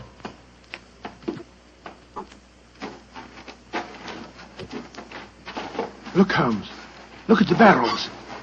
I bet they're full of gunpowder. Undoubtedly. We'll observe the fuses as well. Yes, the complete equipment for another gunpowder plot. I can't believe my eyes. What a fantastic plan, but how could the murderer be certain that Stewart would be killed in the explosion? I think that's easily answered, Watson. Remember Mr. Stewart's bad heart? In his present state of apprehension, an exploding firecracker would be enough to kill him. I suppose so. Hello? Hello? What's this lying on the floor? Curious? It's a funny strip of silk with a little ring on the end. Let me see it, Watson. Aha. This seems to be familiar. By Jove! I believe it's a Jess. A Jess?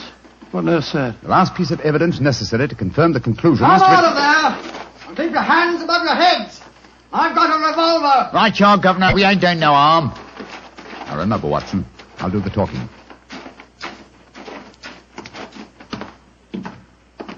Come on! Out you come! Well, you're a comical-looking pair. What are you doing in there? Me and my mate got a message to come over here and see to the plumbing, mister. Plumbers, eh? Do you have any identification? Yes, sir. Here's my badge. We're inspectors for the London County Council. Oh, that's all right, my man. I saw the basement door open, and I thought burglars might be here. You're the owner of this house, sir? Yes, but my agent let it recently to some tenants who've been behaving rather queerly, I'm told. So I came round here to see what was happening. If you're the owner, sir, perhaps you can give me some facts for me records. Not to film me records, you know. What do you want to know? Well, your name, please, sir. Falconby. Guy Falconby. Look here. Alfie, hold your nose. What did he say? Nothing, sir, nothing. He's got bad hiccups. Had him for months now. Can't stop him. Alfie, here, give me a pencil, will you? Thank you, Alf. Now, sir, your name is Guy Falconby. What's the name of the tenant this house is let to? There are three of them. Oh, do you know their names, sir? Got to have them for me records, you see. Yes, the names are Winter, Rokewood, and Keynes. Oh, yes. Winter, Rokewood, and Keynes. That's right, sir. Sounds as if they might be a firm of solicitors, don't they, sir? Well, perhaps they are. I haven't met them. Just one more question, sir, and then I needn't bother you no more. Well, what is it? My religion or my grandmother's maiden name? No, sir. No, nothing like that. I just wondered who lived in the house next door on that side. We've had a complaint from there, too. Their pipes is bunged up. My cousin lives there. His name's James Stewart. Mr. James Stewart, eh? Not much obliged, sir. Me and my mate will be going next door, then. Come on, Alfie. I'm not surprised his pipes are bunged up, as you so graphically put it. He's a great one for practical jokes about the house. As a matter of fact, he's planning one of them tonight. Well, that's no concern of yours. By the way, my man, what's your name? Nivitt, sir. Tom Nivitt. Come on, Alfie. We got work to do.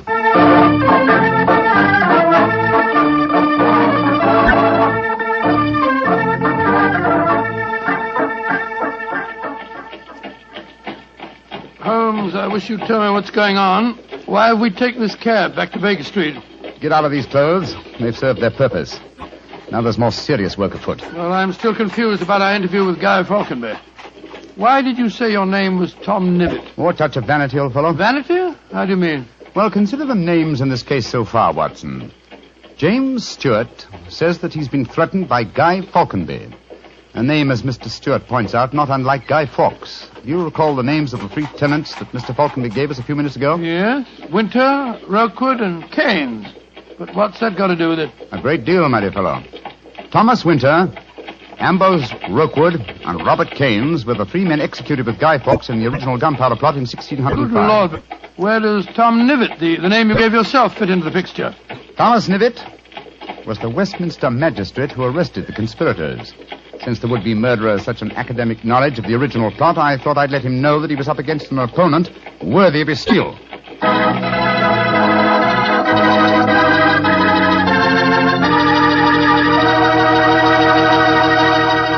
We'll hear the rest of Dr. Watson's story in just a few seconds. Just about time for me to remind you that if you want a wine that's sure to please the ladies, you can't miss with Petri California Muscatel. That's because Petri Muscatel is a golden wine with one of the most luscious flavors you ever tasted. Did you ever taste a big, plump muscat grape that's ripened in the sun? If you have, then you know what to expect when you taste Petri Muscatel. It's a wonderful wine. Perfect after dinner and swell when company comes. Just remember that, won't you? Petri Muscatel. Well, Doctor, you and Mr. Holmes were certainly having yourselves quite a Guy Fawkes day. What happened when you got back to Baker Street? We quickly changed out of our disguises and back into our ordinary clothes. I was still pretty much in the dark, as usual. And I kept questioning Holmes as to our next move. He was in a state of suppressed excitement. And it was obvious as he spoke to me that he was anxious to be off. What's the dawdle? There's so much work ahead of us. What do you mean, don't dawdle? I'm not dawdling. I'm dressing as fast as I can. What's our next move, anyway? Well, we must split our forces. Must get hold of my band of street urchins, the Baker Street irregulars. I'm going to surround Mr. Stewart's house in Cavendish Square, and they'll be invaluable for that purpose. Well, what do you want me to do? Go to the Shaftesbury Hotel and collect Mr. Stewart, then return with him to his house and wait me there. I shall join you as soon as I've rounded up the irregulars, but I must warn you. Don't leave Mr. Stewart for a moment. Don't let him out of your sight until you see me again. Of course I won't, Holmes, but, I must say, the idea of all that gunpowder in the cellar doesn't make me feel any too happy. Have faith in me, old chap. Have faith in me. You know, I wouldn't expose you to any danger if I could avoid it. And I assure you that I shall join you and Mr. Stewart very shortly. You have your revolver? Yes, of course. Good. And, give Mr. Stewart this revolver, will you? Tell him that I insist that he carries it. I fear that his own has probably been tampered with. Right you are, Holmes. I'll see that he has it. This is a strange business, I must say. That Guy Falconby seemed such a decent sort of fellow. Yes, he appeared to be a most amiable fellow, didn't he? This is indeed an unusual case, Watson. We're up against one of the most sinister and twisted antagonists that we've ever met. Well, old chap, I'm leaving now. I'll join you soon. And don't forget, stay close to Mr. Stewart. Stay very close to him.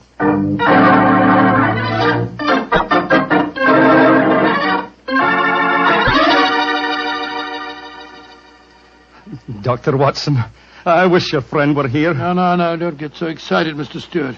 He'll be here any moment now. You've still got the revolver that I gave you? Yes, it's in my pocket. But what's the good of a revolver if there should be an explosion? Answer me that if you can. No, you must have faith in Mr. Holmes, sir. He's arranging now to have this house of yours surrounded by his band of street urchins. They'll see that no one gets to the cellar next door to light the fuses. A bunch of children. How can they do anything? You don't know the Baker Street irregulars, Mr. Stewart. And it's a perfect day for them to operate. As black-faced boys begging for pennies, they'd pass unnoticed anywhere. I hope you're right. But I have a premonition, Doctor. There's going to be a tragedy. I know it. Now, take it easy, sir. Remember your heart. You're in splendid hands when Sherlock Holmes is on the case. Here he is now. Holmes, I say, I'm glad to see you. You received your visitor yet? Visitor? We've seen no one. Then be on the alert. I've just been questioning the boys surrounding this house. A few moments ago, some children pulled a small cart up to the back door. A cart containing a life-size dummy. My irregulars thought that it was an effigy on its way to a bonfire. Oh, why shouldn't it be, Holmes? I have reason to believe that it's someone visiting you in disguise, Mr. Stewart. A visitor who is mounting the back stairs at this very moment. You've got to stand by me, Holmes. You've got to protect me. Don't worry, sir. Come in. Look at that apparition. Great Scott, Guy Fawkes' dummy. A dark lantern in his hand, and it's walking. And also talking, I trust. Keep away from me. I got a revolver. For Victoria's sake. If you won't give me one, I'll take two. The better for me and the worse for you. It's Guy Falkenberg. Keep away from me, do you hear? The better for me and the worse for you. All right, then. I'm going to fire. Dear me, Mr. Stewart, the revolver I've provided for you seems to be unloaded. How very odd. Well, what in thunder's all this about? You've just witnessed an attempted murder, Watson. Murder? What are you talking about? This is a game. James and I had it arranged, the whole thing. You may have thought it was a game, Mr. Falconby, but I assure you that your Grab Mr. Stewart, Watson. He seems to be leaving us. Leave me alone. Take your hands off me. My heart. Help me put him on the sofa. That's it. I'll get him some digitalis. Look, I don't want to appear unnecessarily stupid, but will someone tell me what this is all about? With pleasure, Mr. Falconby. Your cousin had planned one of the most fantastic murder plots that I've ever encountered. He came to us with the story that you had threatened his life. But that's ridiculous. I'm very fond of him. Of course it's ridiculous. The whole plot was ridiculous. He leased the house next door, had a tunnel dug, and gunpowder and fuses planted there.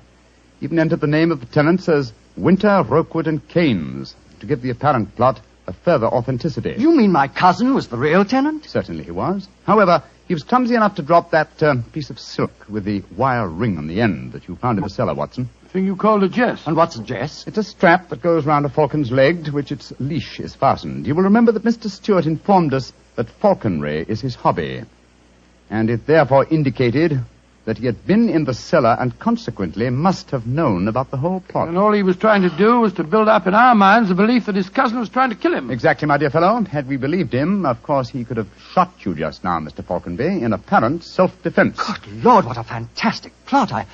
I still can't quite believe Mr. it. Falconby, why are you dressed as a Guy Fawkes dummy? Well, it was James's idea. He said that he was going to dress up too, and that we were to go round the bonfires tonight and frighten people by appearing as live dummies. But the last message he sent told me to come up here, that we'd play a practical joke on a couple of friends of his. And did he provide you with the costume that you're wearing? Yes, as a matter of fact, he did.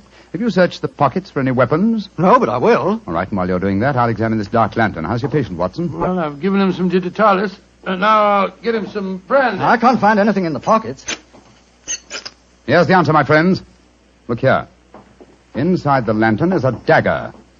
Your cousin planted it there to substantiate the claim that you were trying to kill him. Had his plans worked, you would have been dead, Mr. Falconby, before you could have told us the truth. Here, come back here, Mr. Stewart. James! He slipped out of the door. Confound it! He's faking the heart attack. Come on, Watson, after him.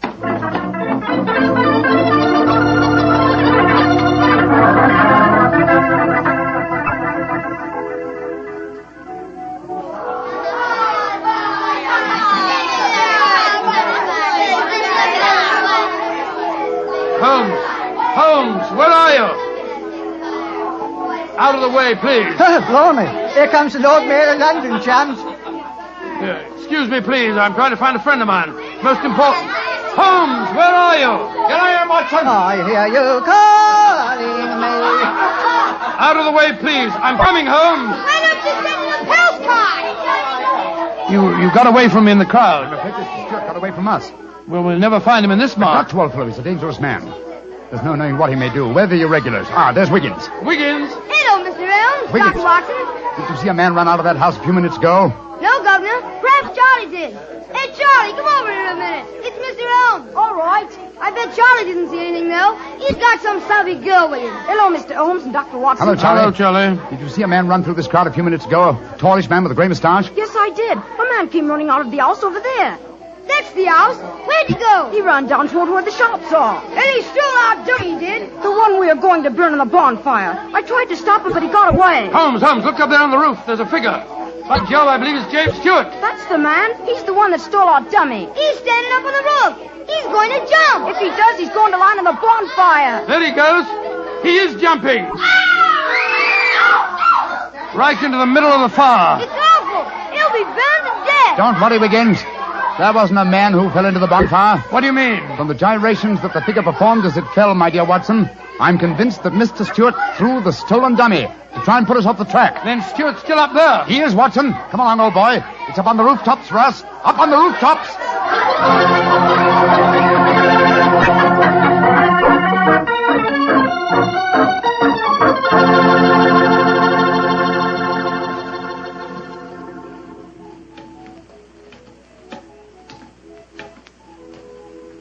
Here, Watson, let me help you up. Can you reach my hand? Yeah, I got it. All right, then. Up you come. Come on. That's it. Phew. Seems to me that fire escapes must be designed for giants. Keep your eyes skinned, old fellow. Stuart's a dangerous man.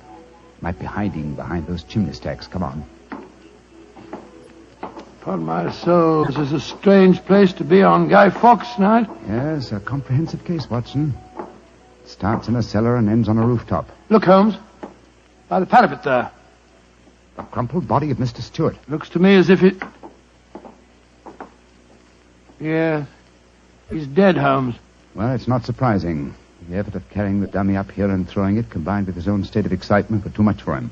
Well, quite frankly, I can't say that I'm sorry. No, he planned a murder. If it hadn't been for you, he would have succeeded. An extraordinary case, Holmes. Yes, old chap, and one that should long make us remember the 5th of November. By Jove, yes. Please to remember the 5th of November. Gunpowder treason and plot. I see no reason why gunpowder treason should ever be forgot.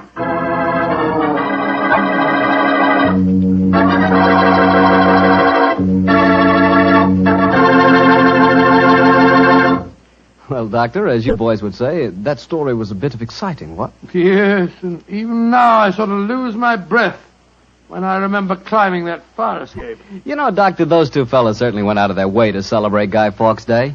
Now, take me. When I got a little celebrating to do, I like to do it quietly. Some friends, a glass of port. Yeah, Petri port, of course. What else? Leave it to you. No matter what the occasion is, you can somehow make it a perfect occasion for Petri wine. Come in. Good evening, Doctor. Good evening, Mr. Bartell. Come over here and join me by the fire. I didn't think it was cold enough for a fire tonight, Doctor. Oh, I suppose it isn't really, but there was one late, so I just couldn't resist putting a match to it. Fire's a good accompaniment to storytelling anyway. Yes, my boy, a fire and a glass of port. Care to join me in one? Thanks, Doctor. So, you're going to tell us a sea story tonight? Yes, Mr. Bartell. The whole adventure took place aboard a small steamer as it plowed through the stormy seas of the Indian Ocean. Here's your glass, my boy. Thanks. And what were you and the great Sherlock Holmes doing on the Indian Ocean, may I ask? We're on our way to Calcutta to solve the case of the vanishing elephant of Parbhuti-Pur. Oh, yes, the story you told us a few weeks ago. That's quite right, my boy.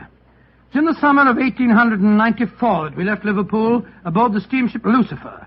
It wasn't a large ship, and as both the Mediterranean and the Red Sea proved somewhat, shall we say, unfriendly, I may tell you the first part of the voyage was quite unpleasant. In fact, until we left Aden, I'd spent most of the time in my cabin. I'm not much of a sailor, you know. However, as we headed eastward towards Colombo, the weather cleared up a bit, and I came on deck and joined Holmes. I remember on the second night out of Aden, we paced the decks together. The stars above us twinkled, the promise of a bright tomorrow, and the faint tinkle of a piano being played in the passenger lounge formed a perfect setting for an evening stroll. It only seems like yesterday that Holmes said... Watson, it's good to see you on your feet again. Yes, it's good to be on 'em, Holmes. It's been a miserable trip for me so far. The captain told me tonight that we can expect good weather between here and Kalavati, our next port of call. I thought Colombo was the next stop. And where is Kalavati, whatever you call it? Anyway, I never heard of the place. It's a tiny island in the Indian Ocean. It's a British protectorate. Those are the only facts I was able to glean from the encyclopedia and the ship's library. Did you ask the captain why we're stopping there? No, I didn't. As we are traveling incognito, I felt it wiser not to ask too many questions. I find this incognito business something of a strain. Every time a steward calls me Mr. Hamish, I can't think who on earth he's talking to. Whereas I find myself answering to Mr. Mycroft almost automatically. By the way, old chap, now that you're going to mix with the ship's passengers, I suggest that you adopt a Scotch accent. It would seem more appropriate for a Mr. Hamish, and I don't want anyone aboard to suspect our true identities. Oh, I'll do my best, but I must say, Holmes, I think you're being unnecessarily mysterious. Possibly I've been influenced by reading too many of your rather florid stories of our adventures together. My stories are not florid. They're all perfectly true. Oh, don't be angry with me, old chap. Don't be angry, please. By the way, you'll be interested to know that I've unearthed a little mystery aboard this boat. I trust you to do that. Where is she? I mean, what is it? Oh, You observe that suite of cabins on the bridge deck above us? Yeah? What about them? Well, I've been watching them during my nightly strolls for the past 2 weeks. The suite is occupied, and yet the blinds are never raised. And I've never seen meals taken in there. I presume, therefore, that it must contain a private galley and a cook. I don't see anything mysterious about that. It's probably occupied by some wealthy invalid. Oh, possibly.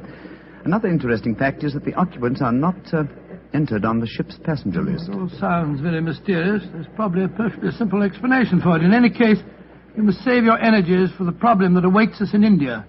You're Mr. Mycroft now, remember that. I will, Mr. Hamish. Mr. Mycroft? Yes, Mr. Hamish? Would you care to join me for a wee drop of brandy in the smoking room? Mr. Hamish, I shall be delighted.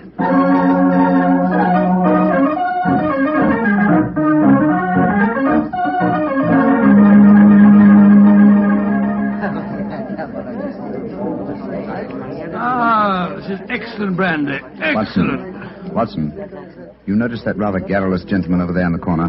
You mean the one at the table with the oriental-looking fella? Yes, the talkative man is the ship's doctor, but I haven't seen the other gentleman before on this voyage. I wonder if he's an occupant of the mysterious suite on the bridge deck. Let's go over and talk to him, shall we? And remember the accent, Mr. Hamish. And so, Verda, when we landed at Colombo, I decided to take Mrs. Abbott for a moonlight rickshaw drive through the cinnamon gardens. Did you gentlemen want to see me? If you'll excuse us, Dr. Harris, my friend Mr. Hamish and I were having a little argument, and we thought that perhaps you might be able to settle it for us. An argument? Oh, I love a good argument. Sit down, gentlemen. This is Mr. Verda. How do you do, gentlemen? Good evening, sir. My name is Hamish, and this is my friend, Mr. Mycroft. I'm so happy to meet you, gentlemen. Now, how do you know, Mr. Verda? Now, gentlemen, tell me what you're arguing about. Well, I'll Doctor, have a good argument. You see, it wasn't exactly an argument. My friend Mr. Hamish insists that the Suez Canal was built by a Dutchman in 1870. I'm convinced that it was built by de Lesseps, a Frenchman, in 1869. We thought you'd know. You flatter me. I'm only a ship's doctor, not an historian. Ask Verdi. He probably knows. Can you settle the question for us, sir? I can, Mr. Mycroft. You're almost correct. The canal was opened in 1869. Though its construction began 10 years previously. De Lesseps, a French engineer, was in charge of the operation. There is a statue of him in Port Said Harbor, built to commemorate his skill and enterprise. Much obliged to you, Mr. Vera. Hamish, I think that I win my bet. Aye, Mycroft, I'm afraid you do, if you're sure of your facts, Mr. Werner. I'm sufficiently sure of them, Mr. Hamish, to venture a small wager myself. No. I think I'll not make any more bets on the subject, thank you. Well, gentlemen, if you will excuse me, I shall return to my cabin now. Oh, don't go. No, don't go, sir. You'll make us feel as if we'd driven you away. Oh, not at all, Mr. Hamish. I enjoyed meeting you both, but I have some letters to write.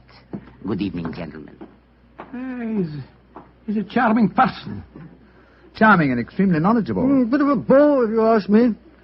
You two fellas enjoyed your trip? I'm just beginning to. It takes a little time to get my sea legs, you know. Dr. Harris, how long have you been on this ship? 4 years. This is my 23rd trip east on the Lucifer. Why? Well, there's something that puzzles me on board this ship. I'm sure that you would explain it to me. And what is it? Well, the suite of cabins on the bridge deck. Who occupies them? Wouldn't you like to know? Aye, Doctor, we would, and that's why my friend asked you. Well, I'll tell you. Though it's supposed to be a secret. But there'll be no harm in telling you now, for we're dropping anchor off the island of Cavarati in the morning.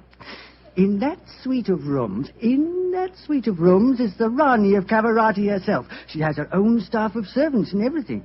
What do you think of that? Oh, how very interesting. And is the Oriental gentleman who left the table when we arrived part of our entourage? He is, sir. He's the sort of Prime Minister of Cavarati. This whole trip of theirs is very hush-hush. Rani returning to her country, afraid someone might make an attack on her life. Have to keep it all hush-hush. Cavarati is an island that's had a lot of trouble. You seem to be remarkably well informed about the place, sir. Yeah, should be. I used to practice there in my younger days. Oh, really? How very interesting. Yes, I could tell you strange tales about the island. I remember... Oh, hello. See that fella coming into the lounge? You mean the big man with the grey hair? Yes. That's Sir Christopher Wyatt. Owns all the tea plantations on Cavarati. He's a dull fella, but I'll call him over. Wyatt, come over and join us. Be careful. He'll talk your head off if you give him half a chance. Draw up a chair, Wyatt. We were just talking about Cavarati. It seems to me that would be a good subject to keep away from. At least till after tomorrow, Harris. What do you mean? You know perfectly well what I mean. I should have thought that after your own experience on Cavarati, you would have learned a little discretion. You're talking like a schoolmaster, Wyatt. Why don't you just sit down, have a drink, and be friendly? Thank you. I prefer my own company. Pompous ass.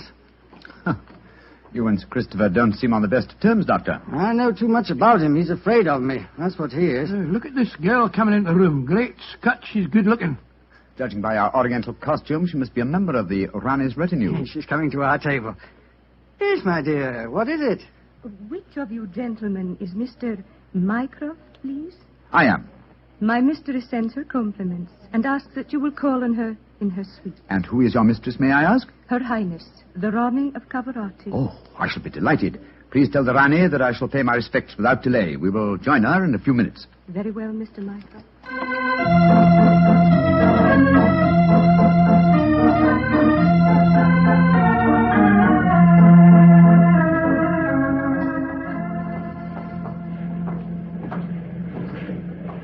You know, Holmes, this is pretty exciting. The girl that just brought us the message was a stunning creature. Imagine what the Rani herself must be like. What an incurable romanticist you are, Watson. I suppose you picture the Rani clad in oriental splendor, reclining like an odalisque on silken cushions. No, there's no need to make fun of me, old fellow. Here we are at the cabin. Ah, it is you, gentlemen. Follow me, please.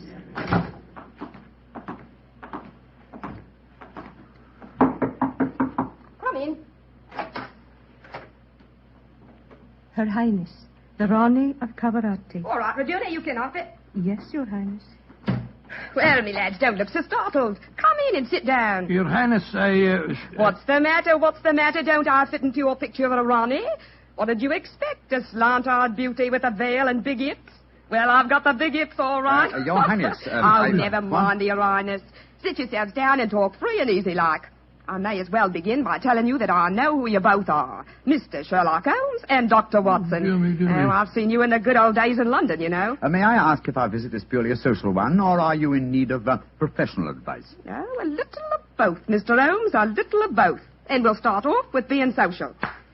Fruma. Mem Sahib. Champagne. Botachi, Mem Sahib. If you would pardon my asking you, madam, but I've never seen you before, somewhere. Oh, that's a question I'm always having to answer. Yes, you probably have, Dr. Watson. You see, I was in the chorus at Daly's Theatre in London for quite a few years, until the Raja of Cavarati decided I'd look better on his island than I did in front of the footlights. Your husband, the Raja, is dead, isn't he? Yes, he was killed playing polo. Champagne, Mem Sahib. Polo. Champagne Pinisecta. Acha. He doesn't speak English, so I'll get along with telling you my troubles. Mr. Holmes, somebody's trying to kill me. Kill you? It's good. May I ask what reason you have for saying that, madam? You may, Mr. Holmes. Before I left England, I had threatening letters warning me that if I ever went back to Cavarati, I'd never get to the island alive. I got another letter in Port Said that said the same thing. You kept these letters, I trust? No, I didn't. I tore them up. I never did pay attention to letters that weren't signed. Well, that's a great pity, madam. Those letters might have been invaluable. Well, it's too late to think about that now, Dr. Watson. Here's what's on my mind. I land at Cavarati in the morning, and if anyone's up to a bit of no good, tonight's their last chance. You destroyed the threatening letters, madam, thereby indicating that you did not believe in the threats, and yet you now appear to feel that you are in danger. I wonder what made you change your mind. The Ace of Spades. Yes? I don't understand you, madam. In the last 2 days, every time I tell my fortune, I get the Ace of Spades. Now, you know what that means.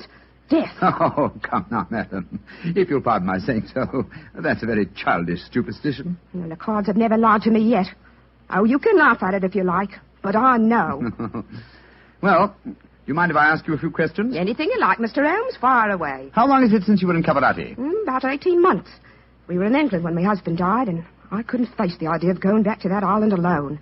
3 months ago, Verda... Oh, he's the chief minister of Cavarati. Yes, madam. We met him for a moment in the lounge. Oh, well, Verda came over to England to persuade me it was my duty as the Rani to go back. I see. As far as you know, have you any enemies among the passengers on board the ship? Oh, that's an odd one to answer, Mr. Holmes.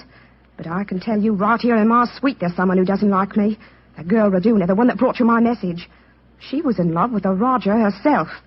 I know she hates me, even though she did stay with me in England after my husband died. How about Further, your minister? Oh, he's all right. My husband thought the world of him, and he's been wonderful to me. He came from Cavarati recently, you say, to persuade you to return there. That's right, Mr. Holmes. Well, Brumer seems to be all right after drinking that champagne, so it'll be safe for us to have some now. Champagne homme Quedon? Botache même side. Oh, I've been burning with curiosity to know why you gave him a glass of champagne a few minutes ago, and yet we didn't have any. Well, surely that's obvious, Watson. Fulmer is the official poison taster, isn't he, madam? That's right, Mr. Holmes. He tastes everything I eat or drink before I do. And if it doesn't affect him, then I know it's safe. Berta brought him over to England when he came to fetch me. On the island of Cavarati, poisoning's quite an hobby, you know. There were 2 people in the smoking room tonight who seemed to know quite a lot about your island. The ship's doctor, a rather garrulous gentleman by the name of Harris, and Sir Christopher Wyatt, who owns tea plantations on the island. Do you know either of them, madam? I should say I do, both of them. Dr. Harris isn't any good. He was on the island for a bit, but he got into some kind of trouble, and my husband had him thrown out. And how about Sir Christopher Wyatt? Oh, Chris is all right. I saw quite a bit of him in London after my husband's death. As a matter of fact, well, if I weren't going back to Cavarati, I don't think he'd be on the boat at all. He hasn't been there for over 5 years, ever since he had a row with my husband over the wages he paid the native labor. It seemed to me that several people aboard this boat have a personal interest in the island of Cavarati. Interests that might be influenced by your death. That's just what I was going to say, madam. I think we should keep an eye on you. Oh, that's just what I was hoping you'd say, Doctor. You see, I'm giving a bit of a supper party tonight. All the people we've been talking about have been invited. And I thought if you 2 were to be here, perhaps you'd be on the lookout for any funny business. How about it? Well, of course we'll come, won't we, Holmes? I think it might be a good idea, though I would suggest that we retain our incognitos as Mr. Hamish and Mr. Mycroft. Well, whatever you say, Mr. Holmes. And now, let's have that champagne.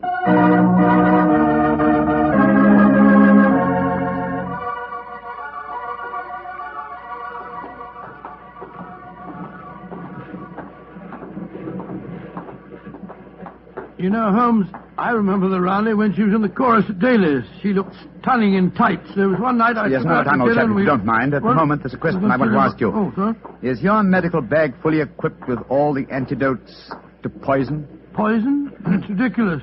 How could the Raleigh be poisoned when she has a poison taster? My dear Watson, you mustn't... What the blazes... Come on, Watson. That cry came from the companionway. There are 2 figures struggling by the rail there. Good heavens! One of them has pushed the other down the companionway.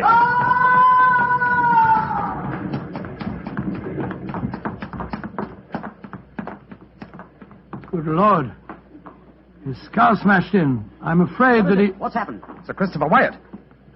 What are you doing here? I was taking a stroll. I heard a yell from this direction and came here as fast as I could. Great Scott, this fellow's bleeding badly. We must get the ship's doctor at once. That's hardly necessary, I fear, Sir Christopher. What do you mean? In the first place, this man is dead. In the second place, he is the ship's doctor.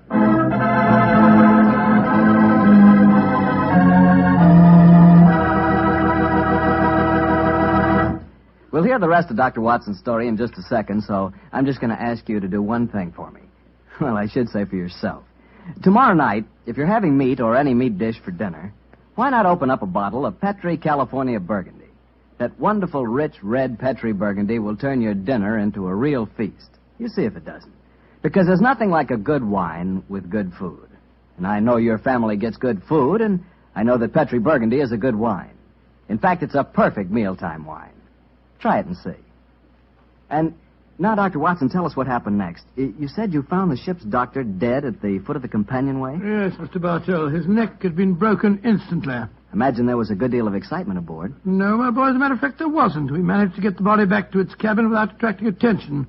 Holmes, after revealing his true identity, was able to persuade the captain to hush up the killing until after the Raleigh's party had taken place. Oh, he didn't want to scare the murderer, I guess. What happened next, Doctor? Holmes and I returned to our cabin to dress for the party. Holmes, I remember, was in a state of suppressed excitement. He spoke quietly and deliberately. Watson, surely it's obvious why the doctor was murdered. Oh, it isn't obvious to me. It's elementary, my dear fellow. You're planning a subtle murder by poison. How wise to remove the one man who might save the victim's life, a doctor. Oh, you keep harping on poisoning. It seems to me to be the last way a murderer would try to dispose of the Rani. Everything she touches is first tested by the poison tester. Exactly. That's why I call it a subtle murder attempt. Didn't you notice the physical attributes of Frumer, the poison tester? Which in particular, Well, his unusually glossy hair, his remarkably clear complexion, his plump figure. Look here. Just tell me one thing, will you? What's that? I presume that in your medical bag you have a supply of magnesia. Naturally. Do you also have hydrated ferric oxide? Yes, I do. Splendid. Let's be off to the party. Oh, funny things to take to a party, I must say. That's true, my dear fellow, but I'm afraid that this party may not prove as convivial as the Rani thinks.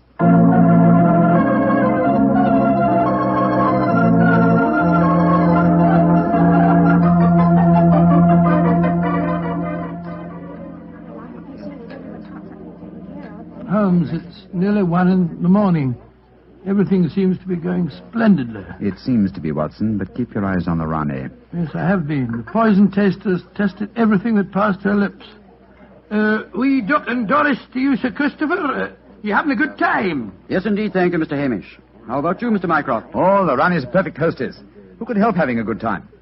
I don't think that girl Regina should be here, though. I don't want to be pompous, but after all, she's only a glorified servant. Possibly the laws of etiquette are not so strict in Cavarati as they are in London, Sir Christopher. Oh, perhaps you're right. But I don't trust the girl. There's something shifty about her.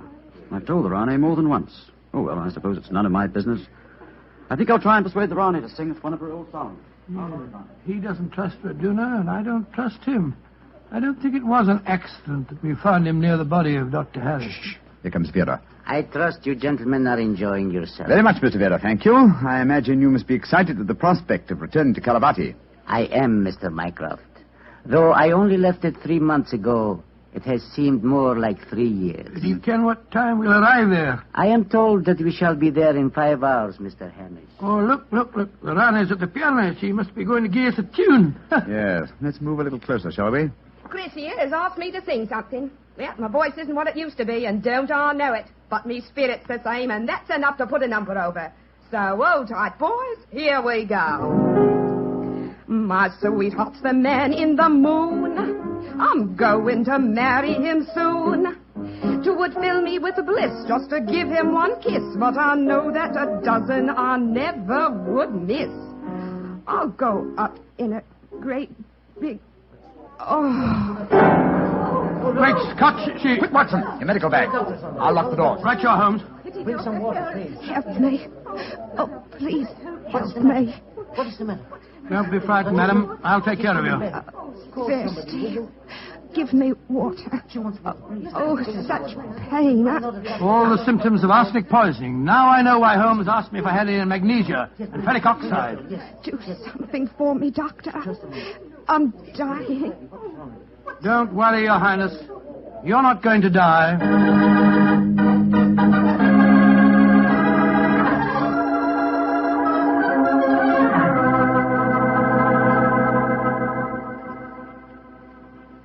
She's going to live, Holmes. Ah, gracious me, I'm tired. It's touch and go there for a while, though. Well done, Watson, old chap. Well done. Now that she's out of danger, why can't we all go back to our cabins? It's nearly dawn, and we've been locked in here since 1 o'clock. You've no right to do this, you know. Possibly not, Sir Christopher, but there's a murderer in this cabin, and I don't intend to let him escape. Mr. Holmes, what happened? How could I have been poisoned when Frumer tasted everything first? Why wasn't he poisoned? For a very simple reason, Your Highness. The murderer has been conditioning Frumer for over a year. What do you mean? He's been feeding him gradually increasing doses of arsenic until he has finally become immune to the poison. Great Scott, I never thought of that. Frumer's glossy hair, his complexion, and stout figure are all typical of a person who consumes arsenic regularly. But who could have done it? Only one person had the opportunity. Well, tell us who that person is. No, not you, Sir Christopher, not you. For you haven't been on the island for years, whereas Frumer returned from Caravati but 3 months ago. Raduna has also been in London with her mistress for the past 18 months, remember? The answer is obvious. You did it, Verda.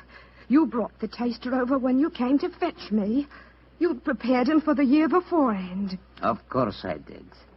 No white runner will ever rule over Cavarati. And you murdered Dr. Harris. Equally true. Mr. Holmes, Give me the key to the door, please. Oh, no. What? Do not come near me. Please throw it on the floor. Do not hesitate. You see this revolver?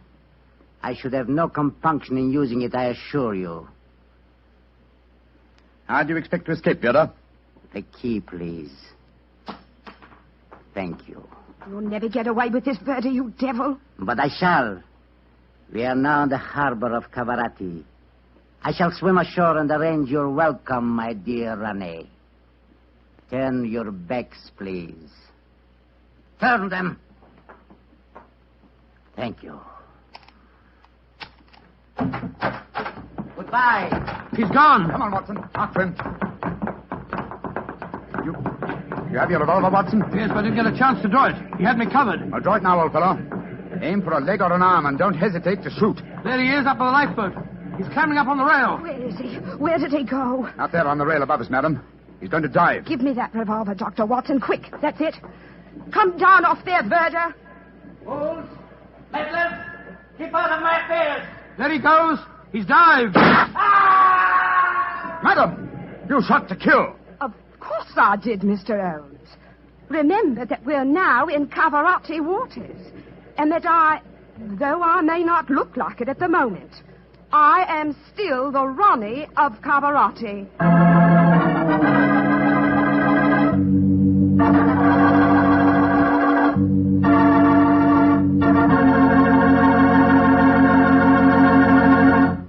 Say, that was a swell story, Doctor. It had a lot of color and quite a bit of action. Color and a bit of action. Well, I'm glad you liked it, my boy. Oh, I did. Say, that's not a bad idea. I mean, having someone taste everything before you eat it. Oh, it's a very old idea, very old. Very common, too, years ago. You know the kind of job I'd like? No, what's that? I'd like to be the official taster for the Petrie family. Boy, just think of all the Petrie wine I'd get to taste. Petrie to the right of me, Petrie to the left of me. What a life. What wine? Yeah, I wouldn't mind having that job myself. You said it. The Petrie family, really knows how to make good wine. Good evening, Doctor. Good evening, Mr. Bartell. You're a bit late. I've been keeping some dinner hot for you. Here, pull up your chair and join me. That's very nice of you. Thanks, Doctor. Are you all set with tonight's story? Yes, my boy. I'm all set, as you call it. As a matter of fact, I was going over my notes on the case just before you arrived. Last week, you hinted that a beautiful girl figured prominently in your adventure. That's quite right, Mr. Bartell. An extremely beautiful girl. In fact, I often used to say to Sherlock Holmes that if I'd been a little younger at the time, I might... Oh, well, you haven't come here to listen to my personal reminiscences. You want to hear the story that I called The Problem of Tor Bridge. That's what you promised us, Doctor. How did it begin? On a windy morning in October... In the 1890s it was. As I was dressing, I observed how the last remaining leaves were being whirled away from the solitary plane tree which graced the yard behind our Baker Street house. I descended to breakfast, prepared to find my companion in depressed spirits, for, like all great artists, he was easily impressed by his surroundings. But, to my surprise, he was in an unusually gay mood. As I entered the room, he looked up at me and, with a smile, My dear fellow, hope you slept well. Splendidly, thank you, sir. I'm so glad. Well, you're very solicitous this morning. I think you must have got a new case. Am I right? The faculty of deduction is certainly contagious. Yes, I have a new case. After a month of trivialities and stagnation, the wheels revolve once more. Good. Tell me all about it. Well, as yet, there isn't much to tell. Have you ever heard of Neil Gibson? Neil Gibson? Oh, yes, it has something to do with gold mining, isn't he? A great deal to do with it, my dear fellow. In fact, he's considered the greatest mining magnate in the world. About 5 years ago, he bought a large estate in Hampshire. Perhaps you've read of the tragic death of his wife. Oh, yes, of course. I remember the case now. She was murdered by a jealous governess who was in her employ, wasn't she? That point will be decided when the lady in question, Grace Dunbar, I believe her name is, comes up for trial at the forthcoming Winchester Assizes. In any case, it's hard for me to see what I can do for my client at this late date. Your client? Oh, yes, I forgot I hadn't told you. I'm getting into your involved habit of telling a story backwards. Better read this letter. Came this morning. Oh, let's have a look. Dear Mr. Sherlock Holmes, Miss Dunbar is innocent. I can't see the finest woman in the world go to her death without doing everything possible to save her. I shall call on you at 10:30 tomorrow morning to discuss the matter. Yours faithfully, Neil Gibson. Good gracious me. There you have it, Watson. That is the gentleman I await. Do you know anything about his dead wife? Only what I've been reading in the papers, apparently she was past her prime, which was the more unfortunate as this Miss Dunbar, who superintended the education of the two young children, is reputed to be a very attractive young lady. Eternal triangle, eh? Well, where did the murder take place? On Gibson's estate in Hampshire. His wife was found in the grounds nearly half a mile from the manor house, late at night, clad in her dinner dress with a shawl over her shoulders and a revolver bullet through her brain. Any weapon found near her? No, there were no clues found at the scene of the crime. What made them suspect the governess? Well, in the first place, there was some very incriminating evidence. A revolver with one discharged chamber, the caliber corresponding with a bullet in the dead woman's head, was found on the floor in Miss Dunbar's wardrobe. Oh, was it? Pretty damaging evidence, Holmes. So the coroner thought. And to make the case even blacker against Miss Dunbar, the dead woman had a note on her making an appointment at that very spot. And the note was signed by the governess. It seems obvious that the girl's guilty, and the motive's clear. Mr. Gibson would be a great catch for a young girl. Love, fortune, power, all dependent on one life. Possibly, Watson, but circumstantial evidence can be very misleading at times. As the gentleman in question, unless I'm very much mistaken, considerably before his time. I can see him from the window here. Formidable-looking fellow. Must be well over 6 foot tall. Judging by the way he's wrenching at that doorbell, he's a man with a violent temper. Mrs. Hudson's opening the door to him now. Meet him on the stairs, will you, old chap? It'll save Mrs. Hudson a journey. Sure. Up here, sir. Thank you, Mr. Hudson. All right. Are you Mr. Sherlock Holmes? No, indeed. I'm his colleague, Dr. Watson. Come along in, won't you? Mr. Neil Gibson, I presume? That's right. So you're the great Sherlock Holmes, huh? The adjective is your own, Mr. Gibson. Sit down, won't you? By the way, you may speak quite freely in front of Dr. Watson. Well, I may as well begin by telling you that money means nothing to me in this case. You can burn it if it's any use to you in lighting the truth. Miss Dunbar is innocent, and it's up to you to prove it. Just name your fee. Mr. Gibson, my professional charges are on a fixed scale. I don't vary them except when I omit them altogether. Very well. I imagine that you've read the newspaper reports of the coroner's inquest? Yes, very thoroughly. I don't see that I can add anything that'll help you. But if there are any questions you'd like to ask, I'll answer them. Well, thank you. First, what were the exact relations between you and Miss Dunbar? I suppose you're within your rights in asking such a question, Mr. Holmes? We will agree to suppose so, shall we? Then I can assure you that my relations with Miss Dunbar were always those of an employer towards a young lady with whom he never conversed or even saw, except in the company of his children. Oh. Rather a busy man, Mr. Gibson, and I've no time or taste for aimless conversation. I wish you good morning. What the devil do you mean by this, Mr. Holmes? My dear sir, the case is difficult enough without your giving me false information. Meaning that I lie, sir? I was trying to express it as delicately as possible, but if you insist on the word, I won't contradict you. Why, you confounded... Don't be noisy, Mr. Gibson. Please don't be noisy. I find that after breakfast, even the smallest argument is unsettling. I suggest that a stroll in the morning air and a little quiet thought will be greatly to your advantage. I suppose I can't make you take the case, but you've done yourself no good this morning, Mr. Holmes. I've broken stronger men than you. No man ever crossed me and was the better for it. Good morning, Mr. Gibson. You've a great deal yet to learn. On myself, Holmes, you were unusually severe with him. I dislike liars, Watson, and I cannot tolerate arrogance, particularly when it's coupled with great wealth. Well, how did you know about his relations with the governor? I didn't. It was pure bluff. Bluff? It certainly worked. Think he'll come back? Oh, of course he will. He needs my help too badly. He'll probably change his mind before he's halfway down the stairs. Come in. Mr. Gibson. Just saying to Dr. Watson that I was certain you'd be back. I've been thinking it over, Mr. Holmes, and I feel that perhaps I was hasty in taking your remarks amiss. Just the same, I can assure you that the relations between Miss Dunbar and me really don't affect this case. Surely that is for me to decide, Mr. Gibson. You see, Mr. Gibson, my friend is like a doctor. He wants every symptom before he can give his diagnosis. Fire away, Mr. Holmes. What is it you want to know? The truth. I can give it to you in very few words. To begin with, I met my wife when I was gold mining in Brazil. Your wife was Brazilian by birth, wasn't she, sir? Yes, doctor, and very beautiful. Well, to make a long story short, I fell in love and married her and brought her to England. After a few years, I realized that we had nothing, absolutely nothing in common. And then I suppose this young governess, Miss Dunbar, arrived on the scene. That's right, Mr. Holmes. Well, the story should be obvious to you from there. You fell in love with this girl, I suppose, sir? Who could help it? Did you suggest marriage to her? Yes. Though I knew that my wife would never divorce me. I see. Then you made an utterly insincere proposition to her. Now, look here, Mr. Holmes. I came to you on a question of evidence, not of morals. I'm not asking for your criticism. It's only the young lady's sake that forces me to touch your case at all. Now, tell me, sir, what is your own opinion as to Miss Dunbar's guilt? It's very black against her. I can't deny that. One explanation of the tragedy did come into my head, Mr. Holmes. I give it to you for what it's worth. Pray continue, Mr. Gibson.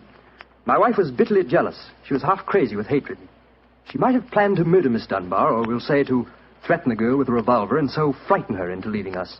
There might have been a struggle in which the gun exploded and gone off and shot my wife, who was holding it. Well, that possibility has already occurred to me. It's the only obvious alternative to deliberate murder. The revolver, Holmes, was found on the floor of the governess's wardrobe. Mr. Gibson, I should like to examine your house and the scene of the murder as soon as possible. Certainly, Mr. Holmes. Sergeant Coventry of the local police is still down there. He'll give you any help you may need. Excellent. Watson, old fellow, out with the timetable. We're catching the next fast train to Winchester.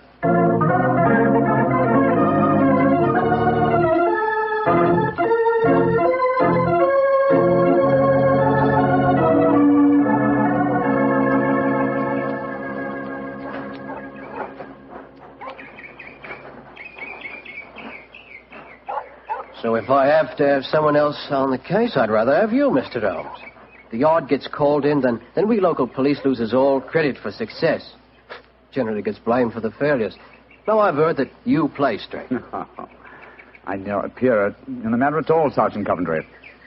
If I can clear it up, I don't ask to even have my name mentioned. Well, that's handsome of you, I'm sure, and I know your friend Dr. Watson can be trusted, too. Oh, don't worry, my dear fellow. We won't steal any of your thunder. Oh, that's nice and friendly of you, Doctor. Well, come on, gentlemen. I'll walk you down to the bridge.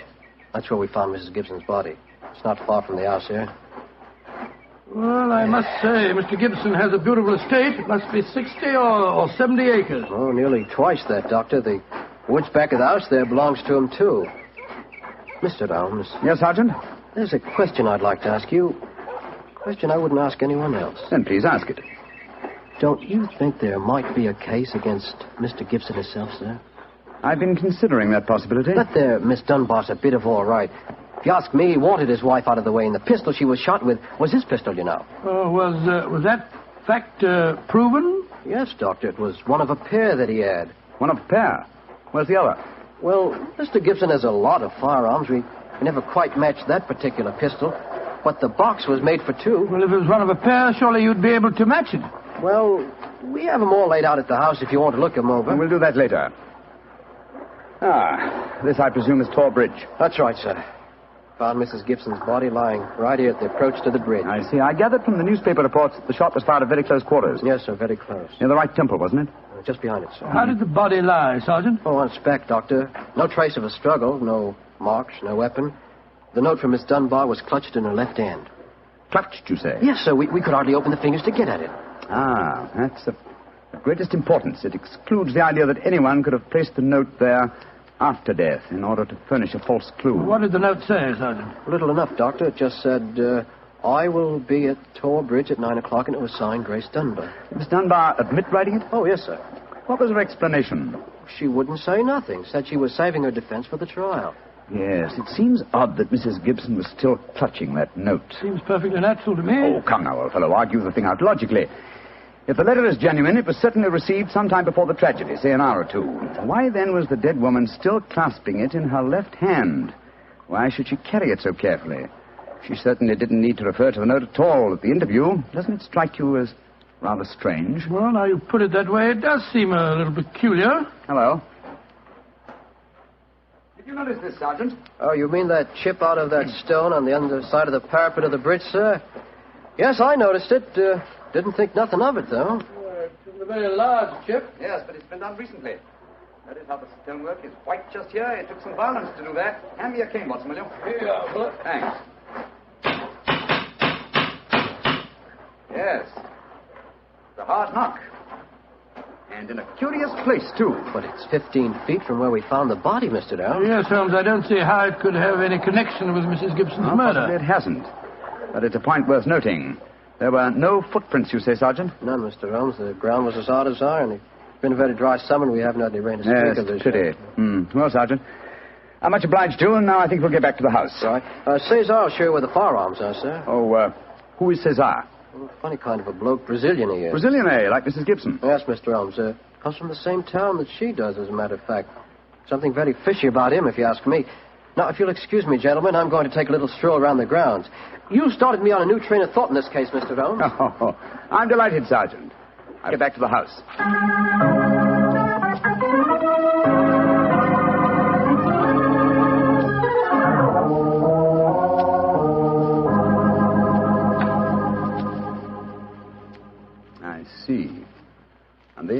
firearms in Mr. Gibson's possession, eh, Cesar? Except for the revolver that is missing from the case. Yes, so I say I see him. I've never seen such a collection of guns and revolvers in my life. Mr. Gibson had many enemies, senor. He always sleep with a loaded pistol beside his bed. He's a man of great violence. There have been times when all of us were afraid of him. Did you ever witness physical violence towards Mrs. Gibson? No, senor. I cannot say that I have. But I have heard him say many terrible things to her. He would taunt her in front of we servants.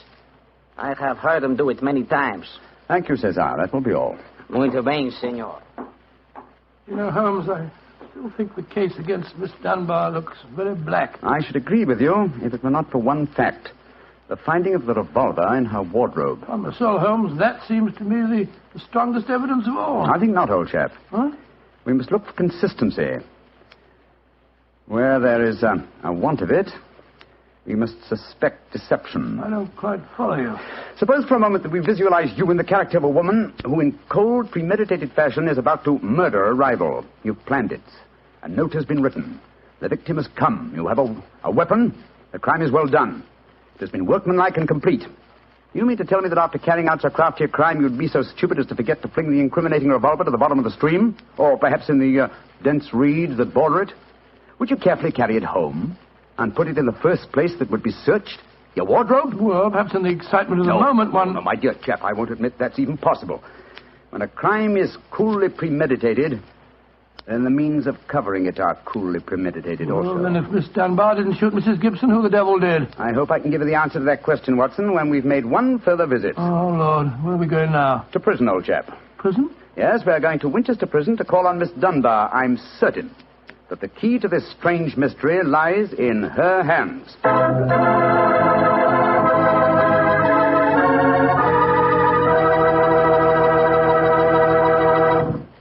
You'll hear the rest of Dr. Watson's story in just a few seconds.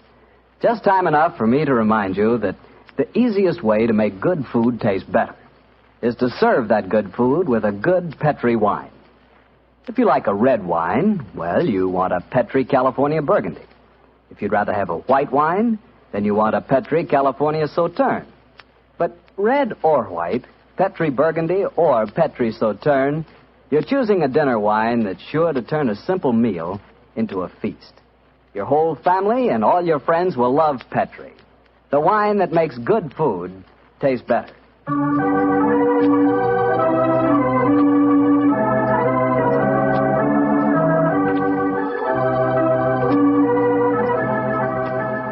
And now back to Dr. Watson and tonight's Sherlock Holmes adventure, The Problem of Tor Bridge. Well, Doctor, did you go to Winchester Prison and see Miss Dunbar? We did, Mr. Bartell. An hour later, I found the two of us sitting in a dank and gloomy cell, talking to one of the most beautiful girls that I've ever seen. Her bright, flashing eyes and her air of quiet confidence seemed sadly out of place in such a setting. Holmes spoke to her quietly, soothingly. Dunbar, tell us of your true relations with the dead woman.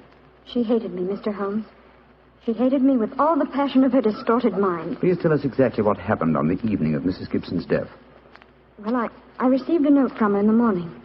A note imploring me to meet her at the bridge after dinner that night. She said she had something important to say to me. Did you keep that note, Miss Dunbar? No, Doctor. She asked me to destroy the note, so I burned it in the schoolroom grate. I saw no reason for such secrecy, but...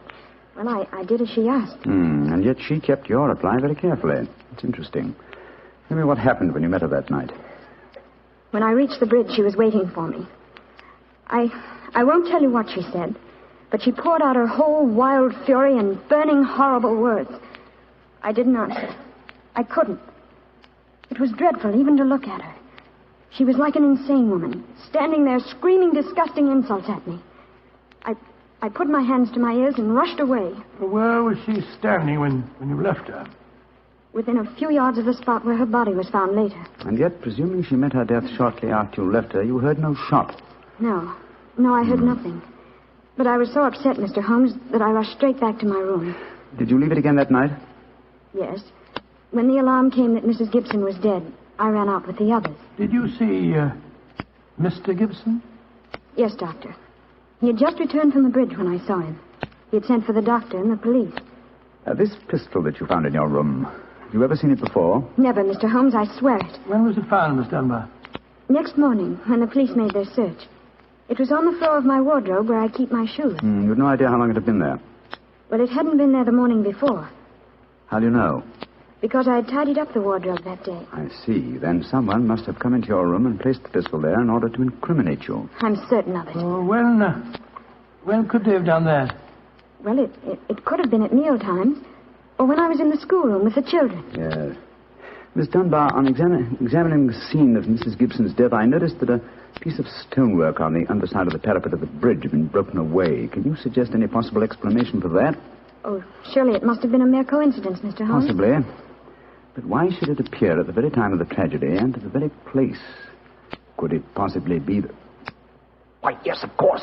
Idiot. Why didn't I think of it before? Come along, Watson. Where are we going, Holmes? Back to Thor Bridge, old fellow. As fast as we can get there. What have you found out, Mr. Holmes? The answer to this mystery, I hope, my dear young lady. You will get news before the day is out. And meanwhile, take my assurance that the clouds are lifting and that the light of truth is breaking through.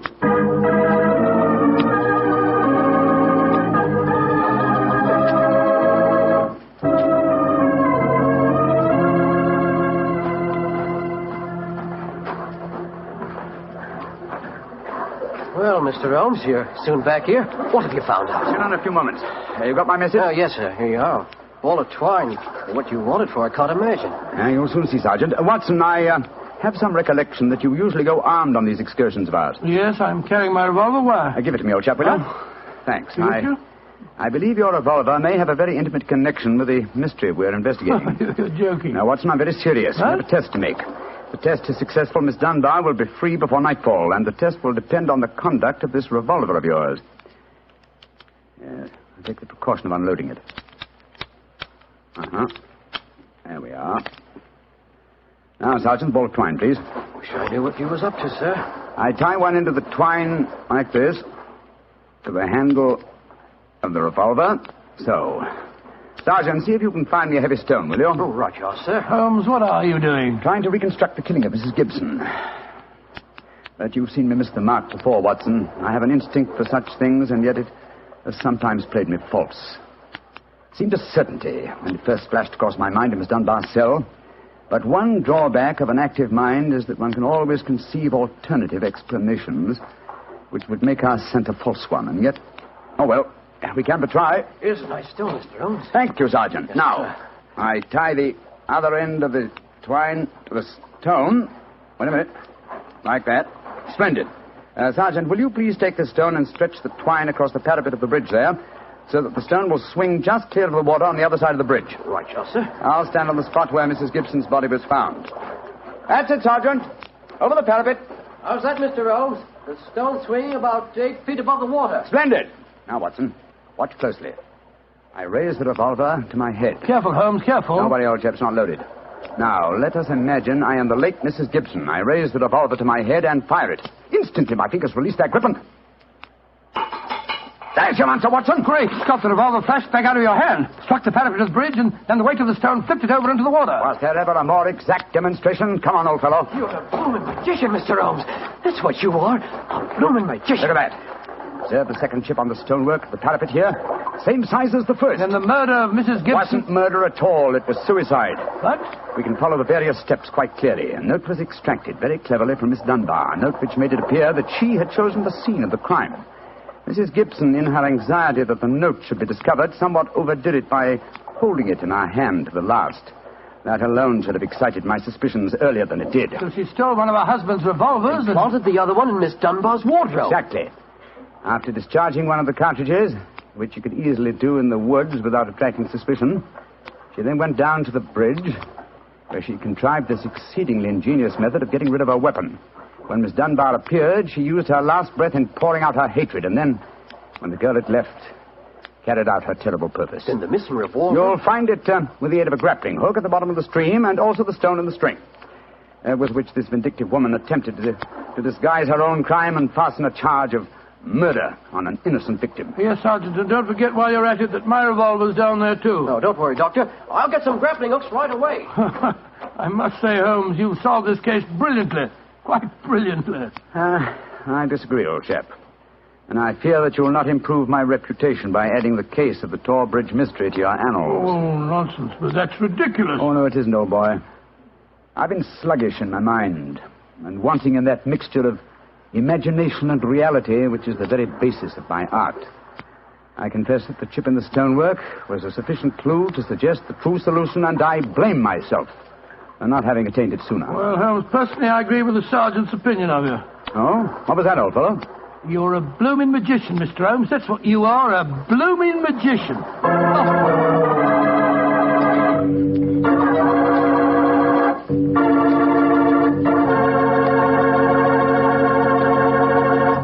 Well, Doctor, Holmes really was a magician. That is, if you did find Mrs. Gibson's revolver and your own in the stream. We found them all right. You don't think I'll tell you the story otherwise, do you? What do you take me for, anyway? Well, now that you ask, I'll tell you. I take you for a very charming gentleman, a wonderful storyteller, and a fine host. Oh, that's very nice. Really, Well, you are a gentleman of the old school. And you do tell a fine story. You flatter me, you... And you are a perfect host. That meal we had tonight was wonderful. Oh, it was, eh? And, that wine, what kind was it? It was Petri wine, and you know it. And I should have known that you were leading up to something. Mr. Bartell, you should be ashamed of yourself. You will do anything to get a chance to talk about Petri wine. Oh, I can't say I don't blame you. Well, honestly, Doctor, I meant everything I said. But you don't really want me to stop talking about Petri wine, do you? Let's see. No, Mr. Bartell, don't say let's see if he's expecting us. You know I always expect you at this time on Monday evenings, my boy. So draw up your usual chair and settle down. Thanks, Doctor. Ah, that's it. All alone this evening, Doctor? Where are the puppies? Out on the patio. They had a most unfortunate encounter with a dead seal on the beach this afternoon. In consequence, they're a little malodorous, shall we say. In that case, Doctor, perhaps we'd better change the subject. So, suppose I ask you about tonight's new Sherlock Holmes adventure. Well, my boy, as I told you last week, the story took place in the foul alleyways of Limehouse. It was there on a foggy December evening in 1890 that my story began. An old friend and patient of mine, Isa Whitney, had disappeared, and his distraught wife had come to me for help. Knowing the man to be the victim of the shocking habit of taking opium, I suspected that I might find him in one of the vile dens inhabited by the dregs of the waterfront. And so, Mr. Bartell, about 5 o'clock on that December evening, I began my search. After an hour of fruitless wanderings, I found myself in a vile alley called Upper Swandam Lane. I could hear the distant moans of the riverboats as I walked, eyes alert, and hand on the revolver in my coat pocket.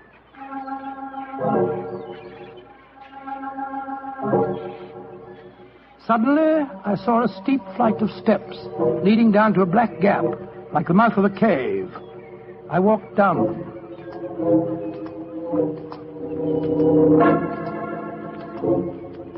The steps were worn hollow in the center by the ceaseless tread of stumbling feet. I reached the bottom. A door faced me, and above it, a flickering oil lamp winked warnings at me. I found the latch and lifted it. The door squeaked open protestingly. And I entered.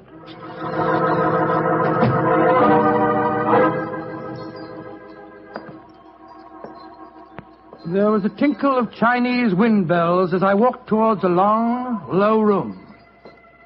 A strange sight met my eyes. Through the gloom, thick and heavy with the brown opium smoke, I saw that the room was terraced with wooden berths, like the forecastle of an emigrant ship. Out of the shadows, there glimmered little red circles of light, now bright, now faint, as the burning poison waxed or waned in the metal pipes. Bodies lay in strange, fantastic poses.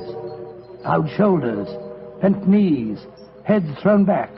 The attendant came up to me with a pipe and beckoned me to an empty berth. I haven't come here to smoke your filthy drug. I'm looking for a friend, Mr. Isa Whitney. No, Mr. Whitney here. Well, I'm going to search the place. You must not disturb the priest. I'm carrying a revolver, so you'd better not argue with me, my good man. Out of the way. I searched that filthy den, but found no trace of my missing friend. As I was leaving in despair, a long, shaking hand reached out and plucked at my sleeve. I turned, and there, sprawled in a berth, was the wreckage of a man. His gaunt face yellow and twitching, his clothes filthy and ragged, and the pupil of his eyes like pinpoints. He spoke to me in a thin, quavering voice. For heaven's sake, get me out of here. Now, look here, my man. Don't say you won't help me, Governor. Ain't you got an heart? Please help me, Governor. Take me out of here. Strike me pink, I'm going balmy, I tell you. Oh, what must you expect if you indulge in this filthy habit? Take me out of here, Governor. I'll go straight this time. Cross me out, I will. Oh, very well. Come along with me. I suppose it's my duty to help you. Ah, bless you, Governor. Here you are. Here, now, give me your arm. You cannot take him away. He owe me money. That's a bleeding lie. I paid him when I come in, I did. He cannot go with you, mister. You remember what I said about my revolver, you blackguard? If I have any more trouble with you, I'll fetch the police. Come along. He owe me money. He owe me money. Infernal scoundrel, owe me money. Tell him more proper, Governor. I'd hope you didn't.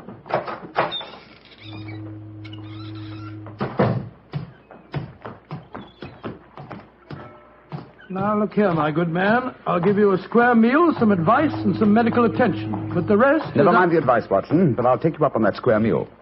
Holmes. Yes, I'm very glad to see you, old fellow. What brought you to that filthy den of iniquity? Oh, gracious me, I want to find a friend. And I, an enemy. Your disguise is wonderful. It completely fooled me. But I'm afraid the proprietor was beginning to penetrate it. That's why I staged the little rescue scene. Had I been recognized, my life wouldn't have been worth an hour's purchase. Well, how long had you been there? Why were you there? Come on, Holmes. Tell me all about it. With pleasure, old chap. But first, let's find a chop house.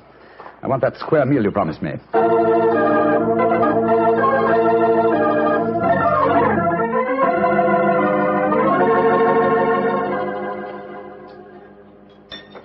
An excellent meal, Watson. Yes, you're surprisingly good for such a shoddy-looking place. Well, Holmes, now perhaps you'll tell me what you were doing in that opium den.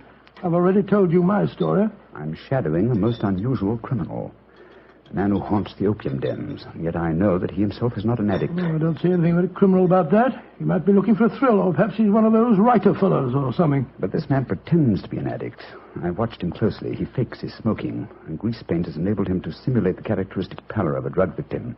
He even affects the typical mannerism of nose scratching, but it's his eyes that give him away. The pupils are wide open, I suppose. Exactly, old fellow. Whereas, if he were really addicted to the drug, they would, as you know, be contracted. I myself always treat my eyes with a special kind of drop on the occasion when, I have to enter these dens. Well, why does a man haunt an opium den in order not to smoke? That, my dear Watson, is the problem that I intend to solve. Well, perhaps the fellow's a policeman or a private detective like yourself, Holmes. I've already checked on those possibilities. No, Watson, I believe there is only one answer. I believe the man is planning a murder.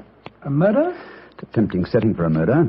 Your victim is an addict, drugged and helpless. Your witnesses are in an equal state of befuddlement. The proprietor is anxious to cover up the crime because of the police. That you? Yes, Holmes. Now, the question is, who is the intended victim? That, my dear Watson, is why I've been shadowing this man. Unfortunately, he was not present in the den we just left, but I intend to continue my search. Holmes, can I help you? My wife's away, you know. You know, it's a long time since we were on a case together. I should be delighted, my dear chap. I've missed you sadly during the past few months. And are you, Holmes? What's the next move? Back to Baker Street, old fellow. My disguise is wearing thin, and I must contrive a new one.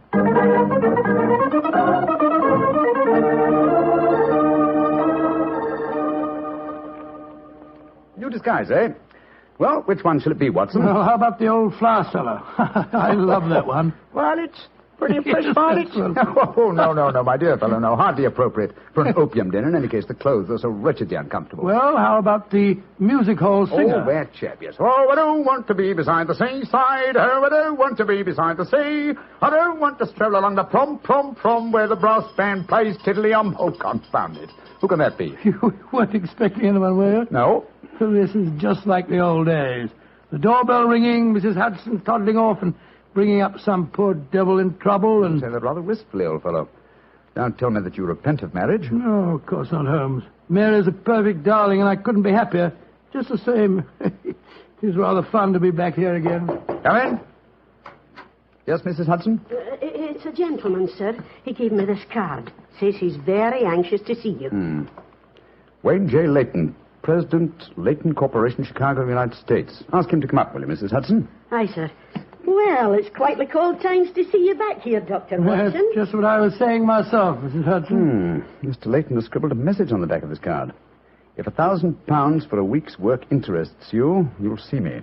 £1,000? Big fish, Watson. Very big fish. This way, sir. Thank you. Oh. How do you do? Mr. Leyton? I guess you're Sherlock Holmes. You guessed correctly, sir. Excuse me. Oh, Mrs. Hudson, just a moment, Mrs. Hudson. Aye, Mr. Holmes. Sit down, won't you, Leyton? My name's Watson, Dr. Watson. I'm Sherlock Holmes' colleague. Yes, I've heard about you, too. Like a cigar, Doctor? It's a good one. Set me back 3 shillings. Oh, 3 shillings? Oh, thank you. That's very nice. It's a good one. Oh, No, I see you introduced yourself. Splendid. And now, Mr. Leyton, may I ask what brings you here? I'll talk fast and to the point. I'm a businessman. I like to do things in a business way. I have a chance to control the guano deposits of the Republic of San Pedro. Their minister will be in London tomorrow, and if it weren't for one thing, I know that I could swing the deal and get the concession. And what is that one thing, Mr. Leyton? The deal is secret, see? I thought no one knew about it, but when I got here, I found out that my biggest business rival has gotten wind of what's going on. He's an Englishman. I've never met him, but he's right here in London.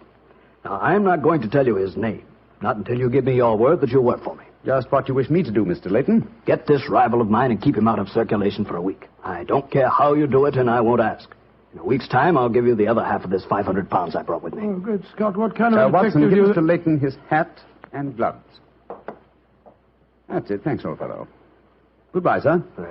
What are you doing, throwing me out? I can't think where you gathered the impression that I indulged in kidnapping. Once again, goodbye, sir. And here, sir, you can take back your cigar. Well, if you don't want some easy money, I'll soon find someone else that does. This is the last you'll see of me, Mr. Holmes. Life is full of little consolations. Some people seem to think that money can... Watson, the game's afoot. Mr. Leyton is the man I've been seeking. The man who pretends to be an opium smoker. Why in blazes did you let him get away? Here, I'll go after him. No. Don't worry. I've already arranged for that. Oh, how? When I left the room just now to talk to Mrs. Hudson, I was intending to tell her to summon some of my band of street urchins. You know, the Baker Street irregulars. When she informed me that half a dozen of them were in the kitchen at this very moment, partaking of one of her incomparable steak and kidney pies. The rest should be obvious. You left instructions for one of them to shadow Mr. Leyton when he left here. Elementary, my dear Watson. Oh, don't tell me that Leyton back again. No, I think not. I should say that at the moment he's just about to walk out of the front door. No, I think we shall have another visitor. And judging by the commotion, the incoming and the outgoing visitors know each other and are not on the best of terms. Well, sounds to me as if they're having a fight. Here comes Mrs. Hudson to tell us about it. Come in.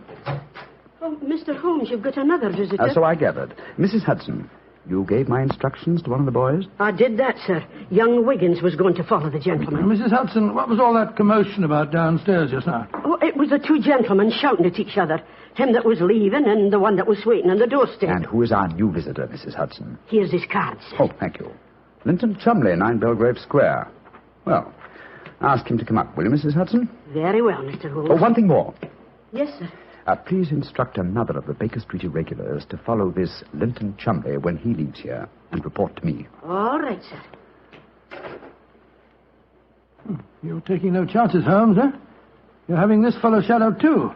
Leyton is a potential murderer. Of that I'm convinced. This Mr. Chumley might possibly be his intended victim.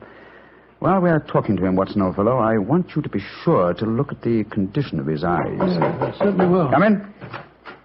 Oh, good evening, Mr. Chumley. Are you Mr. Sherlock Holmes? I am. This is my colleague, Dr. Watson. How do you do, sir? That was Wayne Leyton that was just left here, wasn't it? Won't you sit down, sir? Thank you. I don't want to sit down. All right. You needn't answer my question, but I know it was Leyton. I've never met him, but I've seen his picture in the newspapers. Oh, very well, then, sir. It was Wayne Leyton. I know why he came to you. He's trying to have me put out of the way while he closes that deal on the San Pedro and Guana concession. Now, look here, Holmes. You've got to be on my side. Whatever fee he offered you to dispose of me, I'll double it if you'll take care of him for a few days. Oh, dear me, this is becoming monotonous. Watson? The hat and gloves? Thank you, old chap. That's right. Good night, Mr. Chumley. Look here, Holmes. I'll treble his fee. I'll quadruple it. My dear Mr. Chumley, I have accepted no fee from Mr. Leyton. I don't propose to accept one from you. Your hat and gloves, sir? That man is out to kill me, Holmes. Well, if you won't help me, I'll go to the police. That's an excellent idea, Mr. Chumley. Again, good night. Did you notice his eyes, Watson? Yes, the pupils were contracted. He's obviously an opium addict. And also a potential corpse. What do we do now? Wait for the irregulars to report? No, you'll return home for your medical bag. I have a feeling that you'll need it before the night is out. Then come back here. If I've gone before you return, I'll send one of the irregulars to bring you to wherever I may be. Wait until you receive a message from me. On your way, old chap. There's work ahead of us.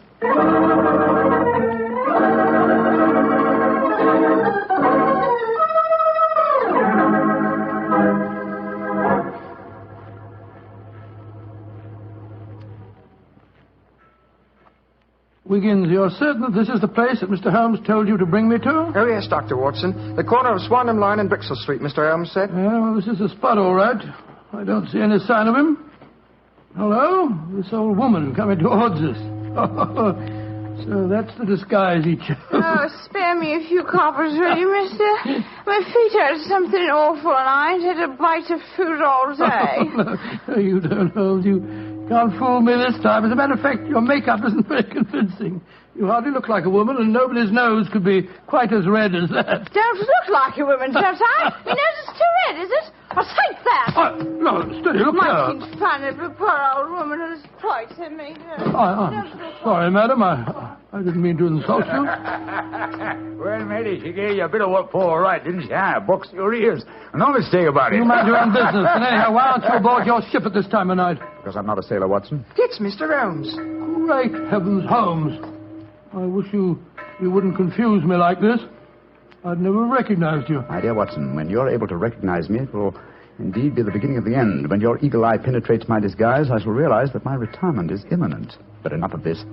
See that house opposite? You mean the ramshackle place with the broken tiled roof? Yes, I gave the irregulars instructions to let me know at once if our two quarries ever enter the same house at the one time. They're inside there now, and I'm going in after them. Be careful, Holmes. I'd better come along with you. Can't I come too, Mr. No, Holmes? no, certainly not. We'll keep watch outside. If I need any help, I'll smash one of the windows, and then you can come in after me. Wait here for me. I don't expect I'll be very long. I'll be here, Holmes. Don't worry about me. Just take good care of yourself.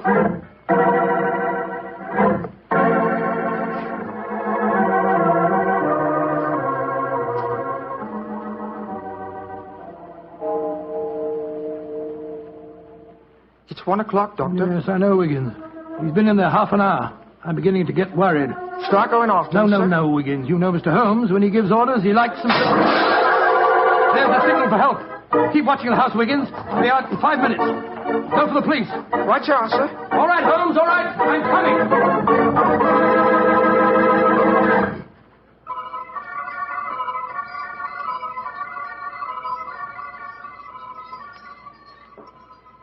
You have searched my house from basement to attic. Why do you not give up? I tell you again, there has been no one here tonight. But my friend came in here half an hour ago. I saw him, and before that, 2 other men are known to have come in here. If that is so, then where are they? 3 men cannot vanish. That's just the point, you scoundrel. Out of the way. I'm going to search this hovel again. I'm not leaving here until I find Mr. Sherlock Holmes.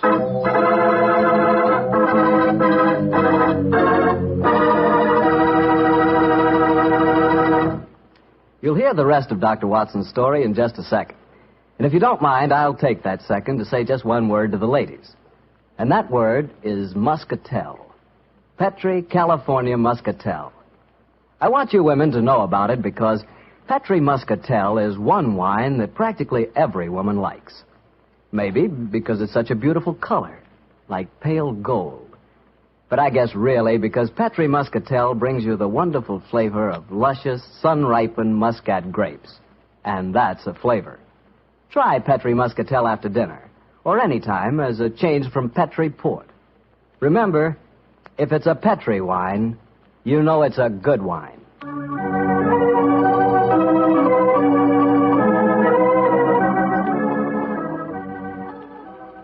And now back to Dr. Watson and tonight's story, The Eyes of Mr. Leyton. Well, what happened next, Doctor? When you searched the house for the second time, did you find any trace of Sherlock Holmes or the 2 rival businessmen? No, Mr. Bartell, I'm afraid I didn't. What did you do? I told Wiggins to report the matter to the nearest police station and then rattle back to Baker Street in a hansom cab as fast as I could. When I arrived at the old familiar doorstep, I wrenched at the bell in a frenzy of anxiety. Finally, the door opened, and there stood Mrs. Hudson. Dr. Watson, what is it, sir? Why, you're as white as a ghost. Mr. Holmes, is he here? Aye, sir, came in half an hour ago. He was dressed as a sailor and was half carrying some drunken friend of his. Oh, thank heavens he's safe. I'll go up. All right, sir.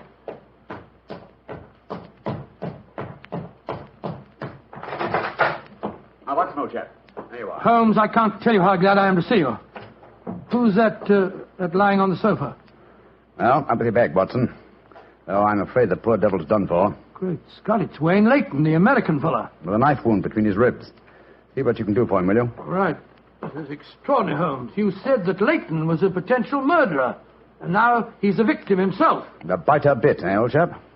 Yes, he's still breathing, but he hasn't a chance.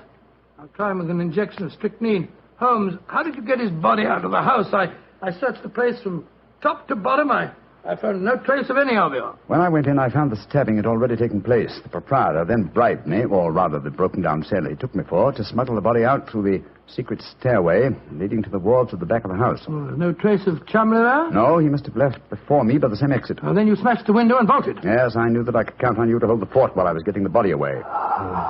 Mm-hmm. Try to say something, Watson. Yes, the injection's beginning to take effect. Yes, Mr. Leyton? What are you trying to say?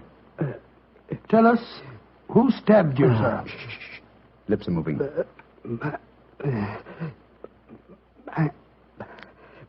Mandalay. He's dead, Holmes. Yes, but he gave us the clue to the murderer's identity. How? And the word he mumbled just before he died. Sounded to me as if he said Mandalay. Precisely, old fellow. Never did a corpse give us a clearer instruction as to our next and final move. And that is? Back to Limehouse, Watson. Back to Limehouse.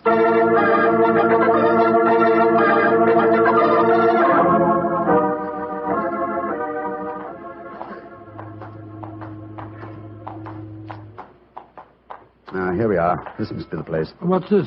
Another opium den? Yes, I knew that since Chumley refrained from smoking earlier on in the night, in order to keep his faculties alert for murder, that an enormous reaction would set in. He'd have to find a den at once, and beyond question a different one from that in which the murder was committed. But how do you know that he's inside here? Well, just before you returned to Baker Street tonight, I had a message from one of my irregulars.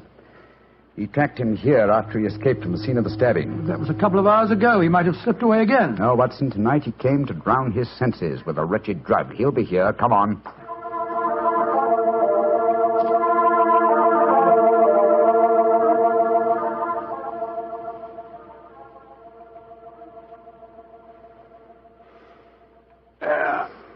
That second injection of caffeine should bring him round.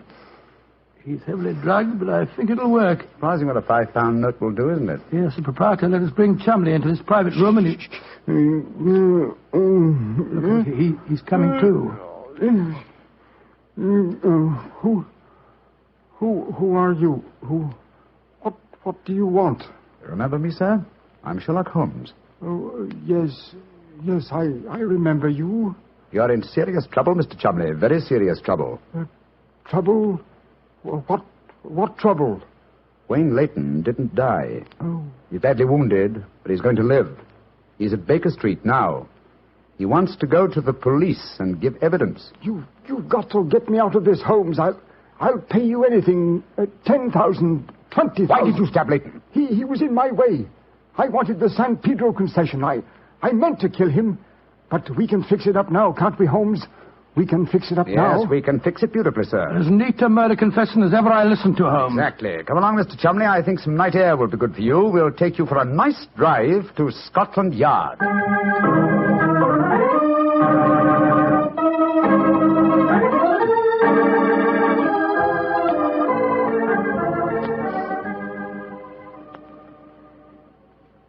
I brought you some kippers, gentlemen. You've both been up all night, and I'm sure you can do it. It's very thoughtful of you, Mrs. Hudson. Yes, indeed it is. What is Mrs. Watson going to say when she finds you've been out all night? Oh, don't you worry about that, Mrs. Hudson. She's very understanding. It's lucky for you that she is. Well, I'll go and leave you to your breakfast. Holmes. Yes, dear fellow? There's only one thing that puzzles me about this case. Oh, what's that? When Leyton was dying, he muttered the word Mandalay.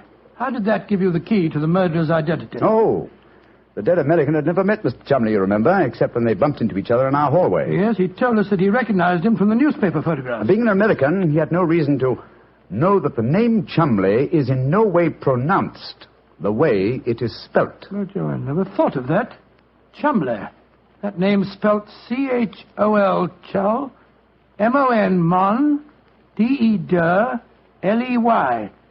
Cholmondeley. Mondeley. Precisely, old fellow. What you thought to be Mandalay was really Cholmondeley, the name of the murderer. What an amazing case. You did a remarkable job, Holmes. I'm beginning to be confoundedly sleepy. Why not sleep, old chap? Your old room's all ready for you. Are you going to take a nap? Oh, dear me, no. I've much too busy a day ahead of me. Let me look at my engagement book. Baxter Square murder. I put the police on the track. The Duchess of Ferrers. I've got her material. The princess who was about to run away from home. Good gracious me, let her run. The Pope's cameos. Ah, yes. His Holiness must not be kept waiting. Can I help you again, Holmes? Mary doesn't return until tomorrow. Well, I thought you were sleepy, old fellow. Sleepy rubbish. I never felt more wide awake in my life.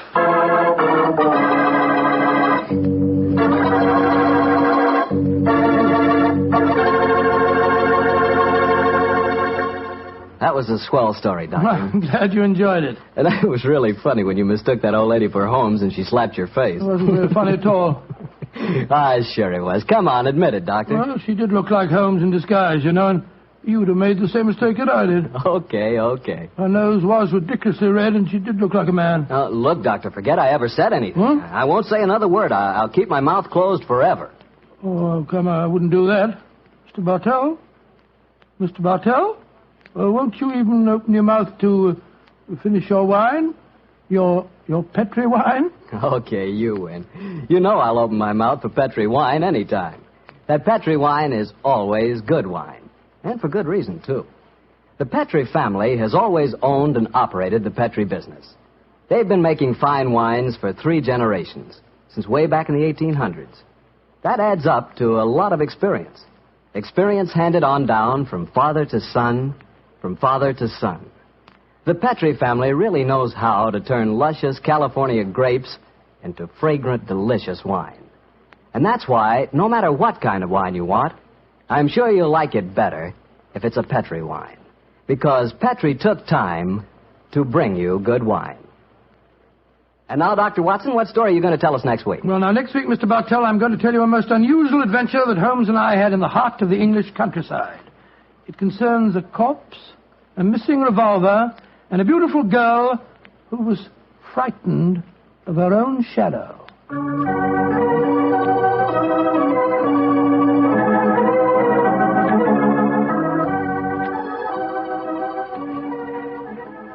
And now let's look in on our old friend, Dr. Watson.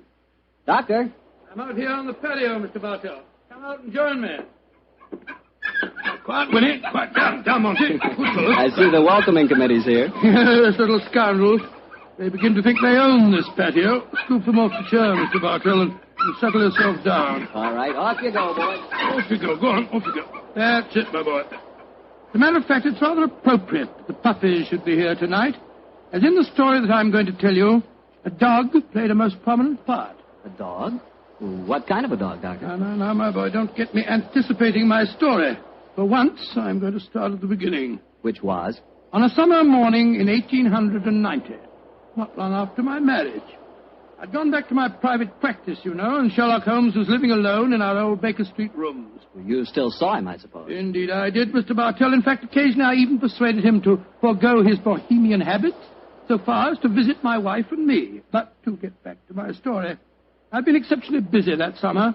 In consequence, was feeling rather, shall we say, nervy and run down. So much so that Mary, Mrs. Watson, persuaded me to take a fortnight's holiday. We went down to the charming little village of Taplow on the lower reaches of the River Thames. But, as so often happens, the best laid schemes of mice and men gang after glade. I guess the holiday backfired on you, Doctor, and you found yourself involved in a mystery? Maybe a mystery calling for the aid of your old friend Sherlock Holmes? Quite correct, Mr. Bartell. We'd only been down there a couple of days when the trouble began. In fact, the whole thing became so involved that I thought the best thing to do was to put the whole strange story in a letter to Sherlock Holmes. This I did. And I can imagine how he chuckled when he read my... Dear old Watson. Seems to be a little out of his depth. My dear Holmes, I need your help. Or at least your advice. 2 days down here, and I've become involved in a most unusual problem. It began this morning when Mary and I were out for an after-breakfast stroll. The sun was shining, the birds were singing, and there seemed every indication of it being a happy and carefree... You know, Mary, I've always thought up to now that Barney was rather a silly word. I still do, John, dear. Nevertheless, it's the only possible word that describes a day like this adequately. Very well, dear, it's balmy. Personally, I'm so happy to see you relaxing that I don't care what the weather's like. You've been working much too hard. Yes, it's been a busy year. Yes, and last year Sherlock Holmes monopolized most of your time. At least I got you to myself for once. You dear little thing, you've always been rather jealous of my association with Holmes, haven't you? Not jealous, dear, but I must confess his influence on you wasn't entirely for the good. He had a habit of keeping you out all night. Well, you should be used to that, dear. After all, it happens often enough in my practice. True, John, but on those occasions I know where you are and don't worry about you. And again, you've copied so many of Mr. Holmes' eccentricities. Keeping your tobacco in a Persian slipper, for instance. And, oh, John, look down. Look, do you see that woman walking across the field towards us? Yes, what's the matter? Do you know her? I'm not sure, but I think it's Ellen Warburton. I believe she does live somewhere near here. And who is Ellen Warburton? An old friend of mine. She's frightfully clever and advanced. She's interested in women's suffrage and all sorts of things. Oh, sounds dreadful. Imagine giving women the right to vote. Their places in the home. It is Ellen. Ellen Warburton. Oh, how are you? Mary Watson. How very nice to see you again. I'm Mary Watson now. This is my husband. How do you do, Miss Warburton? How do you? How do you do? Mary, I'd heard that you'd married. Aren't you a medical detective or something, Mr. Watson? Not quite, dear. I hold the degree of Doctor of Medicine from the University of London, madam. But he's helped the great Sherlock Holmes on many of his cases. That's how I've heard of him, then. Do you mind if I walk with you a little way? Of course not, Ellen. Come along. Do you live near here, Miss Warburton? About 4 miles away, Doctor, at Chevy Grange. I'm a glorified housekeeper for my uncle, Colonel Warburton. Oh, dear, that sounds rather dull for you. As a matter of fact, the state of my uncle's health at the present moment makes it anything but dull for me. That's why I asked if I might walk with you for a way. Well, what's the matter with him, Ellen? He's going mad. Before my eyes. And I can do nothing to help him. Mad? Come now, Miss Warburton, surely you... Doctor, I'm not an hysterical girl. In fact, I regard myself as something of a scientist. I studied physics for a number of years at Bristol University. And I tell you that my uncle is going insane. What are the symptoms? Most of the time, he's perfectly normal. But when these attacks are on him, he gets in the most frightful rages and says the strangest things. He's even complained of hearing a shrill, piping whistle that comes out of nowhere. I can't hear it, nor can anyone else. But Uncle gets into the most dreadful state. I wonder, would you have a look at him for me, Dr. Watson? Well, I don't hardly Of course, feel... John will do everything he can. Thank you so much. Then supposing you both come over... My dear Holmes, at 7 o'clock this evening, we found ourselves approaching Chevy Grange. It was rather a forbidding-looking place, covering a little more than an acre, I should say. As we stood waiting for admittance, I must confess that I was not entirely... Gloomy-looking place, isn't it, Mary? It is a little forbidding, John, dear. Oh, dear. What's that? Sounds like a tom-tom. Someone singing a weird chant. Seems to be coming from the direction of that barn over there. It doesn't seem quite appropriate, dear, does it? I mean, not in the heart of Buckinghamshire. Why not knock on the door again, John? Yes, it's all right, I will. Perhaps they didn't hear us. Oh, they did. Who is it? Oh, it's guests. It's Dr. and Mrs. Watson, my good man. Acker's the name, sir. Come in, please. The Colonel's expecting you, sir. He's in the study. This way, sir. By the way, Hacker, as we were waiting outside the front door, we heard a strange chant, and it sounded as if someone was beating a tom-tom. Oh, that was Miss Narda. You'll be hearing more of her. Promising beginning. Let's see what happened next. This very unpleasant fellow Hacker showed us into the study where we met Colonel Warburton. First, it was hard to believe that he was a sick man. He looked well enough, and his conversation was sprightly. Spent most of his army life in Africa as military governor in a Zulu district. The African spears and other trophies that lined his study walls bore mute evidence to his past life. He encouraged me to tell him some of my own army experiences. Oh, dear, poor fellow. It was really rather sad. There I was, Colonel Warburton, on the howdah of this wretched elephant. The river was a raging torrent, and I couldn't get the confounded animal to budge. Well, I'm a pretty strong swimmer, you know. Won several cups of swimming, as a matter of fact. Of course, I was a much younger man then. John, dear. Yes, ma'am? You interrupted Colonel Warburton's story. Oh, dear. sorry. A little incident would be interesting, sir. Do go on, Colonel. Yes, Your please story go was on, so all right, interesting. all right. You were telling us that you were intercepted by an African drum code message. Oh, yes. Well, I don't want to sound conceited, but I doubt if there was another Englishman in the world who could have told you what those particular drum beats meant. Oh, I don't doubt that, Colonel Warburton. Well, I'd spent a good number of years studying the native customs. I spotted the code right away. It meant that an uprising was planned to start throughout the whole province at noon the next day. Of course, there it is again. The devilish whistle. Can you hear it, Dr. Watson? Mrs. Watson? I can hear nothing, sir. Nor can I. Of course not.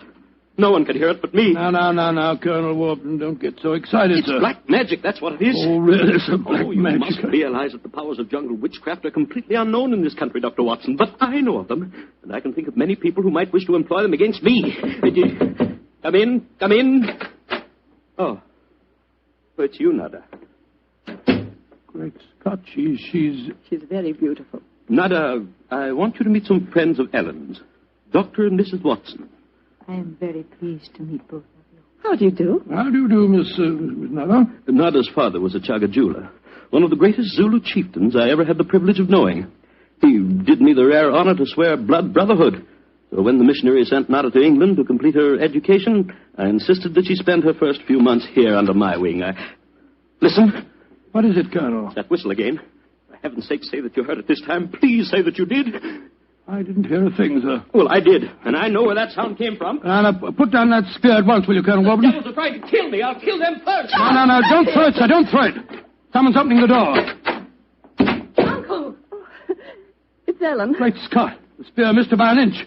Uncle, what is it? Whistle. I heard it again, Ellen. And I'm going to find where it came from. Poor Uncle. Of course, you heard no sound. Nothing, Ellen. What can we do to help him, Dr. Watson? Well, it's hard to say, Miss Warburton. I'm not sure that medical help's what she needs. He seems perfectly sane and lucid except for these strange outbursts. But we must do something.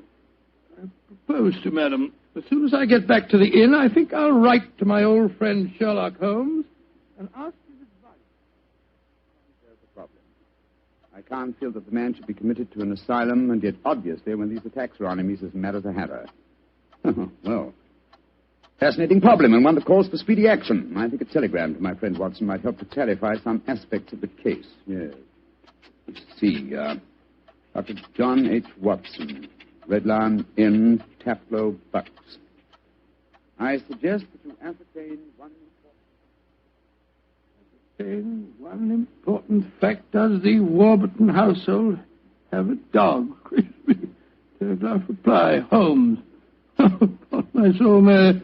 That's a cryptic answer to my letter. Yes, dear, it is. I'm afraid Ellen will be disappointed. He's coming over to join us for lunch to see if you have any news. What on earth can dogs have to do with the case? I can't possibly... Here's Helen now. Good morning, Ellen. Hello, Mary. Good morning, Doctor. Good morning. I suppose it's too early to have received any reply from Mr. Holmes. Well, as a matter of fact, I just got this telegram from him. You can read it if you like. I can't see it makes much sense, that's all. But that's extraordinary. I did have a little dog. He was killed a week ago. But it didn't occur to me to tell you about it yesterday. Oh, that's amazing. How could Mr. Holmes have known about it? It's very little that Holmes doesn't know, my dear. How was your dog killed, Miss Warburton? I found him in the grounds with his head smashed in by a stone. Oh, how dreadful. Who do you think did it? It might have been a poacher. And then again, it might have been... Your uncle? It's possible. When he's in those rages, I don't think he knows what he's doing. That's very important. I think I shall go and send Holmes a telegram at once. Don't wait lunch for me.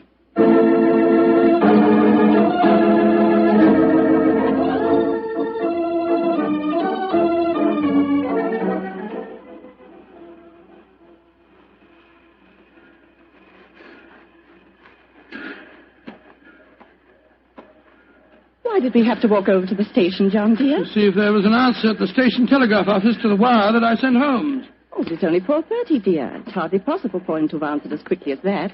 In any case, they delivered the telegram to the hotel, you know. Well, it was a nice walk, my dear. Hello, there's a train in the station now. I wonder where it's from. Why don't you ask that porter, dear? It's not a bad idea. Porter, what train is this? Oh, it's the London train, sir. Right on time. Next stop, ready?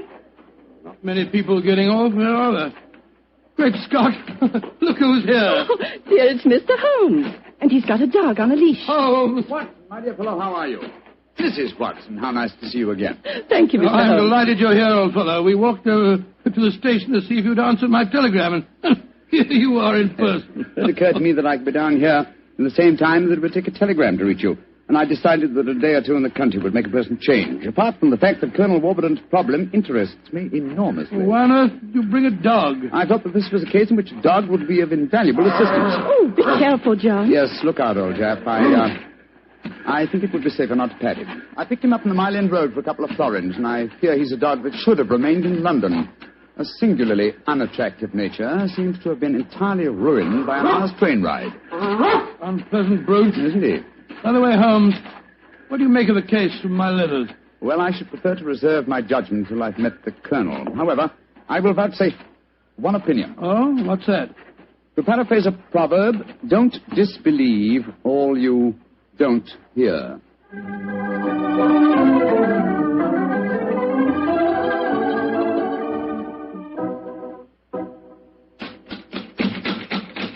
I can't think why someone doesn't answer. They can't all be out. Well, while we're waiting, I think I'll tie the dog up to this tree here. I don't want my arrival to cause too much commotion. Quiet! Quiet!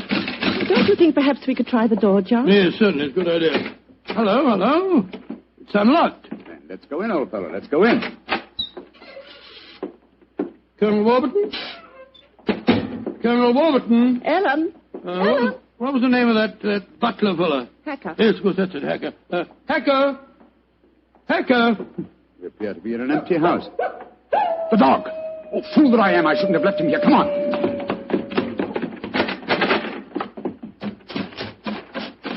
Ah. We're too late. Oh, the poor dog. He's been killed. Yes, poor brute. Stabbed to death by one of the Colonel's spears. That proves it, Holmes. The man is mad. I think not, Watson. I think it proves that Colonel Warburton is a great deal more sane than some of the members of his household.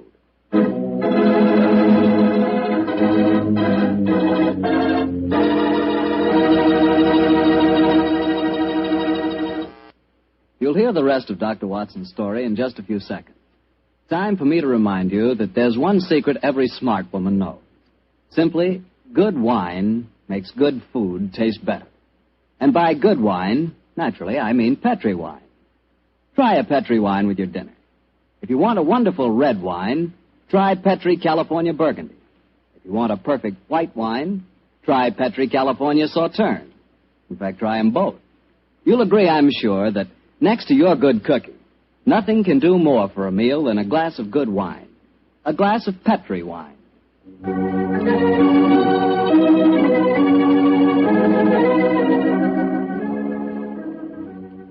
And now back to tonight's new Sherlock Holmes adventure, the story of Colonel Warburton's madness.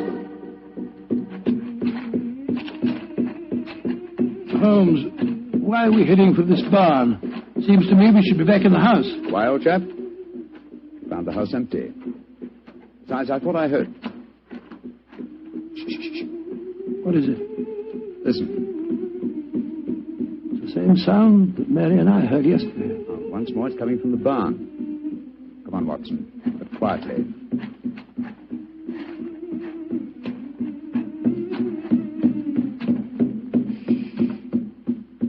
We can see through this window here. It's that Zulu girl, Nada. She's beating a drum and chanting. Who's the man with her? It's Colonel Warburton. No, it isn't. It's that servant fellow, Hacker. What in thunder is he doing here? Apparently assisting Miss Nada in some of her African mysticism. It's black magic they're dabbling with, just as the Colonel said. Let's go in and catch them red-handed. No. Stay quiet. We'll talk to them soon enough. At the moment, I feel it's much more urgent that we find Colonel Warburton. Come on.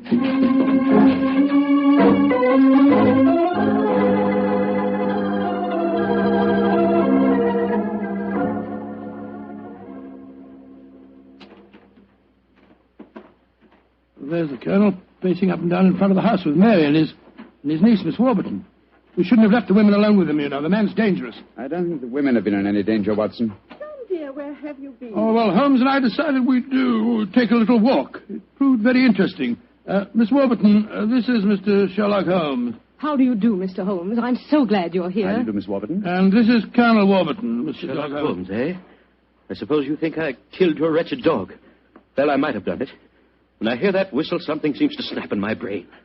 I might have killed it. Why doesn't your doctor friend certify me as insane? Send me where I belong before I do any worse, damn it. Poor man. Isn't there anything you can do for him, Mr. Holmes? I most certainly will try to, Miss Warburton. Watson, old fellow, I wonder if you'll follow the Colonel and give him a sedative. I'm afraid he has quite an ordeal before him. Of course I will, Holmes. Miss Warburton, where were you when my dog was killed? Down in the greenhouse. As soon as I heard the poor animal yelping, I ran up to the house. I see.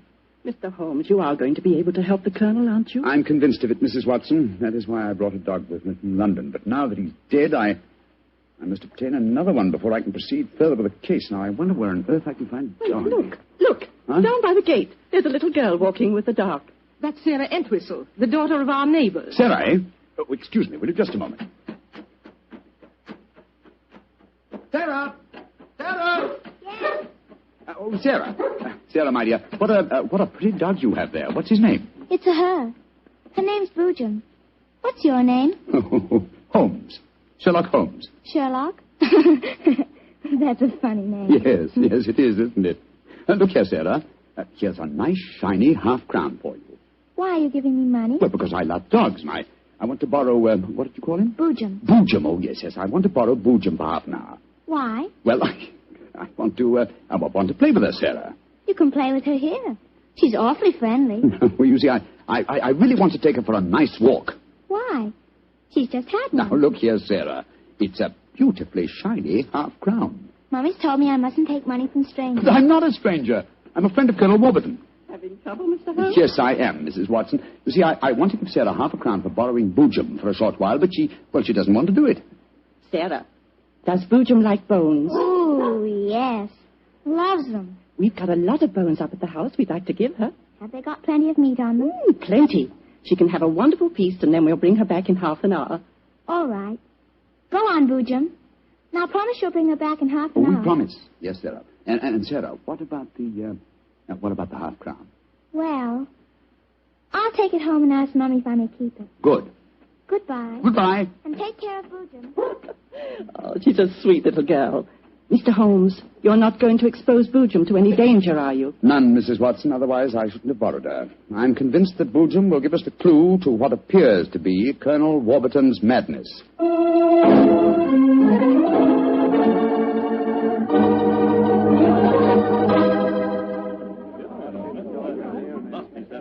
Now, let me see. We're all here. Miss Warburton, the Colonel, Miss Nada, Hacker, and the dog Boojum. Yes. Now, ladies and gentlemen, I propose to conduct an experiment. Before I conduct it, I should like to point out the chronology of the events in this case. First, Miss Nada arrived here. Mr. Holmes, you're not suggesting Please let me finish, Miss Nada. First, Miss Nada arrived here. Second, the Colonel first heard the mysterious whistle. Third, your dog was killed, Miss Warburton. Fourth, the whistling set in dead earnest. The Colonel Warburton and Miss Warburton. Doesn't that pattern suggest anything to you? No, I can't say that it does, Mr. Holmes. I don't see what you're driving at. Nor do I, Holmes. We should be more explicit. Very well, then I will. I shall now conduct my experiment. I want you all to watch Colonel Warburton and the dog Boojum. Excuse me while I turn my back. Now. There it is again. That whistle. The dog heard it, too. Great Scott, Holmes. What does it mean? It means that this wooden whistle in my hand is the answer to the mystery. The sound made by this cunningly designed instrument is above the normal range of pitch. You see, the Colonel has hypersensitive ears. So the dog heard it. Perhaps I should have said the normal human range of pitch. Didn't you suppose someone has deliberately been trying to drive the Colonel mad? Of course, Mayor. That's why the dogs were murdered. Whoever it was knew that a dog would give the game away. And it's not hard to guess who that someone is. Nada, this started when you came here. Is this your gratitude for the Colonel's kindness to you? Endangering his sanity with your evil black magic? That is not true. One moment, please, Miss Warburton. Miss Nada. Yes, Mr. Holmes. Dr. Watson and I watched you in the barn some 3/4 of an hour ago with Hacker. Were you engaged in practicing any form of black magic? No. I was praying to my old gods to save the Colonel's sanity. What were you doing there, Hacker? Don't tell me you were praying to old gods, too. Well, I used to be a chapel-going man, sir, but I don't know. No harm in trying something new, I always say. In any case, why should Miss Nada wish to persecute the Colonel? It might be for some tribal revenge. Oh, but that's ridiculous, Ellen. Her father and I were sworn blood brothers. Exactly, sir.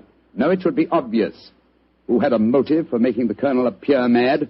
His niece and heiress. What do you mean? She has studied physics, you will remember, and so could know about supersonic research.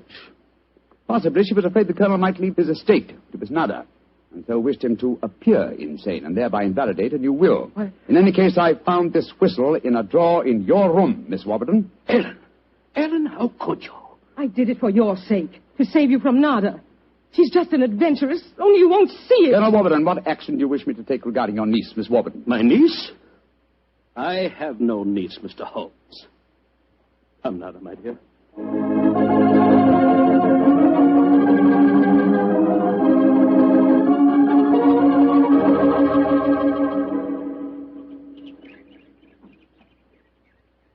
Oh, what an amazing case, Holmes. Mary, wasn't it clever the way Holmes solved it?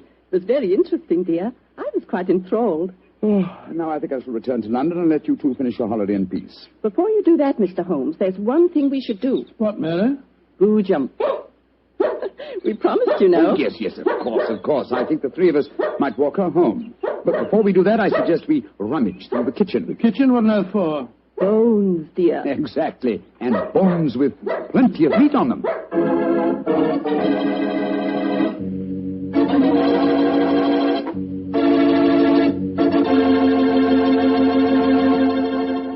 Say, Doctor, that was a swell story. And look, you mean there really is a whistle that only dogs can hear? I thought you'd ask me that question, so I've got one of those whistles to show you. There.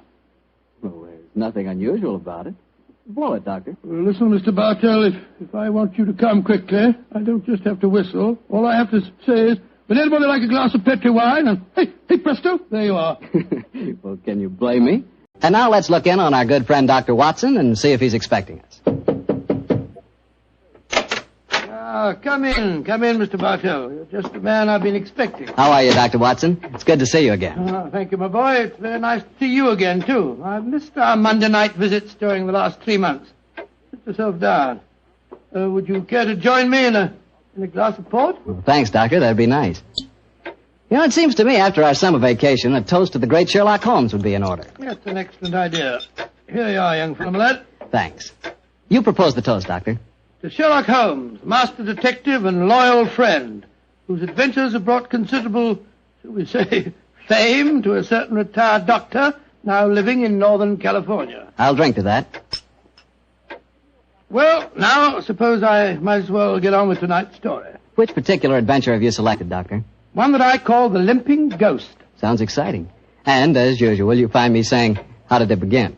In Baker Street on a windy December evening at the turn of the century. A young, white-faced boy sat in front of our blazing fire. And as he told us his strange story, the flickering firelight danced weird patterns on the walls. The young man was Alexander McMorris, the 7th Earl of Lochnair. The Earl of Lochnair? Say, didn't I read in the papers the other day that the 8th Earl of Lochnair had been killed in an airplane accident? Quite right, my boy. Even in this day and age, the tragic history of violent death seems to dog the footsteps of the Lochnair family. But to return to my story. On that December night in 1900, we heard the whole history of the Limping Ghost of Lochnair. The first Earl had lost a foot at the Battle of Flodden Field in 1513. In spite of this terrible handicap, he fought on valiantly until he died on the battlefield from loss of blood. From then on, right until the time this story begins, the Limping Ghost, clad in a suit of armor, always appeared at Lochnair Castle before and after the death of the current Earl. Yes, Mr. Bartell, it was a strange story that Sherlock Holmes and I listened to that night. A story of death and horror over the centuries, punctuated by the limping clank of ghostly armor.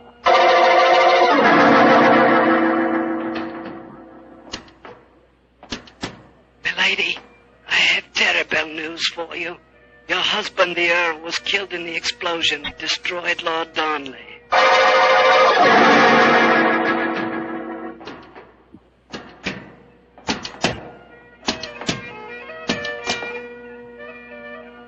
Milady, the Guy Fawkes plan to blow up the Houses of Parliament has failed. Your husband is in the Tower of London. They say he's to be hanged, drawn, and quartered.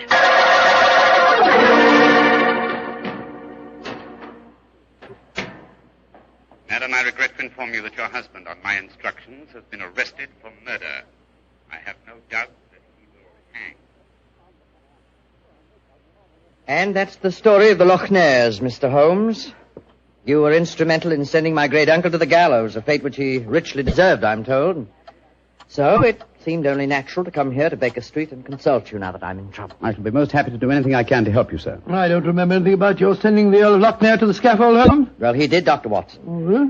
And the servants have always sworn the ghost really did walk at midnight on the day that he was hanged. Indeed. Now, sir, I suggest that you tell us what problem brought you here. The ghost is walking again, Mr. Holmes. You know what that means. According to the legend, that the present Earl will die. Exactly. And as I'm the present Earl, you can see why I'm rather worried. Am I to understand that you've actually seen this ghost yourself? Yes, Mr. Holmes. The night before last, Betty, well, that is, Miss Nolan and I were sitting in the dining hall in front of the fire when we heard a strange sound up in the musicians' gallery. We looked up and in the moonlight saw a ghostly figure in armor limping towards the staircase. Oh, gracious me. My dear sir, you're certain that you really saw it? Moonlight can play strange tricks, you know. There wasn't any doubt about it, Doctor. We both saw and heard it. What did you do? I started to go towards the stairs, but as I did so, Betty screamed and then tumbled to the floor in a heap. Fainted, I suppose. Yes. While I was reviving her, the ghost disappeared. Who's staying with you at Lochnair Castle at the moment? Well, there's Betty Nolan. She's the sister of James Nolan. He looks after my estate. Betty and I are engaged to be married. Oh, congratulations. Thank you. Yes, indeed. Anyone else staying with you? Yes, a distant cousin of mine, Jeremy K. McMorris, an American. He turned up in England a couple of months ago with his son Walter. They're both with me at the present. A distant cousin? That's right, Mr. Holmes. Actually, they're descendants of a more than usually black sheep branch of the family. I don't know how long the old man's going to be with us, though. If you ask me, he's a dying man. How do you say that, sir? As far as I can gather, he's been wasting away for years. It's only a question of time before his strength fails him entirely. I was hoping perhaps you could take a look at him, Dr. Watson. That is, if I could persuade you and Mr. Holmes to come and stay at the castle for a few days. Well, what about it, Holmes? It's an intriguing problem, Watson. The current Earl of Lochnair would seem to be in danger. A cousin of his is dying of an obscure disease, and the ghost of Lochnair Castle is walking again. Yes, it's an irresistible invitation. I see no reason why we can't leave on the Scotch Express tonight.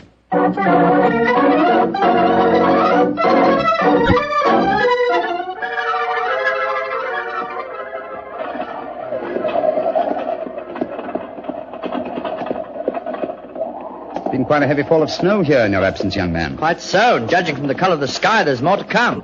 Very angry looking. Oh, now, as we round this bend, you'll be able to see the castle. Ah, yes. There you are, gentlemen. Magnificent. Yes, it's a fine place, all right, Doctor, though it cost me a great deal in upkeep. As a matter of fact, I only have one wing open. It's always been something of a problem to get servants to come and live here.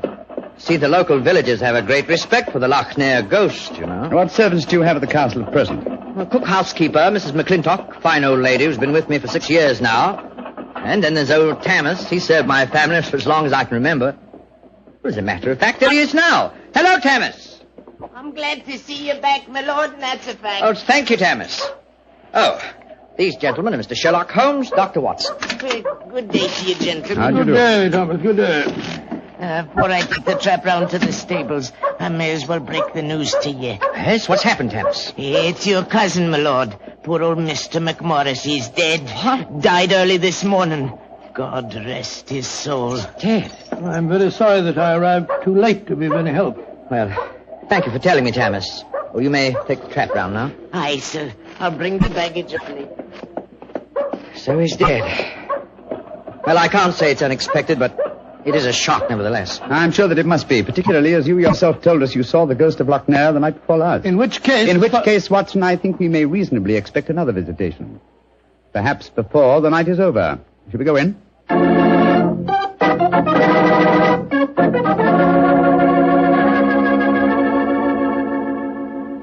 This is Miss Nolan, my fiancée, Mr. Sherlock Holmes, and Dr. Watson. I'm very glad to meet you. How are you, Miss Nolan? And this is her brother, James Nolan, the manager of my estate. How do you do, sir?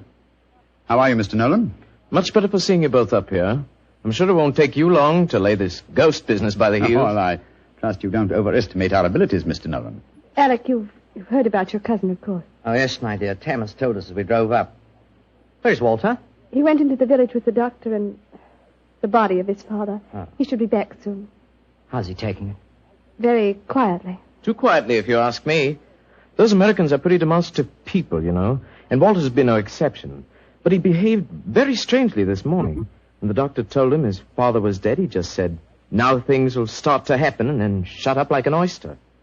I can't make head or tail of the fellow. Yes, quite so, quite so. Mr. Holmes, I expect you and Dr. Watson would like to go to your room. Yes, I must confess. I think first I'd like to take a look at the musicians' gallery, if you don't mind. Oh, yes, of course. Would you excuse us, darling? All right, Alec. It's in the dining hall here. They must have been very hospitable people in those days. 50 or 60 people could eat at that table. Yes, Doctor. Needless to remark, we hardly ever use the room nowadays. There's the musicians' gallery, Mr. Holmes. Oh, yes, I see. How do we get up there? I'll show you. See, there's a stone staircase behind this tapestry here. Follow me. Watch your step. It's quite narrow, rather dark. Watch your head, Watson, old chap. Oh, don't worry about me, Holmes. I'm perfect. Oh, I say. Must have built these stairs for pygmies. Oh, yes. Here we are, gentlemen. This is the musicians' gallery. By Jove. It must have made a pretty picture in the days gone by. A little string orchestra fiddling away up here, and down below the Scottish nobility bobbing and floating round in the intricacies of a Highland schottische, or a stately gavotte or something. Where does that door lead to? To the bedroom wing. And that's where the ghost appeared from the other night, I suppose. Yes, Mr. Holmes. Uh-huh. The door's ajar. You generally keep this door unlocked, sir? Why, no. But the key mysteriously disappeared about a week ago. James is having a new one made. So I must remind him about that. Alec, where are you? Oh, we're up here, Walter. We're coming down. That's Walter McMorris. My dead cousin's son. Poor fellow, this must be a dreadful day for him. Yes, I'm afraid this is going to be a rather painful interview. Oh, hello, Walter.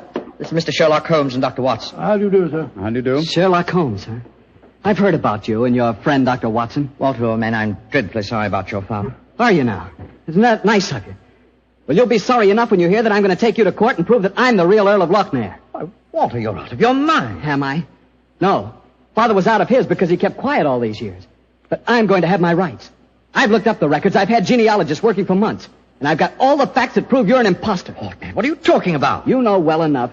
When Sherlock Holmes here sent your great-uncle to the gallows 20 years ago, the title and estate should have come to my father. When I leave here tomorrow, I'm going straight to the finest lawyer in London. Man, if you believe this, why have you said nothing about it till now? Because I'm smart. I found out a thing or two since I've been staying here. And one of the things I found out is that your precious fiancée and her brother wouldn't look twice at you if it weren't for your money and the title. Shut up. You'll find out. She's a smart little filly, and she knows what kind of a track she's running on. You dirty... My compliments, sir. A very professional uppercut. Yes, and a very well-deserved one. Offensive scoundrel. Sorry about this. Please don't say anything in front of Betty. It'll only upset her. I quite understand. Come along, Watson. Let's go and find our rooms.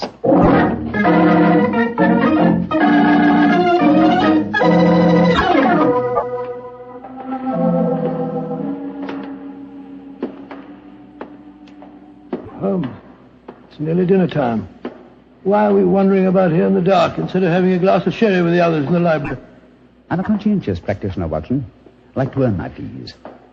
It occurred to me that a further examination of this dining hall might prove profitable. Well, personally, Holmes, I think you're wasting your time on this case. What makes you think that, old chap? It's perfectly obvious that young American fellow was impersonating the ghost a few nights ago. He knew his father was going to die, and he wanted to build up the legend so as to make his own claim seem more believable. Well, that's very sound reasoning, Watson. Though to be logical in his deception, he should repeat the performance, now that his father is dead. Well, ghosts only walk at midnight, so why don't we go and have a glass of sherry? Shh. What is it, Holmes? Someone's coming in from the library. The lighted candle. Yes? Who is it? It's me, Mrs. McClintock, the housekeeper. Oh, gracious me, you gave me quite a start. I heard voices and I knew the candles were not alight in here, so I came in to see who it was. You're watching for the ghost, I suppose. Well, you'll no be disappointed, gentlemen, though you may see more than you bargained for. Those that meddle with ghostly things they dinna comprehend are playing with something much more dangerous than fire. Fire burns. But the shades on dead people... Holmes! Look up there, the gallery. The door's opening. It's the ghost. Aye, here he comes, the poor body. See the armour on him, and the way he's dragging one leg behind him. Yes, it's really quite an effective impersonation. And the twilight provides most appropriate lighting for his play acting, too. You mean it's the young American? Of course, obviously. Look behind him. There's another figure. Yes. Dressed in the same kind of armor and carrying a sword. Game's afoot, Watson. The ghost has seen him. He's turning. The second figure's raising his sword. Look out!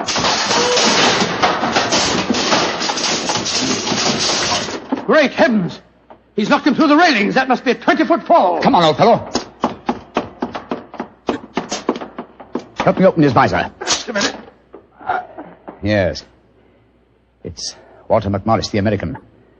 Though from the angle of his head, I would suggest that it might be the late Walter McMorris, eh, Watson? He's dead, all right, Holmes. Neck broken. Meanwhile, the second figure has been able to slip back through that door and escape us. Come on, he was dressed in armor. He can't go very fast. Perhaps we can overtake him.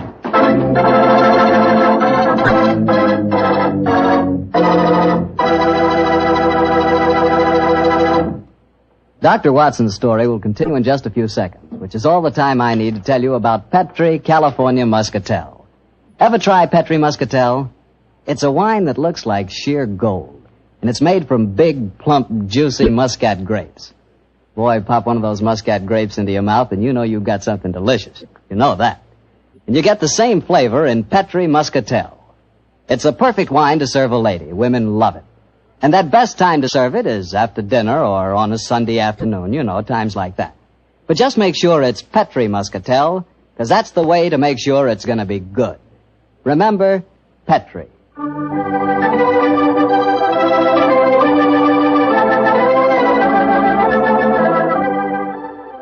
And now back to tonight's new Sherlock Holmes adventure and the story of the Limping Ghost of Lochnair.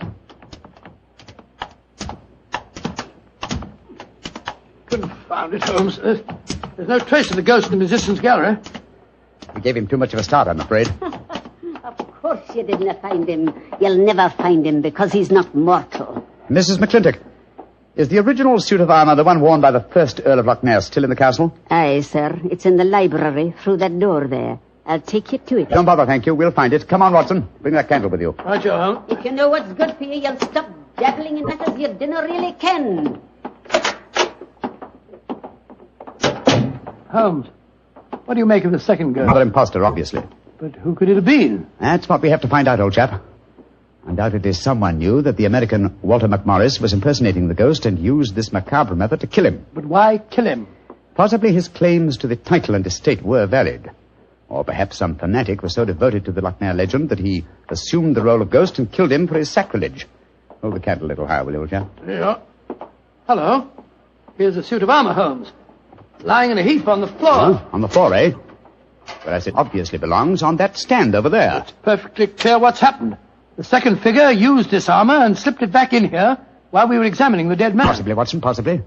At least this armor gives us a definite clue, but it limits the field of possible suspects. How do you mean, Holmes? Well, it's an interesting fact that the human race has grown definitely larger in the past 400 years.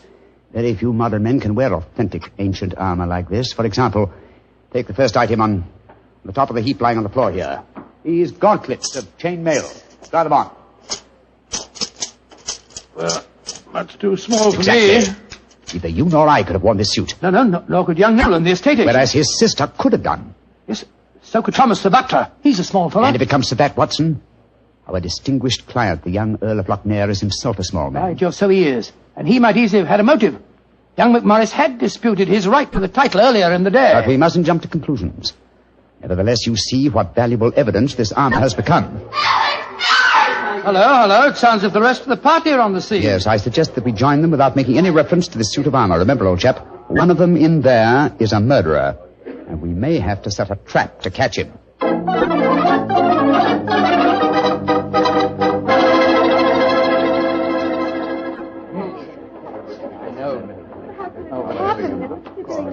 Are you sure he's dead, Dr. Watson? There's no doubt about it. His neck was broken instantly by the fall. it's dreadful. Father and son both dying on the same day.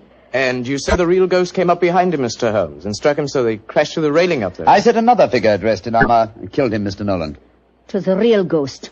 I saw him with my own 2 eyes. He killed that man for trying to bring shame on the name of Lochnair. Shouldn't we get into touch with the police? How can I get a message to them tonight? Have you looked outside? We're almost completely snowed in. Snowed in.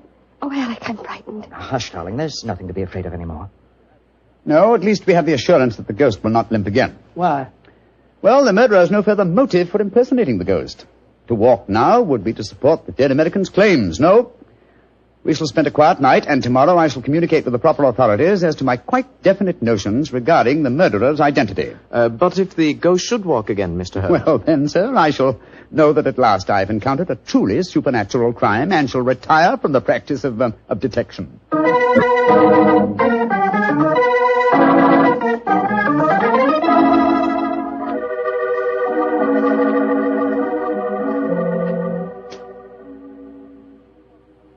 It's nearly 2 o'clock. You still over there by the window, puffing away that pipe of yours? You know, I can't help feeling that young McMorris knows a great deal more than he told us. A great deal more. There's a shifty look about him I don't like. Never did trust a fellow who couldn't look you squarely in the eye. Don't you feel the same way, Holmes? Holmes? Holmes, where are you? Holmes! Shh. What, Watson? Where have you been? I thought you were over there by the window. Been talking to myself. Never mind that, old chap. Get your slippers on and a dressing gown. We're on the last lap of this strange, eventful tragedy. Oh, thank the Lord for that. Perhaps I can get some sleep. Holmes, where have you been? I went to the musician's gallery and baited the trap. Now it's ready to spring. Don't dawdle, Watson. Come on, come on. I'm not dawdling. What do you mean you baited a trap? You'll see for yourself in a few moments. As a matter of fact, I really baited it when I said downstairs that if the real ghost should walk again, I would retire from the practice of detection. I didn't understand your saying that myself. Well, I was tempting the murderer to show his hand once more. Come on, please. Where are we going? To wait behind the curtain at the foot of the stairs leading to the musician's gallery. And I hope we don't have to wait very long.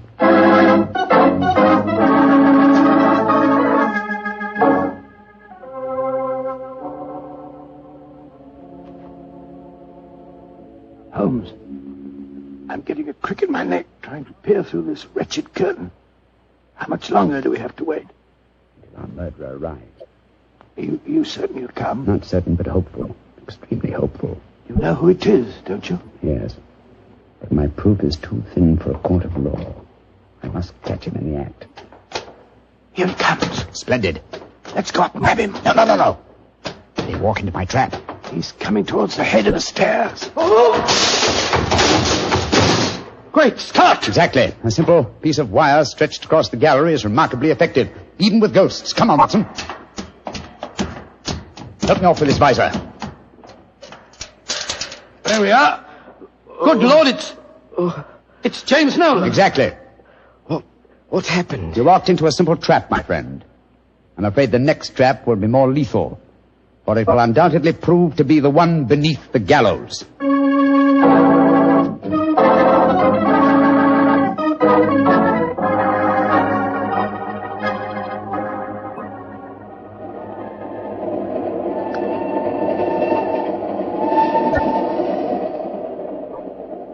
Now that we're headed back for London, Holmes, perhaps you'll settle 1 or 2 points in the case that are bothering me quite a bit. With pleasure, my dear chap. What are they? I still don't see what Nolan's motive was in murdering the American. Oh, that should be obvious. He wanted to ensure that his sister's fiancé would enjoy undisputed title to the name of the States. Well, how did you know it was Nolan? When I examined the authentic suit of armor, you see, it was obvious it had never been worn. But I still don't quite understand. Oh, come now, old chap. The suit of armor was in a heap on the floor. Yeah? And if it had been hastily discarded, and yet, the gauntlets were on top of the pile, you remember? Well, that's right, they were. If the suit had really been worn, the gauntlets would have been the first things to have been taken off, and so would have been underneath the pile. Obviously, therefore, the armor had been disarranged in order to make people believe the real ghost had walked. Yeah. After the American's death, the suspects were 4. Miss Nolan, her brother, Thomas, the butler, and the Earl himself. Well, I ruled out Mrs. McClintock because, you remember, she was standing behind us at the time of the murder. Well, I'm beginning to understand. All the suspects except Nolan were small enough to have worn the armor. That's right. Therefore, only he could have pretended to use it. Pretended? But he did use it. Oh, no, my dear fellow. Undoubtedly, he procured a similar one of modern manufacture.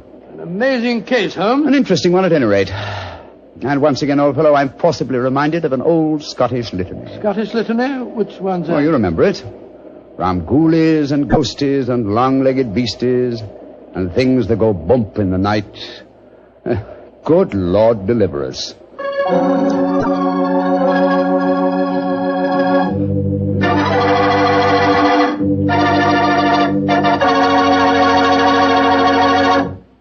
Well, Doctor, that was really a swell story. You know, for a while there, I was beginning to believe in ghosts. Well, I'm ashamed to admit it, but at the time, so was I. You know, this sounds silly, but I bet it would be fun to be one of those legendary English ghosts. You know, go around sticking your nose into everybody's business and playing practical jokes like mad and nobody able to figure out who did it. That would really be fun in a way. Well, you can go around scaring people all you want to, but not for me. I think a ghost leads a terrible life myself.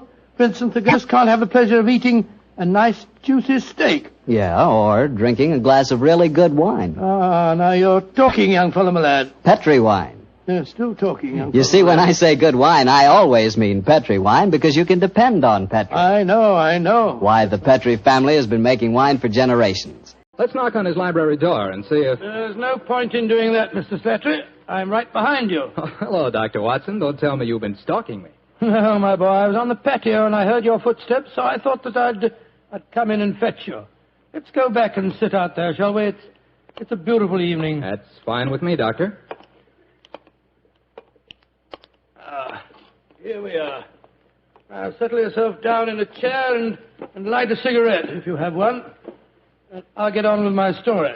Well, last week you told us it concerned an adventure that you and Sherlock Holmes had in Flanders during the First World War. That's right, Mr. Slattery, did. I thought that you and the great man had retired at that period. We had, my boy, but it was only natural that as soon as the war broke out, we both offered our services in any capacity that might help our country. Of course. And how did tonight's story begin, Doctor?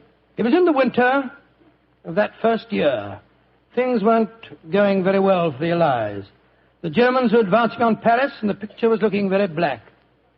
It was just 24 hours before the famous Battle of the Marne began, the battle that changed the early course of the war, when Holmes told me that we had to go up to the front lines on a secret mission. We'd been in Paris for several weeks, where Holmes had just solved the case of the missing aide-de-camp.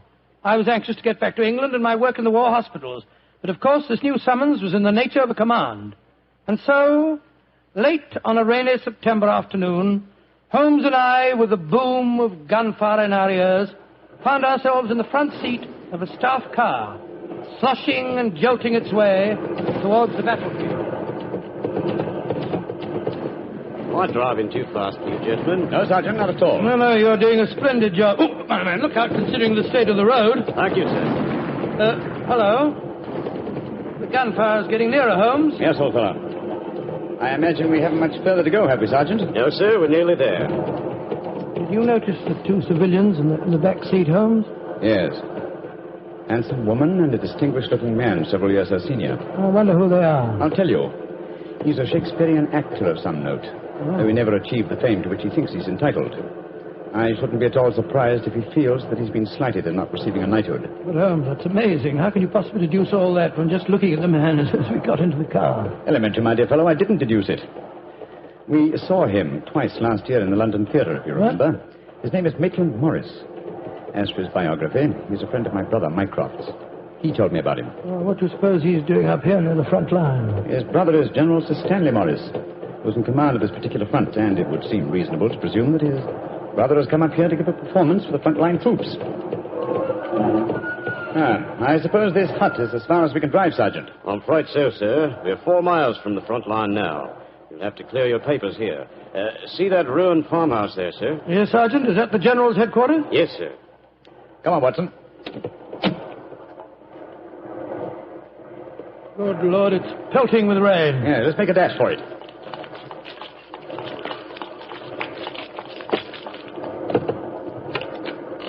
Oh, who goes there? Friend. Give the password. St. Crispin. Pass, friends, and show your papers. How did you know the password, Holmes? I was given it before we left Paris, old chap. Oh, Sherlock Holmes and Dr. Watson, isn't it? Yes, Captain. I'm Captain Maxwell, General Morris's aide-de-camp. He asked me to escort you up to his headquarters. By the way, weren't Maitland Morris and his wife in the car with you? Yes, they're just behind us. Oh, splendid. I'm afraid I'll have to ask to see your papers. Yes, of course. Here's Here's my permit, Captain Maxwell. Thank you. I know you both, of course, but we can't afford to take any chances when we're this close to the enemy lines. Let's see. Oh, yes, that's fine, Doctor. Everything's in order. Yours, please, Mr. Holmes. Here you are. Thanks. Oh, who goes there? Friend. There's the rescue party now. Oh, good.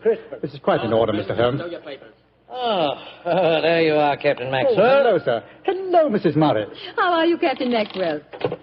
Well, you've both met Mr. Sherlock Holmes and Dr. Watson, I suppose? Well, no, we haven't, even though we drove up in the same car. Natural reserve of us Britishers, I suppose. How are you, Mr. Holmes? How do you do, sir? I know your brother Mycroft very well. How are you, Doctor? I'm glad to meet you, Mr. Morris. I saw you a couple of times at the theatre last year and enjoyed your performances very much. Oh, thank you, sir. Well, then you must know my wife, my leading lady. How do you do, gentlemen? How do you do, Mr. Morris? Can I see your papers, Mr. Morris?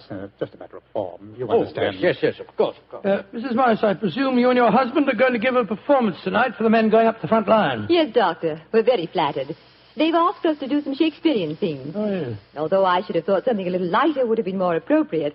The General, he's Maitland's brother, you know, seemed to think differently. Well, my dear, show Captain Maxwell your papers.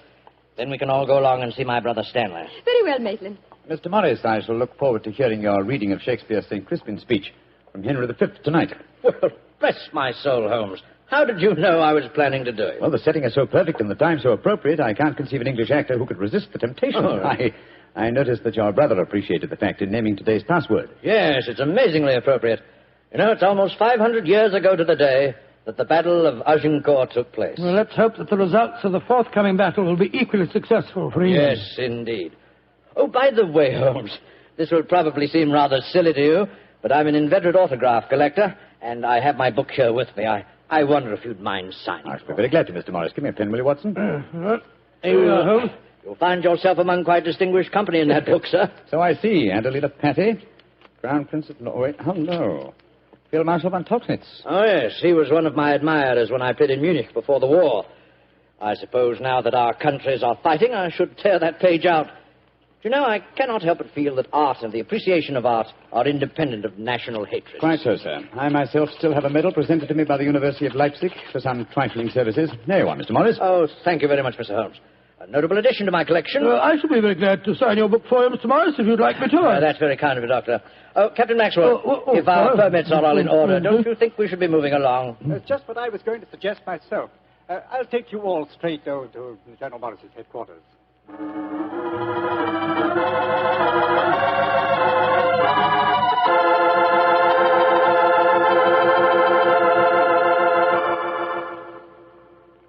General Morris, may I introduce Mr. Sherlock Holmes and Dr. Watson? How do you do, sir? How are you, General? How do you do?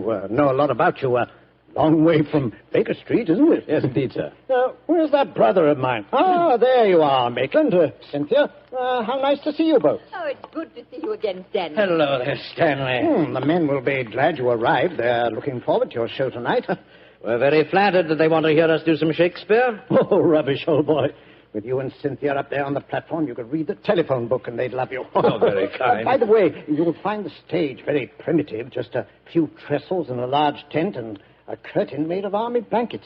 And your dressing room will be even worse. Oh, don't worry about our comfort, Stanley. As long as we cheer the boys up, that's the important thing. Yes, of course. By the way, what program do you have mapped out for us? Well, I thought we'd have two shows. The tent's not large enough to hold everybody at once. Anyway, we have to keep up an alert all the time. Mm-hmm. Think you can manage two separate shows? Oh, of course I can, Stanley. I may look old, but I don't feel it. You don't even look it, you scoundrel. Thank you. Perhaps we'll take a look at the stage and equipment, eh? Oh, certainly. Captain Maxwell, take them over to the tent and show them what the facilities are, will you? Right, will you follow me? Oh, yes, of course. See you later, Stanley. Come along, my dear. All right. I'm glad you're here, Holmes. I'm sure I can speak quite freely in front of Dr. Watson. Oh, yes, with perfect freedom, sir. He's my colleague, and he's an old army man himself. Really? What regiment, Doctor? 5th Northumberland Fusiliers, sir. Later attached to the Berkshires in Afghanistan and wounded in the Battle of Mainwan. Really? Oh, then I'm sure I can speak freely in front of you. Holmes, you know why you're up here so near the front line, don't you? I have a very shrewd suspicion, sir. Yeah, I thought you had. That's why I asked for you to be sent here. You asked for me to be sent here, General. Yes, I think I understand. Well, I wish I did. You will, Doctor, in due time. In the meanwhile, gentlemen, I'll have an orderly show you to your quarters. Thank you, sir. And, Holmes, take a look around, will you, and keep your ears open. We're comparatively a little distance from the German front lines, and yet there's a very puzzling silence just now. Yes, I noticed that, sir. And half an hour ago, on our way up, there was quite a lot of shelling. Exactly. It's unnatural and rather frightening at a time like this. You see, we're attacking at dawn. The enemy might be trying to infiltrate spies, and the whole success of this battle depends on a surprise attack. I quite understand, sir. Come on, Watson.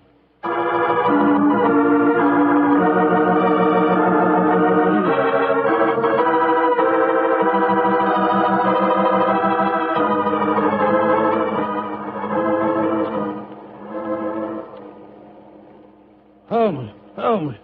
The first performance starts in a few minutes, you know. They're all there waiting.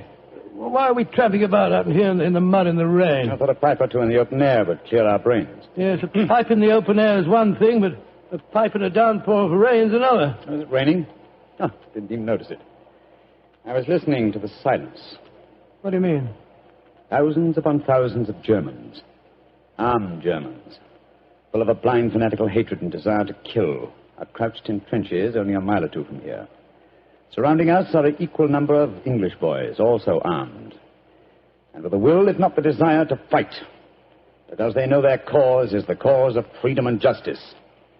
All these thousands poised, ready to pounce on each other and fight to the death. And yet, beyond that patter of rain, there isn't a sound to break the stillness of a September evening. Strange world we live in, old chap. You're being unusually rhetorical, Holmes. Yes, I am, aren't I? Let's be a little more practical, shall we? I wonder what is wrong with the actors tonight. Why do you ask that? Well, a little while ago I noticed Mrs. Morris in a great state of excitement, going towards the farmhouse where the General is. Then she went back to her own quarters, and now she seems to be headed in our direction. Anything wrong, Mrs. Morris? It's Maitland. What's wrong with him, madam? He's disappeared. Disappeared? What's happened? We were in the tent together, making up for our performance, when an orderly came in with a message. Maitland said it was from his brother. Slipped on a raincoat and went out, saying he'd be back in a few moments. I waited and waited, and after a while I got worried, and I went over to see the General myself. He said that he'd sent no message, and that he hadn't seen any sign of Maitland. Good Lord, what could have happened to him? I don't know, Doctor, but I'm frightened. What shall I do, Mr. Holmes? You're a brave woman, Mrs. Morris. Brave? I don't know, Mr. Holmes. Why? Because the show must go on. I shall take your husband's place. But Holmes, something's happened to Maitland Morris. He's in danger. True, Watson, true. But 1,000 men inside that tent are in mortal danger, too. Tomorrow morning, many of them may be corpses on the fields of Flanders. But tonight, they've been promised a show. Do you think that you can do it, Holmes? Oh, I think I can, with the help of Mrs. Morris. I can't do it, Mr. Holmes. You can, Mrs. Morris, and you will. If only to uphold that great tradition of the theater, that the show must go on.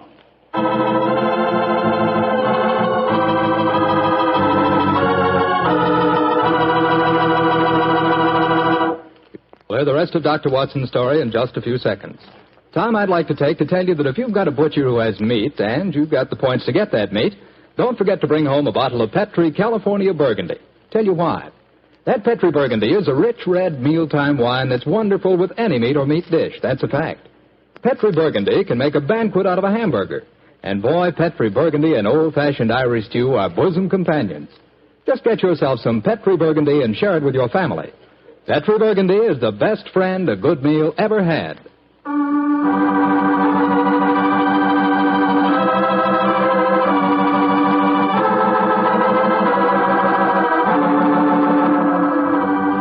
And now, back to tonight's new Sherlock Holmes adventure. It is just before the Battle of the Marne in the First World War, and Sherlock Holmes and Dr. Watson are at headquarters a few miles behind the front-line trenches. A famous Shakespearean actor who was to give a performance for the troops has mysteriously disappeared, and the great detective has taken his place at the last minute. As we rejoin our story, Sherlock Holmes, alone on the improvised stage, is delivering a Shakespearean speech before a spellbound audience. Happy breed of men, this little world, this precious stone set in a silver sea, which serves it in the office of a wall or as a moat defensive to a house against the envy of less happier lands. This blessed plot, this earth, this realm, this England.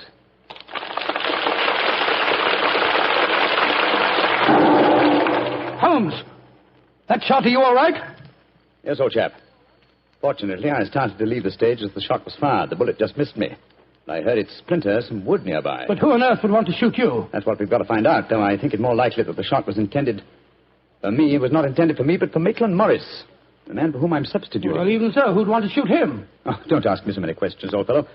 Let's see what clues we can find. Now, the shot was fired from outside the tent from behind me. Yes, look there. See the hole in the tent there? By Jove, yes. The footlights would outline your shadow on the back of the tent. Whoever it must have fired at your silhouette. The question is, where did the bullet embed itself? Aha. Look here, Watson. You got a penknife? Wait a minute. Here, Holmes. This shouldn't be hard to extract. Look at this splintered tent pole. Wait a minute. There we are. Excellent. Huh. Very interesting. Oh, what's so interesting about it? Just a revolver bullet, isn't it? No, it? it isn't, Watson. Huh? It's fired from just a revolver bullet. This bullet was fired from a German Luger pistol. A German pistol? There must have been a spy here behind our lines. That's a reasonable enough assumption. Yes, we may be sure that no English soldier would carry such a weapon and face inspection. Come on, I want to talk to Mrs. Morris.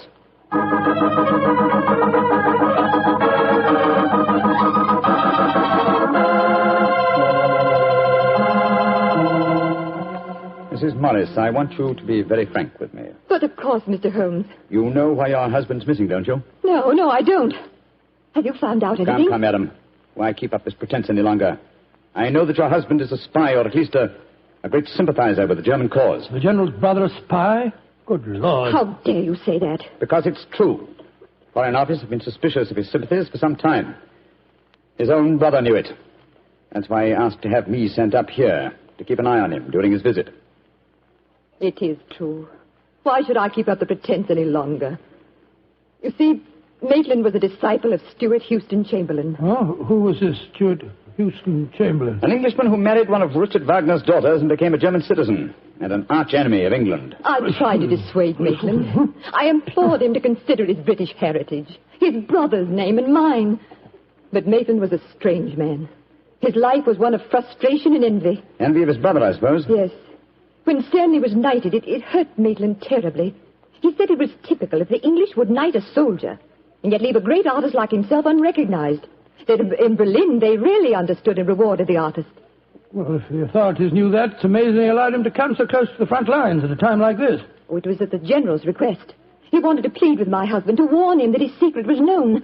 And now Maitland's gone over to the German lines. Oh, it's terrible. It's worse than that. It's disastrous. He can give them information as to the strength of our troops here. He knows the password. He might even know the hour the attack is timed to start. How did your husband expect to enter the German lines in safety, Mrs. Morris? He speaks fluent German, Mr. Holmes. I fancy the autograph book he was carrying, containing the signature of Field Marshal von Tauchnitz, was in reality his pass through the German line. You told the General that his brother was gone, of course. I haven't been able to. He moved up to the front line position immediately after the first performance, though I had warned him what I thought Maitland was planning to do. I think he intended to give his performance first, then cross the lines immediately afterwards. But something must have made him change his mind. Perhaps he suspected I'd warned the General. Anyhow, as you know, when I got back to our quarters, he'd gone. Did he leave any note, madam? Yes, he did. Here it is. Thank you. I have gone, my dear. Try and understand and forgive if you can. You wouldn't come with me, and so I'm taking what is left of my heart and my hopes where they belong, among the friends that understand and appreciate me. It is something stronger than love and blood and country that makes me do this. It is something dearer to me than life itself. Dearer to me than life itself. Oh, how could he? How could he? The shame of this will kill poor Stanley. Mr. Holmes, will you break the news to him? I know it's cowardly of me, but I just can't tell him myself. Don't worry, Mrs. Morris. I'll tell him. Dr. Watson and I will ask Captain Maxwell to escort us to the General's frontline headquarters. In the meantime, try and keep calm. We'll tell him.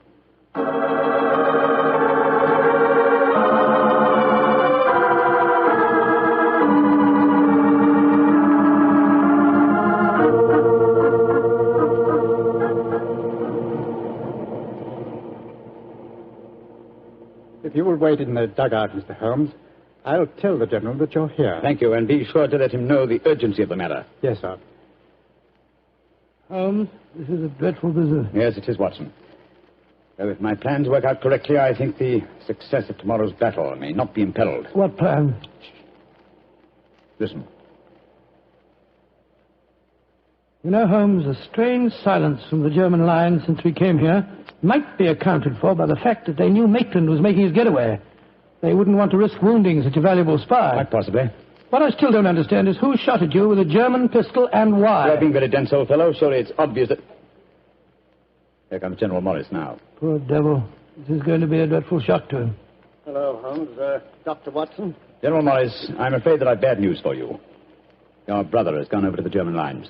Maitland did go there. I should have put him under an armed guard as soon as he came here, but I thought I could reason with him, appeal to his sense of honor. Instead of which you tried to shoot him, sir, but fortunately for me, you missed. You see, I took his place at the first performance. But that shot was fired from a German pistol. True. That was when I first knew the general had fired the shot. But I still don't see how you could now. Only a high-ranking officer, not subject to inspection, could carry a non-regulation firearm. You're an old army man, you should know that. In any case, you'll observe that the general carries a Luger at his waist. Great heavens, Holmes, I thought I was firing at Maitland. I had no idea that it was you. You intended to kill your own brother, sir? Yes, and I'm sorry I failed. I'd rather see my brother dead than alive and a traitor to his country. But now he's safely in the German lines. Heaven knows what secrets he may be imparting. One thing we can be certain. Our chance of a surprise attack in the morning is gone. Possibly not, sir. Oh, what do you mean? You see, I took the liberty of altering your brother's credentials quite extensively. How, Holmes? I knew of his German sympathies. Mycroft had given me a great deal of information about him, and so I took it on myself to decide that it was unsafe to allow him so near the enemy lines with his own identification on him. Well, what did you do, Holmes? I took the liberty, sir, of stealing his autograph book, the one containing the magical signature of Field Marshal von Tauchnitz. I have it in my pocket now.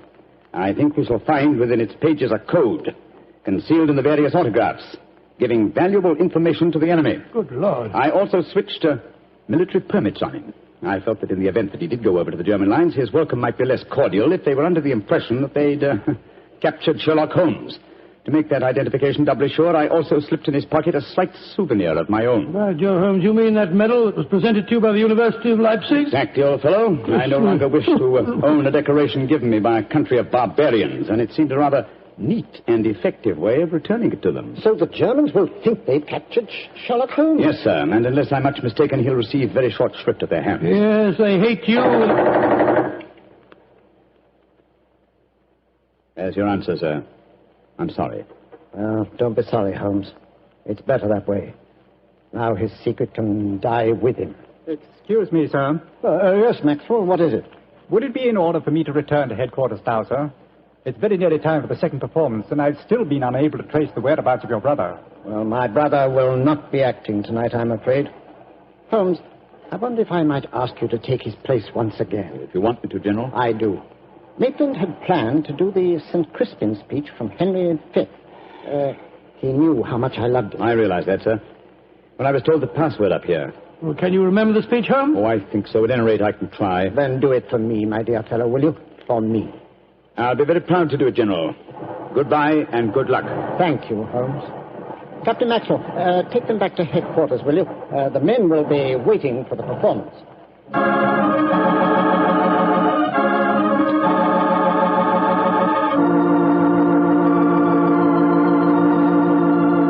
And Crispian shall ne'er go by from this day to the ending of the world, but we in it shall be remembered. We few, we happy few, we band of brothers. For he today that sheds his blood with me shall be my brother. Be he ne'er so vile, this day shall gentle his condition. And gentlemen in England now abed shall think themselves accursed they were not here, and hold their manhoods cheap, while any speaks that fought with us upon St. Crispian's Day.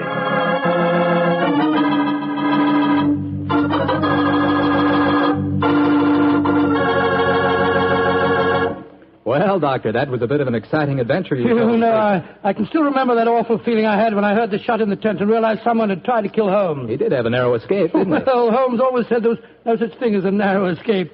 He said you either escaped or you didn't. If you did, well, why worry? And if you didn't, you couldn't worry, so what?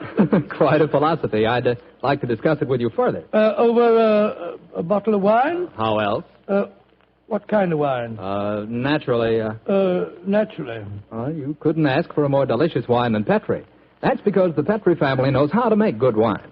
It began on a summer evening in 1906. I'd been for a long walk in the park, I remember, when I returned to Baker Street and entered our rooms. Holmes looked up at me with a twinkle and spoke. You look positively glowing with health, Watson. Well, I had a splendid walk, my dear fellow. You should have come with me. The park was looking particularly beautiful. Well, chap, during your absence, I've decided to write another monograph. Oh, what's the subject this time? Occupational liability to murder. For instance, the mortality rate is naturally high among policemen and detectives. Physicians are murdered with fair regularity, but the murder of a dentist is rare. And who ever heard of a murdered veterinary surgeon? It's quite true, but what's the occasion for this little homily? I've been browsing over my newspaper clippings. Yeah? You recall ever hearing of a murdered tobacconist, Watson? No, I can't say that I do. Oh, why? And yet my clippings inform me that no less than 3 tobacconists have been murdered in the past 6 months, and all the murders have occurred in the same small shop at the East End of London. Now, why do you suppose 3 tobacconists would be murdered in the same shop? Come now, old fellow. Give me a logical solution to the problem, will you? Well, let me see. You say that the shop's in the East End? Yes. Is it near the river? As it happens, it's on the water's edge. And supposing the tobacconist's shop was the headquarters of a smuggling ring. Perhaps boxes of cigars were unloaded from the dock and brought to the shop. Cigars containing pearls or opium or something. Watson, my dear fellow, you're doing splendidly. You must walk in the park more frequently. You're positively scintillating. Oh, no, you're making fun of me. I assure you I'm not. You're expecting anyone home? No, probably a visitor from Mrs. Hudson. Go on with your fascinating theory. Now, why are 3 tobacconists murdered? Well, because they know too much. Perhaps they demand a share in the profits, so the head of the ring decides to kill them. Plausible enough, Watson. I really must congratulate you. I can see that I'm very lucky in having a biographer with such a lively imagination. Thanks very much. Come in. That's very nice of you. Imagination. Oh, hello, Lestrade. Lestrade, I'm glad to see you. I hope I'm not intruding. Not at all, my dear fellow. Come along, sit down. Thank you, Mr. Holmes. Anything remarkable on hand? No, Mr. Holmes. Nothing very particular. Then tell me all about it, Lestrade. Can't hide anything from you, can I, sir? Yes, there is something on my mind, and no mistake. And it concerns the 3 murdered tobacconists, I see. Splendid. Now, how the blazes did you know that? Yes, Holmes, that's pure magic. Not at all, my dear Watson. It's simple deduction. Observe the 5 cigars peering out of Lestrade's breast pocket. They are of a far superior quality to his usual brand. Obviously, the scene of his latest investigation has proffered certain, well, shall we say, professional perquisites. Am I right, Lestrade? Of course you are. Careful one, Mr. Holmes. Thank you, no, I'll stick to my pipe. Well, how about you, Doctor? Oh, thank you, Lestrade. By Jove. Coronas. And now, Inspector, tell me about the murdered tobacconists. Well, how much do you know about the case? Just what I've read in the papers. Well, curiously enough, we were discussing the affair as you walked in, Lestrade. It's a strange business, gentlemen. I only got hold of the old story today when I had a long talk to young Jack Longworth. He's the owner of the shop. In relation to Gerald Longworth, the taller member of Parliament who battled so successfully against the slum clearance bill? His son, Mr. Holmes. Nice young fellow, too. When his father died, he inherited this shop along with a lot of other property in the East End. Well, how big a shop is it, Lestrade? Oh, just a hole in the wall, Doctor. Like all the other shops in that part of London. Young Mr. Longworth tells me he first rents it to a man by the name of George Grillett. He lives there with his daughter Lily and made quite a nice go out of the shop. 6 months ago, when Jack Longworth was abroad, George Grillett has a stroke and nearly kicks the bucket. Kicks the what? He nearly dies, Doctor. Oh, kicks the bucket. That's very good. I don't remember that. And then what happened, Lestrade? Well, while he's in the hospital, his daughter gives up the lease on the shop. A few days later, an Italian takes it over, and a couple of weeks later, he's found with his throat cut. Did you investigate that first murder yourself? No, Mr. Holmes. It seemed like any of a dozen killings we get in that part of London. A shopkeeper cut up, his till emptied, no clues. Well, who was the next tenant? A Scotchman. Bloke by the name of Mackintosh. A few weeks after he moved in, the same thing happened to him. That time, I did go down there. But I couldn't find out nothing. Was robbery again the apparent motive? Yes, sir. But the killing wasn't the same. He was strangled with a silk scarf. Silk scarf, eh? And who was the third tenant? The man who was murdered yesterday? A Hindu fella. A man by the name of Mukherjee. He takes it over a week last Friday, and yesterday we finds him knife through the back and his money gone. Of course, I was down there before you could say Crystal Palace. But once again, I didn't find out nothing. No knife, no fingerprints on the till, no footprints, just a very dead Hindu. Was young Mr. Longworth the landlord in England when these murders occurred? Yeah, that's the funny thing about it, Mr. Holmes. He docked at Tilbury yesterday morning. He didn't know nothing about what had been going on. Well, I imagine he'll have difficulty in renting the shop after 3 murders. Well, that's just it, Doctor. That's why he comes to me at the yard. George Grillet, his first tenant of the shop, moved back there today with his daughter Lily. And young Mr. Longworth's worried about them. Well, if you ask me, he's more worried about the daughter than he is about old man Grillet. So the original tenants of the shop are back in residence again, eh? And, what do you want me to do? Well, I thought perhaps you'd be interested enough to come along with me and look at the shop, Mr. Holmes. I should be very glad to, my dear fellow. Get your coat and hat, Watson. Oh, right, sure. Oh, dear, that wretched instrument. I'll answer it. Hello? Mycroft, how are you? What? Yes. Yes, he's here now. Why, of course. I'll do everything I can, certainly. Let's have dinner together soon, shall we? Splendid idea. All right, goodbye. Well, was that your brother, Holmes? Yes. Lestrade, I do think you might have told me the whole truth. Well, how do you mean, sir? I thought your visit was prompted by a need for friendly assistance. I didn't realize that you came here virtually on a government order. Well, it wasn't just quite like that, Mr. What's Holmes. the government got to do with the case, and how does your brother Mycroft fit into the picture? Not sure yet. But of one thing we may be certain, there's obviously a great deal more in this case than Lestrade would have us believe. Why do you say that, Holmes? You must bear in mind, old fellow, that occasionally Mycroft is the British government.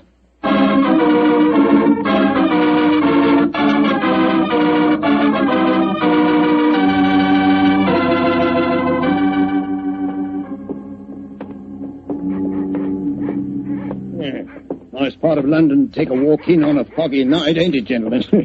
All our policemen work down here in pairs, you know. Yes, I don't blame them. It's a vile neighborhood. There's the shop just ahead of us, with a sign hanging out.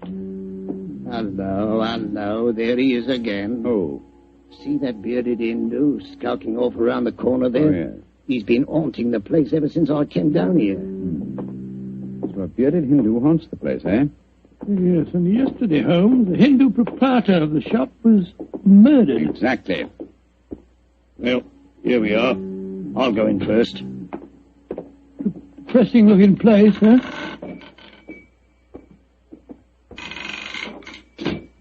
I'll be at it, Gypsy. That's Lily, George Grillet's daughter. Helps him with the shop. Sorry to keep you wet. Oh, it's you, Inspector Lestrade. Yes, Miss Lily. I brought some gentlemen to see your father. This is Mr. Sherlock Holmes and Dr. Watson. Pleased to meet you, I'm sure. How do you do, Miss Grillet? How do you do, young lady? Is your dad home? No, Inspector, he won't be in till after dinner. Went down to the docks, he did, to see about some cigar shipments. Mr. Longworth's here. If you want to see him, we were just having some tea in the back room. Yes, I'd like these gentlemen to meet him. Jack, come out in the shop, Jack. What is it, Lily? Oh, Inspector Lestrade. And this must be Mr. Sherlock Holmes and Dr. Watson, I'm sure. How do you do, sir? How are you, Mr. Longworth? I'm very glad the inspector was able to persuade you to come down here, Mr. Holmes. I'm dreadfully worried about this business, particularly since Lily's father insisted on coming back here. I'm afraid they're in great danger, but I can't make Mr. Grillet see it. Young lady, I wonder if I might ask you a few questions. Well, of course, Mr. Holmes. Before your father had his stroke, did he receive any threats concerning his occupancy of the shop? Well, if he did, he never told me about him. But it wouldn't surprise me. I often told him his biggest enemy is himself. If you know what I mean. Yes, I think I do, Miss Grillet. When your father had his illness, who decided to give up the lease on the shop? I did. No money was coming in, and, well, it looked like Dad might be an invalid for life. Of course, I couldn't run the shop by myself. Anyhow, I never did like this part of London. It wasn't the right business for Father. What was his reaction when you told him to give up the lease? Oh, he was awful angry with me. Said I'd no right to do it without asking him. By the way, we saw that bearded Hindu again as we walked up just now. He's been hanging around ever since we came back here, Inspector. Well, has he actually come into the shop, Miss Grillet? No, but he keeps walking by and looking in the window. I'm sure if we both went into the back room or left the shop for a little while, well, he'd come right in. Then I suggest we give him the opportunity he's seeking. Miss Grillet, I wonder if you and Mr. Longworth would mind leaving the shop for a while. Of course not, Mr. Holmes. Make your departure rather ostentatious, shall we say, so that he can't help noticing it. Give us half an hour or so and then come back. Perhaps you wouldn't mind going with them, Lestrade. But, Mr. Holmes, this is my case. I know, but in a situation like this, Watson and I work much better alone. We may have to go a little outside the law, and your presence might embarrass us. You'd never think I was a detective, too, would you? Very well, We'll be back Mr. in half an Holmes.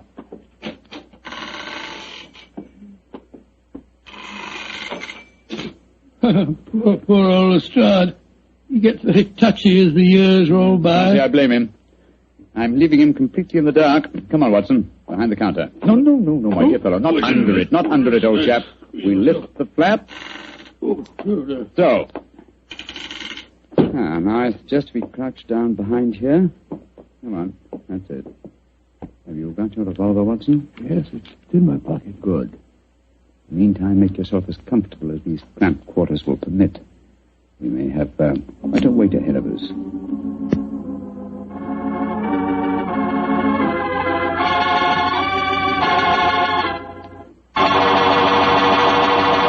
Look, Holmes. There's the Hindu now, peering through the window. Revolver handy.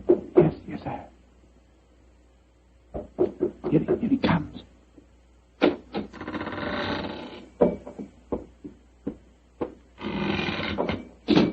All right, Watson. Put your hands up. I got you covered with this revolver. Now, my man, what are you doing here? Who are you? Never mind who I am. Just answer my question. I do not speak very good English. तुम हिंदुस्तानी बात बोल नहीं सकता?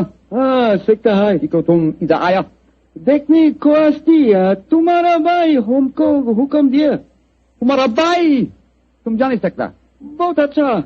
Salam. No, you don't, my man. Just you stay where you are. It's all right, Watson. Let him go. He's on our side. I wish you'd tell me what in thunder's going on. Who that man was and why you let him go. He's an investigator from the Foreign Office, old chap. Given his instructions by my brother, Mycroft. Mycroft? Yes, old fellow. When my brother fails to tell me all the facts concerning this case, I begin to think these triple murders have far greater ramifications than we ever dreamed of.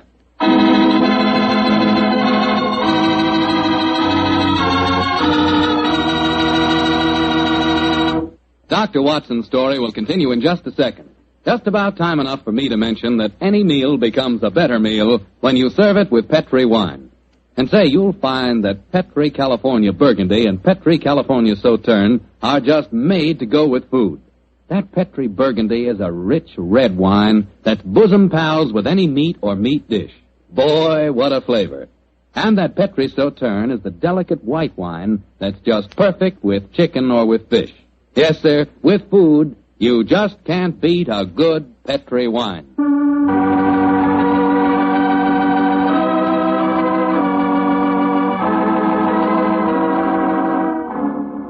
And now back to tonight's new Sherlock Holmes adventure. A puzzling case is occupying the attentions of Sherlock Holmes and Dr. Watson. 3 murders have taken place in a small tobacconist shop in the East End of London. As we rejoin our story, it's late at night, and Sherlock Holmes and Dr. Watson, accompanied by Inspector Lestrade, are once again walking toward the ill-fated shop. Well, I don't see that you've accomplished much, Mr. Holmes, except that you've just bought me a nice dinner. Oh, we're making progress, Lestrade. If only by the elimination of obvious suspects.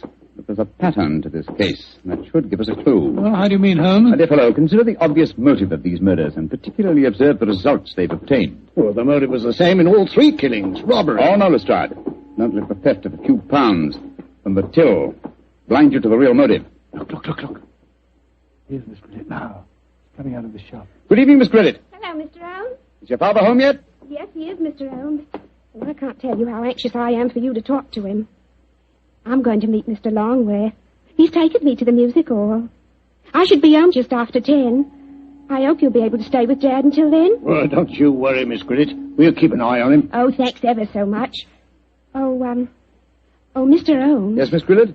Please don't go into our rooms in the back, will you? I've left things in a frightful mess. I quite understand, Miss Grillet. Well, ta-ta. See you later. Let's go into the shop.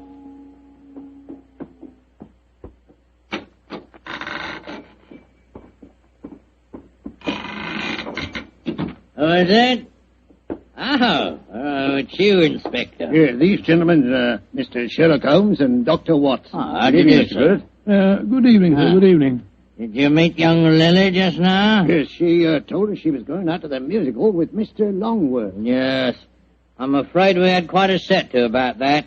A very strong-willed girl, Lily, very strong-willed. Am I to assume that you disapprove of your daughter's association with Mr. Longworth? Yes, of course I do. He's a top. He's got lots of money. Lily's so blind she can't see that he's up to no good. I'm pretty sure he's afraid I might find out what's really at the back of these here murders. And what is your theory, sir? Well, I'll tell you this in confidence. Got nothing to back it up now, you understand. There's been talk of widening the docks around here. That'd make property values go up, you see, of course. Well, young Longworth's been trying to buy up all the other shops along the waterfront here, but they wouldn't sell. If you ask me, he's had these murders done just to frighten people away so that he could buy cheap. Now, I'm not saying that he did the murders himself, you understand, but he planned them. Why, in these parts, it's easy enough any night to get a throat cut for a couple of quid. Yeah. That's why I'm glad you're here, gents. You see, I just got another warning. Warning? What do you mean, sir, warning? Found this note slipped under that door there not 3/4 of an hour ago. Let me see it, please. What does it say, Holmes? I shall call on you at 8:30 tonight. You know what's good for you. You'll be waiting for me alone.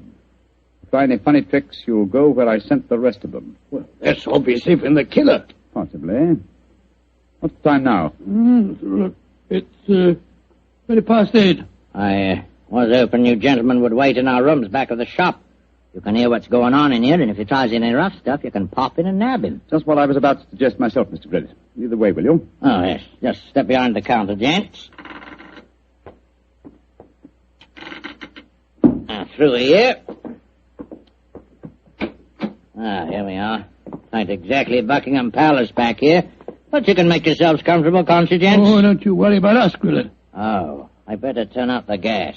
If this bloke spots a light under the door in here, he might smell a rat. Now, there we are. Now, as soon as I see him coming in the shop, I'll knock twice on the door, like this. And that'll give you the signal that he's here. Is that right? Right, you are, Grillet. All right, now keep your ears open, gents. I may need your help. Where are you, Holmes? I can't see a thing. Over here, Watson. You know, I've got another theory why Jack Longworth might be at the back of all this. You listening, Holmes? Yes, I'm listening, old fellow. What is your theory? Longworth knows that Grillet doesn't approve of his having anything to do with Lily. So when he goes abroad, he leaves instructions to murder the tobacconist. The assassins don't know about Grillet having a stroke, of course, so they keep murdering the wrong fellow. Well, that makes very good sense, Doctor. What do you say, Mr. Holmes? Holmes? Holmes? Where are you? Bless my soul, he's disappeared. No, I haven't. I was just exploring. Shh. The signal. There goes the front door. Somebody's come in.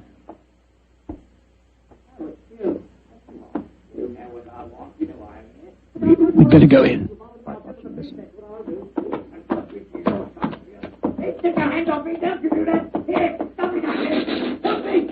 We've got to get in there at once. Open the door. Well, it's locked. Never mind that. Get your shoulders into it. Come on, help me. On here. Go. Come on, one more.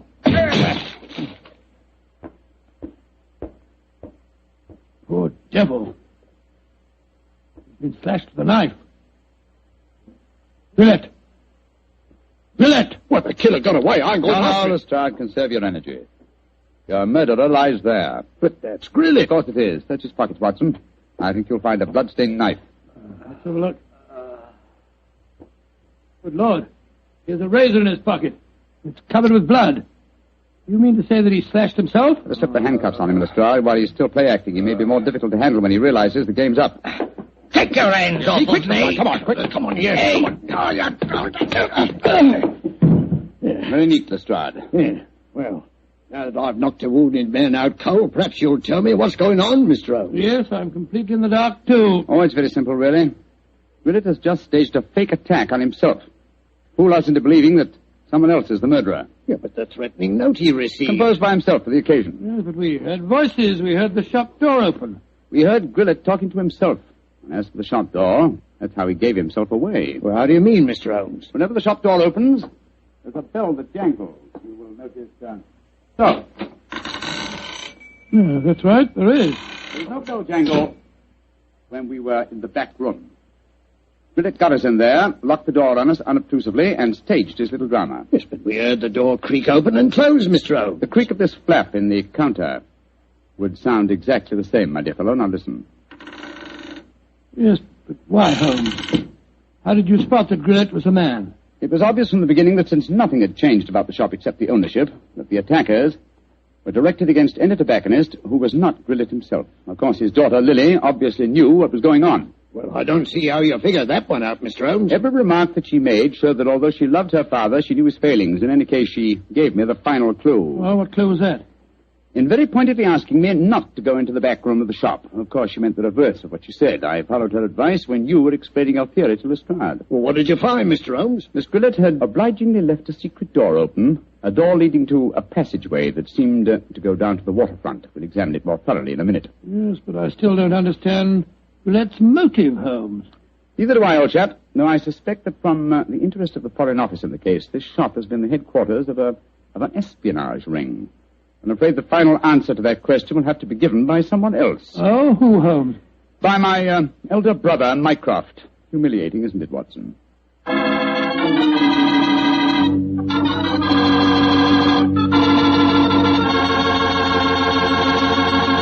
And what was the final answer to the question, Dr. Watson? Well, Holmes was right as usual, Mr. Foreman. The shop had been the headquarters of a spy ring operated by Gillett.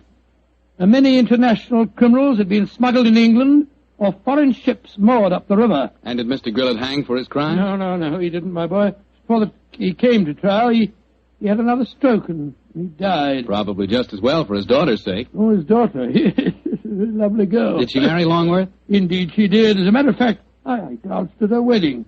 It was a very wonderful wedding reception. See, you would have been there yourself, Mr. Foreman. In fact, you'd have liked it very much. They served a pretty good wine.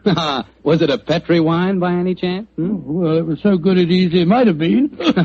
You mean because Petri wine is the kind of a wine you can't forget? That's exactly what I do. Well, that's because the Petri family really knows all there is to know about the fine art of turning luscious, sun-ripened grapes into fragrant, delicious wine. And now let's drop in on our good friend, Dr. Watson. Good evening, Doctor. Good evening, Mr. Foreman. Where are the puppies tonight? Well, I found them playing with a dead seagull, so they've been sent up to bed in disgrace. You certainly look comfortable yourself, Doctor. What's that small blue book you're reading, the latest bestseller? No, indeed not. This book was never a bestseller, my boy. It's entitled Practical Handbook of Bee Culture, with some observations on the segregation of the queen. Quite a catchy title. Who's the author? A fellow by the name of Sherlock Holmes. He was engaged in writing it when the adventure I'm going to tell you about took place. Well, you told us last week, Doctor, that a pair of canaries played an important part in the story. That's quite right, Mr. Foreman. It was in the summer of 1908, I remember, and I'd persuaded Holmes to leave his Sussex bee farm for a few weeks and to join me in a holiday at the little fishing village of Kingsgate in Kent. We were staying at a charming little inn called the Fisherman's Arms, and for the first few days, our holiday was delightful. And then, I suppose, Doctor, strange things began to happen. They did indeed, Mr. Foreman, they did indeed. Very strange things. One afternoon, we just finished a late tea, I remember, and were sitting outside on the lawn sunning ourselves and enjoying our pipes. Holmes lay back with his long, thin fingers clasped behind his head, gazing thoughtfully at the multicolored fishing boats bobbing at anchor in the harbor. After a moment or two, he spoke to me. Watson, you're really a splendid companion. I can't think of anyone else who would let me smoke my pipe in silence for half an hour without asking me what I'm thinking about. That's not very surprising, Holmes, after all the years that we've been together. Well, nevertheless, the gift is a rare one, old chap, and I appreciate it. Oh, thank you, old fellow. By the way, since the half hour's up, what have you been thinking about? The lack of enterprise of a modern criminal. Audacity and romance seem to have passed forever from the criminal world. Read this note I received this morning, old fellow. See for yourself how low I have sunk. Oh, let's have a look. Mr. Holmes, I am staying in the same inn as yourself, and as I have had a very frightening experience this week, I thought perhaps you would help me. Please do. It's signed Mary Victor. An exciting document, isn't it? Written on lavender notepaper, reeking of perfume, and the handwriting is obviously that of an adolescent girl. You haven't bothered to answer, of course. Oh, yes, I have. I sent a message back by our good landlord that I would be glad to see her. Why, Holmes? You came down here to complete your handbook on bee farming. Oh. Confound it. Those two wretched canaries are getting their sunbath on the windowsill above us. Oh, I think it's rather jolly to hear little fellows chirping away up there. Well, I find the sound most distracting. Let's go inside. You know, Holmes, those birds are owned by a charming couple, Mr. and Mrs. Wainwright. I was chatting with them on the stairs this morning. I'm afraid their charm will escape me as long as their pets continue to tweet in that irritating manner. You've spoken of the peace and quiet of the country inn, Watson, and yet I find that... Come in. Ah, Miss Mary Victor, I presume. Yes, Mr. Holmes. Please come in. Close the door, won't you? Thank you. This is my old friend, Dr. Watson. You may speak quite freely in front of him. How do you do, Miss Victor? How do you do, Doctor? Now, sit down, young lady, and tell me what's troubling you. Mr. Holmes, I came down here from London to get away from someone, but I've been followed. I've been afraid to leave the inn. Until last night I felt I couldn't stand being cooped up any longer. So I went for a walk on the seashore. Someone followed me, Mr. Holmes. I ran back here as fast as I could, but now he knows where I live, and I'm frightened. Please help me. My dear Miss Victor, I'm afraid you must be much more specific before I can help you. Who has followed you down here, and why are you afraid of him? I'll tell you the whole story. It'll sound strange to you, but I swear it. Oh, there he is again, down by the gate. I'm going to my room. Now. Don't you be frightened, Miss Victor. I'm sure we'll be... Oh, that's all. Extraordinary. I don't see anyone outside who might have frightened her. There are 2 or 3 fishermen loitering about. Wait a minute. Here's a young fellow walking up the path. Come on, Watson. Out through the French windows again. Oh, good gracious me. Here we go again. I think we'll take the liberty of accosting him. Excuse me, sir. Yes? Are you looking for Miss Mary Victor? Is she young and pretty? Yes, sir. She is. Extremely so. Then I'm looking for her. Where can I find her? I can see you're being facetious, sir. Well, there's no harm in that, is there? By the way, who are you gentlemen, may I ask? My name is Holmes, and this is my friend Dr. Watson. I'm Basil Carter. You're not Sherlock Holmes, are you? That is my name. I thought you seemed familiar. I know your brother, Mycroft. Oh, indeed. Then I presume you're connected with the Foreign Office. Yes, I'm in the consular service. Are you staying at the inn, young man? For a few days. It's funny that I should run into the great Sherlock Holmes. Why, may I ask? I was planning a murder. Oh, really? But with you gentlemen here, I see that I shall have to be very discreet. Who is your intended victim, may I inquire? There are 2 of them. The 2 canaries in the room next to mine. Oh, canaries. For a moment I thought that you were really serious. But I am serious. The wretched creatures have been driving me mad. Yes, I quite sympathize with you, sir. I've been thinking of committing a slight case of mayhem on them myself. We can take one apiece, Mr. Holmes. Well, I'm glad to have met you both. I'll probably see you again. Goodbye. Goodbye, sir. Goodbye. I don't like that fellow, Holmes. If you ask me, he's the man who's been frightening the poor girl that came to us. He had a peculiar look on his face when you asked me if he was looking for Mary Victor. Well, there's only one person who can settle the question, and that's the young lady herself. Come on, old fellow. Let's go back indoors. Here comes Wainwright, the owner of the Canaries. Good evening, Mr. Wainwright. Good evening, gentlemen. This is my friend, Mr. Sherlock Holmes. I am honored to meet you, sir. How do you do, Mr. Wainwright? Beautiful evening, isn't it? I just took a stroll down to the store to get some more birdseed. By the way, Mr. Holmes, I hope our canaries don't bother you. Little fellows are such a comfort to my wife and me. Oh, no, not at all, sir. I find that chirruping very soothing. Oh, I'm so glad. Good night, gentlemen. Good night, sir. Good night, Mr. Wilson. Not Wilson, Mr. Holmes. Wainwright. Oh, I beg your pardon. I'm so sorry. I thought you said Wilson. Good night. Not like you to mix up names, Holmes. I didn't mix them up, old fellow. I never forget a face. Mr. Wainwright is in reality Wilson, the notorious canary trainer, whom I had the pleasure of sending to prison for a 7-year stretch in '95. Some years later, he made one of the most spectacular escapes from prison in the history of crime, and has since managed to evade all efforts to recapture him. Great Scott, he seems such a sweet old fellow. Well, possibly he's reformed, but I doubt it. Our stage is set for an intriguing problem, old chap, and our cast is an interesting one. A frightened young girl, a diplomat of uncertain integrity, and a noted criminal. Watson, I have a feeling that once again the game's afoot.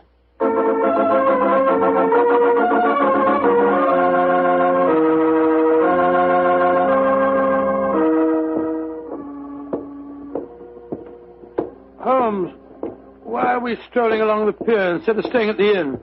I thought you said that you were expecting trouble. I am, old chap. And I'm sure it'll find us out. You know, Holmes, I'm still completely mystified by the behavior of that girl, Mary Victor. I knocked at her door last evening, again this morning. I couldn't get any answer. And the landlord told me that she was not seen at dinner last night, nor at breakfast this morning. And yet her room has not been vacated. Curious. Hello, there's the village constable, sunning himself at the end of the pier. Yeah. Good morning, Sergeant Blake. Mr. Holmes, Dr. Watson. How are you, gentlemen? Well, splendid, thank you, Sergeant, and very appreciative of the weather that you've provided for us. Oh, think nothing of it, sir. We always arrange that for our really distinguished visitors. By the way, Mr. Holmes, I was reading one of your friend's stories about you last night. The one called The Adventure of Mysteria Lodge. That was, Wisteria Lodge, you foolish fellow. Well, maybe it was. Anyway, I was reading it aloud to me old woman. And if you don't mind my saying so, Mr. Holmes, we both thought you made a bad mistake. Oh, really? Though, of course, you come out all right in the end. Dear me, Sergeant, I stand reproved. Excuse me, Sergeant. Holmes, look. Look at that figure standing by itself right at the end of the pier. Mm-hmm. Our friend Wilson, the Canary trainer. He's got a revolver. Here, we don't want any of these goings-on in Kingsgate. Come on. Here, you. What are you doing waving that revolver about? Keep back, the three of you. I'm the law here. Don't you tell me what to do. Keep back, I say. I'm not afraid to fire. Better do as he says, Sergeant. You don't want to trifle with. Just exactly what are you up to, Wilson?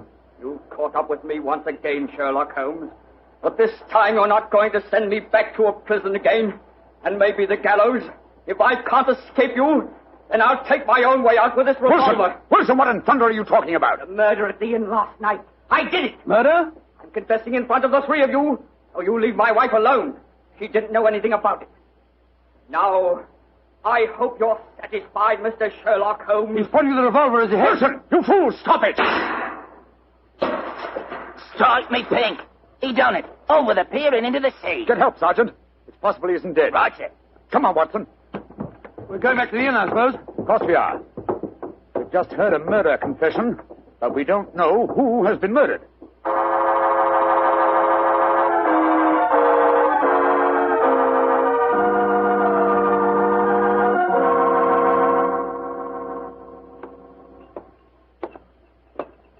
Holmes, what was the telegram that you sent off just now? A message to my brother, Mycroft. The innkeeper informed me that Basil Carter, the young diplomat we met yesterday, left the inn rather hurriedly in the early hours of this morning. Come on, let's go upstairs. Well, we'll have to break the news to Mrs. Wainwright, I suppose. Before we do that, I think we'll see if Miss Victor's in her room. Which one is it? Here, top of the stairs. We'll take the liberty of looking in. Miss Victor hasn't been seen since last night. Uh-huh. Unlocked. Lord, what a mess. Clothes strewn all over the place, open suitcases. Yes, it Look looks at as if the young lady had been planning an immediate departure. Where can she be? No one's seen her since last night. Oh, I beg your pardon, gentlemen. I thought I heard Mary Victor come in. I'm Mrs. Wainwright. Mrs. Wainwright, I'm afraid we have some rather bad news for you. Your husband shot himself a quarter of an hour ago at the end of the pier, and his body fell into the sea. Is he dead? We must presume so, madam. I left the police sergeant there searching for him. Sergeant Blake should be back here in a moment now. So he did it. After all. You don't seem very surprised, madam. He threatened to do it. Mrs. Wainwright, before your husband shot himself, he confessed to committing a murder in this inn last night. A murder? Whose murder? At the moment, we're not quite sure. Oh, he must have been out of his mind. Mrs. Wainwright, I'm afraid I must ask you some rather painful questions. Are you aware that your husband was a criminal, that he served a prison sentence under the name of Wilson? Yes, I knew that. He told me when we were married 2 years ago. But he said that he'd gone straight ever since he'd come out of prison. That's why he changed his name. He was trying to make a fresh start. You know no reason for his planning to kill anyone at this inn? None. And unless you find someone murdered, I wouldn't give too much thought to it. Yes, if you'll forgive my saying so, madam, you seem remarkably unmoved by your husband's tragedy. Why should I pretend? We were very unhappy together. This might be the best way out of it for both of us. Oh, my soul. My husband carried quite a large amount of life insurance. In the event of suicide, would that be payable? And on the policy, madam, then I must say that from your attitude, I begin to doubt whether your husband is dead. What do you mean? I mean that if Mr. Wilson, or if you prefer it, Mr. Wainwright, wished to disappear in spectacular style, What could be simpler than to pretend to shoot himself, drop into the sea, and... Mr. Elm! I'm up here, Sergeant. Ah, did you find him? Yes, Mr. Elm. We fished him out right away. Dead as a doornail. Shot himself through the head, he did. Well, that disposes of your last theory, Holmes. Did you find the revolver, Sergeant? Yes, ma'am. Got it right here with me. One bullet missing. Have you found out if anyone here's been murdered, Mr. Elm? I found out very little as yet. Wait a moment. Listen. I don't hear anything. Exactly, you hear nothing. Yet we're within a few feet of the Wainwright's room. What do you mean, Mr. Elm? I mean that there is one sound we should be hearing very clearly at the moment. Why didn't I think of it before? The sound of your canaries chirruping. You've heard little else for days. Come on, Watson. Where are you going? Your room, madam. I'm afraid I must dispense with asking your permission. You're already in my room. It seems a little late even to mention the subject. Here's the bird cage and the windowsill. Oh, the birds are gone. No, old chap. If you look more closely, you'll see them on the bottom of the cage. Let me open this door and get one of them out. By Jove, Holmes. They're dead. And yet when we entered the inn a few minutes ago, they were still chirruping. But who on earth would want to kill a couple of birds? That, my dear fellow, is one of the things we have to find out. So far, I must admit, I'm puzzled. We have a self-confessed murderer, and the nearest thing we can find to a corpse is a pair of dead canaries.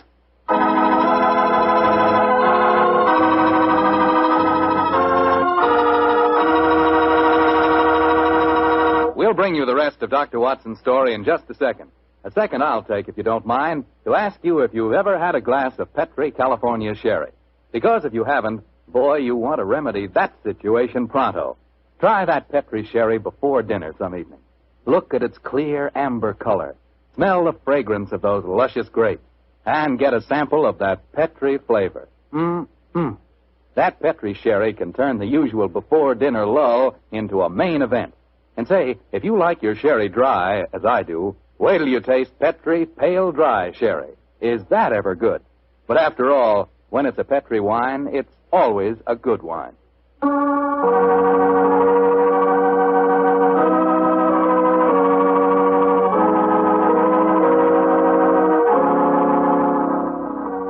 And now, back to tonight's new Sherlock Holmes adventure.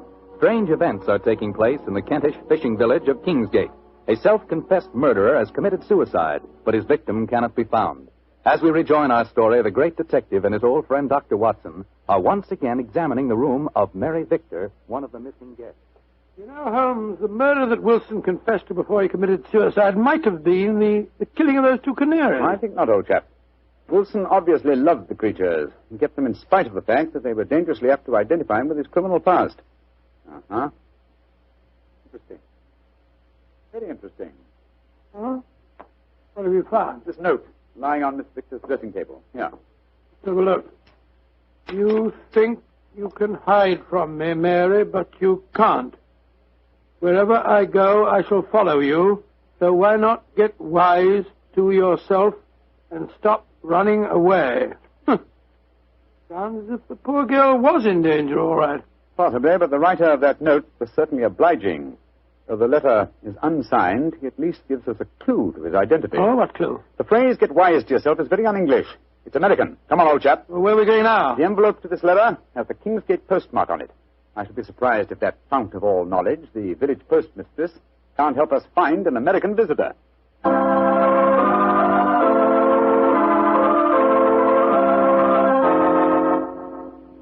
Yes, I know the young man you must be looking for, gentlemen. His name's Walter C. Bunker. He's been in here to send telegrams, and his accent's so strong you could cut it with a knife. Just like one of the Red Indian fellows you read about, you know. Can you tell me where he lives, madam? Well, that I can, sir. He's been rooming at Mrs. Bell's house, 15 Laburnum Grove, down behind the gas works. 15 Laburnum Grove, Mrs. Bell. Thank you. Thank you very much. I'm very much obliged to you.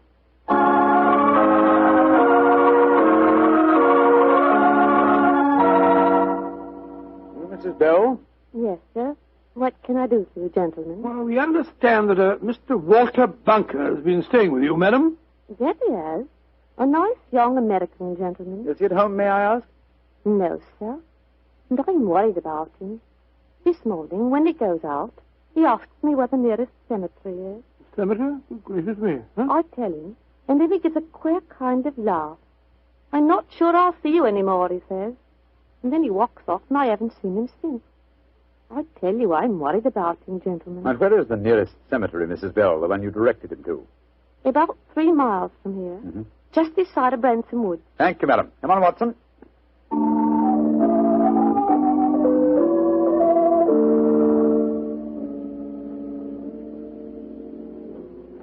The cemetery seems deserted. The music comes from the church. Good Lord, it's a funeral. Or a wedding. Come on.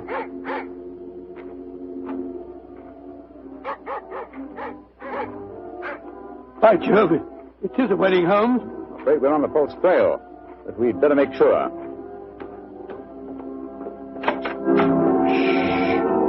Quiet, gentlemen, please. The ceremony is just ending. Just one question. Can you tell me the names of the couple who've just been married? Miss Mary Victor from the inn, and a young American by the name of Bunker. Thank you.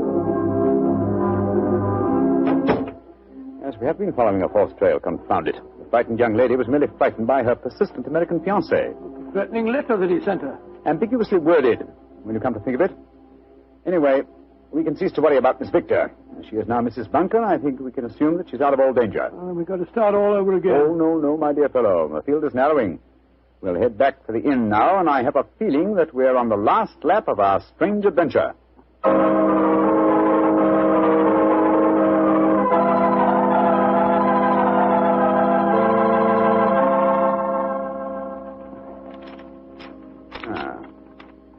Yes, here's another suspect eliminated. This telegram is from my brother Mycroft. I telegraphed him earlier on today to check on the movements of Basil Carter, the young man who left the inn so mysteriously in the early hours of this morning. His answer informs me that the gentleman in question was recalled to the Foreign Office suddenly and arrived quite safely a few hours ago. Well, now I'm completely puzzled. And I, old fellow, at last see daylight. Wish I did, Mr. Holmes. Sergeant, go upstairs and get the dead man's widow and bring her to my room, please. And then I think I can give you the solution to this problem.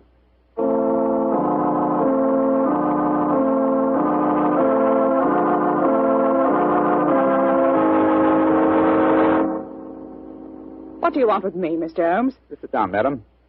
You and Sergeant Blake make yourselves comfortable.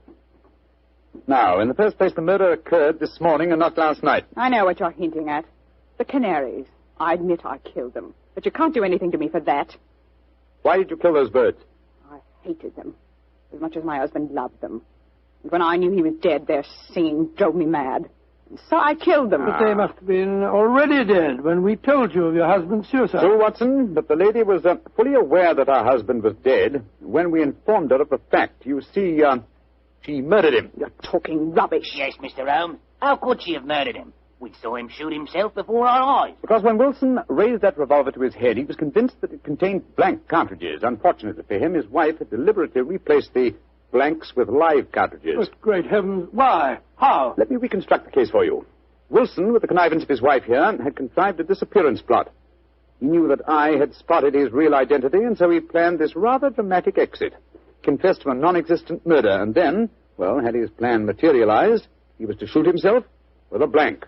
Fall from the pier, and apparent suicide. What a fantastic scheme, but how did he plan to get away? Well, he would have swum under the water, safe distance, and so made his escape. Oh, his plan couldn't work possibly. No, probably not, not. But at least it was ingenious. He would have destroyed his true identity and have had his revenge on me by making the search for a murder that had never been committed. Unfortunately for him, his wife was his accomplice and saw in the scheme an excellent way of killing her husband. You think you're so very clever, Mr. Holmes, but even if it were true, how could you prove it? Observe this revolver, Mrs. Wilson. It's the one your husband shot himself with. What can you prove from that? Ever hear of fingerprint tests? I've heard of them. But that revolver's been underwater. True, quite true. But thanks to the researches of my excellent friend, Dr. John Thorndyke, an infallible test has been discovered for recording fingerprints even after immersion in seawater. I applied the test to the prints on the revolver and the bullets and compared them with some that we found on the water glass in your room. They are the same, Mrs. Wilson. Now, does a man let his wife load his suicide weapon? Sergeant Blake, I think it's obvious that the time has come for you to take over the case. All right, so I did change the bullets. I hated him. I'm glad he's dead. And what's more, I'd do it again.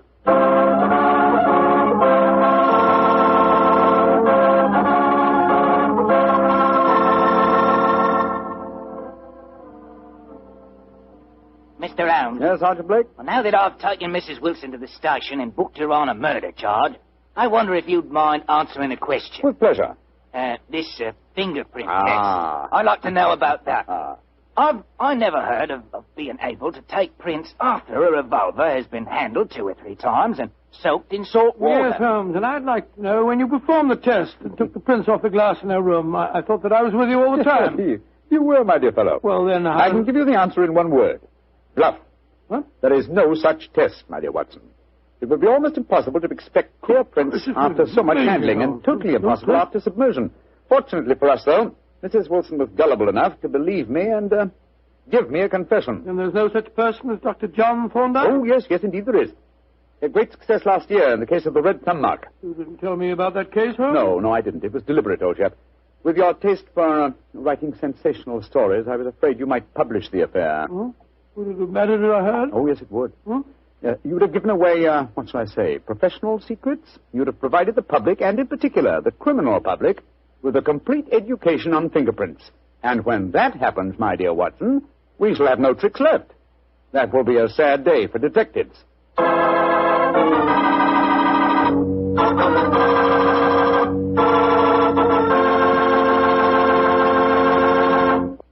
Sherlock Holmes considered himself as the only unofficial consulting detective, and rightly so.